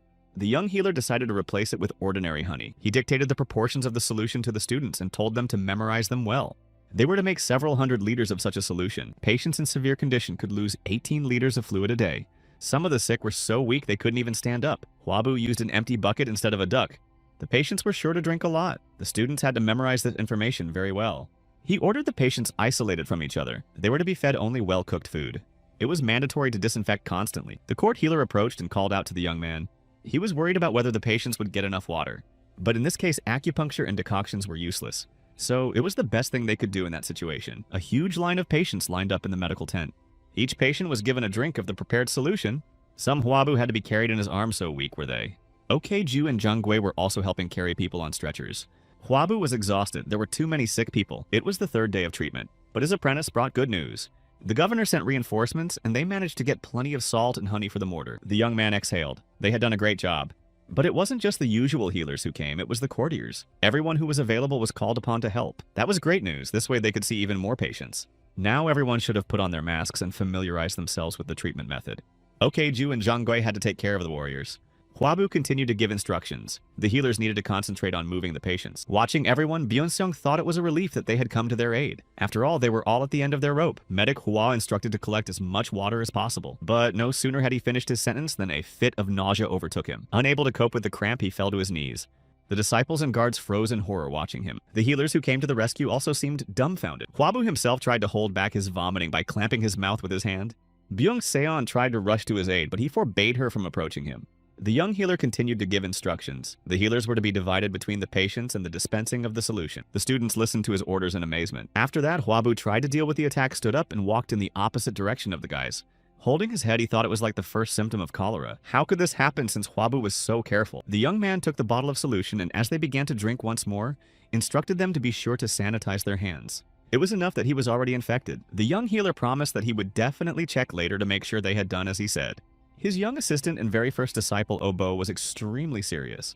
He told the others that they needed to work even harder because one of their team was out. Obo was going to ask the warriors to fetch water and take care of the bodies, while the healers were to put on masks and gather here, and he decisively commanded the process to begin. The day was nearing its end and the students were still tending to the sick. Obo and Baiwen were going to move the buckets of water and prepare another batch of mortar. Byung-sung walked over to them and called out to the first assistant healer. She rushed to say that already all the healers had left their camp. Everyone decided there was nothing they could do since even Hwa too had fallen ill. Many warriors also left the place. The young man was angry. It was only half a day before they came to the rescue. What he was interested in now was how many men they had left at their disposal. The girl didn't have time to answer the question before strange sounds came from behind. The disciples hurried inside the tent because Hwabu was there. He was on his knees and twisted with a bout of nausea, but the young healer was able to warn them to stay away. Despite his shivering, he tried to stand up, clinging to the table. It was important that they save at least one more person. Looking around at his students, he guessed that most likely someone had escaped because of Hwabu's illness. But even if it was hard, they needed to save people, so he asked them to try a little harder. Oh-bo understood the teacher's request and resolutely headed for the exit, calling for Byun to follow him. Byung-sung was to take care of the teacher and tell the boys if he got worse. He added that most of the patients who were so sick passed out and many were unable to cope with the illness. There was nothing they could do about their teacher's stubbornness, but they needed to take care of him if he passed out. Therefore, Oh-bo, as the eldest disciple, left these duties to Byung-sung. The boys, on the other hand, went to prepare the mortar further and left the tent. They took empty buckets. First, they had to get water. But a little boy came up to them and called for a healer. The kid admitted that he really wanted to help the student, but since there was a risk of infection, Oh-bo sent the child home. The boy started crying. It turned out that because of the epidemic, he was left all alone and had nothing to eat. He was willing to do any job to make a living. Oh-bo remembered how Hwabu had saved his father when he was a child, and how he himself had wanted to help the young healer then. The student warned the child not to get too close to the sick, and seeing the boy's perplexed look, asked him to just promise him that. The child was given a mask and assisted in the preparation of the solution. The remaining healers and warriors also continued to work with the sick. When it was quite dark, they sat down to supper and the baby was finally able to eat. The next day began again with the examination of the patients. There were shouts that a new patient had been admitted and a bed had to be prepared. Disciple Byun showed the guards where to put this patient. The boy looked around and realized that there were a lot of patients. When the woman was moved, Oh-bo was just coming over to examine him. And the kid wondered if his parents would still be alive if they'd gotten treatment. But he immediately pushed those thoughts away because he didn't have time for them. It was more important to concentrate on work. The patient's condition was similar to cholera, so Oh-bo decided to isolate her and give her plenty of fluids. At this moment, one of the court healers rushed in as he said something terrible had happened. Pointing outside, he shouted that the whole village was infected. And since there were over 30 sick people there, a new canopy was needed. Oh-bo rushed outside calling to Byun for help. The kid clenched his fists and watched the healers and guards depart. Then he turned back to the patient who had just been brought in. The child understood that because everyone was busy, there wasn't time to examine each person. He took the bucket of water with determination. The boy couldn't cure them, but he could do what he could to help. And bending from the weight of the bucket, he resolutely went to prepare the mortar. At the end of this hard day, Oh-bo thanked the boy for a job well done. The child said goodbye and headed for the exit of the hospital tent. Moving between the other tents, he heard strange sounds. And to make sense of what was going on, I went into the tent from which they were coming. That's where he saw yesterday's patient. She was sick. The boy approached the woman and asked if she was okay. The patient was trembling. She was very weak and asked for water. With a trembling hand, the woman tried to reach for the vessel. The boy remembered that the healer had asked him not to touch the sick, but thinking it wouldn't be a big deal if he just gave her some water, he headed resolutely toward the table. The boy took a kettle of water and held it out to the sick woman. The patient began to drink water greedily, but wrapped her arms around the child's hands. She even had the strength to thank him for his help. The boy smiled and asked her to get well soon. The next day, early in the morning, Oh-bo went outside. Warming up, he thought he didn't feel rested. But he was distracted from his thoughts and his morning warm-up by shouts. A man was running towards him carrying a boy on his back. The kid who helped them yesterday was named Hyung, and he was sick. These words hit Oh-bo like a thunderclap. He immediately rushed toward the hospital tent, showing the man where to follow. The boy needed to be examined and was placed on the bed. Hyun tried to apologize to Oh-bo, but he told him not to waste his energy and not to talk. The young apprentice was going to definitely cure the child and told him not to worry.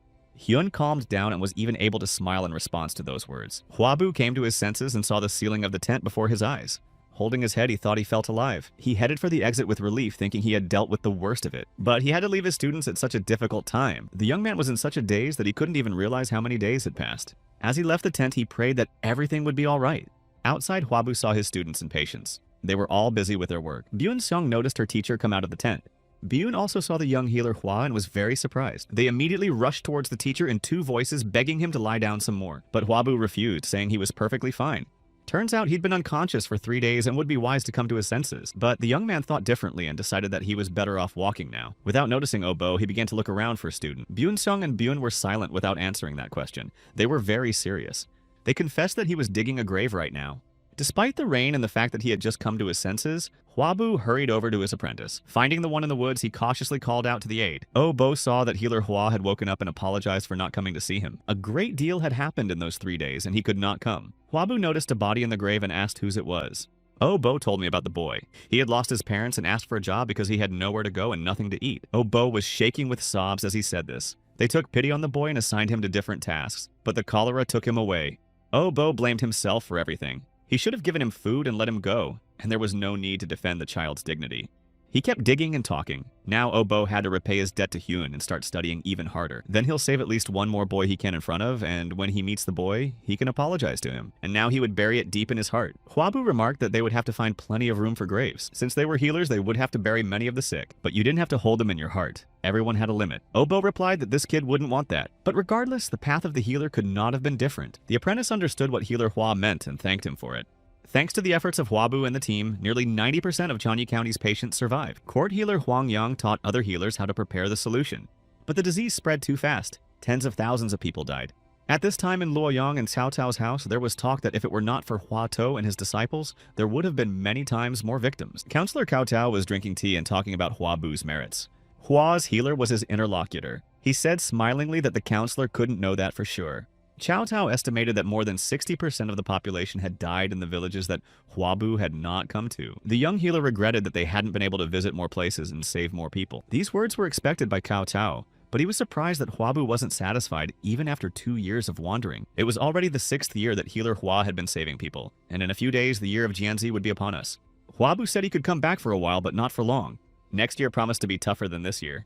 Cao Cao asked if it was all about the song. In the villages, people sang that the azure sky had fallen and the yellow sky would soon rise. The song said that in the year of Jianzi, there would be dawn under the sky. But Hwabu didn't think it was just a children's song. He had been to many places and seen the mood of the community. Cao Cao remarked that there is an expression saying that the mood of society is not the desire of heaven. In his mind, the next year definitely promised to be a harsh one. He asked Hwaba to take his horses to Cao County if anything happened. After saying that, Cao Cao said that he had to get ready and resolutely stood up from the table. The young healer Hua stayed and continued to ponder that this shouldn't have taken long. In the administration of Dongqiu County, his elder brother Hwabok remained governor. He was given the emperor's decree to stop the rebellion in Julu Prefecture. There was less than a month to go. Hwabok readily accepted his majesty's decree. Later, the brothers received a letter from Cao Cao. He had gathered the military to warn against bandit raids, and he advised everyone to take refuge in Cao's district. Hwabok asked his younger brother not to worry about him, and to hurry as quickly as possible. Things were not going well, and the older brother was leaving the care of mother to Hwaba. The young healer realized that a full-scale war was about to begin. He asked Hwabok to take care of himself. The rebellion of the Yellow Armbands had to be suppressed or it would plague the Central Plains for decades. Sometime later, Hwabu arrived at the Celebration River Inn in Shenzhen County. Myung-il poured tea for the young man and asked what brought him here. The whole world is in chaos right now.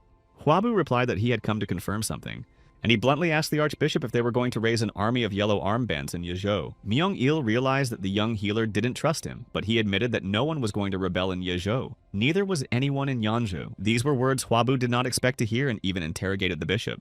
Myung-il replied that the young man didn't seem to know what he had contributed to the situation yet. The young healer saved Jeju and Yanzhou during the epidemic.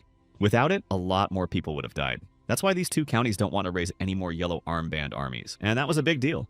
The bishop asked the young man if there was no one in Yanzhou who was useful to him. If there was such a person, Myung-il was willing to bring him to Huab. After that, it had been a month since the yellow armband uprising in Julu Prefecture. Half of the people were yellow armbands.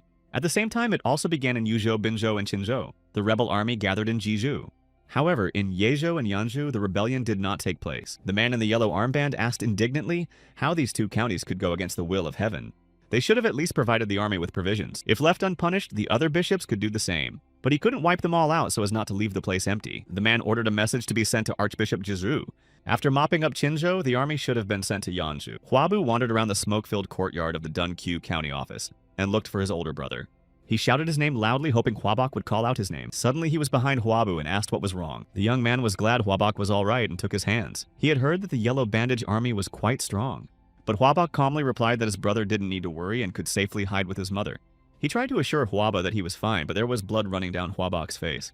The younger brother looked at the governor in amazement and didn't understand what was going on. Hwabok calmly said he probably won't be able to make it back. At that moment, Hwabu woke up covered in sweat. He was having a nightmare. For many days now, the young healer had been having the same dream. Something was not right. Hwabu felt uneasy and couldn't consider it just a dream. The flame of the candle next to the bed suddenly flickered. Hwabu felt something incomprehensible. It was as if the previous owner of the body was drawing attention to himself. To shake off the thoughts, he shook his head. It was impossible, but the constant stress must have made him lose his mind. His mother peeked into the room, worried if her youngest son was doing well. Hwabu tried to convince her that he was perfectly fine. The woman admitted that lately she too has been troubled by strange dreams. For days on end, she dreamed that Hwabok wasn't alive. Hwabu tried to reassure his mother. The world was in chaos, and that's why he was having such strange dreams, but everything should be fine. But recently, Huabu had also appeared in her dreams, asking her to save her brother. Maybe she was just really worried and all those dreams were nothing. The younger son didn't think so and decided to go to Huabok's place in Dongqiu. It was already night, but the lights were on in the Taiping cult house in Yanzhou. The speaker brought the news to Archbishop Yi Zhi that the postmaster had sent a message. There were scrolls on the table and the matter was rather urgent. The bishop, by candlelight, began to study the contents of the messages. One of the scrolls said that the head of the bishops had begun to act. The speaker cautiously inquired what had happened. The scroll stated that the chief archbishop of Qinzhou, Tang Guo, had sent an army of yellow armbands to Taishan Commandery. Archbishop Yi Zhi pondered that the target of the attack must have been the local government of Yansu that they wanted to get rid of. Continuing to kneel, the speaker clarified whether they should have fled. Yajir didn't think so. They couldn't hide when many commoners were about to die. The bishop ordered a gathering of all available members of the cult. As the man looked at him in surprise, Yi Zhi swung his spear and explained that since they had something to protect, they should do it well, and conveyed to all cult members that they would have to march against the Yellow Armband Army. Huabu made his way to Dongqiu County, where he was able to meet his older brother. He explained the reason for his sudden appearance and said he would stay with Huabok for a while. They continued their conversation over tea. The young healer said that his mother had had the same dream and that it had disturbed them. It was quite strange that they both had the same dreams for more than 10 days in a row. Huabu looked around and noticed that there were no people in the control room. He asked his brother what had happened. Turns out Governor Liu Dai requested soldiers and even the leadership left to increase oversight. Liu Dai was supposed to be governor after the Yellow Armband Army acted. Did things change so much because he became a censor? It was strange that he requested soldiers when the Yellow Armband Army hadn't even shown up in Yanzhou. He must have been afraid of the fuss. Huabu was worried that Huabok had sent all his troops and asked how many forces Dongqiu County had in reserve. The elder brother replied that the day before they had counted the men who might be drafted. There were just over 1,000. Huabu realized that his brother had dispatched all active standing troops and now it was just an empty house. But with so few soldiers left, there would be no problem maintaining public order. Huabok confirmed his younger brother's hunch. The young governor felt they could not have done otherwise in such a situation and made that decision. Huabu knew his brother's strength was in his fairness, but still he was too stubborn. There were no uprisings in the counties nearby, so Huabok thought they were safe for now. The Shangyang commandery and local government were close to Dongjun, and were a great strength. This would be true if Yanzhou had not been attacked. Although in both the novel and real history, this attack did not happen. But things had changed a lot and the reality was different from what Huabu had studied in his past life. Until deep into the night, he continued to ponder whether they could be sure that Yanzhou would not be attacked. A group of people were moving through the forest in the darkness, lighting the way with burning torches. They were armed soldiers of the Yellow Armband Army. The group leader instructed them not to lose sight of each other. When they crossed the mountain, they would be close to Taishan Commandery. Standing on the dais, Yizhi carefully watched the movement of the Yellow Armband Army. Standing in the darkness, he commanded his men to proceed with the operation. One of the warriors released an arrow with an unusual tip. Hearing her whistle, the yellow-garbed soldiers standing under the mountain raised their heads. Their leader was puzzled by a whistling arrow cutting through the night sky. Burning arrows began to pierce into the trees in front of the army of yellow armbands. There were a lot of them, and a real fire broke out that blocked their way. But now arrows flew at the men, and the warriors fell struck by the precise blows. There were archers sitting in the branches of the trees firing arrows. It was a real ambush. The leader of the advancing yellow armbands commanded a retreat back. The archers fired arrows one after another without respite. Fleeing from fire and arrows, the yellow-bandaged warriors began to retreat in a hurry. Their leader tried to prevent panic by shouting to retreat back to where they came from. The bishop watched the flight of the yellow bandages from the cliff. He was surprised that it was an advanced team that was undergoing training. He realized this as they followed the basic principles and retreated in the right direction. But still, they did not know how dangerous it was to have an enemy on high ground. After these words, Archbishop Yi Zhi commanded his troops to go on the offensive. His warriors, armed with spears, began fearlessly jumping off the cliff. They were right in the path of the yellow armband's retreat. Those were clearly unprepared for such a turn and froze in front of the spears aimed at them. And Yi Zhi's squad moved into a coordinated and practiced attack. The yellow-bandaged soldiers were clutching their sticks and spears with all their might. But their opponents were much better warriors and struck in cold blood. The yellow bandages were becoming fewer and fewer. There was a real battle unfolding under the rock. The leader of the yellow armbands only stood by watching his soldiers die. He didn't realize what was happening. First there was an ambush, then a fire attack. The leader shouted for the men to return and move back to each other until they touched a comrade's shoulder. They could not lose formation. At that moment, a spear stabbed into a tree very close to him. His eyes were bloodshot. He recognized the man who had arranged all this. In front of him stood Archbishop Yi Zhi. He looked completely calm. The Archbishop came here because the leader of the yellow armbands led poor people to their deaths in cold blood. The one snatched up his spear and was about to fight. With a both-zooming look, he replied that they only wanted to spread good fortune in this rotten world. The leader jumped up intending to strike at the bishop. But Yi Zhi was still as calm and collected. He accurately blocked the leader's punch. A battle broke out between the warriors. Their spears attacked and deflected each other's blows. Attacking the Archbishop said he knew all too well, and struck a striking blow after which the leader of the yellow armbands could not get up. Seeing the defeat of their commander, his soldiers froze, not knowing what to do. The bishop ordered these men to run back as fast as possible. They had no reason to die in such a miserable place. Sometime later, a speaker arrived at the Yeju branch of the Taiping cult with bad news. Bowing to Myung-il, he reported that they were in big trouble. Because the deputy archbishop of the military department, Sili Bo-tsai, raised the army, Ma Young-il realized who he was talking about. It was the yellow armband leader who had already been defeated by Yi Ji, and the archbishop became furious. Even if Bo Kai had won the trust of the cult leader, he couldn't have so much power to raise an army in Sili. The reporter was careful to add that it didn't happen in Sili, and told a stunned Myung-il that Bo Kai had raised an army in Changshan County and Yinchuan. The bishop clenched his teeth with indignation. He had already suppressed them. Who would have thought that the rebellion would come from Changsha County? It was a failure. And while he was pondering that Healer Hua was in danger, the speaker continued that Bo Kai would then head to them in Junon. Myung-il agreed with that. Bo Tsai had to come here for his head. If Yinchuan falls, everything will end. Then the bishop immediately began to write a message, and while he was writing, the speaker should have formed a party to go to Luoyang. After hearing the order, the man clarified if it would be better to pass the message on to their spy. However, this message was intended for the emperor's army. In Dongqiu County, soldiers were once again on guard. The young healer Hua walked around the courtyard and pondered with his arms crossed behind his back. He was thinking that Yanzhou was definitely not attacked at that time, but the story might not have been written about it. Huabu didn't know how the situation could turn out, and decided to just observe for now. He remembered what kind of battles were going to happen, and remembered that one of them was in Yinchuan where Cao Cao fought, and it was through this battle that his named brother was to become chancellor. Someone came up and called out to the young man, distracting him from his musings. A man accompanied by 2 warriors was walking towards him. He wanted to meet young Master Hua. The man looked very unwell. He confessed that Mr. Myung-il had advised him to find physician Huai. Hearing the archbishop's name, Huabu became alarmed. Something had obviously happened. So that no one could hear their conversation, he asked the sick man to follow him. The man started pulling something out of his sleeve, smiling while calling the young man a divine healer. He placed the message in Huab's hands and said he felt much better once he saw the real Huatu. The young healer didn't hesitate and immediately unrolled the scroll. The message said there was an uprising and that Myung-il had warned the emperor. His troops were about to arrive. Weren't events about to deviate from history? If Huabu relaxes, he'll be dragged into it too. After carefully examining the contents of the message, the young man rolled it back up and asked him to pass some words to Myung-il. The yellow armband army was expected to lose in Yinchuan, so they shouldn't have been too worried. 10 days later, late in the afternoon, a speaker arrived in Yeju again with news.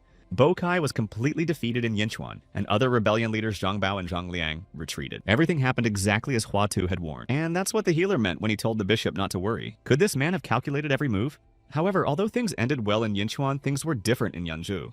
And if it weren't for Archbishop Yizhi, it would have been over several times over by now. The speaker was worried about what his master was going to do. Even though the cult members had calmed down because of his words, the danger of rebellion still remained. Because of Myung-il's actions, some of the cult members might be shaken, but he couldn't do anything about it because the world had oppressed them for too long. The bishop asked the speaker if he had forgotten how they had induced the Taiping cult members in Yezhou. A very large number of people were saved by a man who wanted nothing in return. And that man was the young healer Hua, or otherwise Huatu. The Dongqiu County government office was crowded in the afternoon. All these people were patients who came to see Huab. His older brother came up behind him and asked why he never rested. Huabu smiled. He was just about to do that. The brothers walked around the yard. Spring was in full swing. Huabok thanked his younger brother because thanks to him, security in the district had been increased. They said goodbye, asking each other to take care of themselves. Before the young governor could leave, Obo came over. Physician Hua was wanted urgently. To his surprise, it was not a sick man. But the man claimed he had to deliver the words to Huab himself. The man also said that the young man will understand everything when he is told that he came from Yangzhou on Myung-il's recommendation. Huabu asked to escort the envoy to the annex outside the hospital. Having given this instruction, the young man himself headed there as well. Opening the door, he already guessed who he would see in the room. In front of him stood the archpriest of the Taiping cult from Yangzhou. The man greeted Huaba and said he was glad to see them. After that, Yizhi knelt down and began to thank Huaba for saving the district. The young mendicant tried to stop the bishop, but the man kept talking. He apologized for arriving so late, but he had a request. Continuing to kneel, Yizhi asked Huaba to save the common people who were caught up in the war. They went for yellow armbands because they did not want to die, and the bishop asked to save these unfortunates. If Huabu doesn't do it, Yangzhou will fall, and it will start with the Taishan Commandery. The young man queried if he had correctly understood that the yellow armband army could infiltrate into Yangzhou. Yizhi said the army crossed Taishan half a month ago, but so far he and his men have managed to contain it. However, another 50,000 should be added soon. At this rate, Yangzhou will fall at the hands of Zhang Jiao. The archbishop bowed in supplication, begging Huatu for help to end this war at least a day early. The young man looked at the bowed Yizhi in astonishment. He didn't ask him to go to the battlefield. He must have wanted Huabu to take care of the wounded. Huabu had not interfered before because of his family, but the doctor needed to look after the sick. If Taishan Command falls and the yellow armband army breaks through, not only Yangzhou but also his brother will be in danger. The bishop continued to plead for the help needed so that ordinary people could return to their normal lives. At that moment, Huabu saw glittering rays in front of him. He remembered seeing the same glow when his spirit talked to the past body master. The young man realized why this man had come to him, and he beckoned Hierarch Yeezer to follow along with him. Huabu held out his hand and told him that they needed to save at least one more person. The main garrison of the Yellow Armband Army, which was located in Jeju of Anping Command of Guangzhong County, was still awake. The cult leader was furious. Those in front of him returned empty-handed and couldn't even defeat Yanzhou. He ordered his words to be conveyed to the Qinzhou Archbishop. If he can't take Yangzhou, heads will roll off his shoulders. At this time, a late-night conversation was also taking place in Yangzhou in the Taishan Commandery. Lu Dai, the prefectural governor, worried that the Yellow Armband Army kept advancing. Yu Jin stood in front of him. He reported to the governor that General Haye Jin would soon engage the army, but they had to defend themselves with all their strength. Lu Dai was very scared. He thought that the best solution now was to move the base. Yu Jin tried to reassure him. Yuping County was suitable for defensive actions, and they would be able to hold out until reinforcements arrived. But if they allow the army to move to the rear, it will look like they are giving up a major base to the enemy. So the best solution now was to focus on defense. Drenching himself in sweat, the governor still gave the command to prepare for defense. After receiving the order, Yu Jin hurriedly left the room. Stepping outside, he looked up at the starry sky and thought they could escape the army of yellow armbands. But for that, they needed a good commander. Somewhere on a hill in Taishan Commandery of Yuping County, a military camp was set up. It was Archbishop Yizhi's post, where he arrived accompanied by Huabu and his disciple. Moving between the tents, young healer Hua looked around carefully. He noticed that there were no soldiers here with serious injuries. One of the warriors welcomed Yizhi back. Yizhi asked how things were here. It was reported to him that the Yangzhou army was holding the defense with War Minister Yu Jin. Although the army of yellow armbands was 8 times larger, Yu Jin somehow managed to stop them. It was very hard to cope with this army, and if they had not received reinforcements, they would have had a very difficult time. The warrior continued to report. The biggest weakness of the Yangzhou army was Governor Lu Dai. He was weak and indecisive in commanding the army and therefore useless. A man ran up to the bishop shouting loudly that they had a problem. Tang Guo, the Archbishop of Qinzhou, led his army toward the capital. They were due in just 4 hours. Yizhi clarified how strong their army was and heard back that the number exceeded 30,000 people. Huabu realized that if such an army came, it would be quite dangerous. He didn't know how the battle would end that wasn't written about in the history books. The bishop turned to the young healer. He wanted to be honest. If there really were as many men as the warrior said, there was almost no chance, even if his soldiers attacked from behind. Therefore, there was a very good chance that Yanzhou would fall into the hands of the Yellow Armband Army. Huabu resolutely clenched his fist. If this happens, the power of the yellow bandages will increase. Then chaos will linger and it will affect Dongqiu County. Then Big Brother will also be in danger. Yizhi didn't know what to say. Right now, Huatou was not safe here. He wanted to offer security in a quieter place. But the bishop was not allowed to finish speaking. Someone was calling loudly for the healer. Galloping on horseback, a screaming rider approached them. It was Zhang Gui, who was rushing as hard as he could with an urgent report. Huabu immediately rushed to meet him. The rider was just dismounting. A young man brought an urgent message from Mr. Okju. Hearing this name, Yizhi was very surprised. He wondered if it was the branch leaders. Huabu explained that he was in Jibei on a reconnaissance mission. The young healer Hua began to read the message. It began with good news. And Huabu hastened to reassure everyone that the heavens had not yet left Yangzhou. Cavalry Commander Pao Sheng was heading there with a troop of 80,000 men. Zhang Gui confirmed that he had personally seen the imperial flag. By his calculations, they should have arrived in the capital in 8 hours. The bishop turned around and headed for the entrance to the camp. Afterward, he addressed everyone with a speech. Yizhi said that reinforcements would arrive soon to drive out the Yellow Armband Army. They will finally be able to defeat this army of bandits. He added that Huatou, or Healer Hua, would be with them. Huabu turned to the warriors and asked them to return alive. The young man told the surprised people that it didn't matter what injuries they received, because he wouldn't leave them behind. So he asked them to make sure they came back alive. The hierarch raised his spear and urged the people not to be afraid. This healer saved countless lives. And if someone gets hurt, then Huatou will save them too. Today, these people were to keep Yanzhou safe. 7 hours later, 80,000 soldiers attacked the Yellow Armband Army from the rear. At the same time, Yu Jin led the cavalry and broke through the palace gates. The Yellow Armband Army was completely defeated. She tried to change the situation and retreat to the forests. But Yizhi's troops were waiting for them there. Huabu could watch the battle standing on a rock with Okju.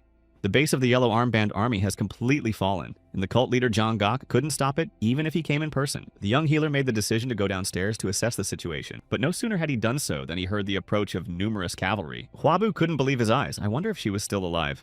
Okju noticed the young healer's confusion and asked what was wrong. Huabu tried to assure him that everything was fine. He hurried onward to begin examining the sick and wounded. Walking down the trail, Huabu thought it shouldn't mean anything, but for some reason, the young man was uncomfortable. Upon reaching the camp, Huabu set about inspecting and treating the wounded soldiers. To one of the soldiers, the healer carefully stitched up the wounds on his arms. Looking at the patient, he was surprised to think that all the soldiers were with minor wounds. Reality was different from what he knew from history, after all. The Qinzhou Yellow Armband Army had disintegrated and lost its momentum. The rebellion could have ended much faster. Right now, Hwabu doubted he could predict the future. Pyeongsung and Bo's disciples looked into his tent. They had already finished their treatment. After praising the boys, Hwabu continued to ponder. He only had to do what he had to do and be careful. He instructed the disciples to bring the materials. They needed to move out in an hour to the capital of Taishan Commandery. Now they were to cure the imperial army. Sometime later, Hwabu and his students arrived in the capital of the commandery. In the courtyard of the palace, the young healer saw many wounded soldiers. Still, however, there were far fewer sick than he had expected, and the relief was that there were no hard cases. Approaching one of the warriors, Hwabu instructed the apprentices to take care of the tents while he was going to take care of the sick. Examining the soldier, the young man asked him to bear with him a little longer. He was going to heal him soon. At that moment, he was called out, and Hwabu was surprised to see Uncle Yu-jin. The young man was glad to see him and asked how his uncle was doing. But the latter suddenly grabbed Hwaba by the shoulders and started asking to save the prefectural governor, Liu Daya. He immediately followed his uncle, who told him that last night the governor had been hit by an arrow. Hwabu realized that the cavalry he saw was Liu Dai's unit, but according to the story, the governor died in the hands of an army of yellow armbands. They reached the room with the wounded man, and Yujin gave orders to obey the Hwa healer who would treat the governor. If Liu Dai dies now, there will be many problems. The morale of the Yellow Armband army will return if the Yangzhou government falls. Hwabu immediately went to the patient to examine him. The arrow kept sticking out of the governor's side, and that was too bad. If it hit his pancreas, he wouldn't survive. Using his ability, Hwabu saw that the splenomegaly had displaced the pancreas but damaged the spleen. However, the main vessels were not affected, and if you just remove the spleen, there should be no complications. Hwabu told Yujin that an operation was necessary. The uncle was amazed that the young man would try to save the governor. However, there was a complicated procedure ahead. Nevertheless, she wasn't hopeless, so it was worth a try. The arrow had been removed from the body and was lying on the table next to the necessary tools. The healer and his disciples worked together to perform the operation. Byung-seon held the instruments. Hwabu supervised the process. While he operated, Obo cleaned up the blood. Since the arrow was not immediately extracted, the bleeding was not severe. It was fortunate that no other organs were injured.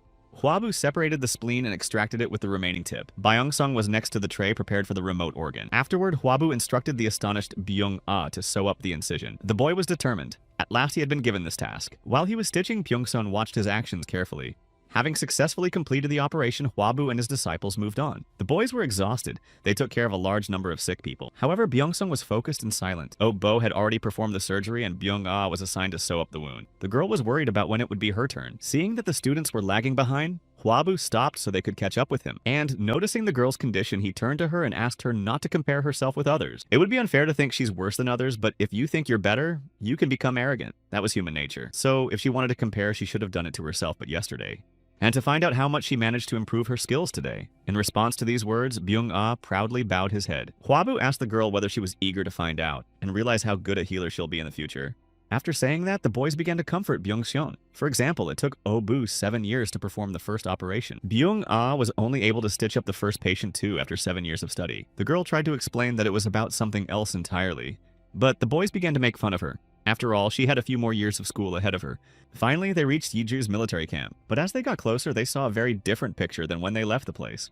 There were injured people everywhere. There were cuts and scratches and abrasions. Many had more serious injuries, the soldiers writhing in pain. The disciples stared forward just as astonished and didn't understand what had happened. Hwabu was puzzled. They had only been gone for 2 days, but the number of patients had increased dramatically. He immediately ran inside to try to help the injured more quickly, and immediately rushed to the first patient to examine his wounds. From the looks of it, however, these wounds were several days old. It turns out this man was hurt before he left for the capital. Could it be that he didn't treat this man? At this moment, Archpriest Yiju appeared, not expecting to see Physician Hua. He carefully supported the wounded soldier who seemed to have no strength at all.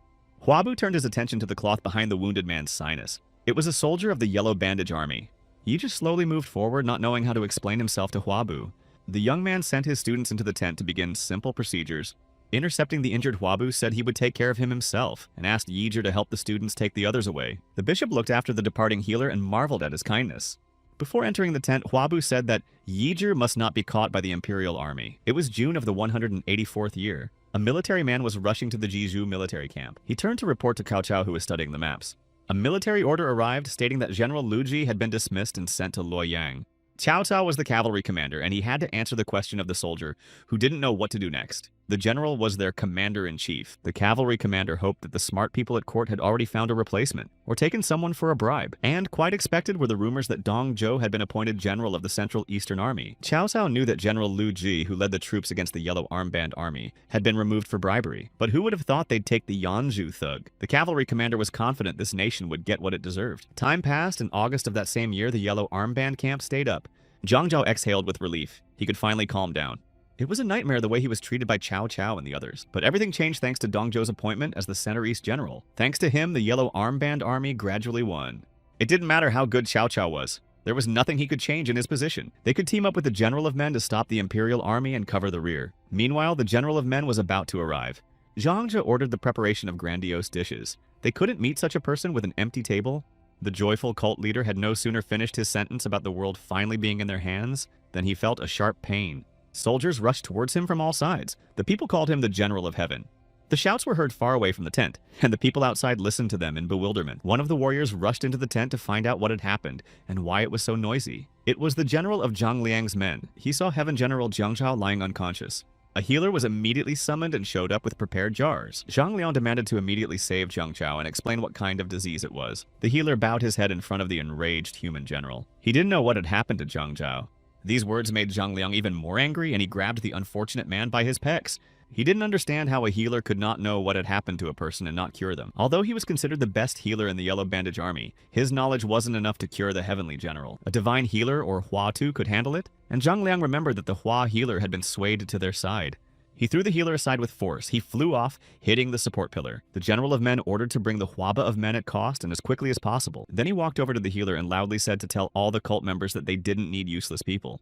After saying these words, Zhang Liang drew his sword and struck at the defenseless man. As the soldiers of the Yellow Armband Army stared stunned and did not leave, he ordered them to move and follow his order. They had to save the Heavenly General at any cost. The next day, Huabu was quietly going about his business in the camp at Jizhou. Obo's disciple came up to him and said that there were no more wounded. This was great news, and Huabu would finally be able to catch a break. He didn't understand why there were so many injured soldiers of the Imperial Army in the past month. However, the skills of the guys have gotten much better because of it. Soon, Jiang Zhao was going to be taken away by the disease. Huabu remembered this from his past life.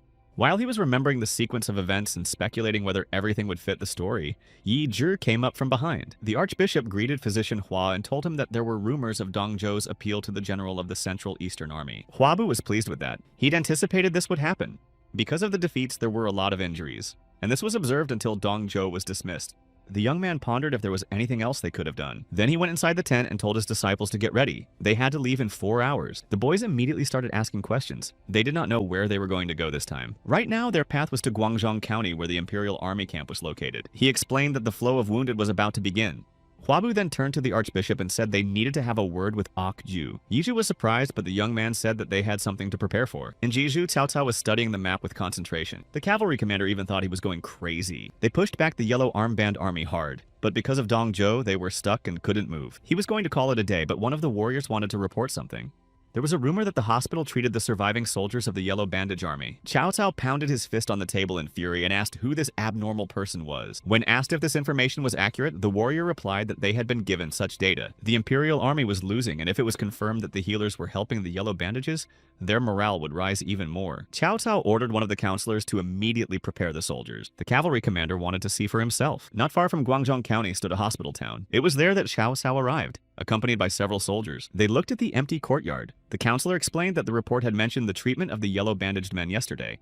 Without saying anything, Cao Cao dismounted from his horse to look around. He determinedly headed inside to see for himself. His soldiers ordered the men who were in the camp to line up.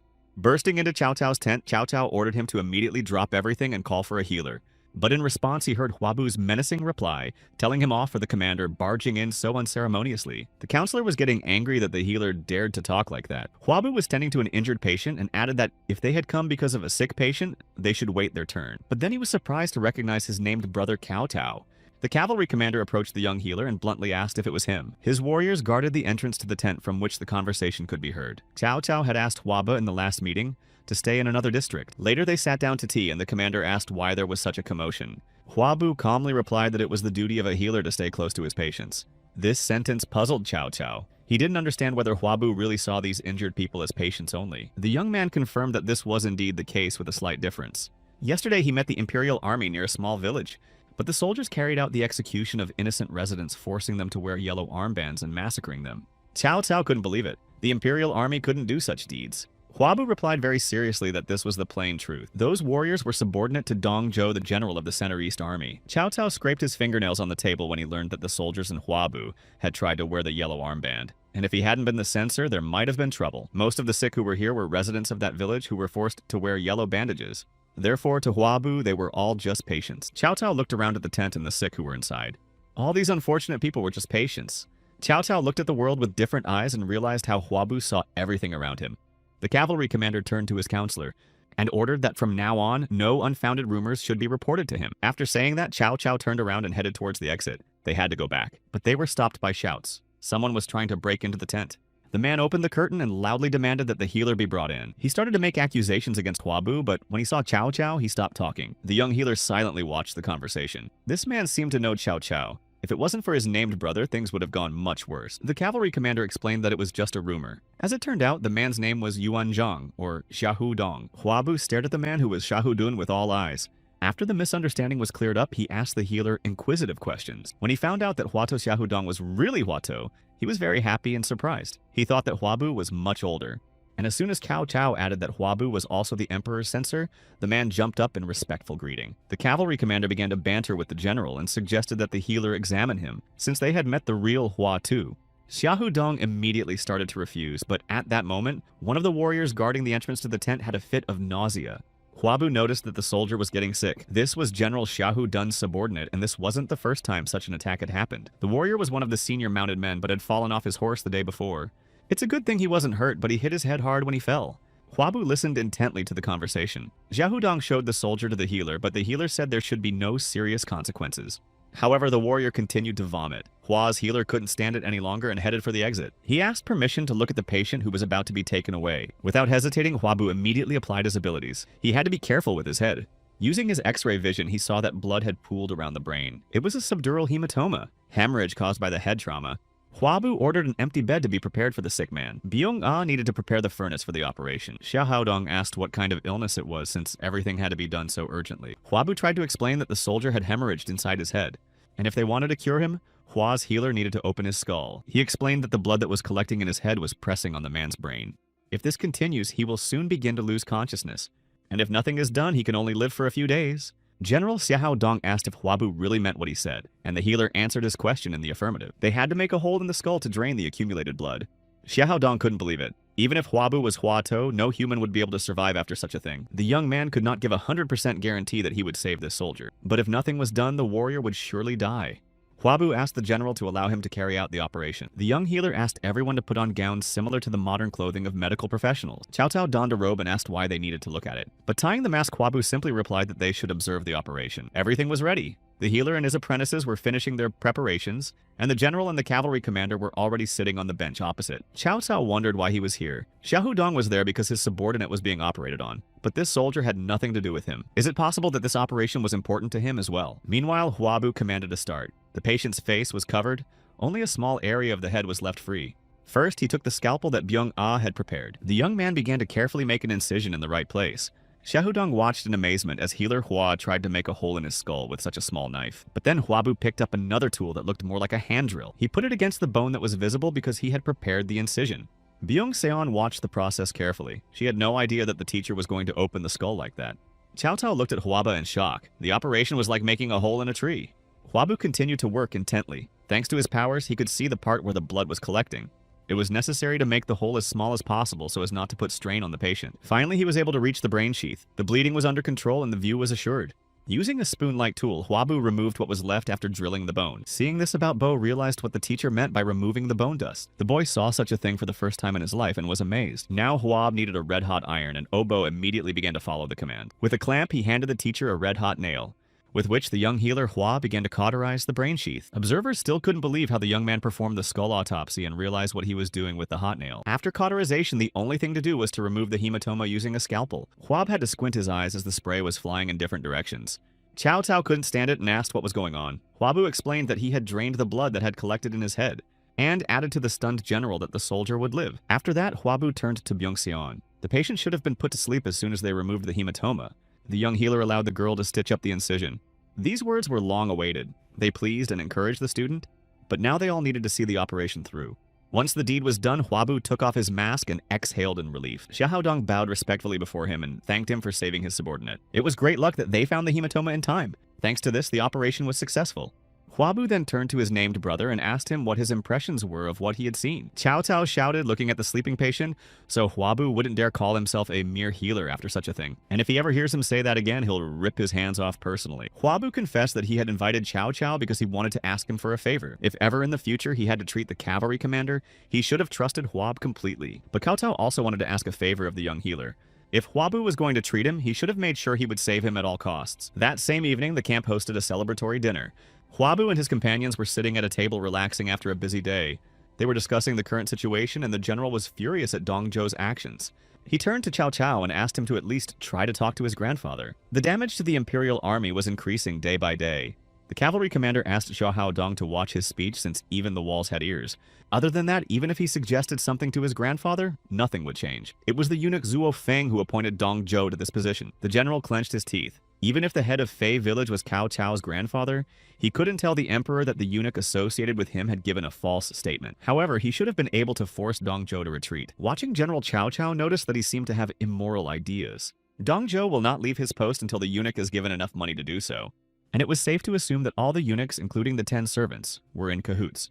And perhaps even his grandfather, who raised 10 servants, could be on the side of the eunuchs. It was a funny situation. Grandpa and his eunuchs were destroying the nation, and his grandson was fighting to save it.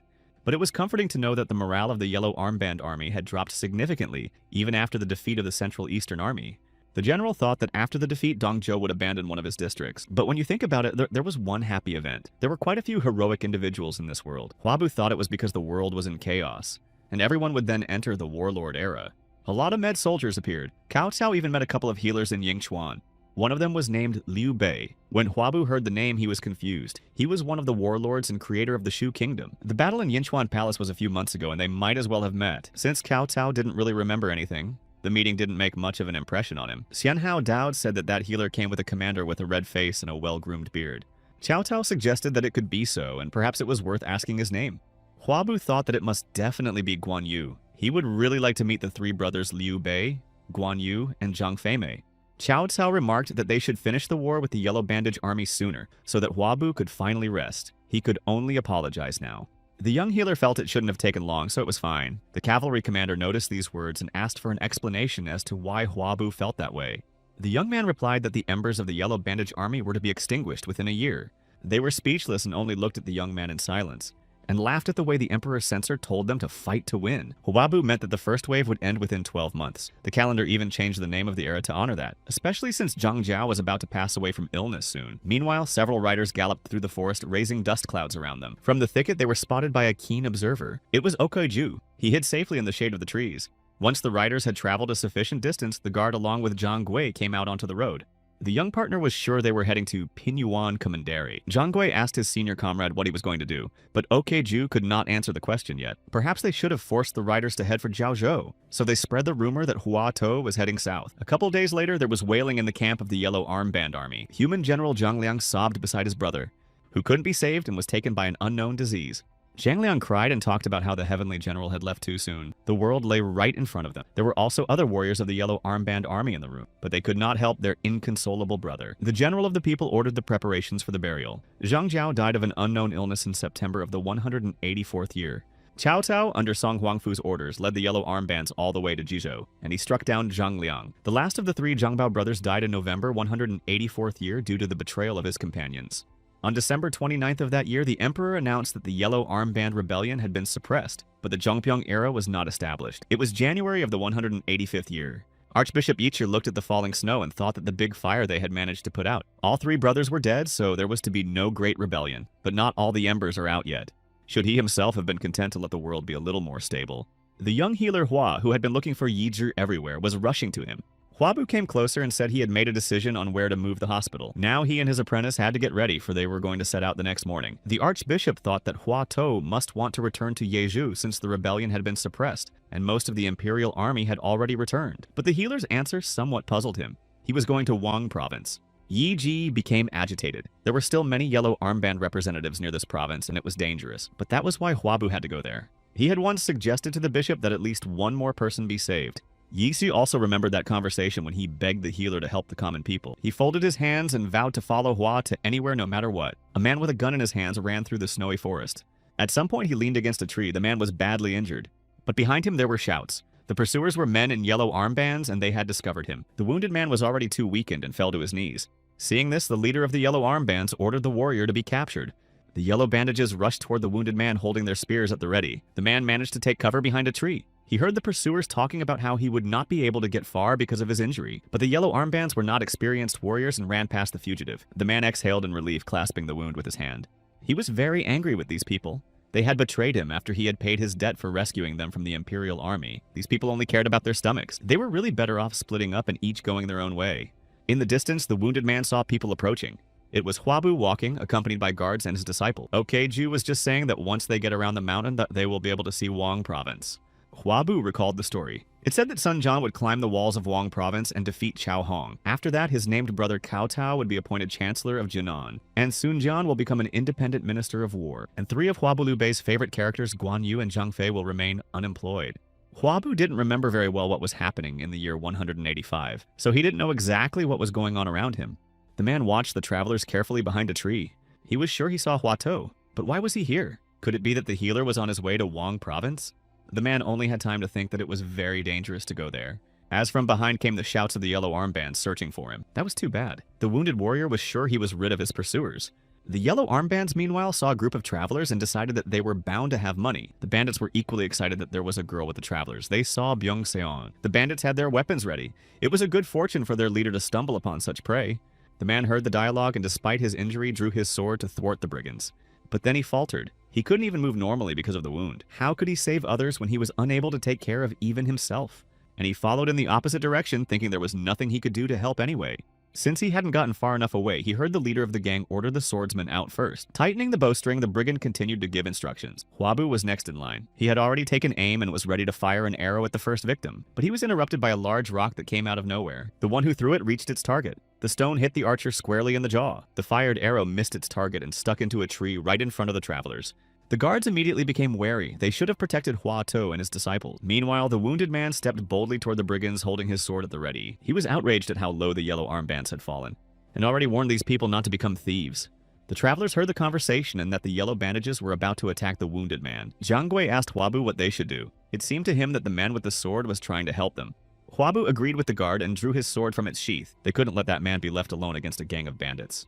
At this time, the yellow armbands had already pointed their spears toward the man. The wounded warrior, though standing against the bandits, thought to himself that he was making a fool of himself to fight against a mob in such a state. But no matter what, he had to stop the brigands at all costs. The yellow armbands started throwing punches that reached their target, but Zhang Gui appeared in front of them and joined the battle. He was not alone. Okju was a true swordmaster and was not inferior to his partner. Hwabu wasn't left out and his sword caught up with the brigands as well. The man only stared stunned at what was happening. The healer Hua or Hua Tu had aroused his admiration. In this battle, Hwabu seemed to be the commander-in-chief of the battlefield. He was aided by loyal guards who fought selflessly against the brigands. The wounded warrior couldn't believe that a mere healer was capable of such a thing. Finally, all opponents were defeated and Hwabu lowered his sword. His gaze fell on one of the bandits lying in the snow. Hwabu turned his attention to the wound that was on the brigand's arm. She was stitched up using a modern stitching method. Was it really his job, and he had once cured this man? Hwabu forced himself to stop thinking about it. As soon as the patient left the bed, he was no longer a patient. Putting the sword back in its scabbard, he thought he should have just let it go. The man who had warned them of the attack sat in the snow, clutching his wound. Hwabu sat down next to him and asked to be allowed to examine the wound. Pulling back his clothes next to the fresh wound, he saw a healed stitch. Healer Hua realized that this stitch was also his work. So this person was also from the yellow bandages and was treated at Yidru's camp. So he treated them both. But one tried to kill him, and the other tried to save him. The young healer asked the former patient how his old wound was. The wounded warrior was surprised to think that the healer remembered him. Hwabu thanked his savior. Thanks to him, they had managed to avoid the ambush. But the man sighed. If he hadn't rushed into battle, he wouldn't have put anyone in danger. Dressing the wound, Hwabu recognized with a smile that his words definitely made sense. Zhang Gui and Okju had just finished dealing with the yellow armbands. None of the bandits were left alive. Hwabu thanked them for their help and asked if they were injured. The wounded man cautiously approached the healer and asked to keep it a secret that he too was one of the yellow bandages. Hwabu realized that this man was worried that someone might find out that the injured one was one of them. Then he called out loudly to the guards and asked them to introduce themselves to this warrior of yellow armband. At these words, the man was truly horrified. But to his surprise, the guards approached and calmly started talking to him. Zhang said that he used to be a warrior of the Taiping cult. Okju didn't keep it a secret that he was the manager of one of the branches of the cult either. The wounded soldier couldn't believe that these two were former cult followers. But what surprised him even more was that Archpriest Yi Zhu was with them. Huabu tried to reassure him. He understood the warrior's concern, but it didn't matter who he was before. What mattered was the man he was now. He held out his hand to the man, reminding him that he had saved them from danger. Looking at the young man standing before him, the man realized why he was called a miracle worker healer. The warrior tried to move, but the pain prevented him from doing so. Overcoming this, he folded his arms and introduced himself. The man's name was He-Man. He was a resident of Chaotong country from Qingzhou City. Huabu stared in amazement at the man in front of him. He knew that name. In the novel Three Kingdoms, he was called the demon who shook the heavens and was opposed by Cao Cao. Medic Hua interrupted He-Man and said that now was not the time for that. Huabu instructed his guards to take care of the sick man. He needed to recover from his wounds. He-Man started to object, but the healer Hua explained to him that the wound was quite serious, and if it became infected, it would be fatal. The young man was pleased when the man agreed to accept help. It was one of the few yellow armband participants named, so he decided to take the sky-shaking demon with him before the others did. Gradually, the spring of the 185th year came. Huabu and his students watched the training. In the courtyard of the hospital town, Okju, Zhanggui, and He-Man were practicing. He-Man, who had recovered from his wounds, tiredly exhaled after the sparring session ended. Huabu asked him why he was sighing so much. The thing was, Huabu's guards were too strong and every strength had to have a limit. So far, he had never managed to defeat them, though it didn't look like they'd had any special training. He had trained quite a bit to keep up with them and was even quite willing to go on a scouting mission. Huabu understood what he was getting at. The young man hurriedly rejoiced and replied that he would gladly entrust He-Man with this mission. All fatigue instantly descended from him and he was ready to move out immediately. Huabu watched the departing warrior carefully and pondered. He probably wanted more use out of him and that's why he was so worried. Deciding that this happens too, Huabu slung his bag on his shoulder and got ready to go. But the strap of the bag suddenly snapped and ripped. Everything inside was now on the ground. Byung-sun saw this and rushed to help, but Huabu assured her that everything was fine. As he put his things away, he thought it was just the handle of his bag breaking. But for some reason, he had a bad feeling. He-Man was walking along the forest road and intended to accomplish the feat by all means. He didn't know how Okju and Zhanggui were so skillful at finding hidden things, but today was going to be different. He-Man was going to inspect everything carefully and return with news. But on the way, he met two spear-armed horsemen. The warrior thought they might be traitors. They missed each other on the road without exchanging a word. He-Man noticed that these people were heavily armed. They were probably here on the king's orders. This was definitely something that should have been reported. But first he headed to the nearest village to gather as much information as he could. But suddenly one of the horsemen called out to him rather impolitely. The man said he'd seen He-Man's iron somewhere before. That's what he called his weapon. The rider realized that the warrior was of yellow bandages. He-Man looked at the man's spear. He recognized the curved blade.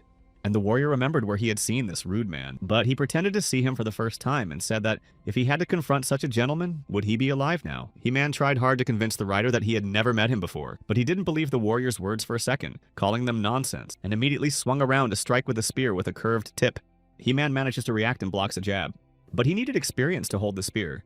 The rider laughed. He noticed that his opponent had skillfully deflected the attack and was sure that he had not mistaken it. The man was sure he knew who he saw in front of him. He-Man was starting to get angry. He had no respect for this man and was crushed at having to face him. It was a good thing that the man didn't have any strength. The rider brought his spear up again, offering to fight properly this time. He jumped off his horse at the same time aiming at his opponent. He-Man once again managed to repel the blow in time and block the spear. Still, if this man hadn't lost his strength, the warrior was in trouble. The second rider stood back and watched his traveling companion. Thoth tried to anger his opponent and struck again. He-Man tried to fend off the spear, but it still grazed him. He realized he'd have to try to get out of here alive. However, He-Man gathered his strength and went on the attack.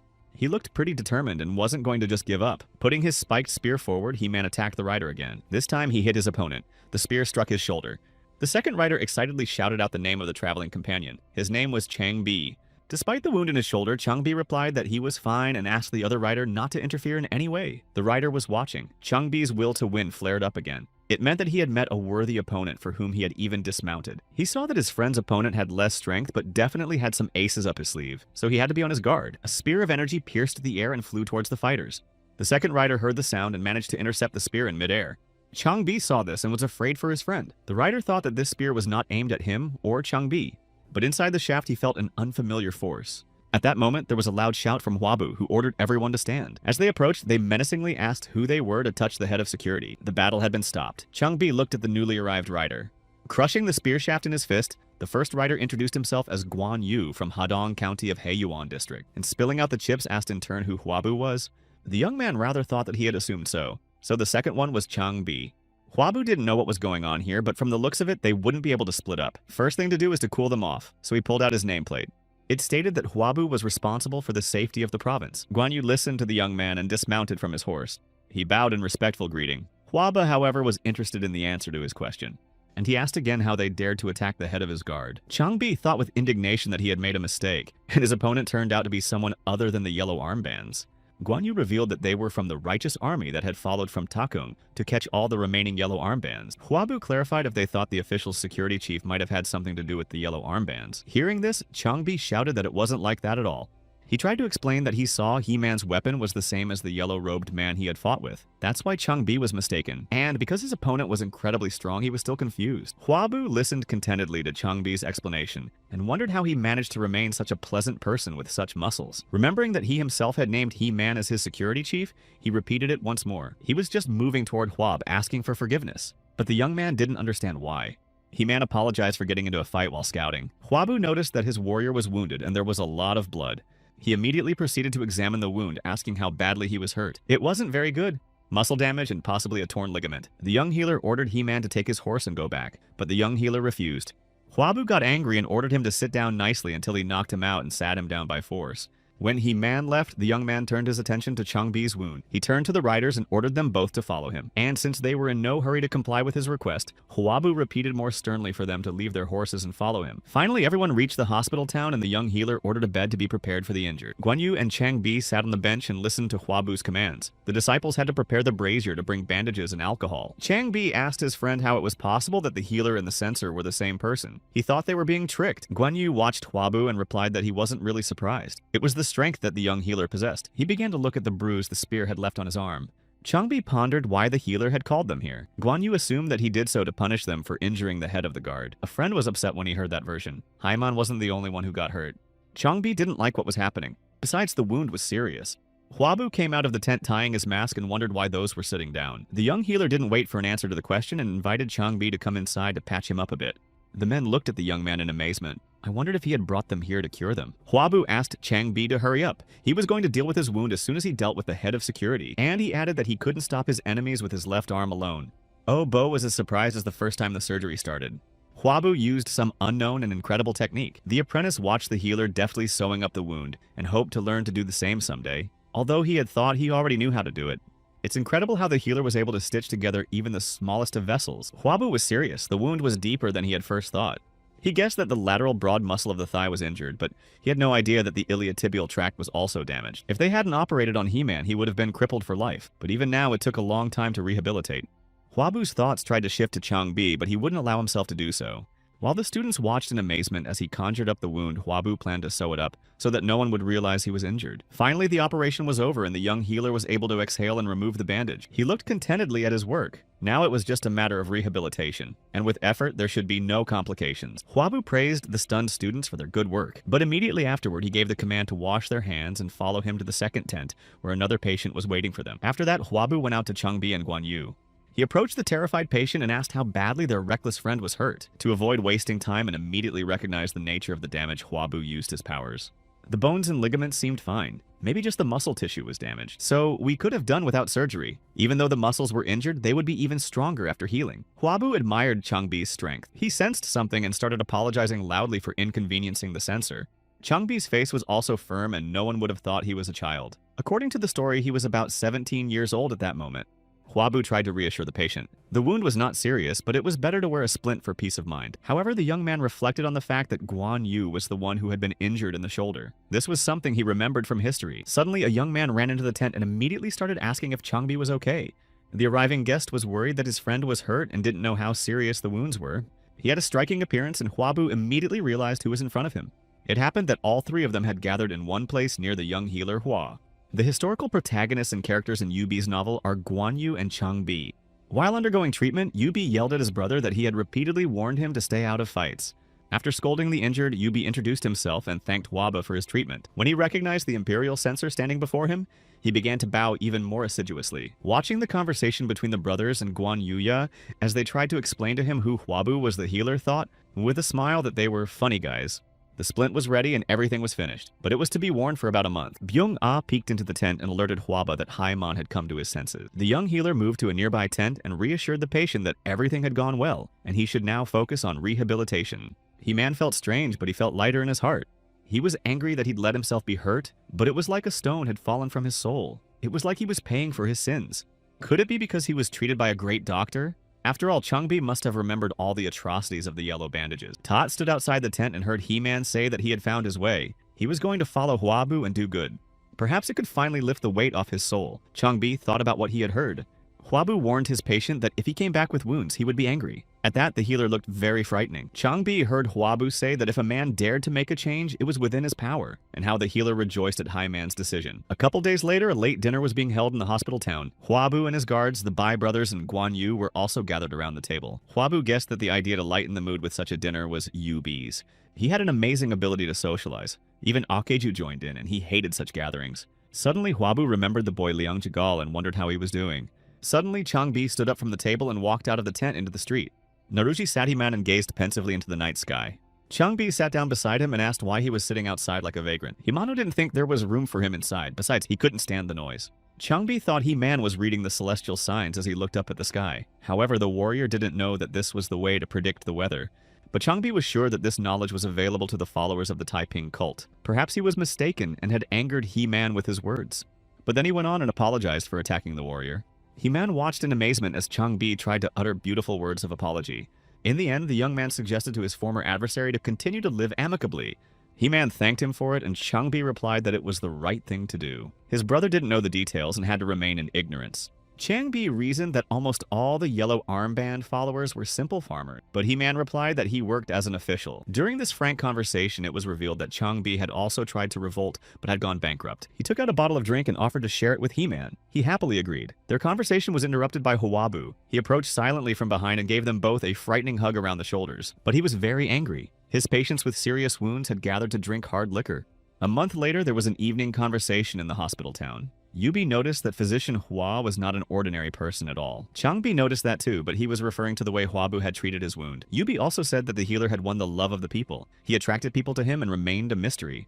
He was already considered the best healer. It was hard to imagine what he would be like after a while.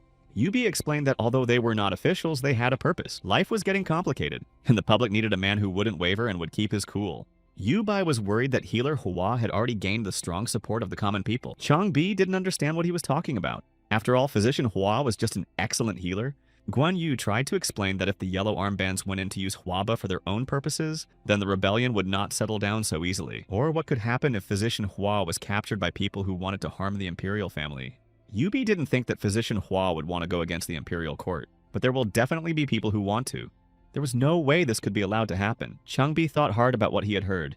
He slammed his palm forcefully on the table and said that it was very simple here. Changbi explained that his brother needed to rise to a high position and ensure the prosperity of the country. Then he can protect not only the Lord, but all the people. Yubi laughed. Even a stupid question could be answered with a wise answer. Standing outside, Hwabu could hear the conversation perfectly. The boys decided to get a position in the clerk's office first. The young man understood that. They were sure that no matter what chaos came, the Empire would be able to withstand it. However, the real problems haven't even started yet. It was Yubi who was to stand at the very center of what was happening, on one of the three pillars of the universe. Yubi striving to become a receptacle for talent, and his named brother Cao Cao is a talent-obsessed man. If anything went wrong, there was always the possibility of escaping to Goguryeo. At this time in Luoyang, Yu's grandfather from the Han dynasty, who was also Zhoudong's eunuch, handed the document to his father. Cao Song began to scrutinize what it contained. Huang Wan's proposal was there. Cao Song was counting on him to simply give up the position of Tai Wei. Crossing his arms behind his back, Yui's grandfather noticed that there was essentially a requirement to save face in resigning from this position. He added that if Huang Wan had such big ambitions, it's unlikely he would be alive right now. He advised Cao Shun to choose a position that was not pitiful that he could save face. Cao Cao walked into the room. He was also called Meng Dog at home. His father called the young man over to him and asked him to take a look. His father asked him to choose a position that would not benefit his son.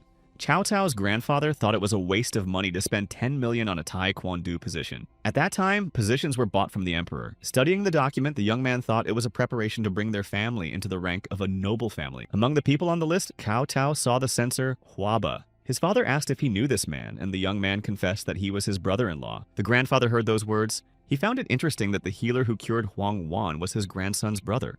A month later, Huabu was at Huang Wang's reception in Luoyang. He was appointed Assistant Imperial Censor. The young man refused the position, but his former patient advised him to just accept it as it was already settled. Huabu explained that he couldn't be assistant and official at once, but to Huang Wan it looked like he didn't want to be tied down at all. Not a simple censor was connected with the palace, but a middle-ranked censor, although a simple censor also had to fulfill some duties. Huabu was embarrassed he had yet to work properly in his previous position. He was the first person in Huang Wan's memory who hadn't sent in a single report during his tenure. The emperor even thought Huabu had given up. Chao Sung had already bought back the post after spending 1 million. Chao Tung was the problem. He didn't have long to live and was trying his best to make a big name for his family. Of course, he didn't want future generations to hear words like underachiever or eunuch. If something went wrong, Huabu and his team could suffer greatly. Therefore, Huang Wan took some measures. By order of the emperor, every soldier on the battlefield spoke of Physician Hua, and now there was no one who didn't know about him. But being noticed by the eunuchs could mean they'd start pulling money out of him. Positions were easily bought from officials, but Huabu had such a temper that he was unlikely to bring in much money, so he could be on the street in no time. Huabok reached office without bribes. He could be kicked out on any pretext without resorting to collective responsibility, where the family paid for mistakes. Chao Sung had Chao Tung behind him, and no one would recommend Huaba without payment. Huang Wan gave up his position in favor of Huabu's, and now the eunuchs won't dare touch the young man. It wasn't easy to take away the censor's position, but he wasn't attached to the palace, so it was worth a try. Not wanting to listen to Huabu, Huang Wan announced that their conversation was over.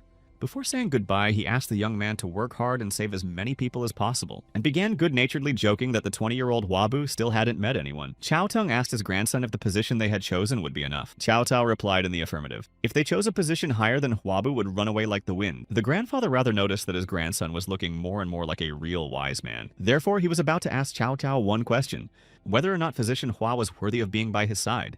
Chao Tao and Huabu treasured each other equally, and this person was definitely someone that needed to be around. Since his grandson said so, Chao Teng accepted these words and was going to wait. But before leaving, he added that if an ally turned out to be unsuitable, the best thing to do was to destroy him rather. Chao Tao politely replied that he would consider his grandfather's words. Chao Tung opened the door and ordered dinner without him. There was one place he needed to go, but he didn't say which one. As soon as Chao Teng left the room, Cao Cao Cao sat down in relief and exhaled. He still couldn't get used to this kind of pressure. Still, he was glad that no one would touch Huaba now. Perhaps those who are offered the position will eventually get it, but if they disobey his father, they will die. But Huabu will never obey either. Cao Cao clenched his fist with force. For Healer Hua, the only thing he could do right now was to make this appointment for the position. The young man really didn't want this dirty war to touch the young healer. Huabu was sitting on a bench in the courtyard of the palace in Nanyang. He looked happily up at the sky, thinking that for the first time in a long time he could relax. A man stealthily approached him and distracted him from his musings. It was Cao Teng who was curious about the healer who cured Huang Wan. Huabu didn't know Cao Cao's grandfather by sight, but if the man in front of him could talk like that, he probably held a high position. The young man bowed respectfully and introduced himself to the elderly gentleman. Chao Tung immediately noticed Huabu's young age, but since he had been chosen, he decided to see what he was worth. The old man had heard that Healer Hua was a skillful healer, and the young man thought it might be a patient. Huabu invited Chao Tung inside to look around. He asked me to give him my hand to take his pulse. The yang energy was weak, but the yin energy was suspiciously high for the patient's age. Since there were many meridians that were associated with the kidneys and bladder, Huabu assumed that the man had developed these pathologies. Taking into account his advanced age and overweight and using his skills, Huabu determined that the man had urolithiasis. The young man breathed a sigh of relief that nothing serious had been found. He wanted to impress the man, though. In a previous life, this disease did not kill people. The patients were in pain, but the diagnosis was not fatal. His mentor then explained that stones form in many organs, but only the ureteral ones caused such severe pain. It was a good thing he could now detect them before the pain set in. Huabu asked the patient to turn on his side. The healer needed the side of the sick man, thinking that he must be watching his health since he came before the situation escalated. Huabu's actions did not make Chao Teng feel good. The young healer wondered if he had barely touched the man. The angry old man grabbed Huabu's arm and asked why he was hurting when he said he would treat. 10 days ago, he hadn't been in this much pain. Huabu thought for a moment. It shouldn't be like this. He asked the man if he felt that his bladder had not emptied completely, or perhaps he noticed blood. The young healer also asked about the nature of the pain, thus convincing Cao Teng that he was a skillful healer. Huabu continued to reason that the pain was most likely fickle. The man confirmed that it was. The young man was very relieved. It was only urolithiasis, which occurs when a person leads a sedentary life and has a poor diet. Huabu guessed that the patient was unlikely to eat much fruit. Since the stones were small, the disease could be cured without surgery. Chao Tung didn't think it could be cured. Huabu replied that they would start with the simplest method. The young man asked the attendant to help him a little. As they left, Huabu asked if the man was feeling better. The man did not feel any severe bouts of pain. Xiaoteng was astonished. The other healers couldn't even name his illness, but Huabu described all the symptoms. I can see why they called him great. The old man inquired about the treatment, and Huabu pointed to a mountain in the distance. The treatment consisted of going up to the top and coming back down. It didn't matter how long it took as long as the patient did it themselves. But this method of recovery made Xiaoteng furious. He thought it was a delusion and a mockery of his body. Huabu asked, puzzled as to why he thought the healer was mocking him. After all, he was a doctor, and doctors don't mess with patients. Xiaoteng understood why his grandson was so protective of this young man. He shared with Huab that his grandson had found a loyal friend and was now personally convinced. The young healer realized who stood before him. Xiaoteng's anger had already cooled down. Huabu introduced himself again and told him that Cao was his named brother, something Grandpa already knew. The young man apologized for the words he should have said. Xiaoteng thought that if the words about the mountain turned out to be a joke, Huab would be in trouble. The embarrassed healer continued that the man would still have to follow his method of treatment and climb the mountain, and he should have hurried before the sun went down. Huabu even offered to walk with him. After a while, Xiaoteng and his escort were walking along the forest road. This climb was very difficult for the old man. Unable to stand it, he demanded medicine from the attendant. The man began to drink greedily. Without the remedy the healer had given him, he would have collapsed at the start of the journey. But it was plain water with salt in it. Xiaoteng's walk was very hard, and if after this treatment his condition did not improve, then young man was awaiting execution. After a while, the joyful patient returned to Huab with news. The stones came out. The old man felt so much better that he even started dancing on the spot. To thank the healer, he descended the stairs independently and quite briskly. Everything Hua's healer had told him matched every detail. Huabu congratulated the happy patient on his recovery. Xiaoteng thought he would never get sick again, but the young man made him sad. There was still a 50% chance of recurrence. If you continue the same lifestyle of drinking alcohol, eating unhealthy food, and not moving much, the stones may reappear. This time I was able to get rid of the stone naturally because it was small. Otherwise, surgery was required. It was important to drink about 2 liters of water a day every day. Cut down on fatty, salty foods and alcohol, and eat more fruit such as persimmons or tangerines, and be sure to climb the hill for at least half an hour every day. Huabu recommended increasing the load gradually, but Xiaoteng decided that half an hour would be enough. The young healer wondered how the elderly patient endured the pain from the stone. He asked the old man what the other healer had prescribed, and Xiaoteng replied that it was just a couple of useless potions. He drank them, but he didn't see any effect. He tolerated them because the pain was bearable. Huabu was surprised. The man must have incredible willpower. Still, he asked to be told if he felt pain again. A couple days later, the young healer visited his friend, Cao. The named brother expected Huabu to arrive early and was even upset that he was delayed. Cao knew that the young man had treated his grandfather. That must have been the reason he was late in coming. The grandson wondered what Huabu had done to the elderly patient. Xiaoteng talked non-stop about the young healer and described everything in great detail. This was the first time in Cao's memory that his grandfather was talking so passionately about something.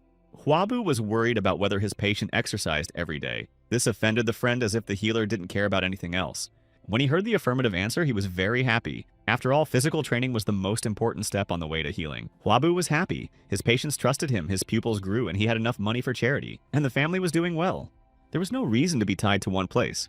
Cao realized that his friend had explicitly asked him not to be held back. Huabu asked hopefully to find someone else for the position. Cao clutched his head. Medic Hua was probably the first person to refuse such a position. Huabu replied that it was all just for the sake of the country. The door opened and Xiaoteng entered the room. He had heard the conversation and noticed that since Huabu had no money, there was no way to bribe anyone. Grandfather admitted that he could not fulfill the young healer's request. Cao invited his grandfather to sit down at their table. He sat down and began to reason. It appeared that His Majesty's physician was his grandson's named brother. He asked the young man to pour a glass for his step-grandfather. Huabu replied as politely as possible that Xiaoteng would have to abstain from alcohol for a while and offered tea in return. The elderly patient was puzzled. Was the healer really only obsessed with healing? At first he wanted to make Huaba the family doctor, but he found out he couldn't be tied to one place. And since it would upset his grandson, Xiaoteng agreed to give the young man a position on the condition that he remain his first priority patient. However, it wasn't because of Huabu's medical skills that he was becoming his named grandfather. He wanted the named brothers to bond more. If Xiaoteng recognizes Huaba as his grandson, his opportunities will increase and their very destiny will be in their hands.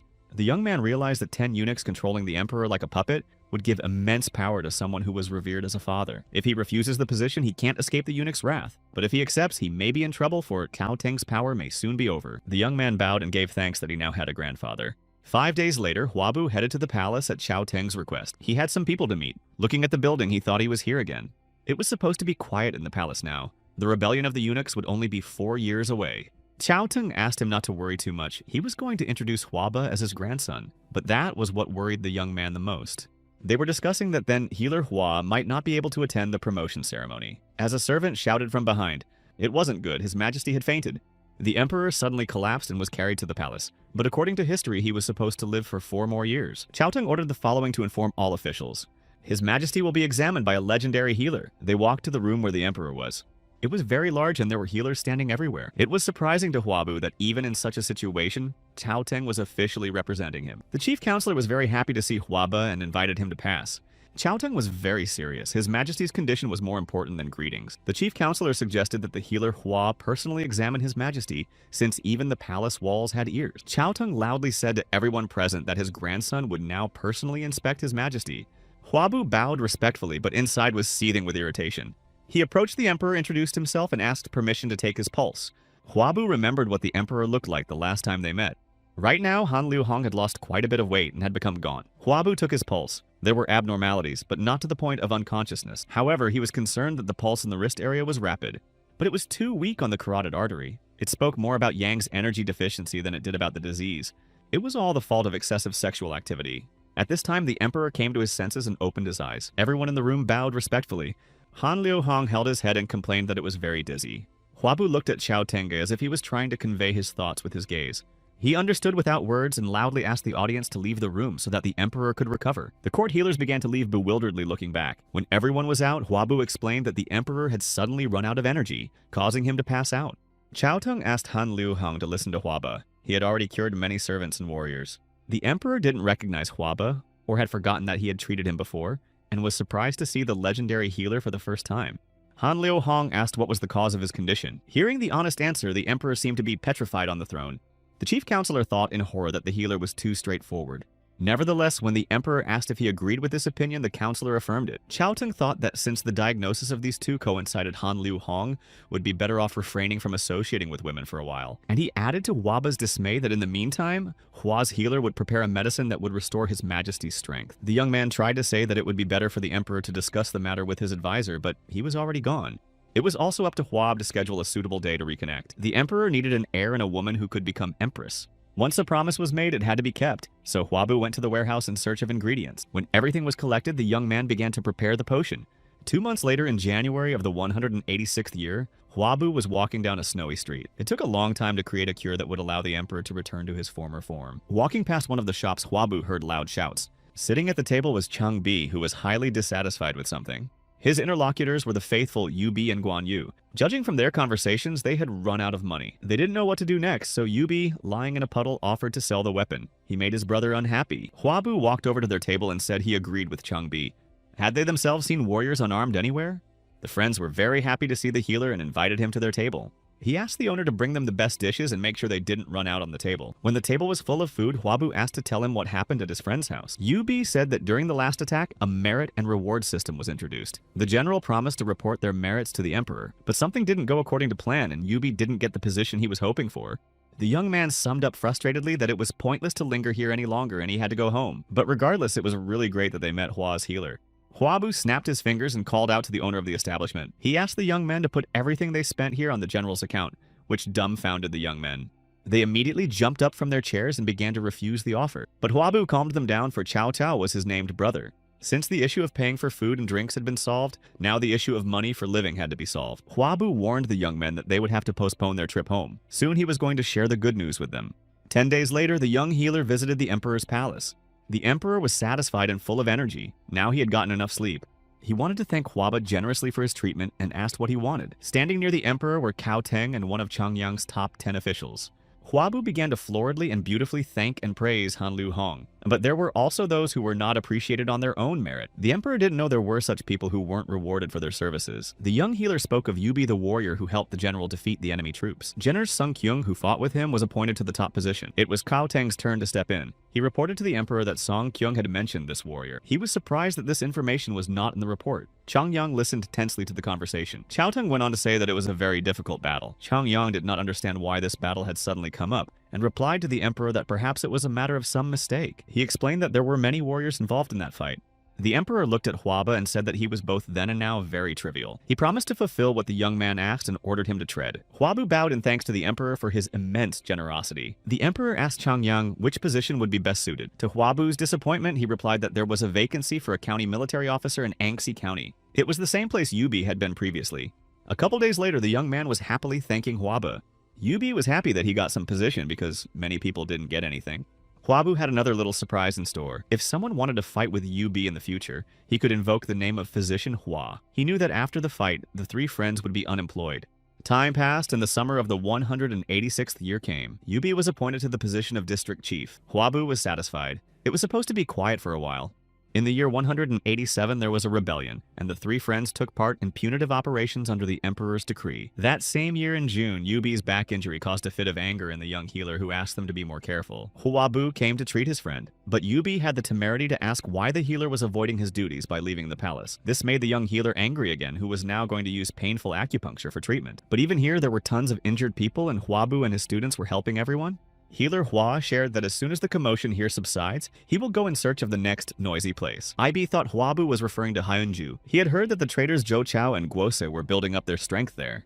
Huabu remembered about the Candian Tiger. Sun Jian was appointed governor of Changsha County.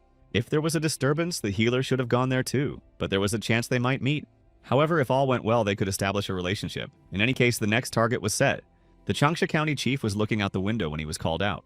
The clerk asked if he would really resign from this position even when he was asked to stay on. The man replied that the main seat was occupied by a worthy man, so it would be better if he himself withdrew. He felt like a stone had fallen from his soul, and now Changyi could finally think about himself. The attendant rushed after him, asking how to overcome the stubbornness that even Changyi couldn't handle, and heard that he had to figure it out himself. The man wanted to visit the former viceroy in Nanyang, but Changyi asked him not to rush there. He wasn't planning to head to his hometown, but to Gaon.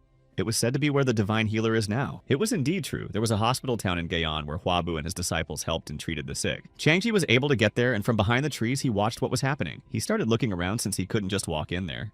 The former viceroy found his way out of the woodwork. In the hospital town, Obo was bandaging another patient when someone called him. In front of him stood Changyi, who had twigs sticking out of his forehead and was covered in leaves. Obo, immediately invite the injured man to come inside even though he claimed he wasn't badly hurt. He cupped Changyi's forehead and asked him to tell him if he felt dizzy or drowsy. The patient began to look around. He noticed that this tent was different from the usual hospital tents. At that time, Huabu came in and said he was going to see the patient. The young healer immediately began to use his unique abilities and examined the other patient, and found a gastric perforation where the stomach contents were leaking into the abdominal cavity. The man felt a terrible pain as if his stomach was tearing and begged for help. Changyi thought it was like some kind of madness.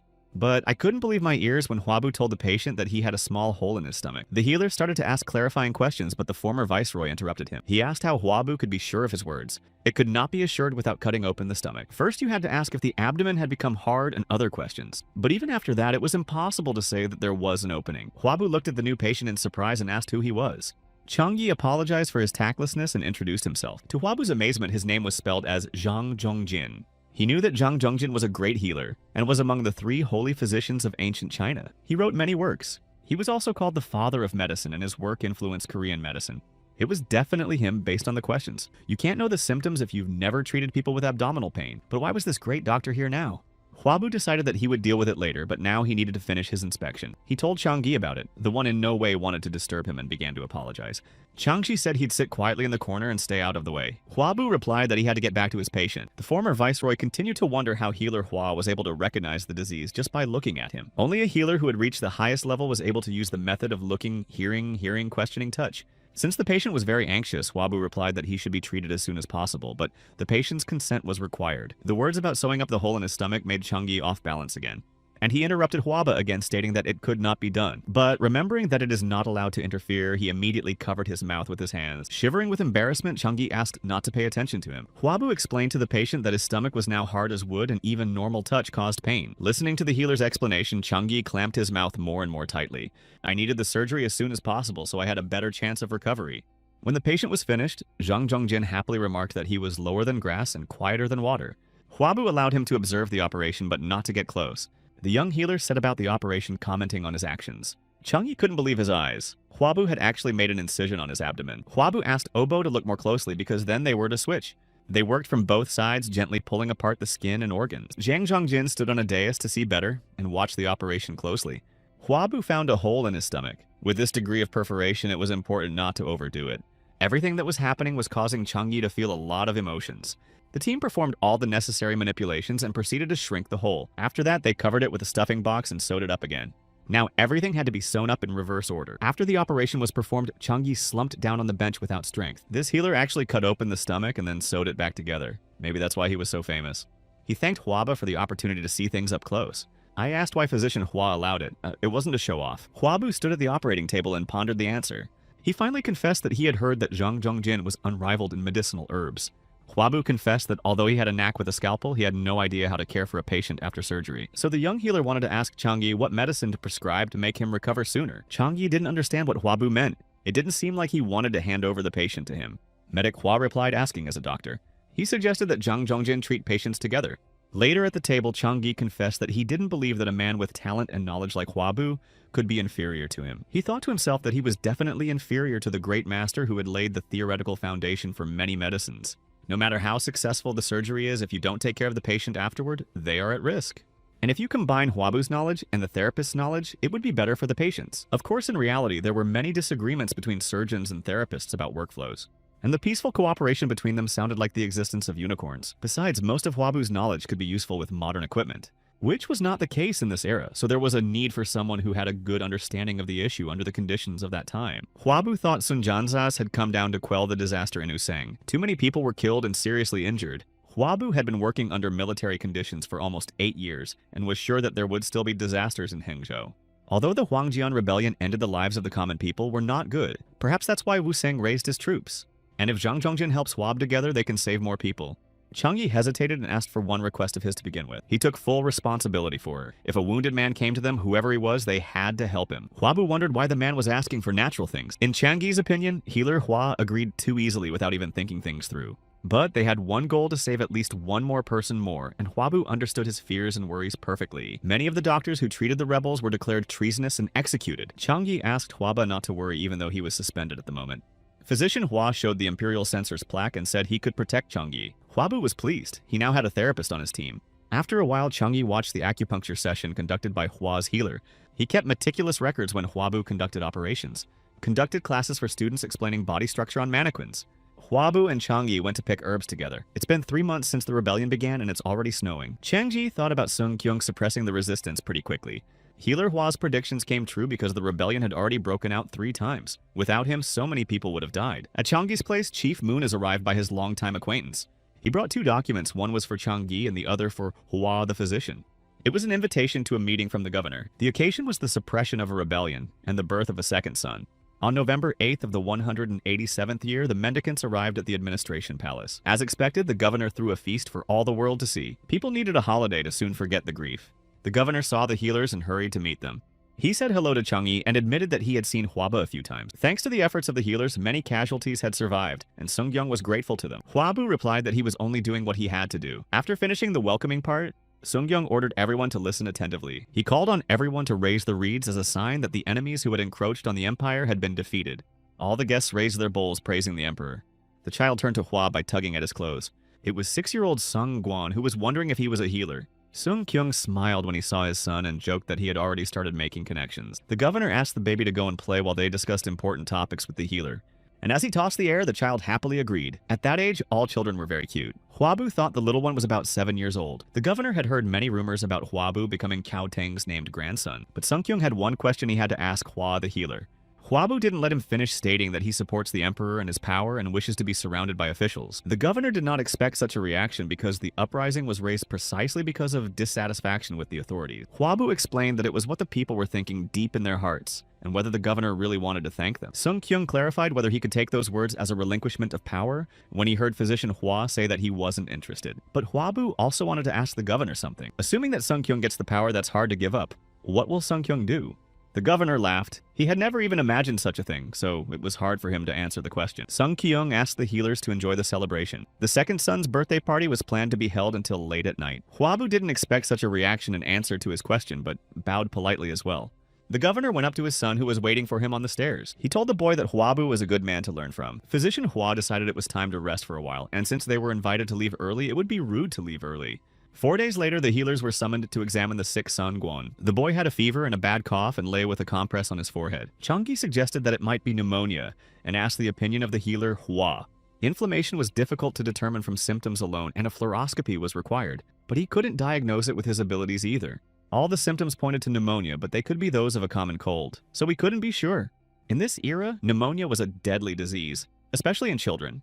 There was no way to identify pathogens or do blood work. The only thing that could help with pneumonia was penicillin. It prevented pneumococcus from developing in the body and destroyed the causative agent of the disease. So all that was left was this medicine and observation. Even so, there was no complete guarantee. If it wasn't pneumonia, there was only one treatment option. Hwabu replied to Changgi that he agreed with his diagnosis and went to get what he needed. At full speed, Healer Hwa was rushing on horseback through the snowy forest. It's a good thing if they managed to relieve the child's condition. Otherwise, what was the point of him being called the Emperor's legendary healer if he couldn't deal with the infection? Upon reaching the hospital town, Hwabu hurried to get some medicine. Everything needed was gathered and Obo handed the sack to the teacher. Hwabu looked at the jar and wondered if this medicine was supposed to help. Hurrying back, the young man hoped that this was what would help the child get back on his feet. Plus, he'll be assisted by a great healer. Upon arrival, Hwabu immediately proceeded to prepare a penicillin injection. It was necessary to do everything in their power. And do everything you can to make sure you don't have any regrets. And then maybe we can save another life. The healers prepared a decoction of the necessary herbs. They could only watch and wait to see if their treatment worked. And finally, the baby got better and was on the mend. Early in the morning in the hospital town, Hwabu and Changgi were doing warm-ups. Changgi noticed that even though Hwabu said he didn't know about potions, the medicine he brought was effective and helped. The young man embarrassedly remarked that it wouldn't have been as effective without Changgi's decoction. When a child or elderly person contracted the disease, the likelihood of recovery was only 5%. But there had never been such a quick recovery in Changgi's memory either. Because of this, they have even more patients. Changgi asked if they would need to determine the blood type of the patients, but in this case, it was not necessary. Before that, he didn't know blood could be mixed with each other. Hwabu had the first group and Changyi the fourth. The students were in the second and third groups, but Healer Hwa couldn't remember exactly which group they were. Because of the loss of blood, many people died, but they had no way of storing it, but it was already necessary to identify its types. If someone needs a transfusion, everyone should know how to do it. Byung-seon came out to join them. All the preparations were finished. She excitedly asked when they were leaving. They had to pass the so-called Village of Golden Men, where men were not allowed to enter. For this hike, they needed snowshoes, which the girl also had already prepared. She asked Hwaba to go on the road sooner rather than later. Byung-sun couldn't wait to start treating people. They set out. But when they reached one of the passes, they could not go further as everything was covered with snow, and they had to wait for spring. The guards at the pass advised them to take a different route. Then they could go around the mountain. Hwabu and Byung-seon continued on their way. It was good that the mountain wasn't too high. Healer Hwa asked the girl to be careful and tread clearly in his footsteps, but a fastener broke on her snow stick. Hwabu warned me it was dangerous. Byun-seong couldn't keep her balance and started to fall. Healer Hwa turned around at the scream and saw the falling girl. She rolled down the slope straight to the cliff. Right now, Hwabu could only call his student's name loudly in horror. Byun-seong flew straight into the trees from the height of the cliff. Hwabu ran to the edge, but not in time to grab her. The girl was falling down. His outstretched hand could only grasp air. Getting close to the edge, he watched the girl fall. Byung-seong fell right onto the sharp tree branches. Staying on the ledge, Hwabu continued to shout out the student's name loudly. When he managed to get down, he immediately rushed to the injured girl. Byung-seon was conscious but badly hurt. She told the teacher that she had no energy at all. Hwabu covered the girl's eyes and said she just fell. There was a puddle underneath her. The wounds were very serious. Hwabu saw that the small intestine had been ruptured. If the girl is not operated on immediately, she will die. Byung-seon lost too much blood because of her wound. Hwabu forced himself to pull himself together and began pulling the necessities out of his bag. Now he needed to do his business and pray. He took the girl in his arms and carried her. The camp was about an hour away. If he ran as hard as he could make it before sunset. Hwabu rushed as hard as he could, begging the girl to fight. She only needed to last 20 minutes. When the camp showed itself, Hwabu began to call loudly to his students. Running into the tent with the girl in his arms, he said urgently prepare for emergency surgery. Byung-seon was laid on the operating table and preparations began. Hwabu asked Changgi to help him. He can't do it alone. While preparations were underway, the girl had already passed out. She had lost more blood than Hwabu first thought. The operation had to begin immediately. Medic Hwa took a sip from the bottle that was meant for anesthesia. His head was spinning and he needed to start surgery sooner rather than later. Changyi was to monitor the girl's pulse and tell if it slowed down or dropped below 40. To his students, Hwabu said he couldn't explain on the fly and they would have to keep up with him. The operation had begun. Changyi was extremely attentive and observed the actions of healer Hwa. Did he really hope to save the girl with such injuries? Changyi saw that Hwabu himself wasn't in the best condition. The small intestine was torn, but the surgery was not going to be easy. The girl's pulse was under constant observation. Changyi was surprised to note that the healer must have known what he was doing. He alerted everyone when his pulse dropped to 50 and reported that it continued to slow. Hwabu thought that they should definitely make it in time. The torn part wasn't in such bad shape. The problem was the bleeding. His pulse was already down to 45 and they needed to speed up. Hwabu begged the girl to hold on a little longer. There was only a little more to go. He had much more to tell and teach her. Byung-sun wanted to save people, but she needed to save herself first. Hwabu asked her to be strong and be patient. The healer commanded Obo to stop the blood and the apprentice clamped the vessels. Hwabu mentally turned to the girl again and thought he was counting on her. They had time to stitch up the laceration and stop the bleeding. His pulse didn't go down to 40. Changyi noticed the change and started measuring again. He stopped being steady and was starting to accelerate. Hwabu thought it was possibly tachycardia, and which could have led to shock. The girl has lost too much blood, and if they don't do a transfusion, they are at great risk. Only he himself had a suitable group, but the operation wasn't over yet. Hwabu asked an astonished Obo to intercept the operation. Healer Hwa asked his apprentice to take it easy and do as he says. Bong-ah needed to draw blood from the teacher and try to do it carefully.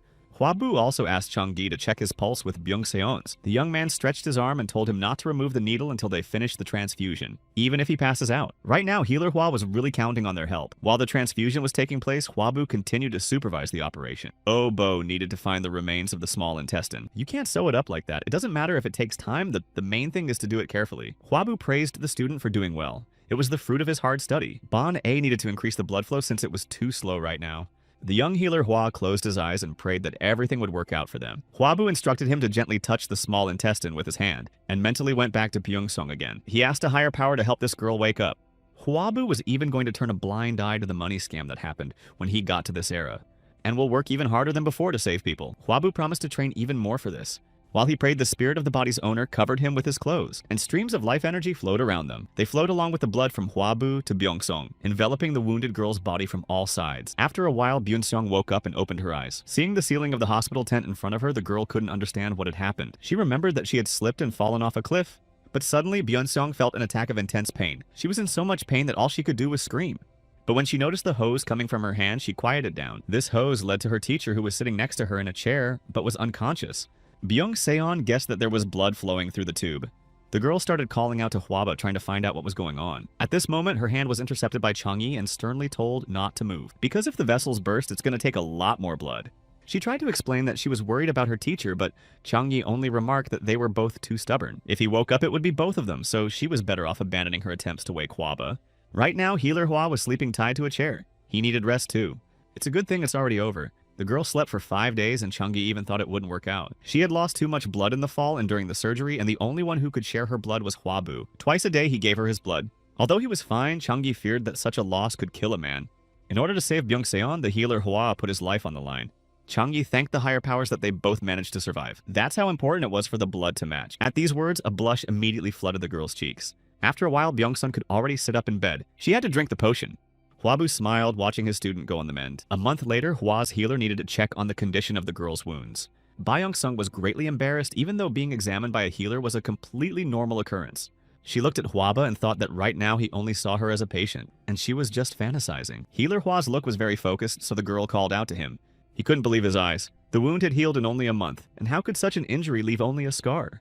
No matter how good Changyi's potions were, what was happening now was beyond fantastic. Even if post-operative treatment with the most modern methods was not possible to achieve such an effect. My general condition improved and my fever went down too. Byun-seong started to thank her teacher for running with her, then immediately performed the surgery and gave her his blood.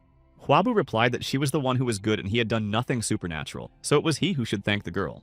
Checking her pulse, he made sure it was finally normal. But they were indeed very lucky. A little more and Hwabu wouldn't have been able to save her.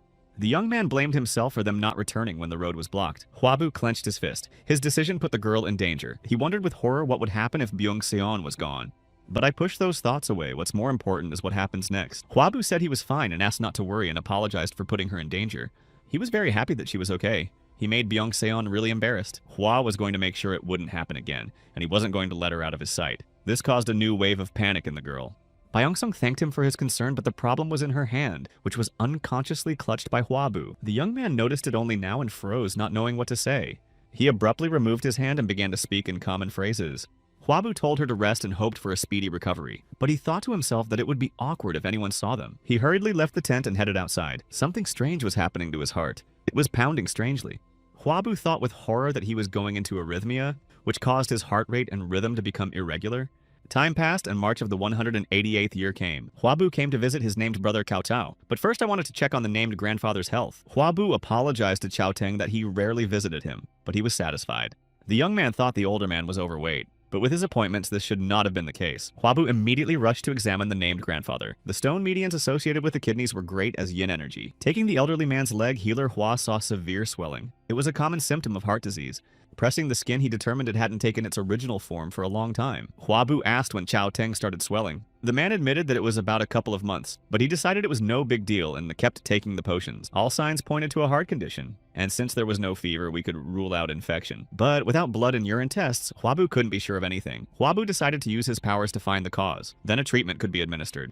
He saw that the kidney had shrunk in size and that there were irregularities on its surface. It was chronic renal failure, a condition in which kidney function was impaired. In this century, this disease could not be cured completely as there was no possibility of dialysis or kidney transplantation. Hwabu frankly admitted that he could not cure the disease. When Kaosong heard these words, he was indignant because Hwabu was a healer. He may have misdiagnosed it too. The other healers said Cao Teng would be better after a couple of days of rest. The elderly patient asked his son to stop blaming Hwaba. If even a divine healer who brings patients back from the dead says so, then it's true. Chao Teng thanked the healer for being able to come and advised him to rest. Cao Song started to urge his father to see another doctor, but he pounded his fist on the armrest. He saw no point in asking those who couldn't even recognize that he was sick. If it wasn't for Hwabu, he would never have known he was sick, and would have continued to drink useless potions. Chao Teng got up from his chair and asked to be left alone. At night, lying in bed, the elderly man reflected on his illness. He was constantly drinking and couldn't even go to the bathroom. Out of nowhere, Hwabu appeared with water and really scared the old man. Chao Teng was indignant because he had previously asked to be left alone. Hwabu apologized for not being able to keep track of his health. Taking water from the hands of his grandson, Cao Teng noticed that he himself had decided not to keep him on the palace tether. But Hwabu saved many lives, and these deeds helped the Cao family. The fact that their family name would remain in history was more important than the old man's life. Therefore, Cao Teng asked the young man not to worry. That was the way life was. One day he would meet the end of his life anyway. After a while, Cao Teng's life journey came to an end. This occurred on the 5th of April in the year 188. The funeral ceremony was attended by a very large number of people of different ranks. After a month, Hwabu was leaving Cao Cao's house, even though he had promised to stay there for only 10 days. The named brother asked where he was going this time. He assumed he was going to help the needy again. But Hwabu planned to stop by the house first. Hwabun was getting married. Now of the three brothers, only the youngest remained single. Hwabu was going to deal with this later now. Other things were more important. He asked Cao Cao to be careful because it would be quite turbulent in the near future. There were many who secretly did not support his grandfather's decisions, but in Cao Cao's opinion, even this situation had its advantages. Nothing could hold the young man back now. Hwabu realized that Cao Cao was still listening to his grandfather's words and being cautious. The named brothers said goodbye and asked Arc Friend to be careful. Hwabu headed towards home, thinking that if nothing changes, there will be an uprising. But it wasn't his place and it wasn't his battle. If he intervened, he could affect the course of history. Everything had to take its course. The important thing now was to stay alive. Just like the named grandfather said, that's the way life was. In July of the 188th year, the wedding ceremony of Hwabun took place. He was getting married to a girl named Pan He. Hwabu came to congratulate his brother on the occasion. The older brother jokingly asked what Hwabu was going to do now, using the excuse that the eldest must marry first would no longer work. Byun Seong was quietly standing behind her brothers and heard this conversation. It had been a long time since she'd been to a celebration of this nature. The girl looked at the young family and noticed how happy they were. She was so annoyed with guys that she answered to everyone like she had a fiancé, and now she couldn't find anyone. But she was able to devote all that time to learning to be a healer. Someone came up from behind and startled the girl. It was Mrs. Hwa, Hwabu Hwabuk, and Hwabun's mother. The woman noticed that there were a lot of lonely hearts here, making Byung-seon petrified. At her age, girls were already getting married. Mother was very anxious to get her youngest son married as soon as possible. Byung-seon pretended not to know what she was talking about. Ms. Hwa admitted that she wasn't worried too much, because by her youngest son's side was Byung-seon. After these words, the girl turned into a statue. Could it be that right now, Madame Hwa was expressing her blessing to her? The brothers watched this friendly dialogue in amazement. Hwabun grabbed his younger brother in anticipation of good news. He decided that he could now call Byung-seon his daughter-in-law. The older brother advised Hwab to be on standby because their mother seemed to be getting into full swing. Hwaba was getting tired of it and was getting a solid headache. In November, he returned to Cao Cao's house where he complained that he was tormented by everyone's talk of marriage. But the said brother only added fuel to the fire by hinting at an alliance with Byung-seon. Hwabu accused Cao Cao of behaving the same way as his folks back home. Everyone hinted at the girl. The brothers decided to close this topic and moved on to current affairs. For the past 3 years, Cao Cao has been in charge of the affairs of the military committee. Things didn't happen as described in the story. But history and there were no records of Cao Cao. The named brother asked Hwabu for permission to introduce him to someone. The young man was surprised, but replied that he would be glad. He wondered who it was that had asked his opinion. At this time, the door opened and another guest appeared. The young man who was late for dinner was named Bonzo. He headed over to the table, thankful that everyone was able to gather here despite the turmoil around them. Cao Cao looked dissatisfied and added that calmness was not among the noble husband's 5 well-wishers. Bonso introduced himself. He was the first chief of Wang Xiao's military troops. In response, Huabu modestly introduced himself as a simple healer. Bonso was curious if the healer could cure himself if necessary, but Cao Cao interrupted his questions, saying that he was talking too much. Then he went to see Huab to check his pulse, but the young man replied that he had no special skills as he was an ordinary healer. Cao Cao asked the named brother not to help Bonso if he came to him sick. The first chief grinned how after such words one could be called a friend. The friends laughed merrily, but it was strange for Huab to hear this, for he knew the deaths of both of them. One would be tormented by migraines, the other would drown in blood. But before that, Cao Cao and Bonso had to fight in a major power battle. Not to get ahead of ourselves, but next year's events should have happened according to history. Although the outcome could have changed, Bonso suggested quietly starting the story. Whatever kind of healer Huabu was, it was unlikely that Cao Cao had called him to examine him. It turned out it was because Cao Song had resigned as chief chancellor. It seemed that the changes started right after Cao Teng's death. Bonso came to the conclusion that Huabu was truly a dear man to Cao Cao. He showed the number 2 with his hand and said it aloud. That meant he'd only help out twice. Cao Cao counted on his friend to say at least 3 times. Huabu didn't understand what his friends were talking about, why they were helping him. Perhaps they meant that he was removed as censor. Bonso was from the great Taku Liu family, and even the officials couldn't oppose him, and he could be a good support. Cao Cao irritably asked to bill him anyway. Huabu didn't think the named brother cared that much about him. He wasn't going to stay in debt either. He said that when Cao Cao's life was on the line and he couldn't trust people, under no circumstances shall he bear his sword. In Cao Cao's history, there were 3 black pages associated with this weapon. One of them was the killing of the Yo family because Dun Tak took over, but Huabu couldn't do anything about it. And if Huabu starts talking about this man now, Bonso will definitely suspect something. The young man asked Cao Cao to at least think twice before pulling out his sword. Huabu didn't understand how someone as kind as his named brother could change and turn into a true monster in the future. Bonso agreed with Huabu. Situations could be different, and it was better to be prepared for them. He turned to the healer and said that the rumors were not false, and the young man in front of him was indeed very wise. And since that's the case, maybe Huabu can share some advice with him too. The healer Hua respectfully said he couldn't give advice to such a great man, thinking to myself that even if he did, he wouldn't listen. Once again, the rumors didn't lie, but Huabu was even more humble than they said. Cao Cao angrily interrupted their conversation, saying that it was enough to talk about this topic. Huabu may have been his brother, but he was first and foremost a healer, not a mercenary, but a man of peace. Everyone was surprised at how fiercely Cao Cao defended Huaba. Tom was even pleased by this concern. Now that they'd talked it over, it was time for Bonso to leave. He said goodbye, promising they would see each other again, and he hoped their next meeting wouldn't be on the battlefield. It was May of the 189th year and Huabu was at his home. An anxious OK Jew was looking for him everywhere.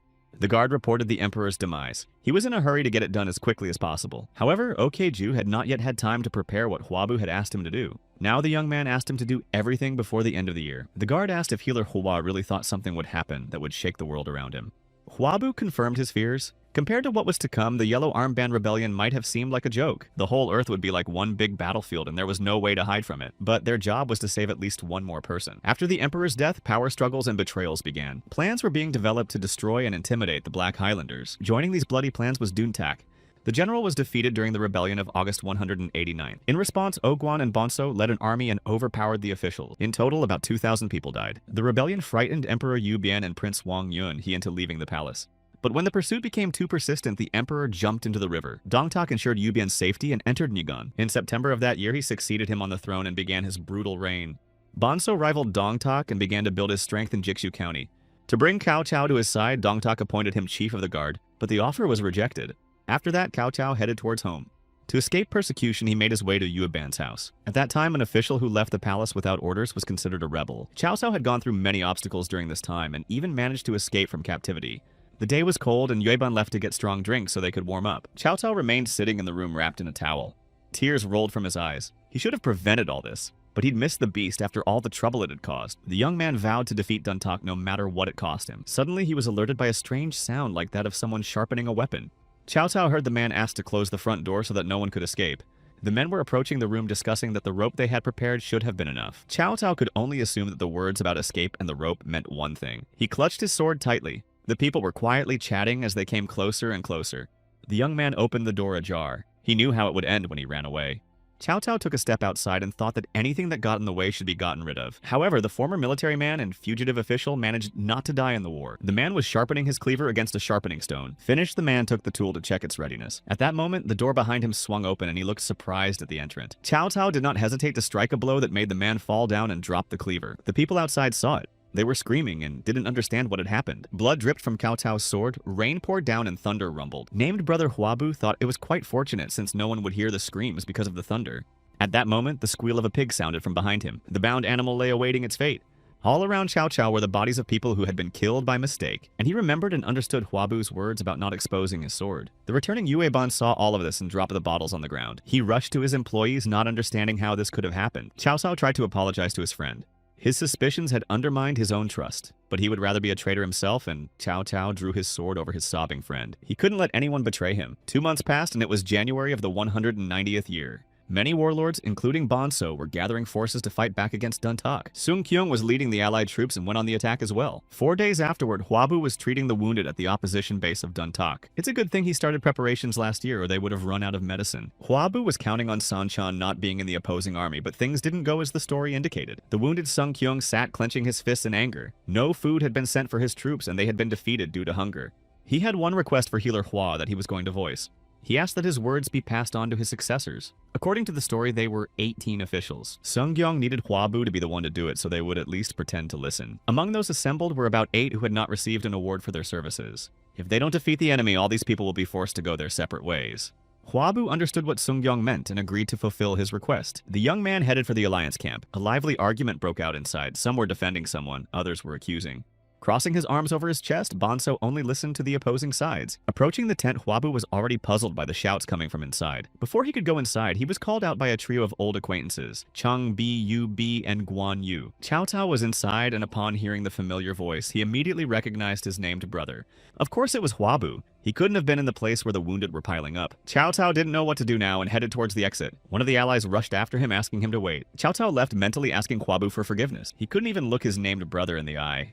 Meanwhile, Huabu was checking in with his friends to see how they were doing and listening to the latest news. The young healer was surprised. The boys were in Gaotang, although according to the story, they should have been in Peguo. Huabu turned toward the tent, reassuring his friends that his named brother would let them take to the battlefield. However, Cao Cao wasn't there an hour later, and the young man didn't understand why. He realized that this way he could stand until tomorrow morning. There was no choice, and he would have to go inside. Bonso was told the healer was coming. Behind him stood 3 friends. Huabu reported that he had treated all the wounded and asked if anyone else needed his help. Bonso crossed his arms over his chest. He was not happy to see the young man. However, others rejoiced more. Among those present were Huabu's former patients. In one, he recognized a warrior wounded by a fired arrow. The other warriors he treated also came over. Gong Yun Do Geom Po Shin. They all wondered how the healer was doing. Bonso didn't realize Huabu was friend or foe. The fact that everyone was so friendly to him made him suspicious, and he asked to what he owed this uninvited visit. The upraised finger signaled the first rendering of the promised help. He no longer kicked Huaba out. The young man confessed that he had decided to report on the condition of the sick in the camp. Huabu realized he was breaking all the rules, but he imagined his friends standing behind him, who were bravely fighting against Duntak. Huabu's former patients standing around decided that since they were his friends, they must be excellent warriors. When asked where these guys came from, the young man said that they were descendants of the Han dynasty. Those around him immediately expressed unanimous admiration. But it came to naught when it was revealed that they served as Kodan County supervisor. Bonso noticed that since they were descendants of the dynasty, the healer had brought some really important people, but he chose the wrong time to do it. At this time, there was a loud shout calling for the gates to be opened and surrendered if their lives were dear to them. It was the commander of Dungtak Huaun's troops.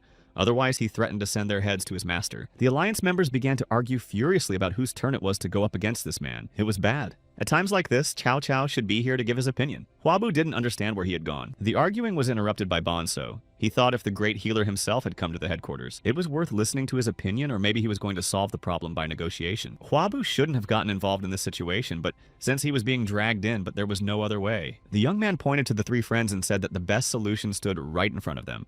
Yu Bi realized that they were being given a chance, but the situation was very heated. If a mistake is made, they could be eaten alive. Huabu put a hand on his shoulder and reassuringly told him it was okay. The young healer asked Yu Bi to believe in his brothers. Of course he was right. Who else but Yu Bi should have believed in them? They were only here because they were always together. Guan Yu stepped forward and introduced himself. The surrounding people scornfully resented his low position. This did not confuse the warrior, and he asked Bonso to give the order. Then he'll bring Hua Wun's head to him at any cost. Huabu heard other warlords calling for the impudent man to be chased away. Yu Bi came forward. He admitted that they did have low positions. But what did the general have to lose by sending them into this battle? Bonso agreed. If a couple of brave warriors died, the army's strength would not be affected. But if they fail, Huabu himself must be held responsible. Yu Bai was happily willing to give the general his head.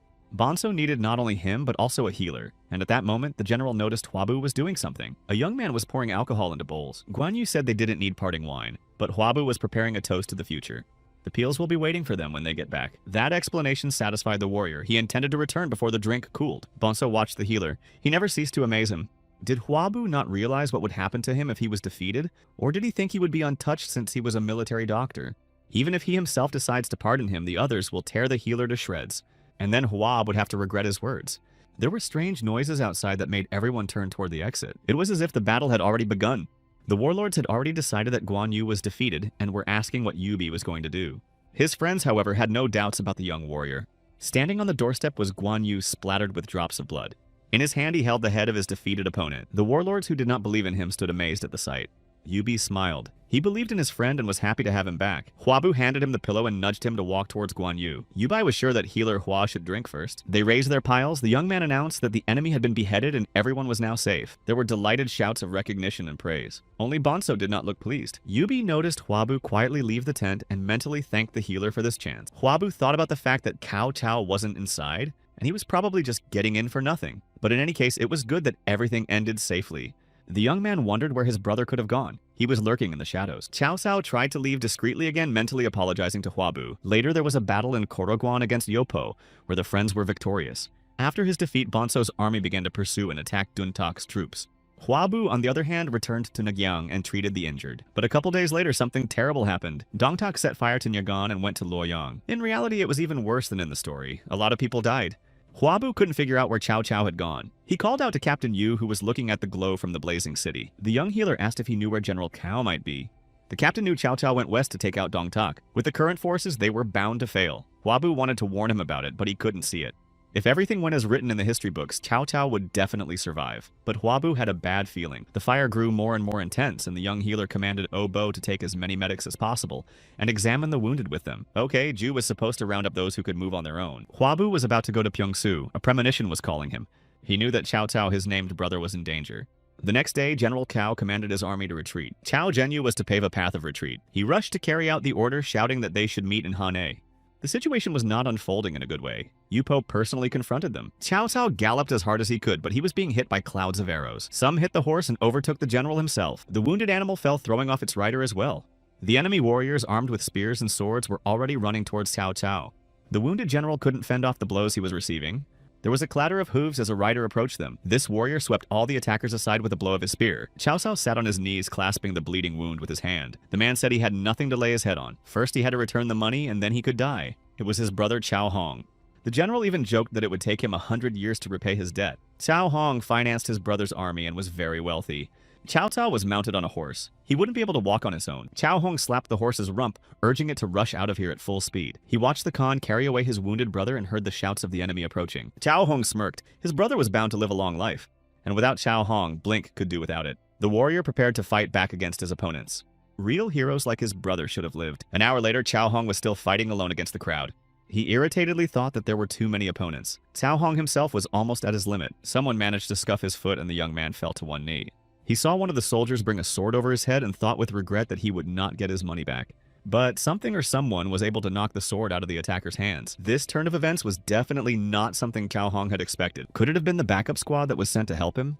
The opponents were opposed by the guards of the healer, Hua Okju and Zhang Gui. Cao Hong didn't know who they were, but now came his chance for salvation. If he's lucky, he'll be able to team up with Mandok. He tried to get up and heard one of the warriors ask him to wait a bit. They were almost finished. These words brought a smile to the wounded warrior's face. But he couldn't sit idle, and it would be disrespectful to his saviors to just sit there. A hooded man stood in front of him, and Cao Hong couldn't see the face, so he asked what his savior's name was. The warrior pulled back his hood and introduced himself. It was He-Man, another guard from Healer Hua's team. When the sun was already setting, Cao Hong was already at the headquarters of the Allied forces, and thanked his brother for sending the saviors. He called Huaba his brother, who pulled his wound even tighter out of indignation. It was the first time they had seen each other, and Cao Hong could not call him brother. The patient admitted that he said so because Huabu knew his brother, but the healer turned away and told the man to recover in silence. Cao Hong was worried about his brother. He hoped that he would be all right. Huabu replied that thanks to his actions, Cao Cao arrived not too late. They had managed to heal the deep wounds. The healer suspected that his named brother was pretending to be asleep, for he should have come to his senses by now. Cao Cao opened his eyes and asked how he knew everything. It was all about breathing.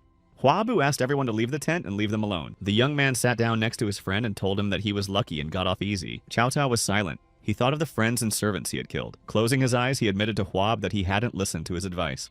The healer listened intently with tightly clenched fists. He realized that Cao Cao was avoiding him because he bare his blade. The named brother continued to speak. The scary thing was not what he had done or his inability to remember Huabu's words, and the fact that in that moment he was relieved. Huabu shouted loudly, ordering Cao to stop this now. His named brother did not repent or fall on his knees, so he dared not say such things. Huabu shouted menacingly that Cao could at least say he had no choice. Did he really want to be remembered as a maniac? Cao thought astonishedly over these words of his friend and brother, and he screamed in rage that it wasn't true and he wasn't at all. Cao got up and kept shouting that it couldn't be. Huabu tried to put him back down because he was not yet allowed to get up. The wounded man trembled. The man he was supposed to apologize to was no longer alive. He didn't know what to do. Huabu wished he could say he understood him, but he had neither the right nor the opportunity to do so. Regardless of whether Cao would later become a ruler or a hero, it was still a turmoil. But whatever happened, the great loss of life in Soju had to be prevented. The death toll was in the tens of thousands, and it wasn't just the military. It doesn't matter what reasons it was done for, personal or political. A tragedy had to be prevented. That was why Huabu tried his best to prevent that incident from happening. But it still happened just as the story said. Huabu couldn't lose Cao as well. But out loud, he told his friend that there was no point in grieving the past. It couldn't be changed. What was important was how Cao would act in the future. Huabu asked him to never forget that day and what his actions led to. It was a sin he would carry with him for the rest of his life. Cao needed to find a way to make anyone who looked at him realize that he had repented. His friend and named brother should not be left as a sinner in history. 4 months passed and the healer Hua traveled with his students and guards to Chohung. On the way, Huabu bitterly thought that when Cao returned in defeat, no one even moved. That was why there were so few records of it in history. General Cao was probably the most disappointed of all. He was going to fight Dong Tak, but he actually gathered the group because of his own ambition. The allied forces will disintegrate and a power struggle will ensue. And because they were fighting on all sides, it was impossible to even follow them. Even though Sogyeon manages to find the Imperial Seal, it will still go to Wonsul. Meanwhile, the team reached the palace in Chohyun. There they were greeted by a longtime acquaintance, Archbishop Myung-il. When they were already sitting at the table drinking tea, Huabu asked what brought him here. Myung-il admitted to taking command of the Hauen or Hao sect. The Archbishop had been preparing for this since the era of the Taiping cult. As soon as the Hao sect heard about the healer, they immediately agreed to cooperate. Huabu asked if the Archbishop had information about the Central Plains. What knowledge he had was enough to distinguish truth from rumor. It had been many years since Huabu had left the cult, but he still called Myung-il Archbishop. He was used to it, and it was hard to change. The young healer should have now called Myung-il Danju. That meant he had taken over Saga Sangdan's trade organization. Huabu had a poor idea of what it was and asked if Myung-il was single-handedly running everything. It was a trade organization that controlled 50% of the goods that came into Luoyang. It was supported by 10 great officials. She was supported by the 10 great kings. But if Dong Tak seizes power in the center and the kings fall, the influence of the families will be weakened. But Luoyang was reduced to ashes. Perhaps it was for the best, and it was out of Dun Tak's hands. All transportation options were now in their hands. Thus, their trade association became one of the 3 greatest in the Central Peerage. It turned out that way because Huabu asked Myung-il to gather information in advance. That's why Danju wanted Hua the healer to manage it all. Hearing this, the young man immediately jumped up and began to refuse. He couldn't handle the whole association, but the young man worried in vain. They were ready to take over, and Zhou Seol would help with that. Myung-il vowed to follow the young healer until his last breath. Huabu thought for a moment. In these dark times, money and information were very important, and the support of the people was needed. The young man was very troubled. It was like he was being pulled into an abyss, but he needed strength to stay alive, and Huabu turned to his interlocutor. He agreed to do so and accepted Danju's offer. After a serious conversation, the young man went out into the yard to stretch. Myung-il promised that another gift would be delivered soon. After that conversation, Huabu couldn't bring himself to sleep. The healer was called out, and he had definitely heard that voice before. In front of the gate, Archbishop Yi Zhu stood with his report. Behind his back, an old acquaintance lined the ranks of the military. They bowed and shouted in one voice that they trusted Huab with their lives. The young man was speechless and stared in amazement at the people in front of him. Huabu had no idea what to do and clutched at his head. After a while, Song Kyung left Luoyang with the Imperial Seal. To attack him, Bonso dispatched the governor of Hangzhou, Yu Piao. When the food supply ran out, the rulers began to fight among themselves for food. In the course of the war, Yu Piao defeated Taisu Jiao. Huabu knew this would happen, but something happened that no one expected. It happened in March of the 1991st year. A child came to Hua the healer and asked to be his apprentice. Crossing his arms over his chest, Huabu asked the girl to introduce herself. It was Sarah, a junior member of Saga Sangdan. Physician Hua hadn't been able to contact Myung-il for a long time. This must have been his gift. The girl excitedly announced that she wanted to become a healer. Huabu tried to refuse. He was already tired from teaching 3 students and had no plans to take on new ones. Sarah remembered she should have been respectful before asking and dropped to her knees. The boy tried to explain to her that kneeling should only be done in front of parents and the emperor, but the girl boldly added that she should kneel in front of the teacher too. Despite his refusal, she continued to beg. The child tisked frustratedly. Uncle Myung-il had promised her something else. Sarah said that if Hwabu accepted her as an apprentice, her father would make a favorable decision about the guild, and the young man realized it was a bargain. The girl asked him not to worry. It took her 6 months to convince her father, so it took a year on her knees to convince Hwaba. She could show the teacher her determination, and it made her happy. Hwabu pondered what to do. The empire was crumbling, and he had no time for training. He had to wait until his students could do it themselves. He tried to convince the girl to come back, but she shook her head negatively. The students hiding behind the columns watched the dialogue between the persistent girl and the stern teacher. It seems now that Byung-sung was no longer the youngest student on their team. Hwabu irritably told Sarah that if she didn't obey him, he wouldn't take her on as an apprentice. But the girl replied that it was wrong. Sarah was going to kneel there until the healer officially accepted her as an apprentice. She was determined to wait for the teacher's agreement. On the 3rd day, Hwabu caught her running away from the student's room. And on the 10th day, the girl was still there, and the same thing happened again. On the 14th day, she was on her knees in the pouring rain. Finally, on the 15th day, Sarah found herself in front of an angry teacher who was telling her not to sit outside. Even though she was sick sitting in the rain, Healer Hwa was pretty pissed off. Sarah was smiling contentedly. Hwabu asked why she wanted to learn this business so badly. Sarah admitted that she had already started and spent 10 years studying medicine under the tutelage of healer Jin Chon. But her teacher passed away during the attack on Nagyan. Standing up on the bed, the girl admitted that she couldn't give up anymore. She was told that women are not allowed to be doctors, but there have been such cases in history, like Zhengok. Hwabu saw that this child had great ambition. Sarah realized she couldn't get a government job, so she fell in love with medicine even more. Mr. Myung said he knows Hwaba well, and when her family was on the brink of poverty, she managed to convince her father. Healer Hwa was a legendary surgeon, and this was a unique opportunity. Sarah kneeled down, folded her arms, and began to beg Hwaba again to take her as an apprentice. The healer turned down anyone who asked to be his apprentice. Would it be fair to take this girl? Finally, he made a decision and announced that they were starting training. Sometime later, Hwabu visited his old acquaintance, the blacksmith Byung-jun. He came accompanied by guards for his order and apologized for not being able to visit him sooner. Byung-jun fulfilled the healer's order and produced 50 sets of surgical instruments. The blacksmith had to put a lot of effort into making them. Hwabu was determined to be bloodthirsty. He was going to let his new student feel what human flesh was like. Watching the healer, the blacksmith came to the conclusion that he had a new apprentice. It would take another month and a half to finish the rest, but Hwaba was satisfied with what he had. The young healer wanted to support Yizhi. When everything is ready, he will be equipped as well as the army. Byung-jun remembered that another order from the healer was ready and handed him the packet. Hwabu turned seriously to his loyal guards. This order was for them, swords and spears of the finest materials. The guards began to thank Hwaba and were willing to give their lives for him.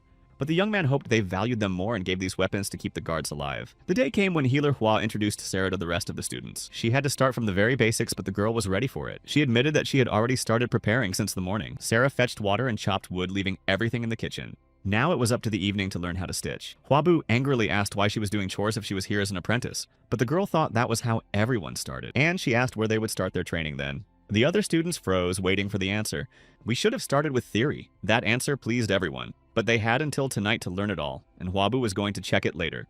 A month later, Sarah no longer looked as carefree and confident as she used to. She looked at the racks of scrolls and wondered how much the doctors were supposed to read. Every night, the teachers gave an exam on the material they had learned. Chang'e kept saying that their mistake could cost a man his life, so they had to memorize everything well. But despite the difficulties, Sarah was enjoying everything very much. She was eager to do every task. This time, Hwabu had the girl cut bandages.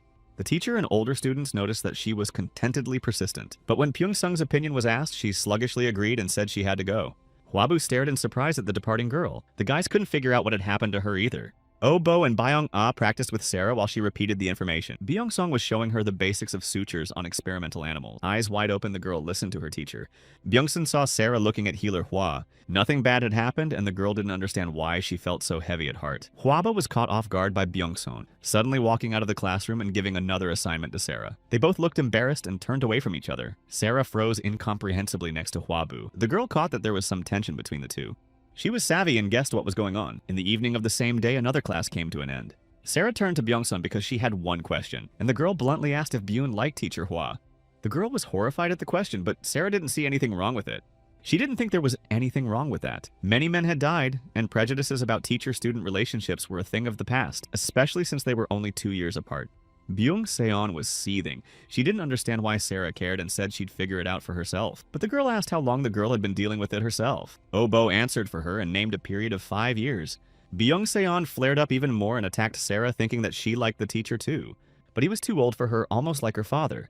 And Sarah wished the girl would act as quickly as possible before she got completely old. The girl confessed that in her opinion, Byung-sun liked Hwab too. Therefore, success in this endeavor was sure to await her. While walking around the courtyard at night, Byung-sun was thinking. She felt that Hwab cared for her, but for some reason he kept quiet about it. Was it normal that she was going to make the first move? The girl saw Mrs. Hwa come to the teacher's office. Byung-sung was very curious and she cautiously moved closer. Pressing herself against the door, the girl could hear Hwabu getting ready to make tea for her mother. Holding a tea bowl in her hands, Mrs. Hwa asked her son when he was going to get married. Hearing that, Byung-seon was literally petrified on the spot. Lady Hwa understood her son's desire to save lives, but it was necessary to save the Rojas as well. During this time, many matchmakers came to her, but the woman refused them all. She did it because she respected her son's opinion, but she needed to know that he was looking for a bride too. Mrs. Hwa even suspected that he had plans for a new student in the future, but Hwabu was horrified by that possibility. The young man admitted that there was a girl in his entourage that he cared about. Mother was delighted at once to offer to send the wedding gifts, but Hwabu felt very strongly about it. He wasn't sure he'd make her happy and didn't want to become a heavy pregnancy. In Mother's view, these were rather strange thoughts. But Hwabu admitted that he wanted to consider the wishes of his chosen one. Mrs. Hwa summed up that the most important thing was the happiness of both of them. Hwabu was going to send gifts in a few days, when he could deal with his feelings. Finished with this conversation, the mother wished her son good night and left his room. Looking at her, Hwabu was able to exhale in relief. Suddenly, Byung-seon appeared in front of him, surprising him greatly. She approached Hwab and asked him to marry her. Byung-sun tried to explain that she received many offers and they were all out of benefit to both families. But the only person who could make her happy was the healer Hwa. Hwabu took the girl's hands and admitted that she had beaten him to it. He should have been the first to say those words. The young man asked his question. Would Byung-seon agree to be with him for the rest of his life? The girl did not hesitate to tell him that she agreed. Hwabu thanked his beloved. The happy couple stood gazing into each other's eyes. A month passed. The holy healer received a letter that pleased him greatly.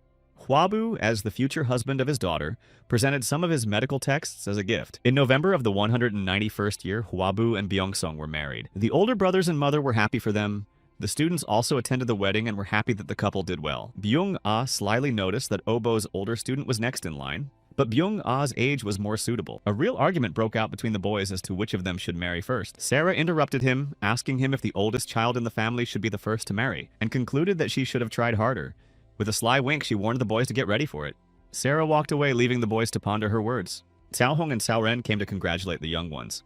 Hwabu thanked them for being able to attend the ceremony and they were able to see each other before they left. Cao Cao asked me to apologize for not being able to come. He wasn't himself from those battles. Cao Hong himself hadn't seen him for a long time. It was as if his brother was being chased by something. He didn't feel comfortable under Bonso either.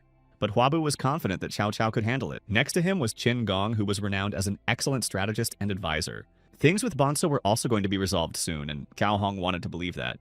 Hwabu asked his friends to be careful on the road. Byung-sun heard their conversation and decided that Hwabu was going to join the Eastern Army. It was in his plans, but he had more important things to do right now. But something was troubling him, and Hwabu wanted to visit his father-in-law's house. And there was someone else that physician Hwa wanted to see. It was January of the 192nd year, and the action had moved to Suju province of Nanya Country, Yeondu County. 17-year-old Liang Jagal brought the news to his older brother Gun. His brother invited him inside to continue the conversation. Liang told Gun that Sung Kyung died in the battle. This was because there were no strategists around and Wan Seol decided to use Sung Kyung. Sun Jin will most likely feud with Yu Piao now. This conversation was interrupted by a guest who entered the room unexpectedly. The brothers recognized the healer Hwa and were immensely pleased with him. He had brought 2 bags of presents and now the table was laden with food and drinks. They hadn't seen each other in 10 years.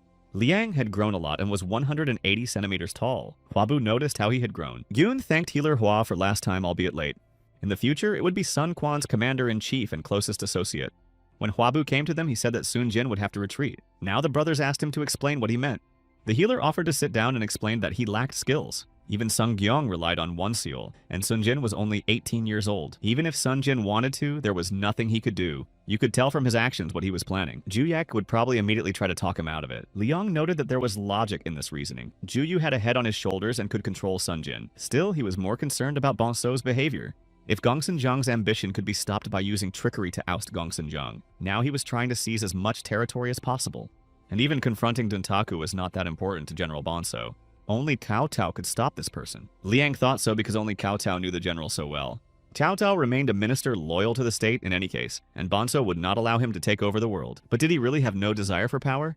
Hwabu realized that his knowledge came from the fact that he remembered history. But how did Liang understand the situation so well? Gun noticed that on Sun Jin's side was Ju Yu, and on Cao Cao's side was their healer. Hwab needed to pull himself together and somehow stop the impending tragedy. He was going to do everything he could for it. The evening was drawing to a close and it was time for Hwab to leave. He had to set out at dawn tomorrow to make it.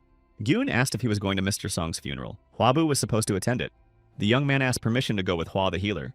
Gon wanted to see everything with his own eyes. Huabu thought the young man wanted to evaluate everything and he would see a future position. They agreed to meet the next morning at 7 o'clock. When asked if Liang wanted to join them, he shook his head negatively and replied that he had no desire to do so. Gon realized that something was bothering his younger brother. The next day, Huabu and Gyun arrived at the Song family's estate. They were met by the general and strategist Sun Jin. The guests offered their sincere condolences to the young man. Huabu noticed that the young man had lost a lot of weight, but he was more concerned about his mother's condition. Now it's Gun Jiggle's turn to introduce himself. The young man joined in condolences for the death of Song Gun, who was Sun Jin's father. Huabu said of Gun that he was a true genius of this time, which interested Sunya. At this moment, a servant ran out of the manor. He called out loudly to his master. He reported that his mother had passed out again. Huabu decided to join in and examine the woman. On the way, he asked Sun Jin to tell him how things were going so he could be in the know. They came to the room of the sick woman. She had fainted from grief several times before and could not even eat. Physician Hua warned the woman that he was going to examine her. She was breathing a lot. The diagnosis could have been disappointing in the presence of other symptoms. If she had seizures, paralysis, and numbness in her arms and legs, it could be hyperventilation syndrome. But first, emergency measures had to be carried out, and Huabu asked the woman to breathe as he demonstrated. She had to take a slow breath and count to 7. Then she would exhale the same way. Sun Jin didn't know that one could heal with breathing without decoctions or acupuncture. Healer Hawa praised the woman that he was doing a great job, and they continued the breathing exercises. Huabu was satisfied his breathing was gradually recovering. When the woman felt better, she was even able to talk about it. She should have given up tea for a while and drank plain water. The lady became worried that such a man had come to visit them and she was dressed like that. But Huabu reassured her that everything was fine. The woman admitted that it could be because she was not at peace. Huabu realized that no words could comfort her, but those who were alive must continue to live. However, she couldn't help but worry when a living person sought to perish. Her son didn't understand what she was talking about. It was hard for her as a mother to see Sun Jin trying to follow in the footsteps of her dead father. He tried to argue that as a son he couldn't help but avenge his father. Sun Jin believed that there would definitely be those who would take advantage of the situation, and they should have built up their forces now. His mistress told him a proverb saying that one should not take revenge. One should sit on the shore and soon the body of the enemy will swim by. Huabu intervened in their conversation, adding that revenge is best served cold. If the young man wanted to restore justice, he should have curbed his emotions first. The most important thing was to stay calm and learn to assess the situation coolly. The palace courtyard was where the warriors of this family were training. At this time, Gyun watched admiringly. It seemed incredible that the training was held, even though a funeral ceremony had been held. This family was strong and serious. In the current situation, the young man had no other choice. He was like a tiger in a trap. Many on the board may have seen it as a show-off, but the question is whether they would see it as a barking dog or a tiger. A young man approached Gyun and replied that it didn't matter. Those who had seen the dog before would continue to see it. It was 11-year-old Sung Gwon. The most important thing in his mind was that everyone realized they were still alive. Sung Gwon wondered how Gyun himself saw them. Of course, the young man replied that they reminded him of a tiger. Other guests also arrived for the funeral ceremony. While everyone was busy, Huabu was busy treating the mistress. Wherever Hua the physician went, there were always patients. The owners of the house marveled not only at Huabu, but also at the wisdom of his companion. Gyun embarrassingly admitted that he had demonstrated basic strategic formation in the battle simulation. At this time, their communication was disturbed by mistress and asked permission to join them. She wanted to properly greet her savior. The girl standing next to her was her sister and concubine and joined in the thanks. Both Huabu and the lady noticed that her speech was rather clumsy. The young healer had to examine her immediately. When they retired to a separate room, the young man asked how long ago it had been, since she had had a harder time expressing herself. It happened recently, but the girl didn't think she had any problems. In a phonetic disorder, the person didn't realize it. These were all the initial symptoms of a stroke that would suddenly strike the girl. It hasn't been that long since the onset, and there has been no facial paralysis. Huabu started asking the girl general questions, like what date today was. She answered confidently. She had no problems with speech comprehension, only with construction means the area of impairment was localized. Huabu used his powers to find him. A young man discovered the area. It turned out to be an ischemic stroke. The lesion was too deep, so surgery was impossible. In addition, they did not have the necessary thrombolytics. Fortunately, the clot was small and detected early. The intracranial pressure should now be monitored to make sure that no new blood clots appear. He sat the girl down on the bed, saying she'd better not get up for a while. And you had to try to move your head as little as possible. The young healer did not scare the girl with complicated names, and said that it was a disease with a slight dizziness. The next day, Huab needed to talk to the lady and Sun Jin. The healer told them that the girl was most likely suffering from a mild stroke. They had heard about this disease and didn't know what to do now. It was good news that the abnormality was discovered in time, and the ailment wasn't as frightening. Plus, it was the new ginkgo season, and this plant was helping to dissolve blood clots. After a while, Huabu was already preparing a decoction of the necessary ingredients. The dosage had to be carefully controlled as the seeds contained a toxin that did not disappear at high temperatures. When the potion was ready, it was brought to the girl. Afterward, Huabu and Sun Jin went to the river to get leeches. Healer Hua explained in great detail the method of collecting leech saliva and preparing a solution from it. It was a month after that and the girl asked how her condition was now. Huabu cheered her up and said things had gotten much better. The diet was now to be followed and the decoction taken regularly, but if they had a family predisposition, they should have led a healthy lifestyle. And now it was time to say goodbye. Sun Jin thanked the healer for saving his loved ones. He promised to serve Huab faithfully for the rest of his life. Then the healer asked him to live a long life and watch his health so as not to give him any trouble. But for that, there had to be someone around to support and protect him. And it was very important to keep your sanity in emergency moments. Sun Jin understood what the young healer meant and promised to temper his temper. Huabu hadn't been to the capital for 2 months, and it was time to go back there. Gon was going to go along with the young healer. Sun Jin did not know when they were destined to see each other again, knew that fate would surely bring them together. After words of farewell, Huabu and Gyun moved out. The healer asked the young man how he felt when he saw everything with his own eyes. The one felt that there was a lot that needed to be fixed. That made Huaba think it wouldn't be boring. But all in all, it was pretty good, pleasant weather and a good harvest. Gyun would like to return to this place someday again. When he returned home, the young man planned to continue farming, but it sounded like he wanted to become a hermit. But really, he was waiting for the right time, which is when everyone needs a strategist. He didn't think what was happening now could be called chaos. They had dealt with such difficulties before. Huabu pointed out to the young man that if Dongtak died, the situation would change. Soon this man was going to lose power. Then many warlords will try to take over. Some will be defensive, but everyone will have their own ambitions. And was it possible to find a man with no ambition at all? It was the kind of time that could be called chaos. In January of the 192nd year, Cao Tao was appointed governor of Dong County. In February of the same year, a million-man army under the yellow flag attacked Yanzhou province and captured Lincheng and Dongping counties. In March, Huabu was finally able to return home to Chuxian County. News came of his older brother's illness. The young man had to leave immediately. I think he was in trouble for yellow armbands. The eldest son didn't even tell his mother what was wrong with him and asked Huaba to check on him. The young man had no intention of taking his disciples with him. They were to stay with Changi and continue learning. Now were too turbulent in times, and it was dangerous to travel together. Byung-sun was worried about her husband. He had just arrived and had to leave again. Huabu promised his young wife that he would surely return soon, and he assured me that if anything happened, he'd run right away. The young men gently said goodbye, and Huabu was about to hit the road. Sarah watched this sweet conversation from afar. The girl was slowly starting to worry about the couple. The boys saw her face change and didn't understand what had happened to the younger student. A month later, Huabu arrived at the residence of the ruler of Yanzhou. He proceeded at once to his sick brother's room and asked how he was feeling. Huabak was shivering badly and couldn't get out of bed. Huabu helped his older brother sit up and asked if it was really that bad. Huabak had a boil on his back that wouldn't go away. Huaba asked to be shown and saw a large pustule. It was about 6 centimeters in diameter, and it was a good thing it hadn't had time to get any bigger. In this era, a boil was a serious disease. It could even kill a high-ranking person. The lesion was too big to heal by hand. It looked like the inflammation had spread. Huabu asked when it arose. It was about 2 weeks ago. Huabak tried all the medications, but nothing worked. Huabu asked his brother not to worry and was just going to open the pustule. If you do it without anesthesia, it's pretty painful. However, he had brought antibiotics and painkillers with him. Just in case, Huabu decided to check his brother's pulse to make sure there were no other ailments. His pulse was too fast. Huabak couldn't sleep properly. It was all because of the rebellion of the Yellow Armband Army. The county was in chaos. Food and weapons were in short supply. But someone entered the room and asked them to be patient a little longer. It was Cao Cao. Now everything possible was being done to rectify the situation. He came closer and looked at the medicine that helped with boils.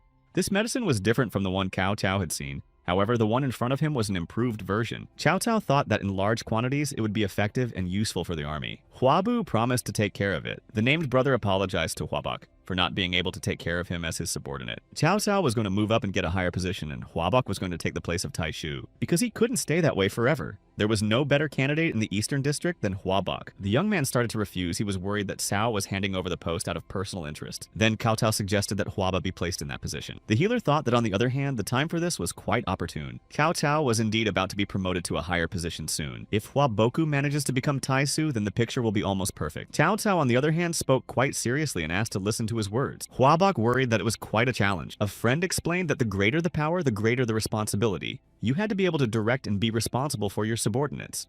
There was even a saying that a position builds a man, but Huabu didn't think it was the position that built the man. The position only brought out the true nature of the man.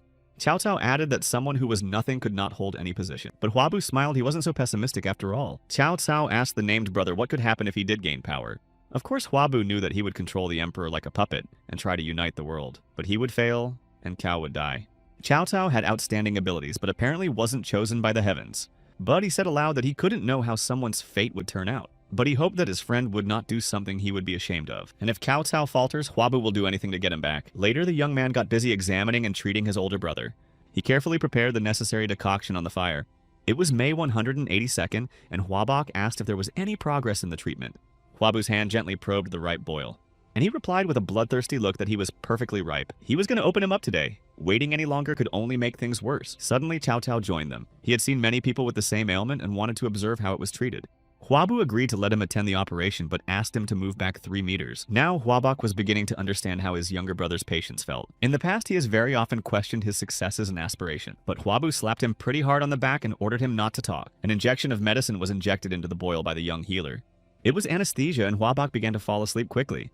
However, Hwabu wasn't about to waste anesthesia over such a simple operation, and gave 3 more injections. Then he opened the pustule with a scalpel. Now was as good a time as any. From the outside, the healer seemed to be enjoying the operation. Chow Chow even thought that his named brother was not himself today.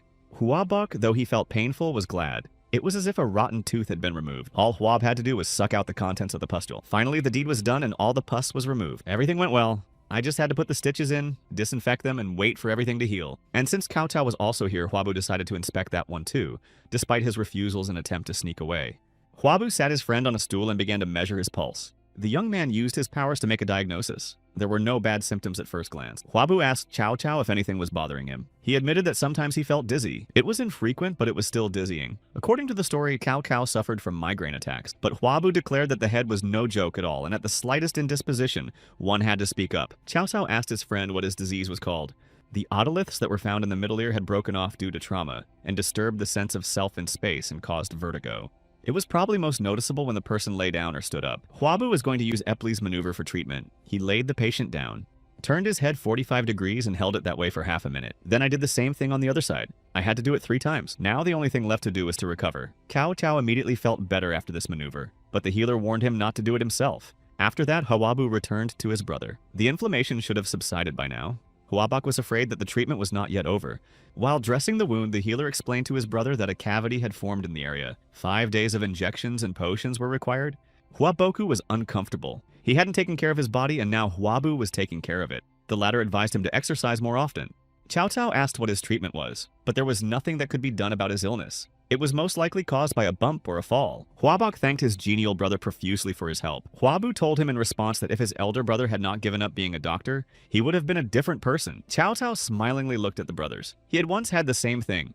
When they were done with the yellow bandages, the young man wanted to visit his brothers. After all the procedures were finished, Chow Chow called Hwaba to talk elsewhere. The conversation was very private, and they should have been alone together. It all sounded very serious, and Hwabu joked that he was getting scared.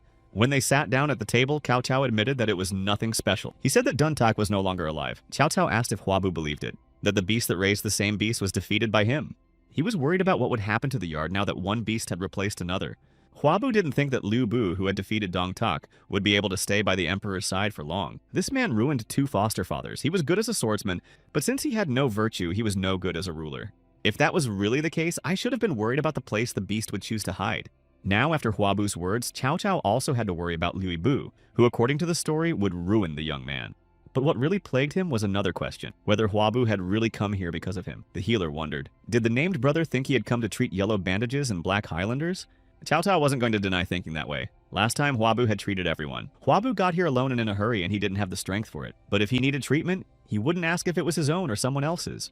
They were all just ordinary people to him, and this conversation was heard by the man standing outside. The man smiled. One of the treatises said that every single person was important for prosperity. Chow Chow listened to his brother and friend and realized that he hadn't changed at all.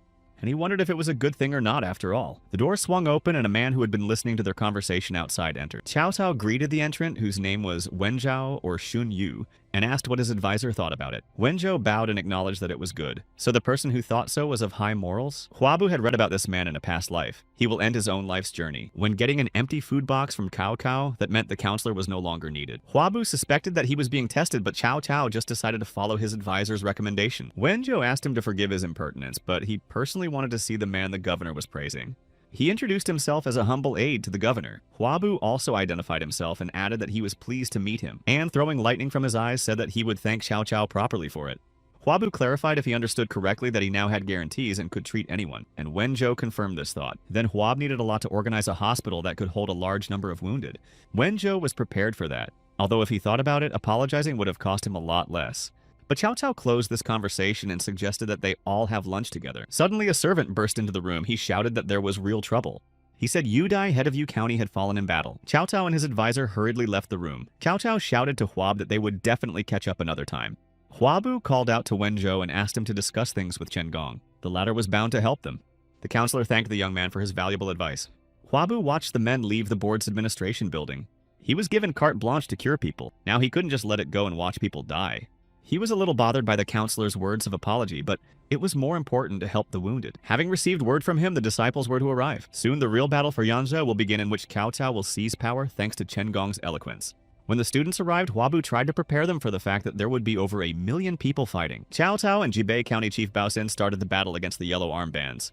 Huabu and his students treated all the wounded indiscriminately. Bao Xin died in battle, and Cao Cao was grieving that he couldn't even find the body, so he carved a wooden figurine and held a mourning ceremony with it. Despite Cao Cao Huabu's permission, he tried to be careful not to attract attention unnecessarily. He and Obo were burning bloody yellow clothes under the cover of night. Wenzhou apparently suspected something and walked inside the hospital tent. There lay the unidentified wounded. The counselor coughed, drawing the attention of those inside. Byung Ah and Sarah turned around at that sound, though. They were busy with the patients. Wenzhou loudly asked everyone to listen to him very carefully. Huabu thought it was probably time to clarify the phrase about apologizing. The counselor admitted that they knew these men were yellow armband warriors, who dared to rebel against a functioning empire. By law, they were to be executed. The patients screamed in horror. They did not understand why they had to be treated and then executed. Counsel responded that there was a reason these people had to live. He said he understood them. The world had gone crazy and they were just trying to protect themselves. Wenzhou asked everyone to look around. There were no generals or strategists here. Only peasants who had lost their land and were looking for a better deal. He asked the wounded people who was making their country miserable, and he himself answered that it was definitely not hungry peasants. Mr. Cao was going to take care of them and allow them to sow grain on these lands and harvest the crops. Huabu listened to the counselor's speech. He asked if they now understood why they had been given life. Together with Obo, he stood in front of the tent but did not go inside. The student said what he thought. He thought it was too much. They were just people with nowhere to go, so they took up arms. But Huabu was already walking away. There were shouts of praise for Cao Cao from the tent. Huabu was not going to interfere if he was willing to accept these people. However, he felt like he was being used again and it was causing bouts of nausea. Finished with his speech, the governor's advisor left the tent. He hadn't expected to see a young healer here at all. Wenzhou asked fearfully if Huabu had heard him speak. He admitted that such a loud voice was hard not to hear. It was like he'd conspired in advance to come here. The counselor wasn't going to make excuses and simply apologized. Huabu, however, had only one thing to ask him. The words that were now spoken in the tent could become dangerous if they were heard by Bonso or the others. Wenzhou said them for Cao Cao. Why would a counselor want to risk his own life like that? The counselor confessed that it was all about one person, Chen Gong. He followed Cao Cao because the latter was capable of great deeds unlike others. But Mr. Chen Gong was already beside him, and the counselor saw with his own eyes what an outstanding man he was. Even Huabu himself asked Wenzhou to consult with him. And when he helped Cao Cao capture Yanzhou, the counselor was disgraced. Huabu assumed that was why he decided to do something about it and prove himself. The counselor apologized for showing himself to be so petty, but Huabu thought he had a shred of humanity in him. The young healer explained that he understood perfectly well the motives behind his actions and asked him to end it there. Wenzhou hoped that Huabu would follow his example, but the agitation was not the work of the healers. Huabu extended his hand to him and offered to communicate more easily since they were the same age. The suggestion confused the counselor, but he agreed. The healer ended the conversation and went about his business, leaving Wenzhou puzzled. Suddenly, Huabu threw a filled sack in front of him and ordered the counselor himself to burn the remnants of the yellow bandage's garments. Later, Cao Cao adopted the yellow armband people as the Yanzhou people. Then he selected young warriors and created a 300,000-man army, which he called the Qingzhou Army. Bonso appointed him governor of Yansu province. Cao Cao called all those who had fought with him and made a feast thanks to his allies. Huabu was there too. He thought that now that everything was settled, he had to get out of here as soon as possible. But Cao Cao didn't let him do that. He approached with words of thanks for Huabu's help in poaching the wounded. As a thank you, he held up the emperor's decree appointing Huabu as governor of Dongjun. The young man had no choice but to accept this decree. Huabu bowed in an expression of gratitude and reverence. Although what Cao Cao was going to do would not be good for the young man, he was going to fulfill one request. Unexpectedly, Huabu asked to leave teacher Byon alone. Cao Cao was not on the best of terms with this man, but he was not going to harass him. According to the story, Cao Cao then executes Byung for speaking out. Huabu didn't want to let that happen, and it had to be resolved before the battle in Shuzhou. Chen Gong had to make sure that Liu Bu would not be lured to his side. Something worthy of Cao Cao's attention has happened in Chenan. The emperor was taken hostage. Liu Bu was very tenacious and managed to escape from Chenan. Cao Cao sometimes thought that Huabu was a seer. His words always came true. The young man began to wave it off and blame it on fate. Wenjo listened intently to their conversation. Hwabu assumed that Liu Bu would now go to Bonso. Bonso had lost his commander and was gathering troops to take over Yeonju, and Liu Bu knew it. But Liu Bu was not the kind of person to serve anyone for long. Hwabu stood aside and pondered. In order to prevent Chen Gong from betraying him, it was necessary to talk to him directly, but that might raise suspicion. So for now, we'll just have to settle for eliminating Byung-yang. Hwabu calculated that Wao Sun's father was to be taken away early next year. Then the thought struck the young man that he could have been picked up beforehand. If Cao Sun could be saved, the tragedy in Shuzhou could be prevented. But that required finding and persuading Cao Cao. Hwabu searched for him amongst those present and finally found him. Tot was talking with his brother Cao Hong. They were discussing family matters. Hwabu heard the conversation and realized that Cao Song had taken refuge at his cousin's house. He approached his brothers and said it was much better when the whole family lived together. Cao Cao admitted that he wanted to live with his father, but he didn't want to be a burden to his son. Hwabu asked him bluntly if Cao thought his father might start being hunted by enemies. If Bongso's war doesn't go according to plan, he'll target Yeonju. Besides, Cao Shun had a lot of goodies and could find quite a few people willing to get them. Cao Cao couldn't take his father here because he wasn't well enough established here himself. But Hwabu thought just the opposite. If he was their enemy, he would have kidnapped his uncle at this very moment. Cao Hong agreed that the healer's words made sense, but now was not the time to act. Hwabu continued to insist. The young man thought that the case of the ruined friend was enough, because of which Cao Cao constantly berated himself. Then Governor Cao turned to the warlord Cao Zhenyu. He instructed him to set out at dawn for Lanya. This time Cao Cao was going to heed his named brother's advice. The governor asked Hwabu if he would like to join his personal guard, but the healer refused. The young man said he would come when he was needed, and so Cao Cao would have to accept it. Wenjo listened to this conversation and clenched his fists. He didn't like the young healer's bullying in front of the governor, and Cao Hong's words that Hwabu was better than most strategists made him think hard. Healer Hua pretended not to know what he was talking about, and replied that the strategists were much better than him. Cao Cao was in agreement with his brother. It was because Hwabu was thinking outside the box. He asked the named brother what the worst possible outcome might be. Hwabu replied that this would happen if Bonso teamed up with Gongsun Zan and took Cao Sun hostage. Then it would amount to a veritable hell on earth.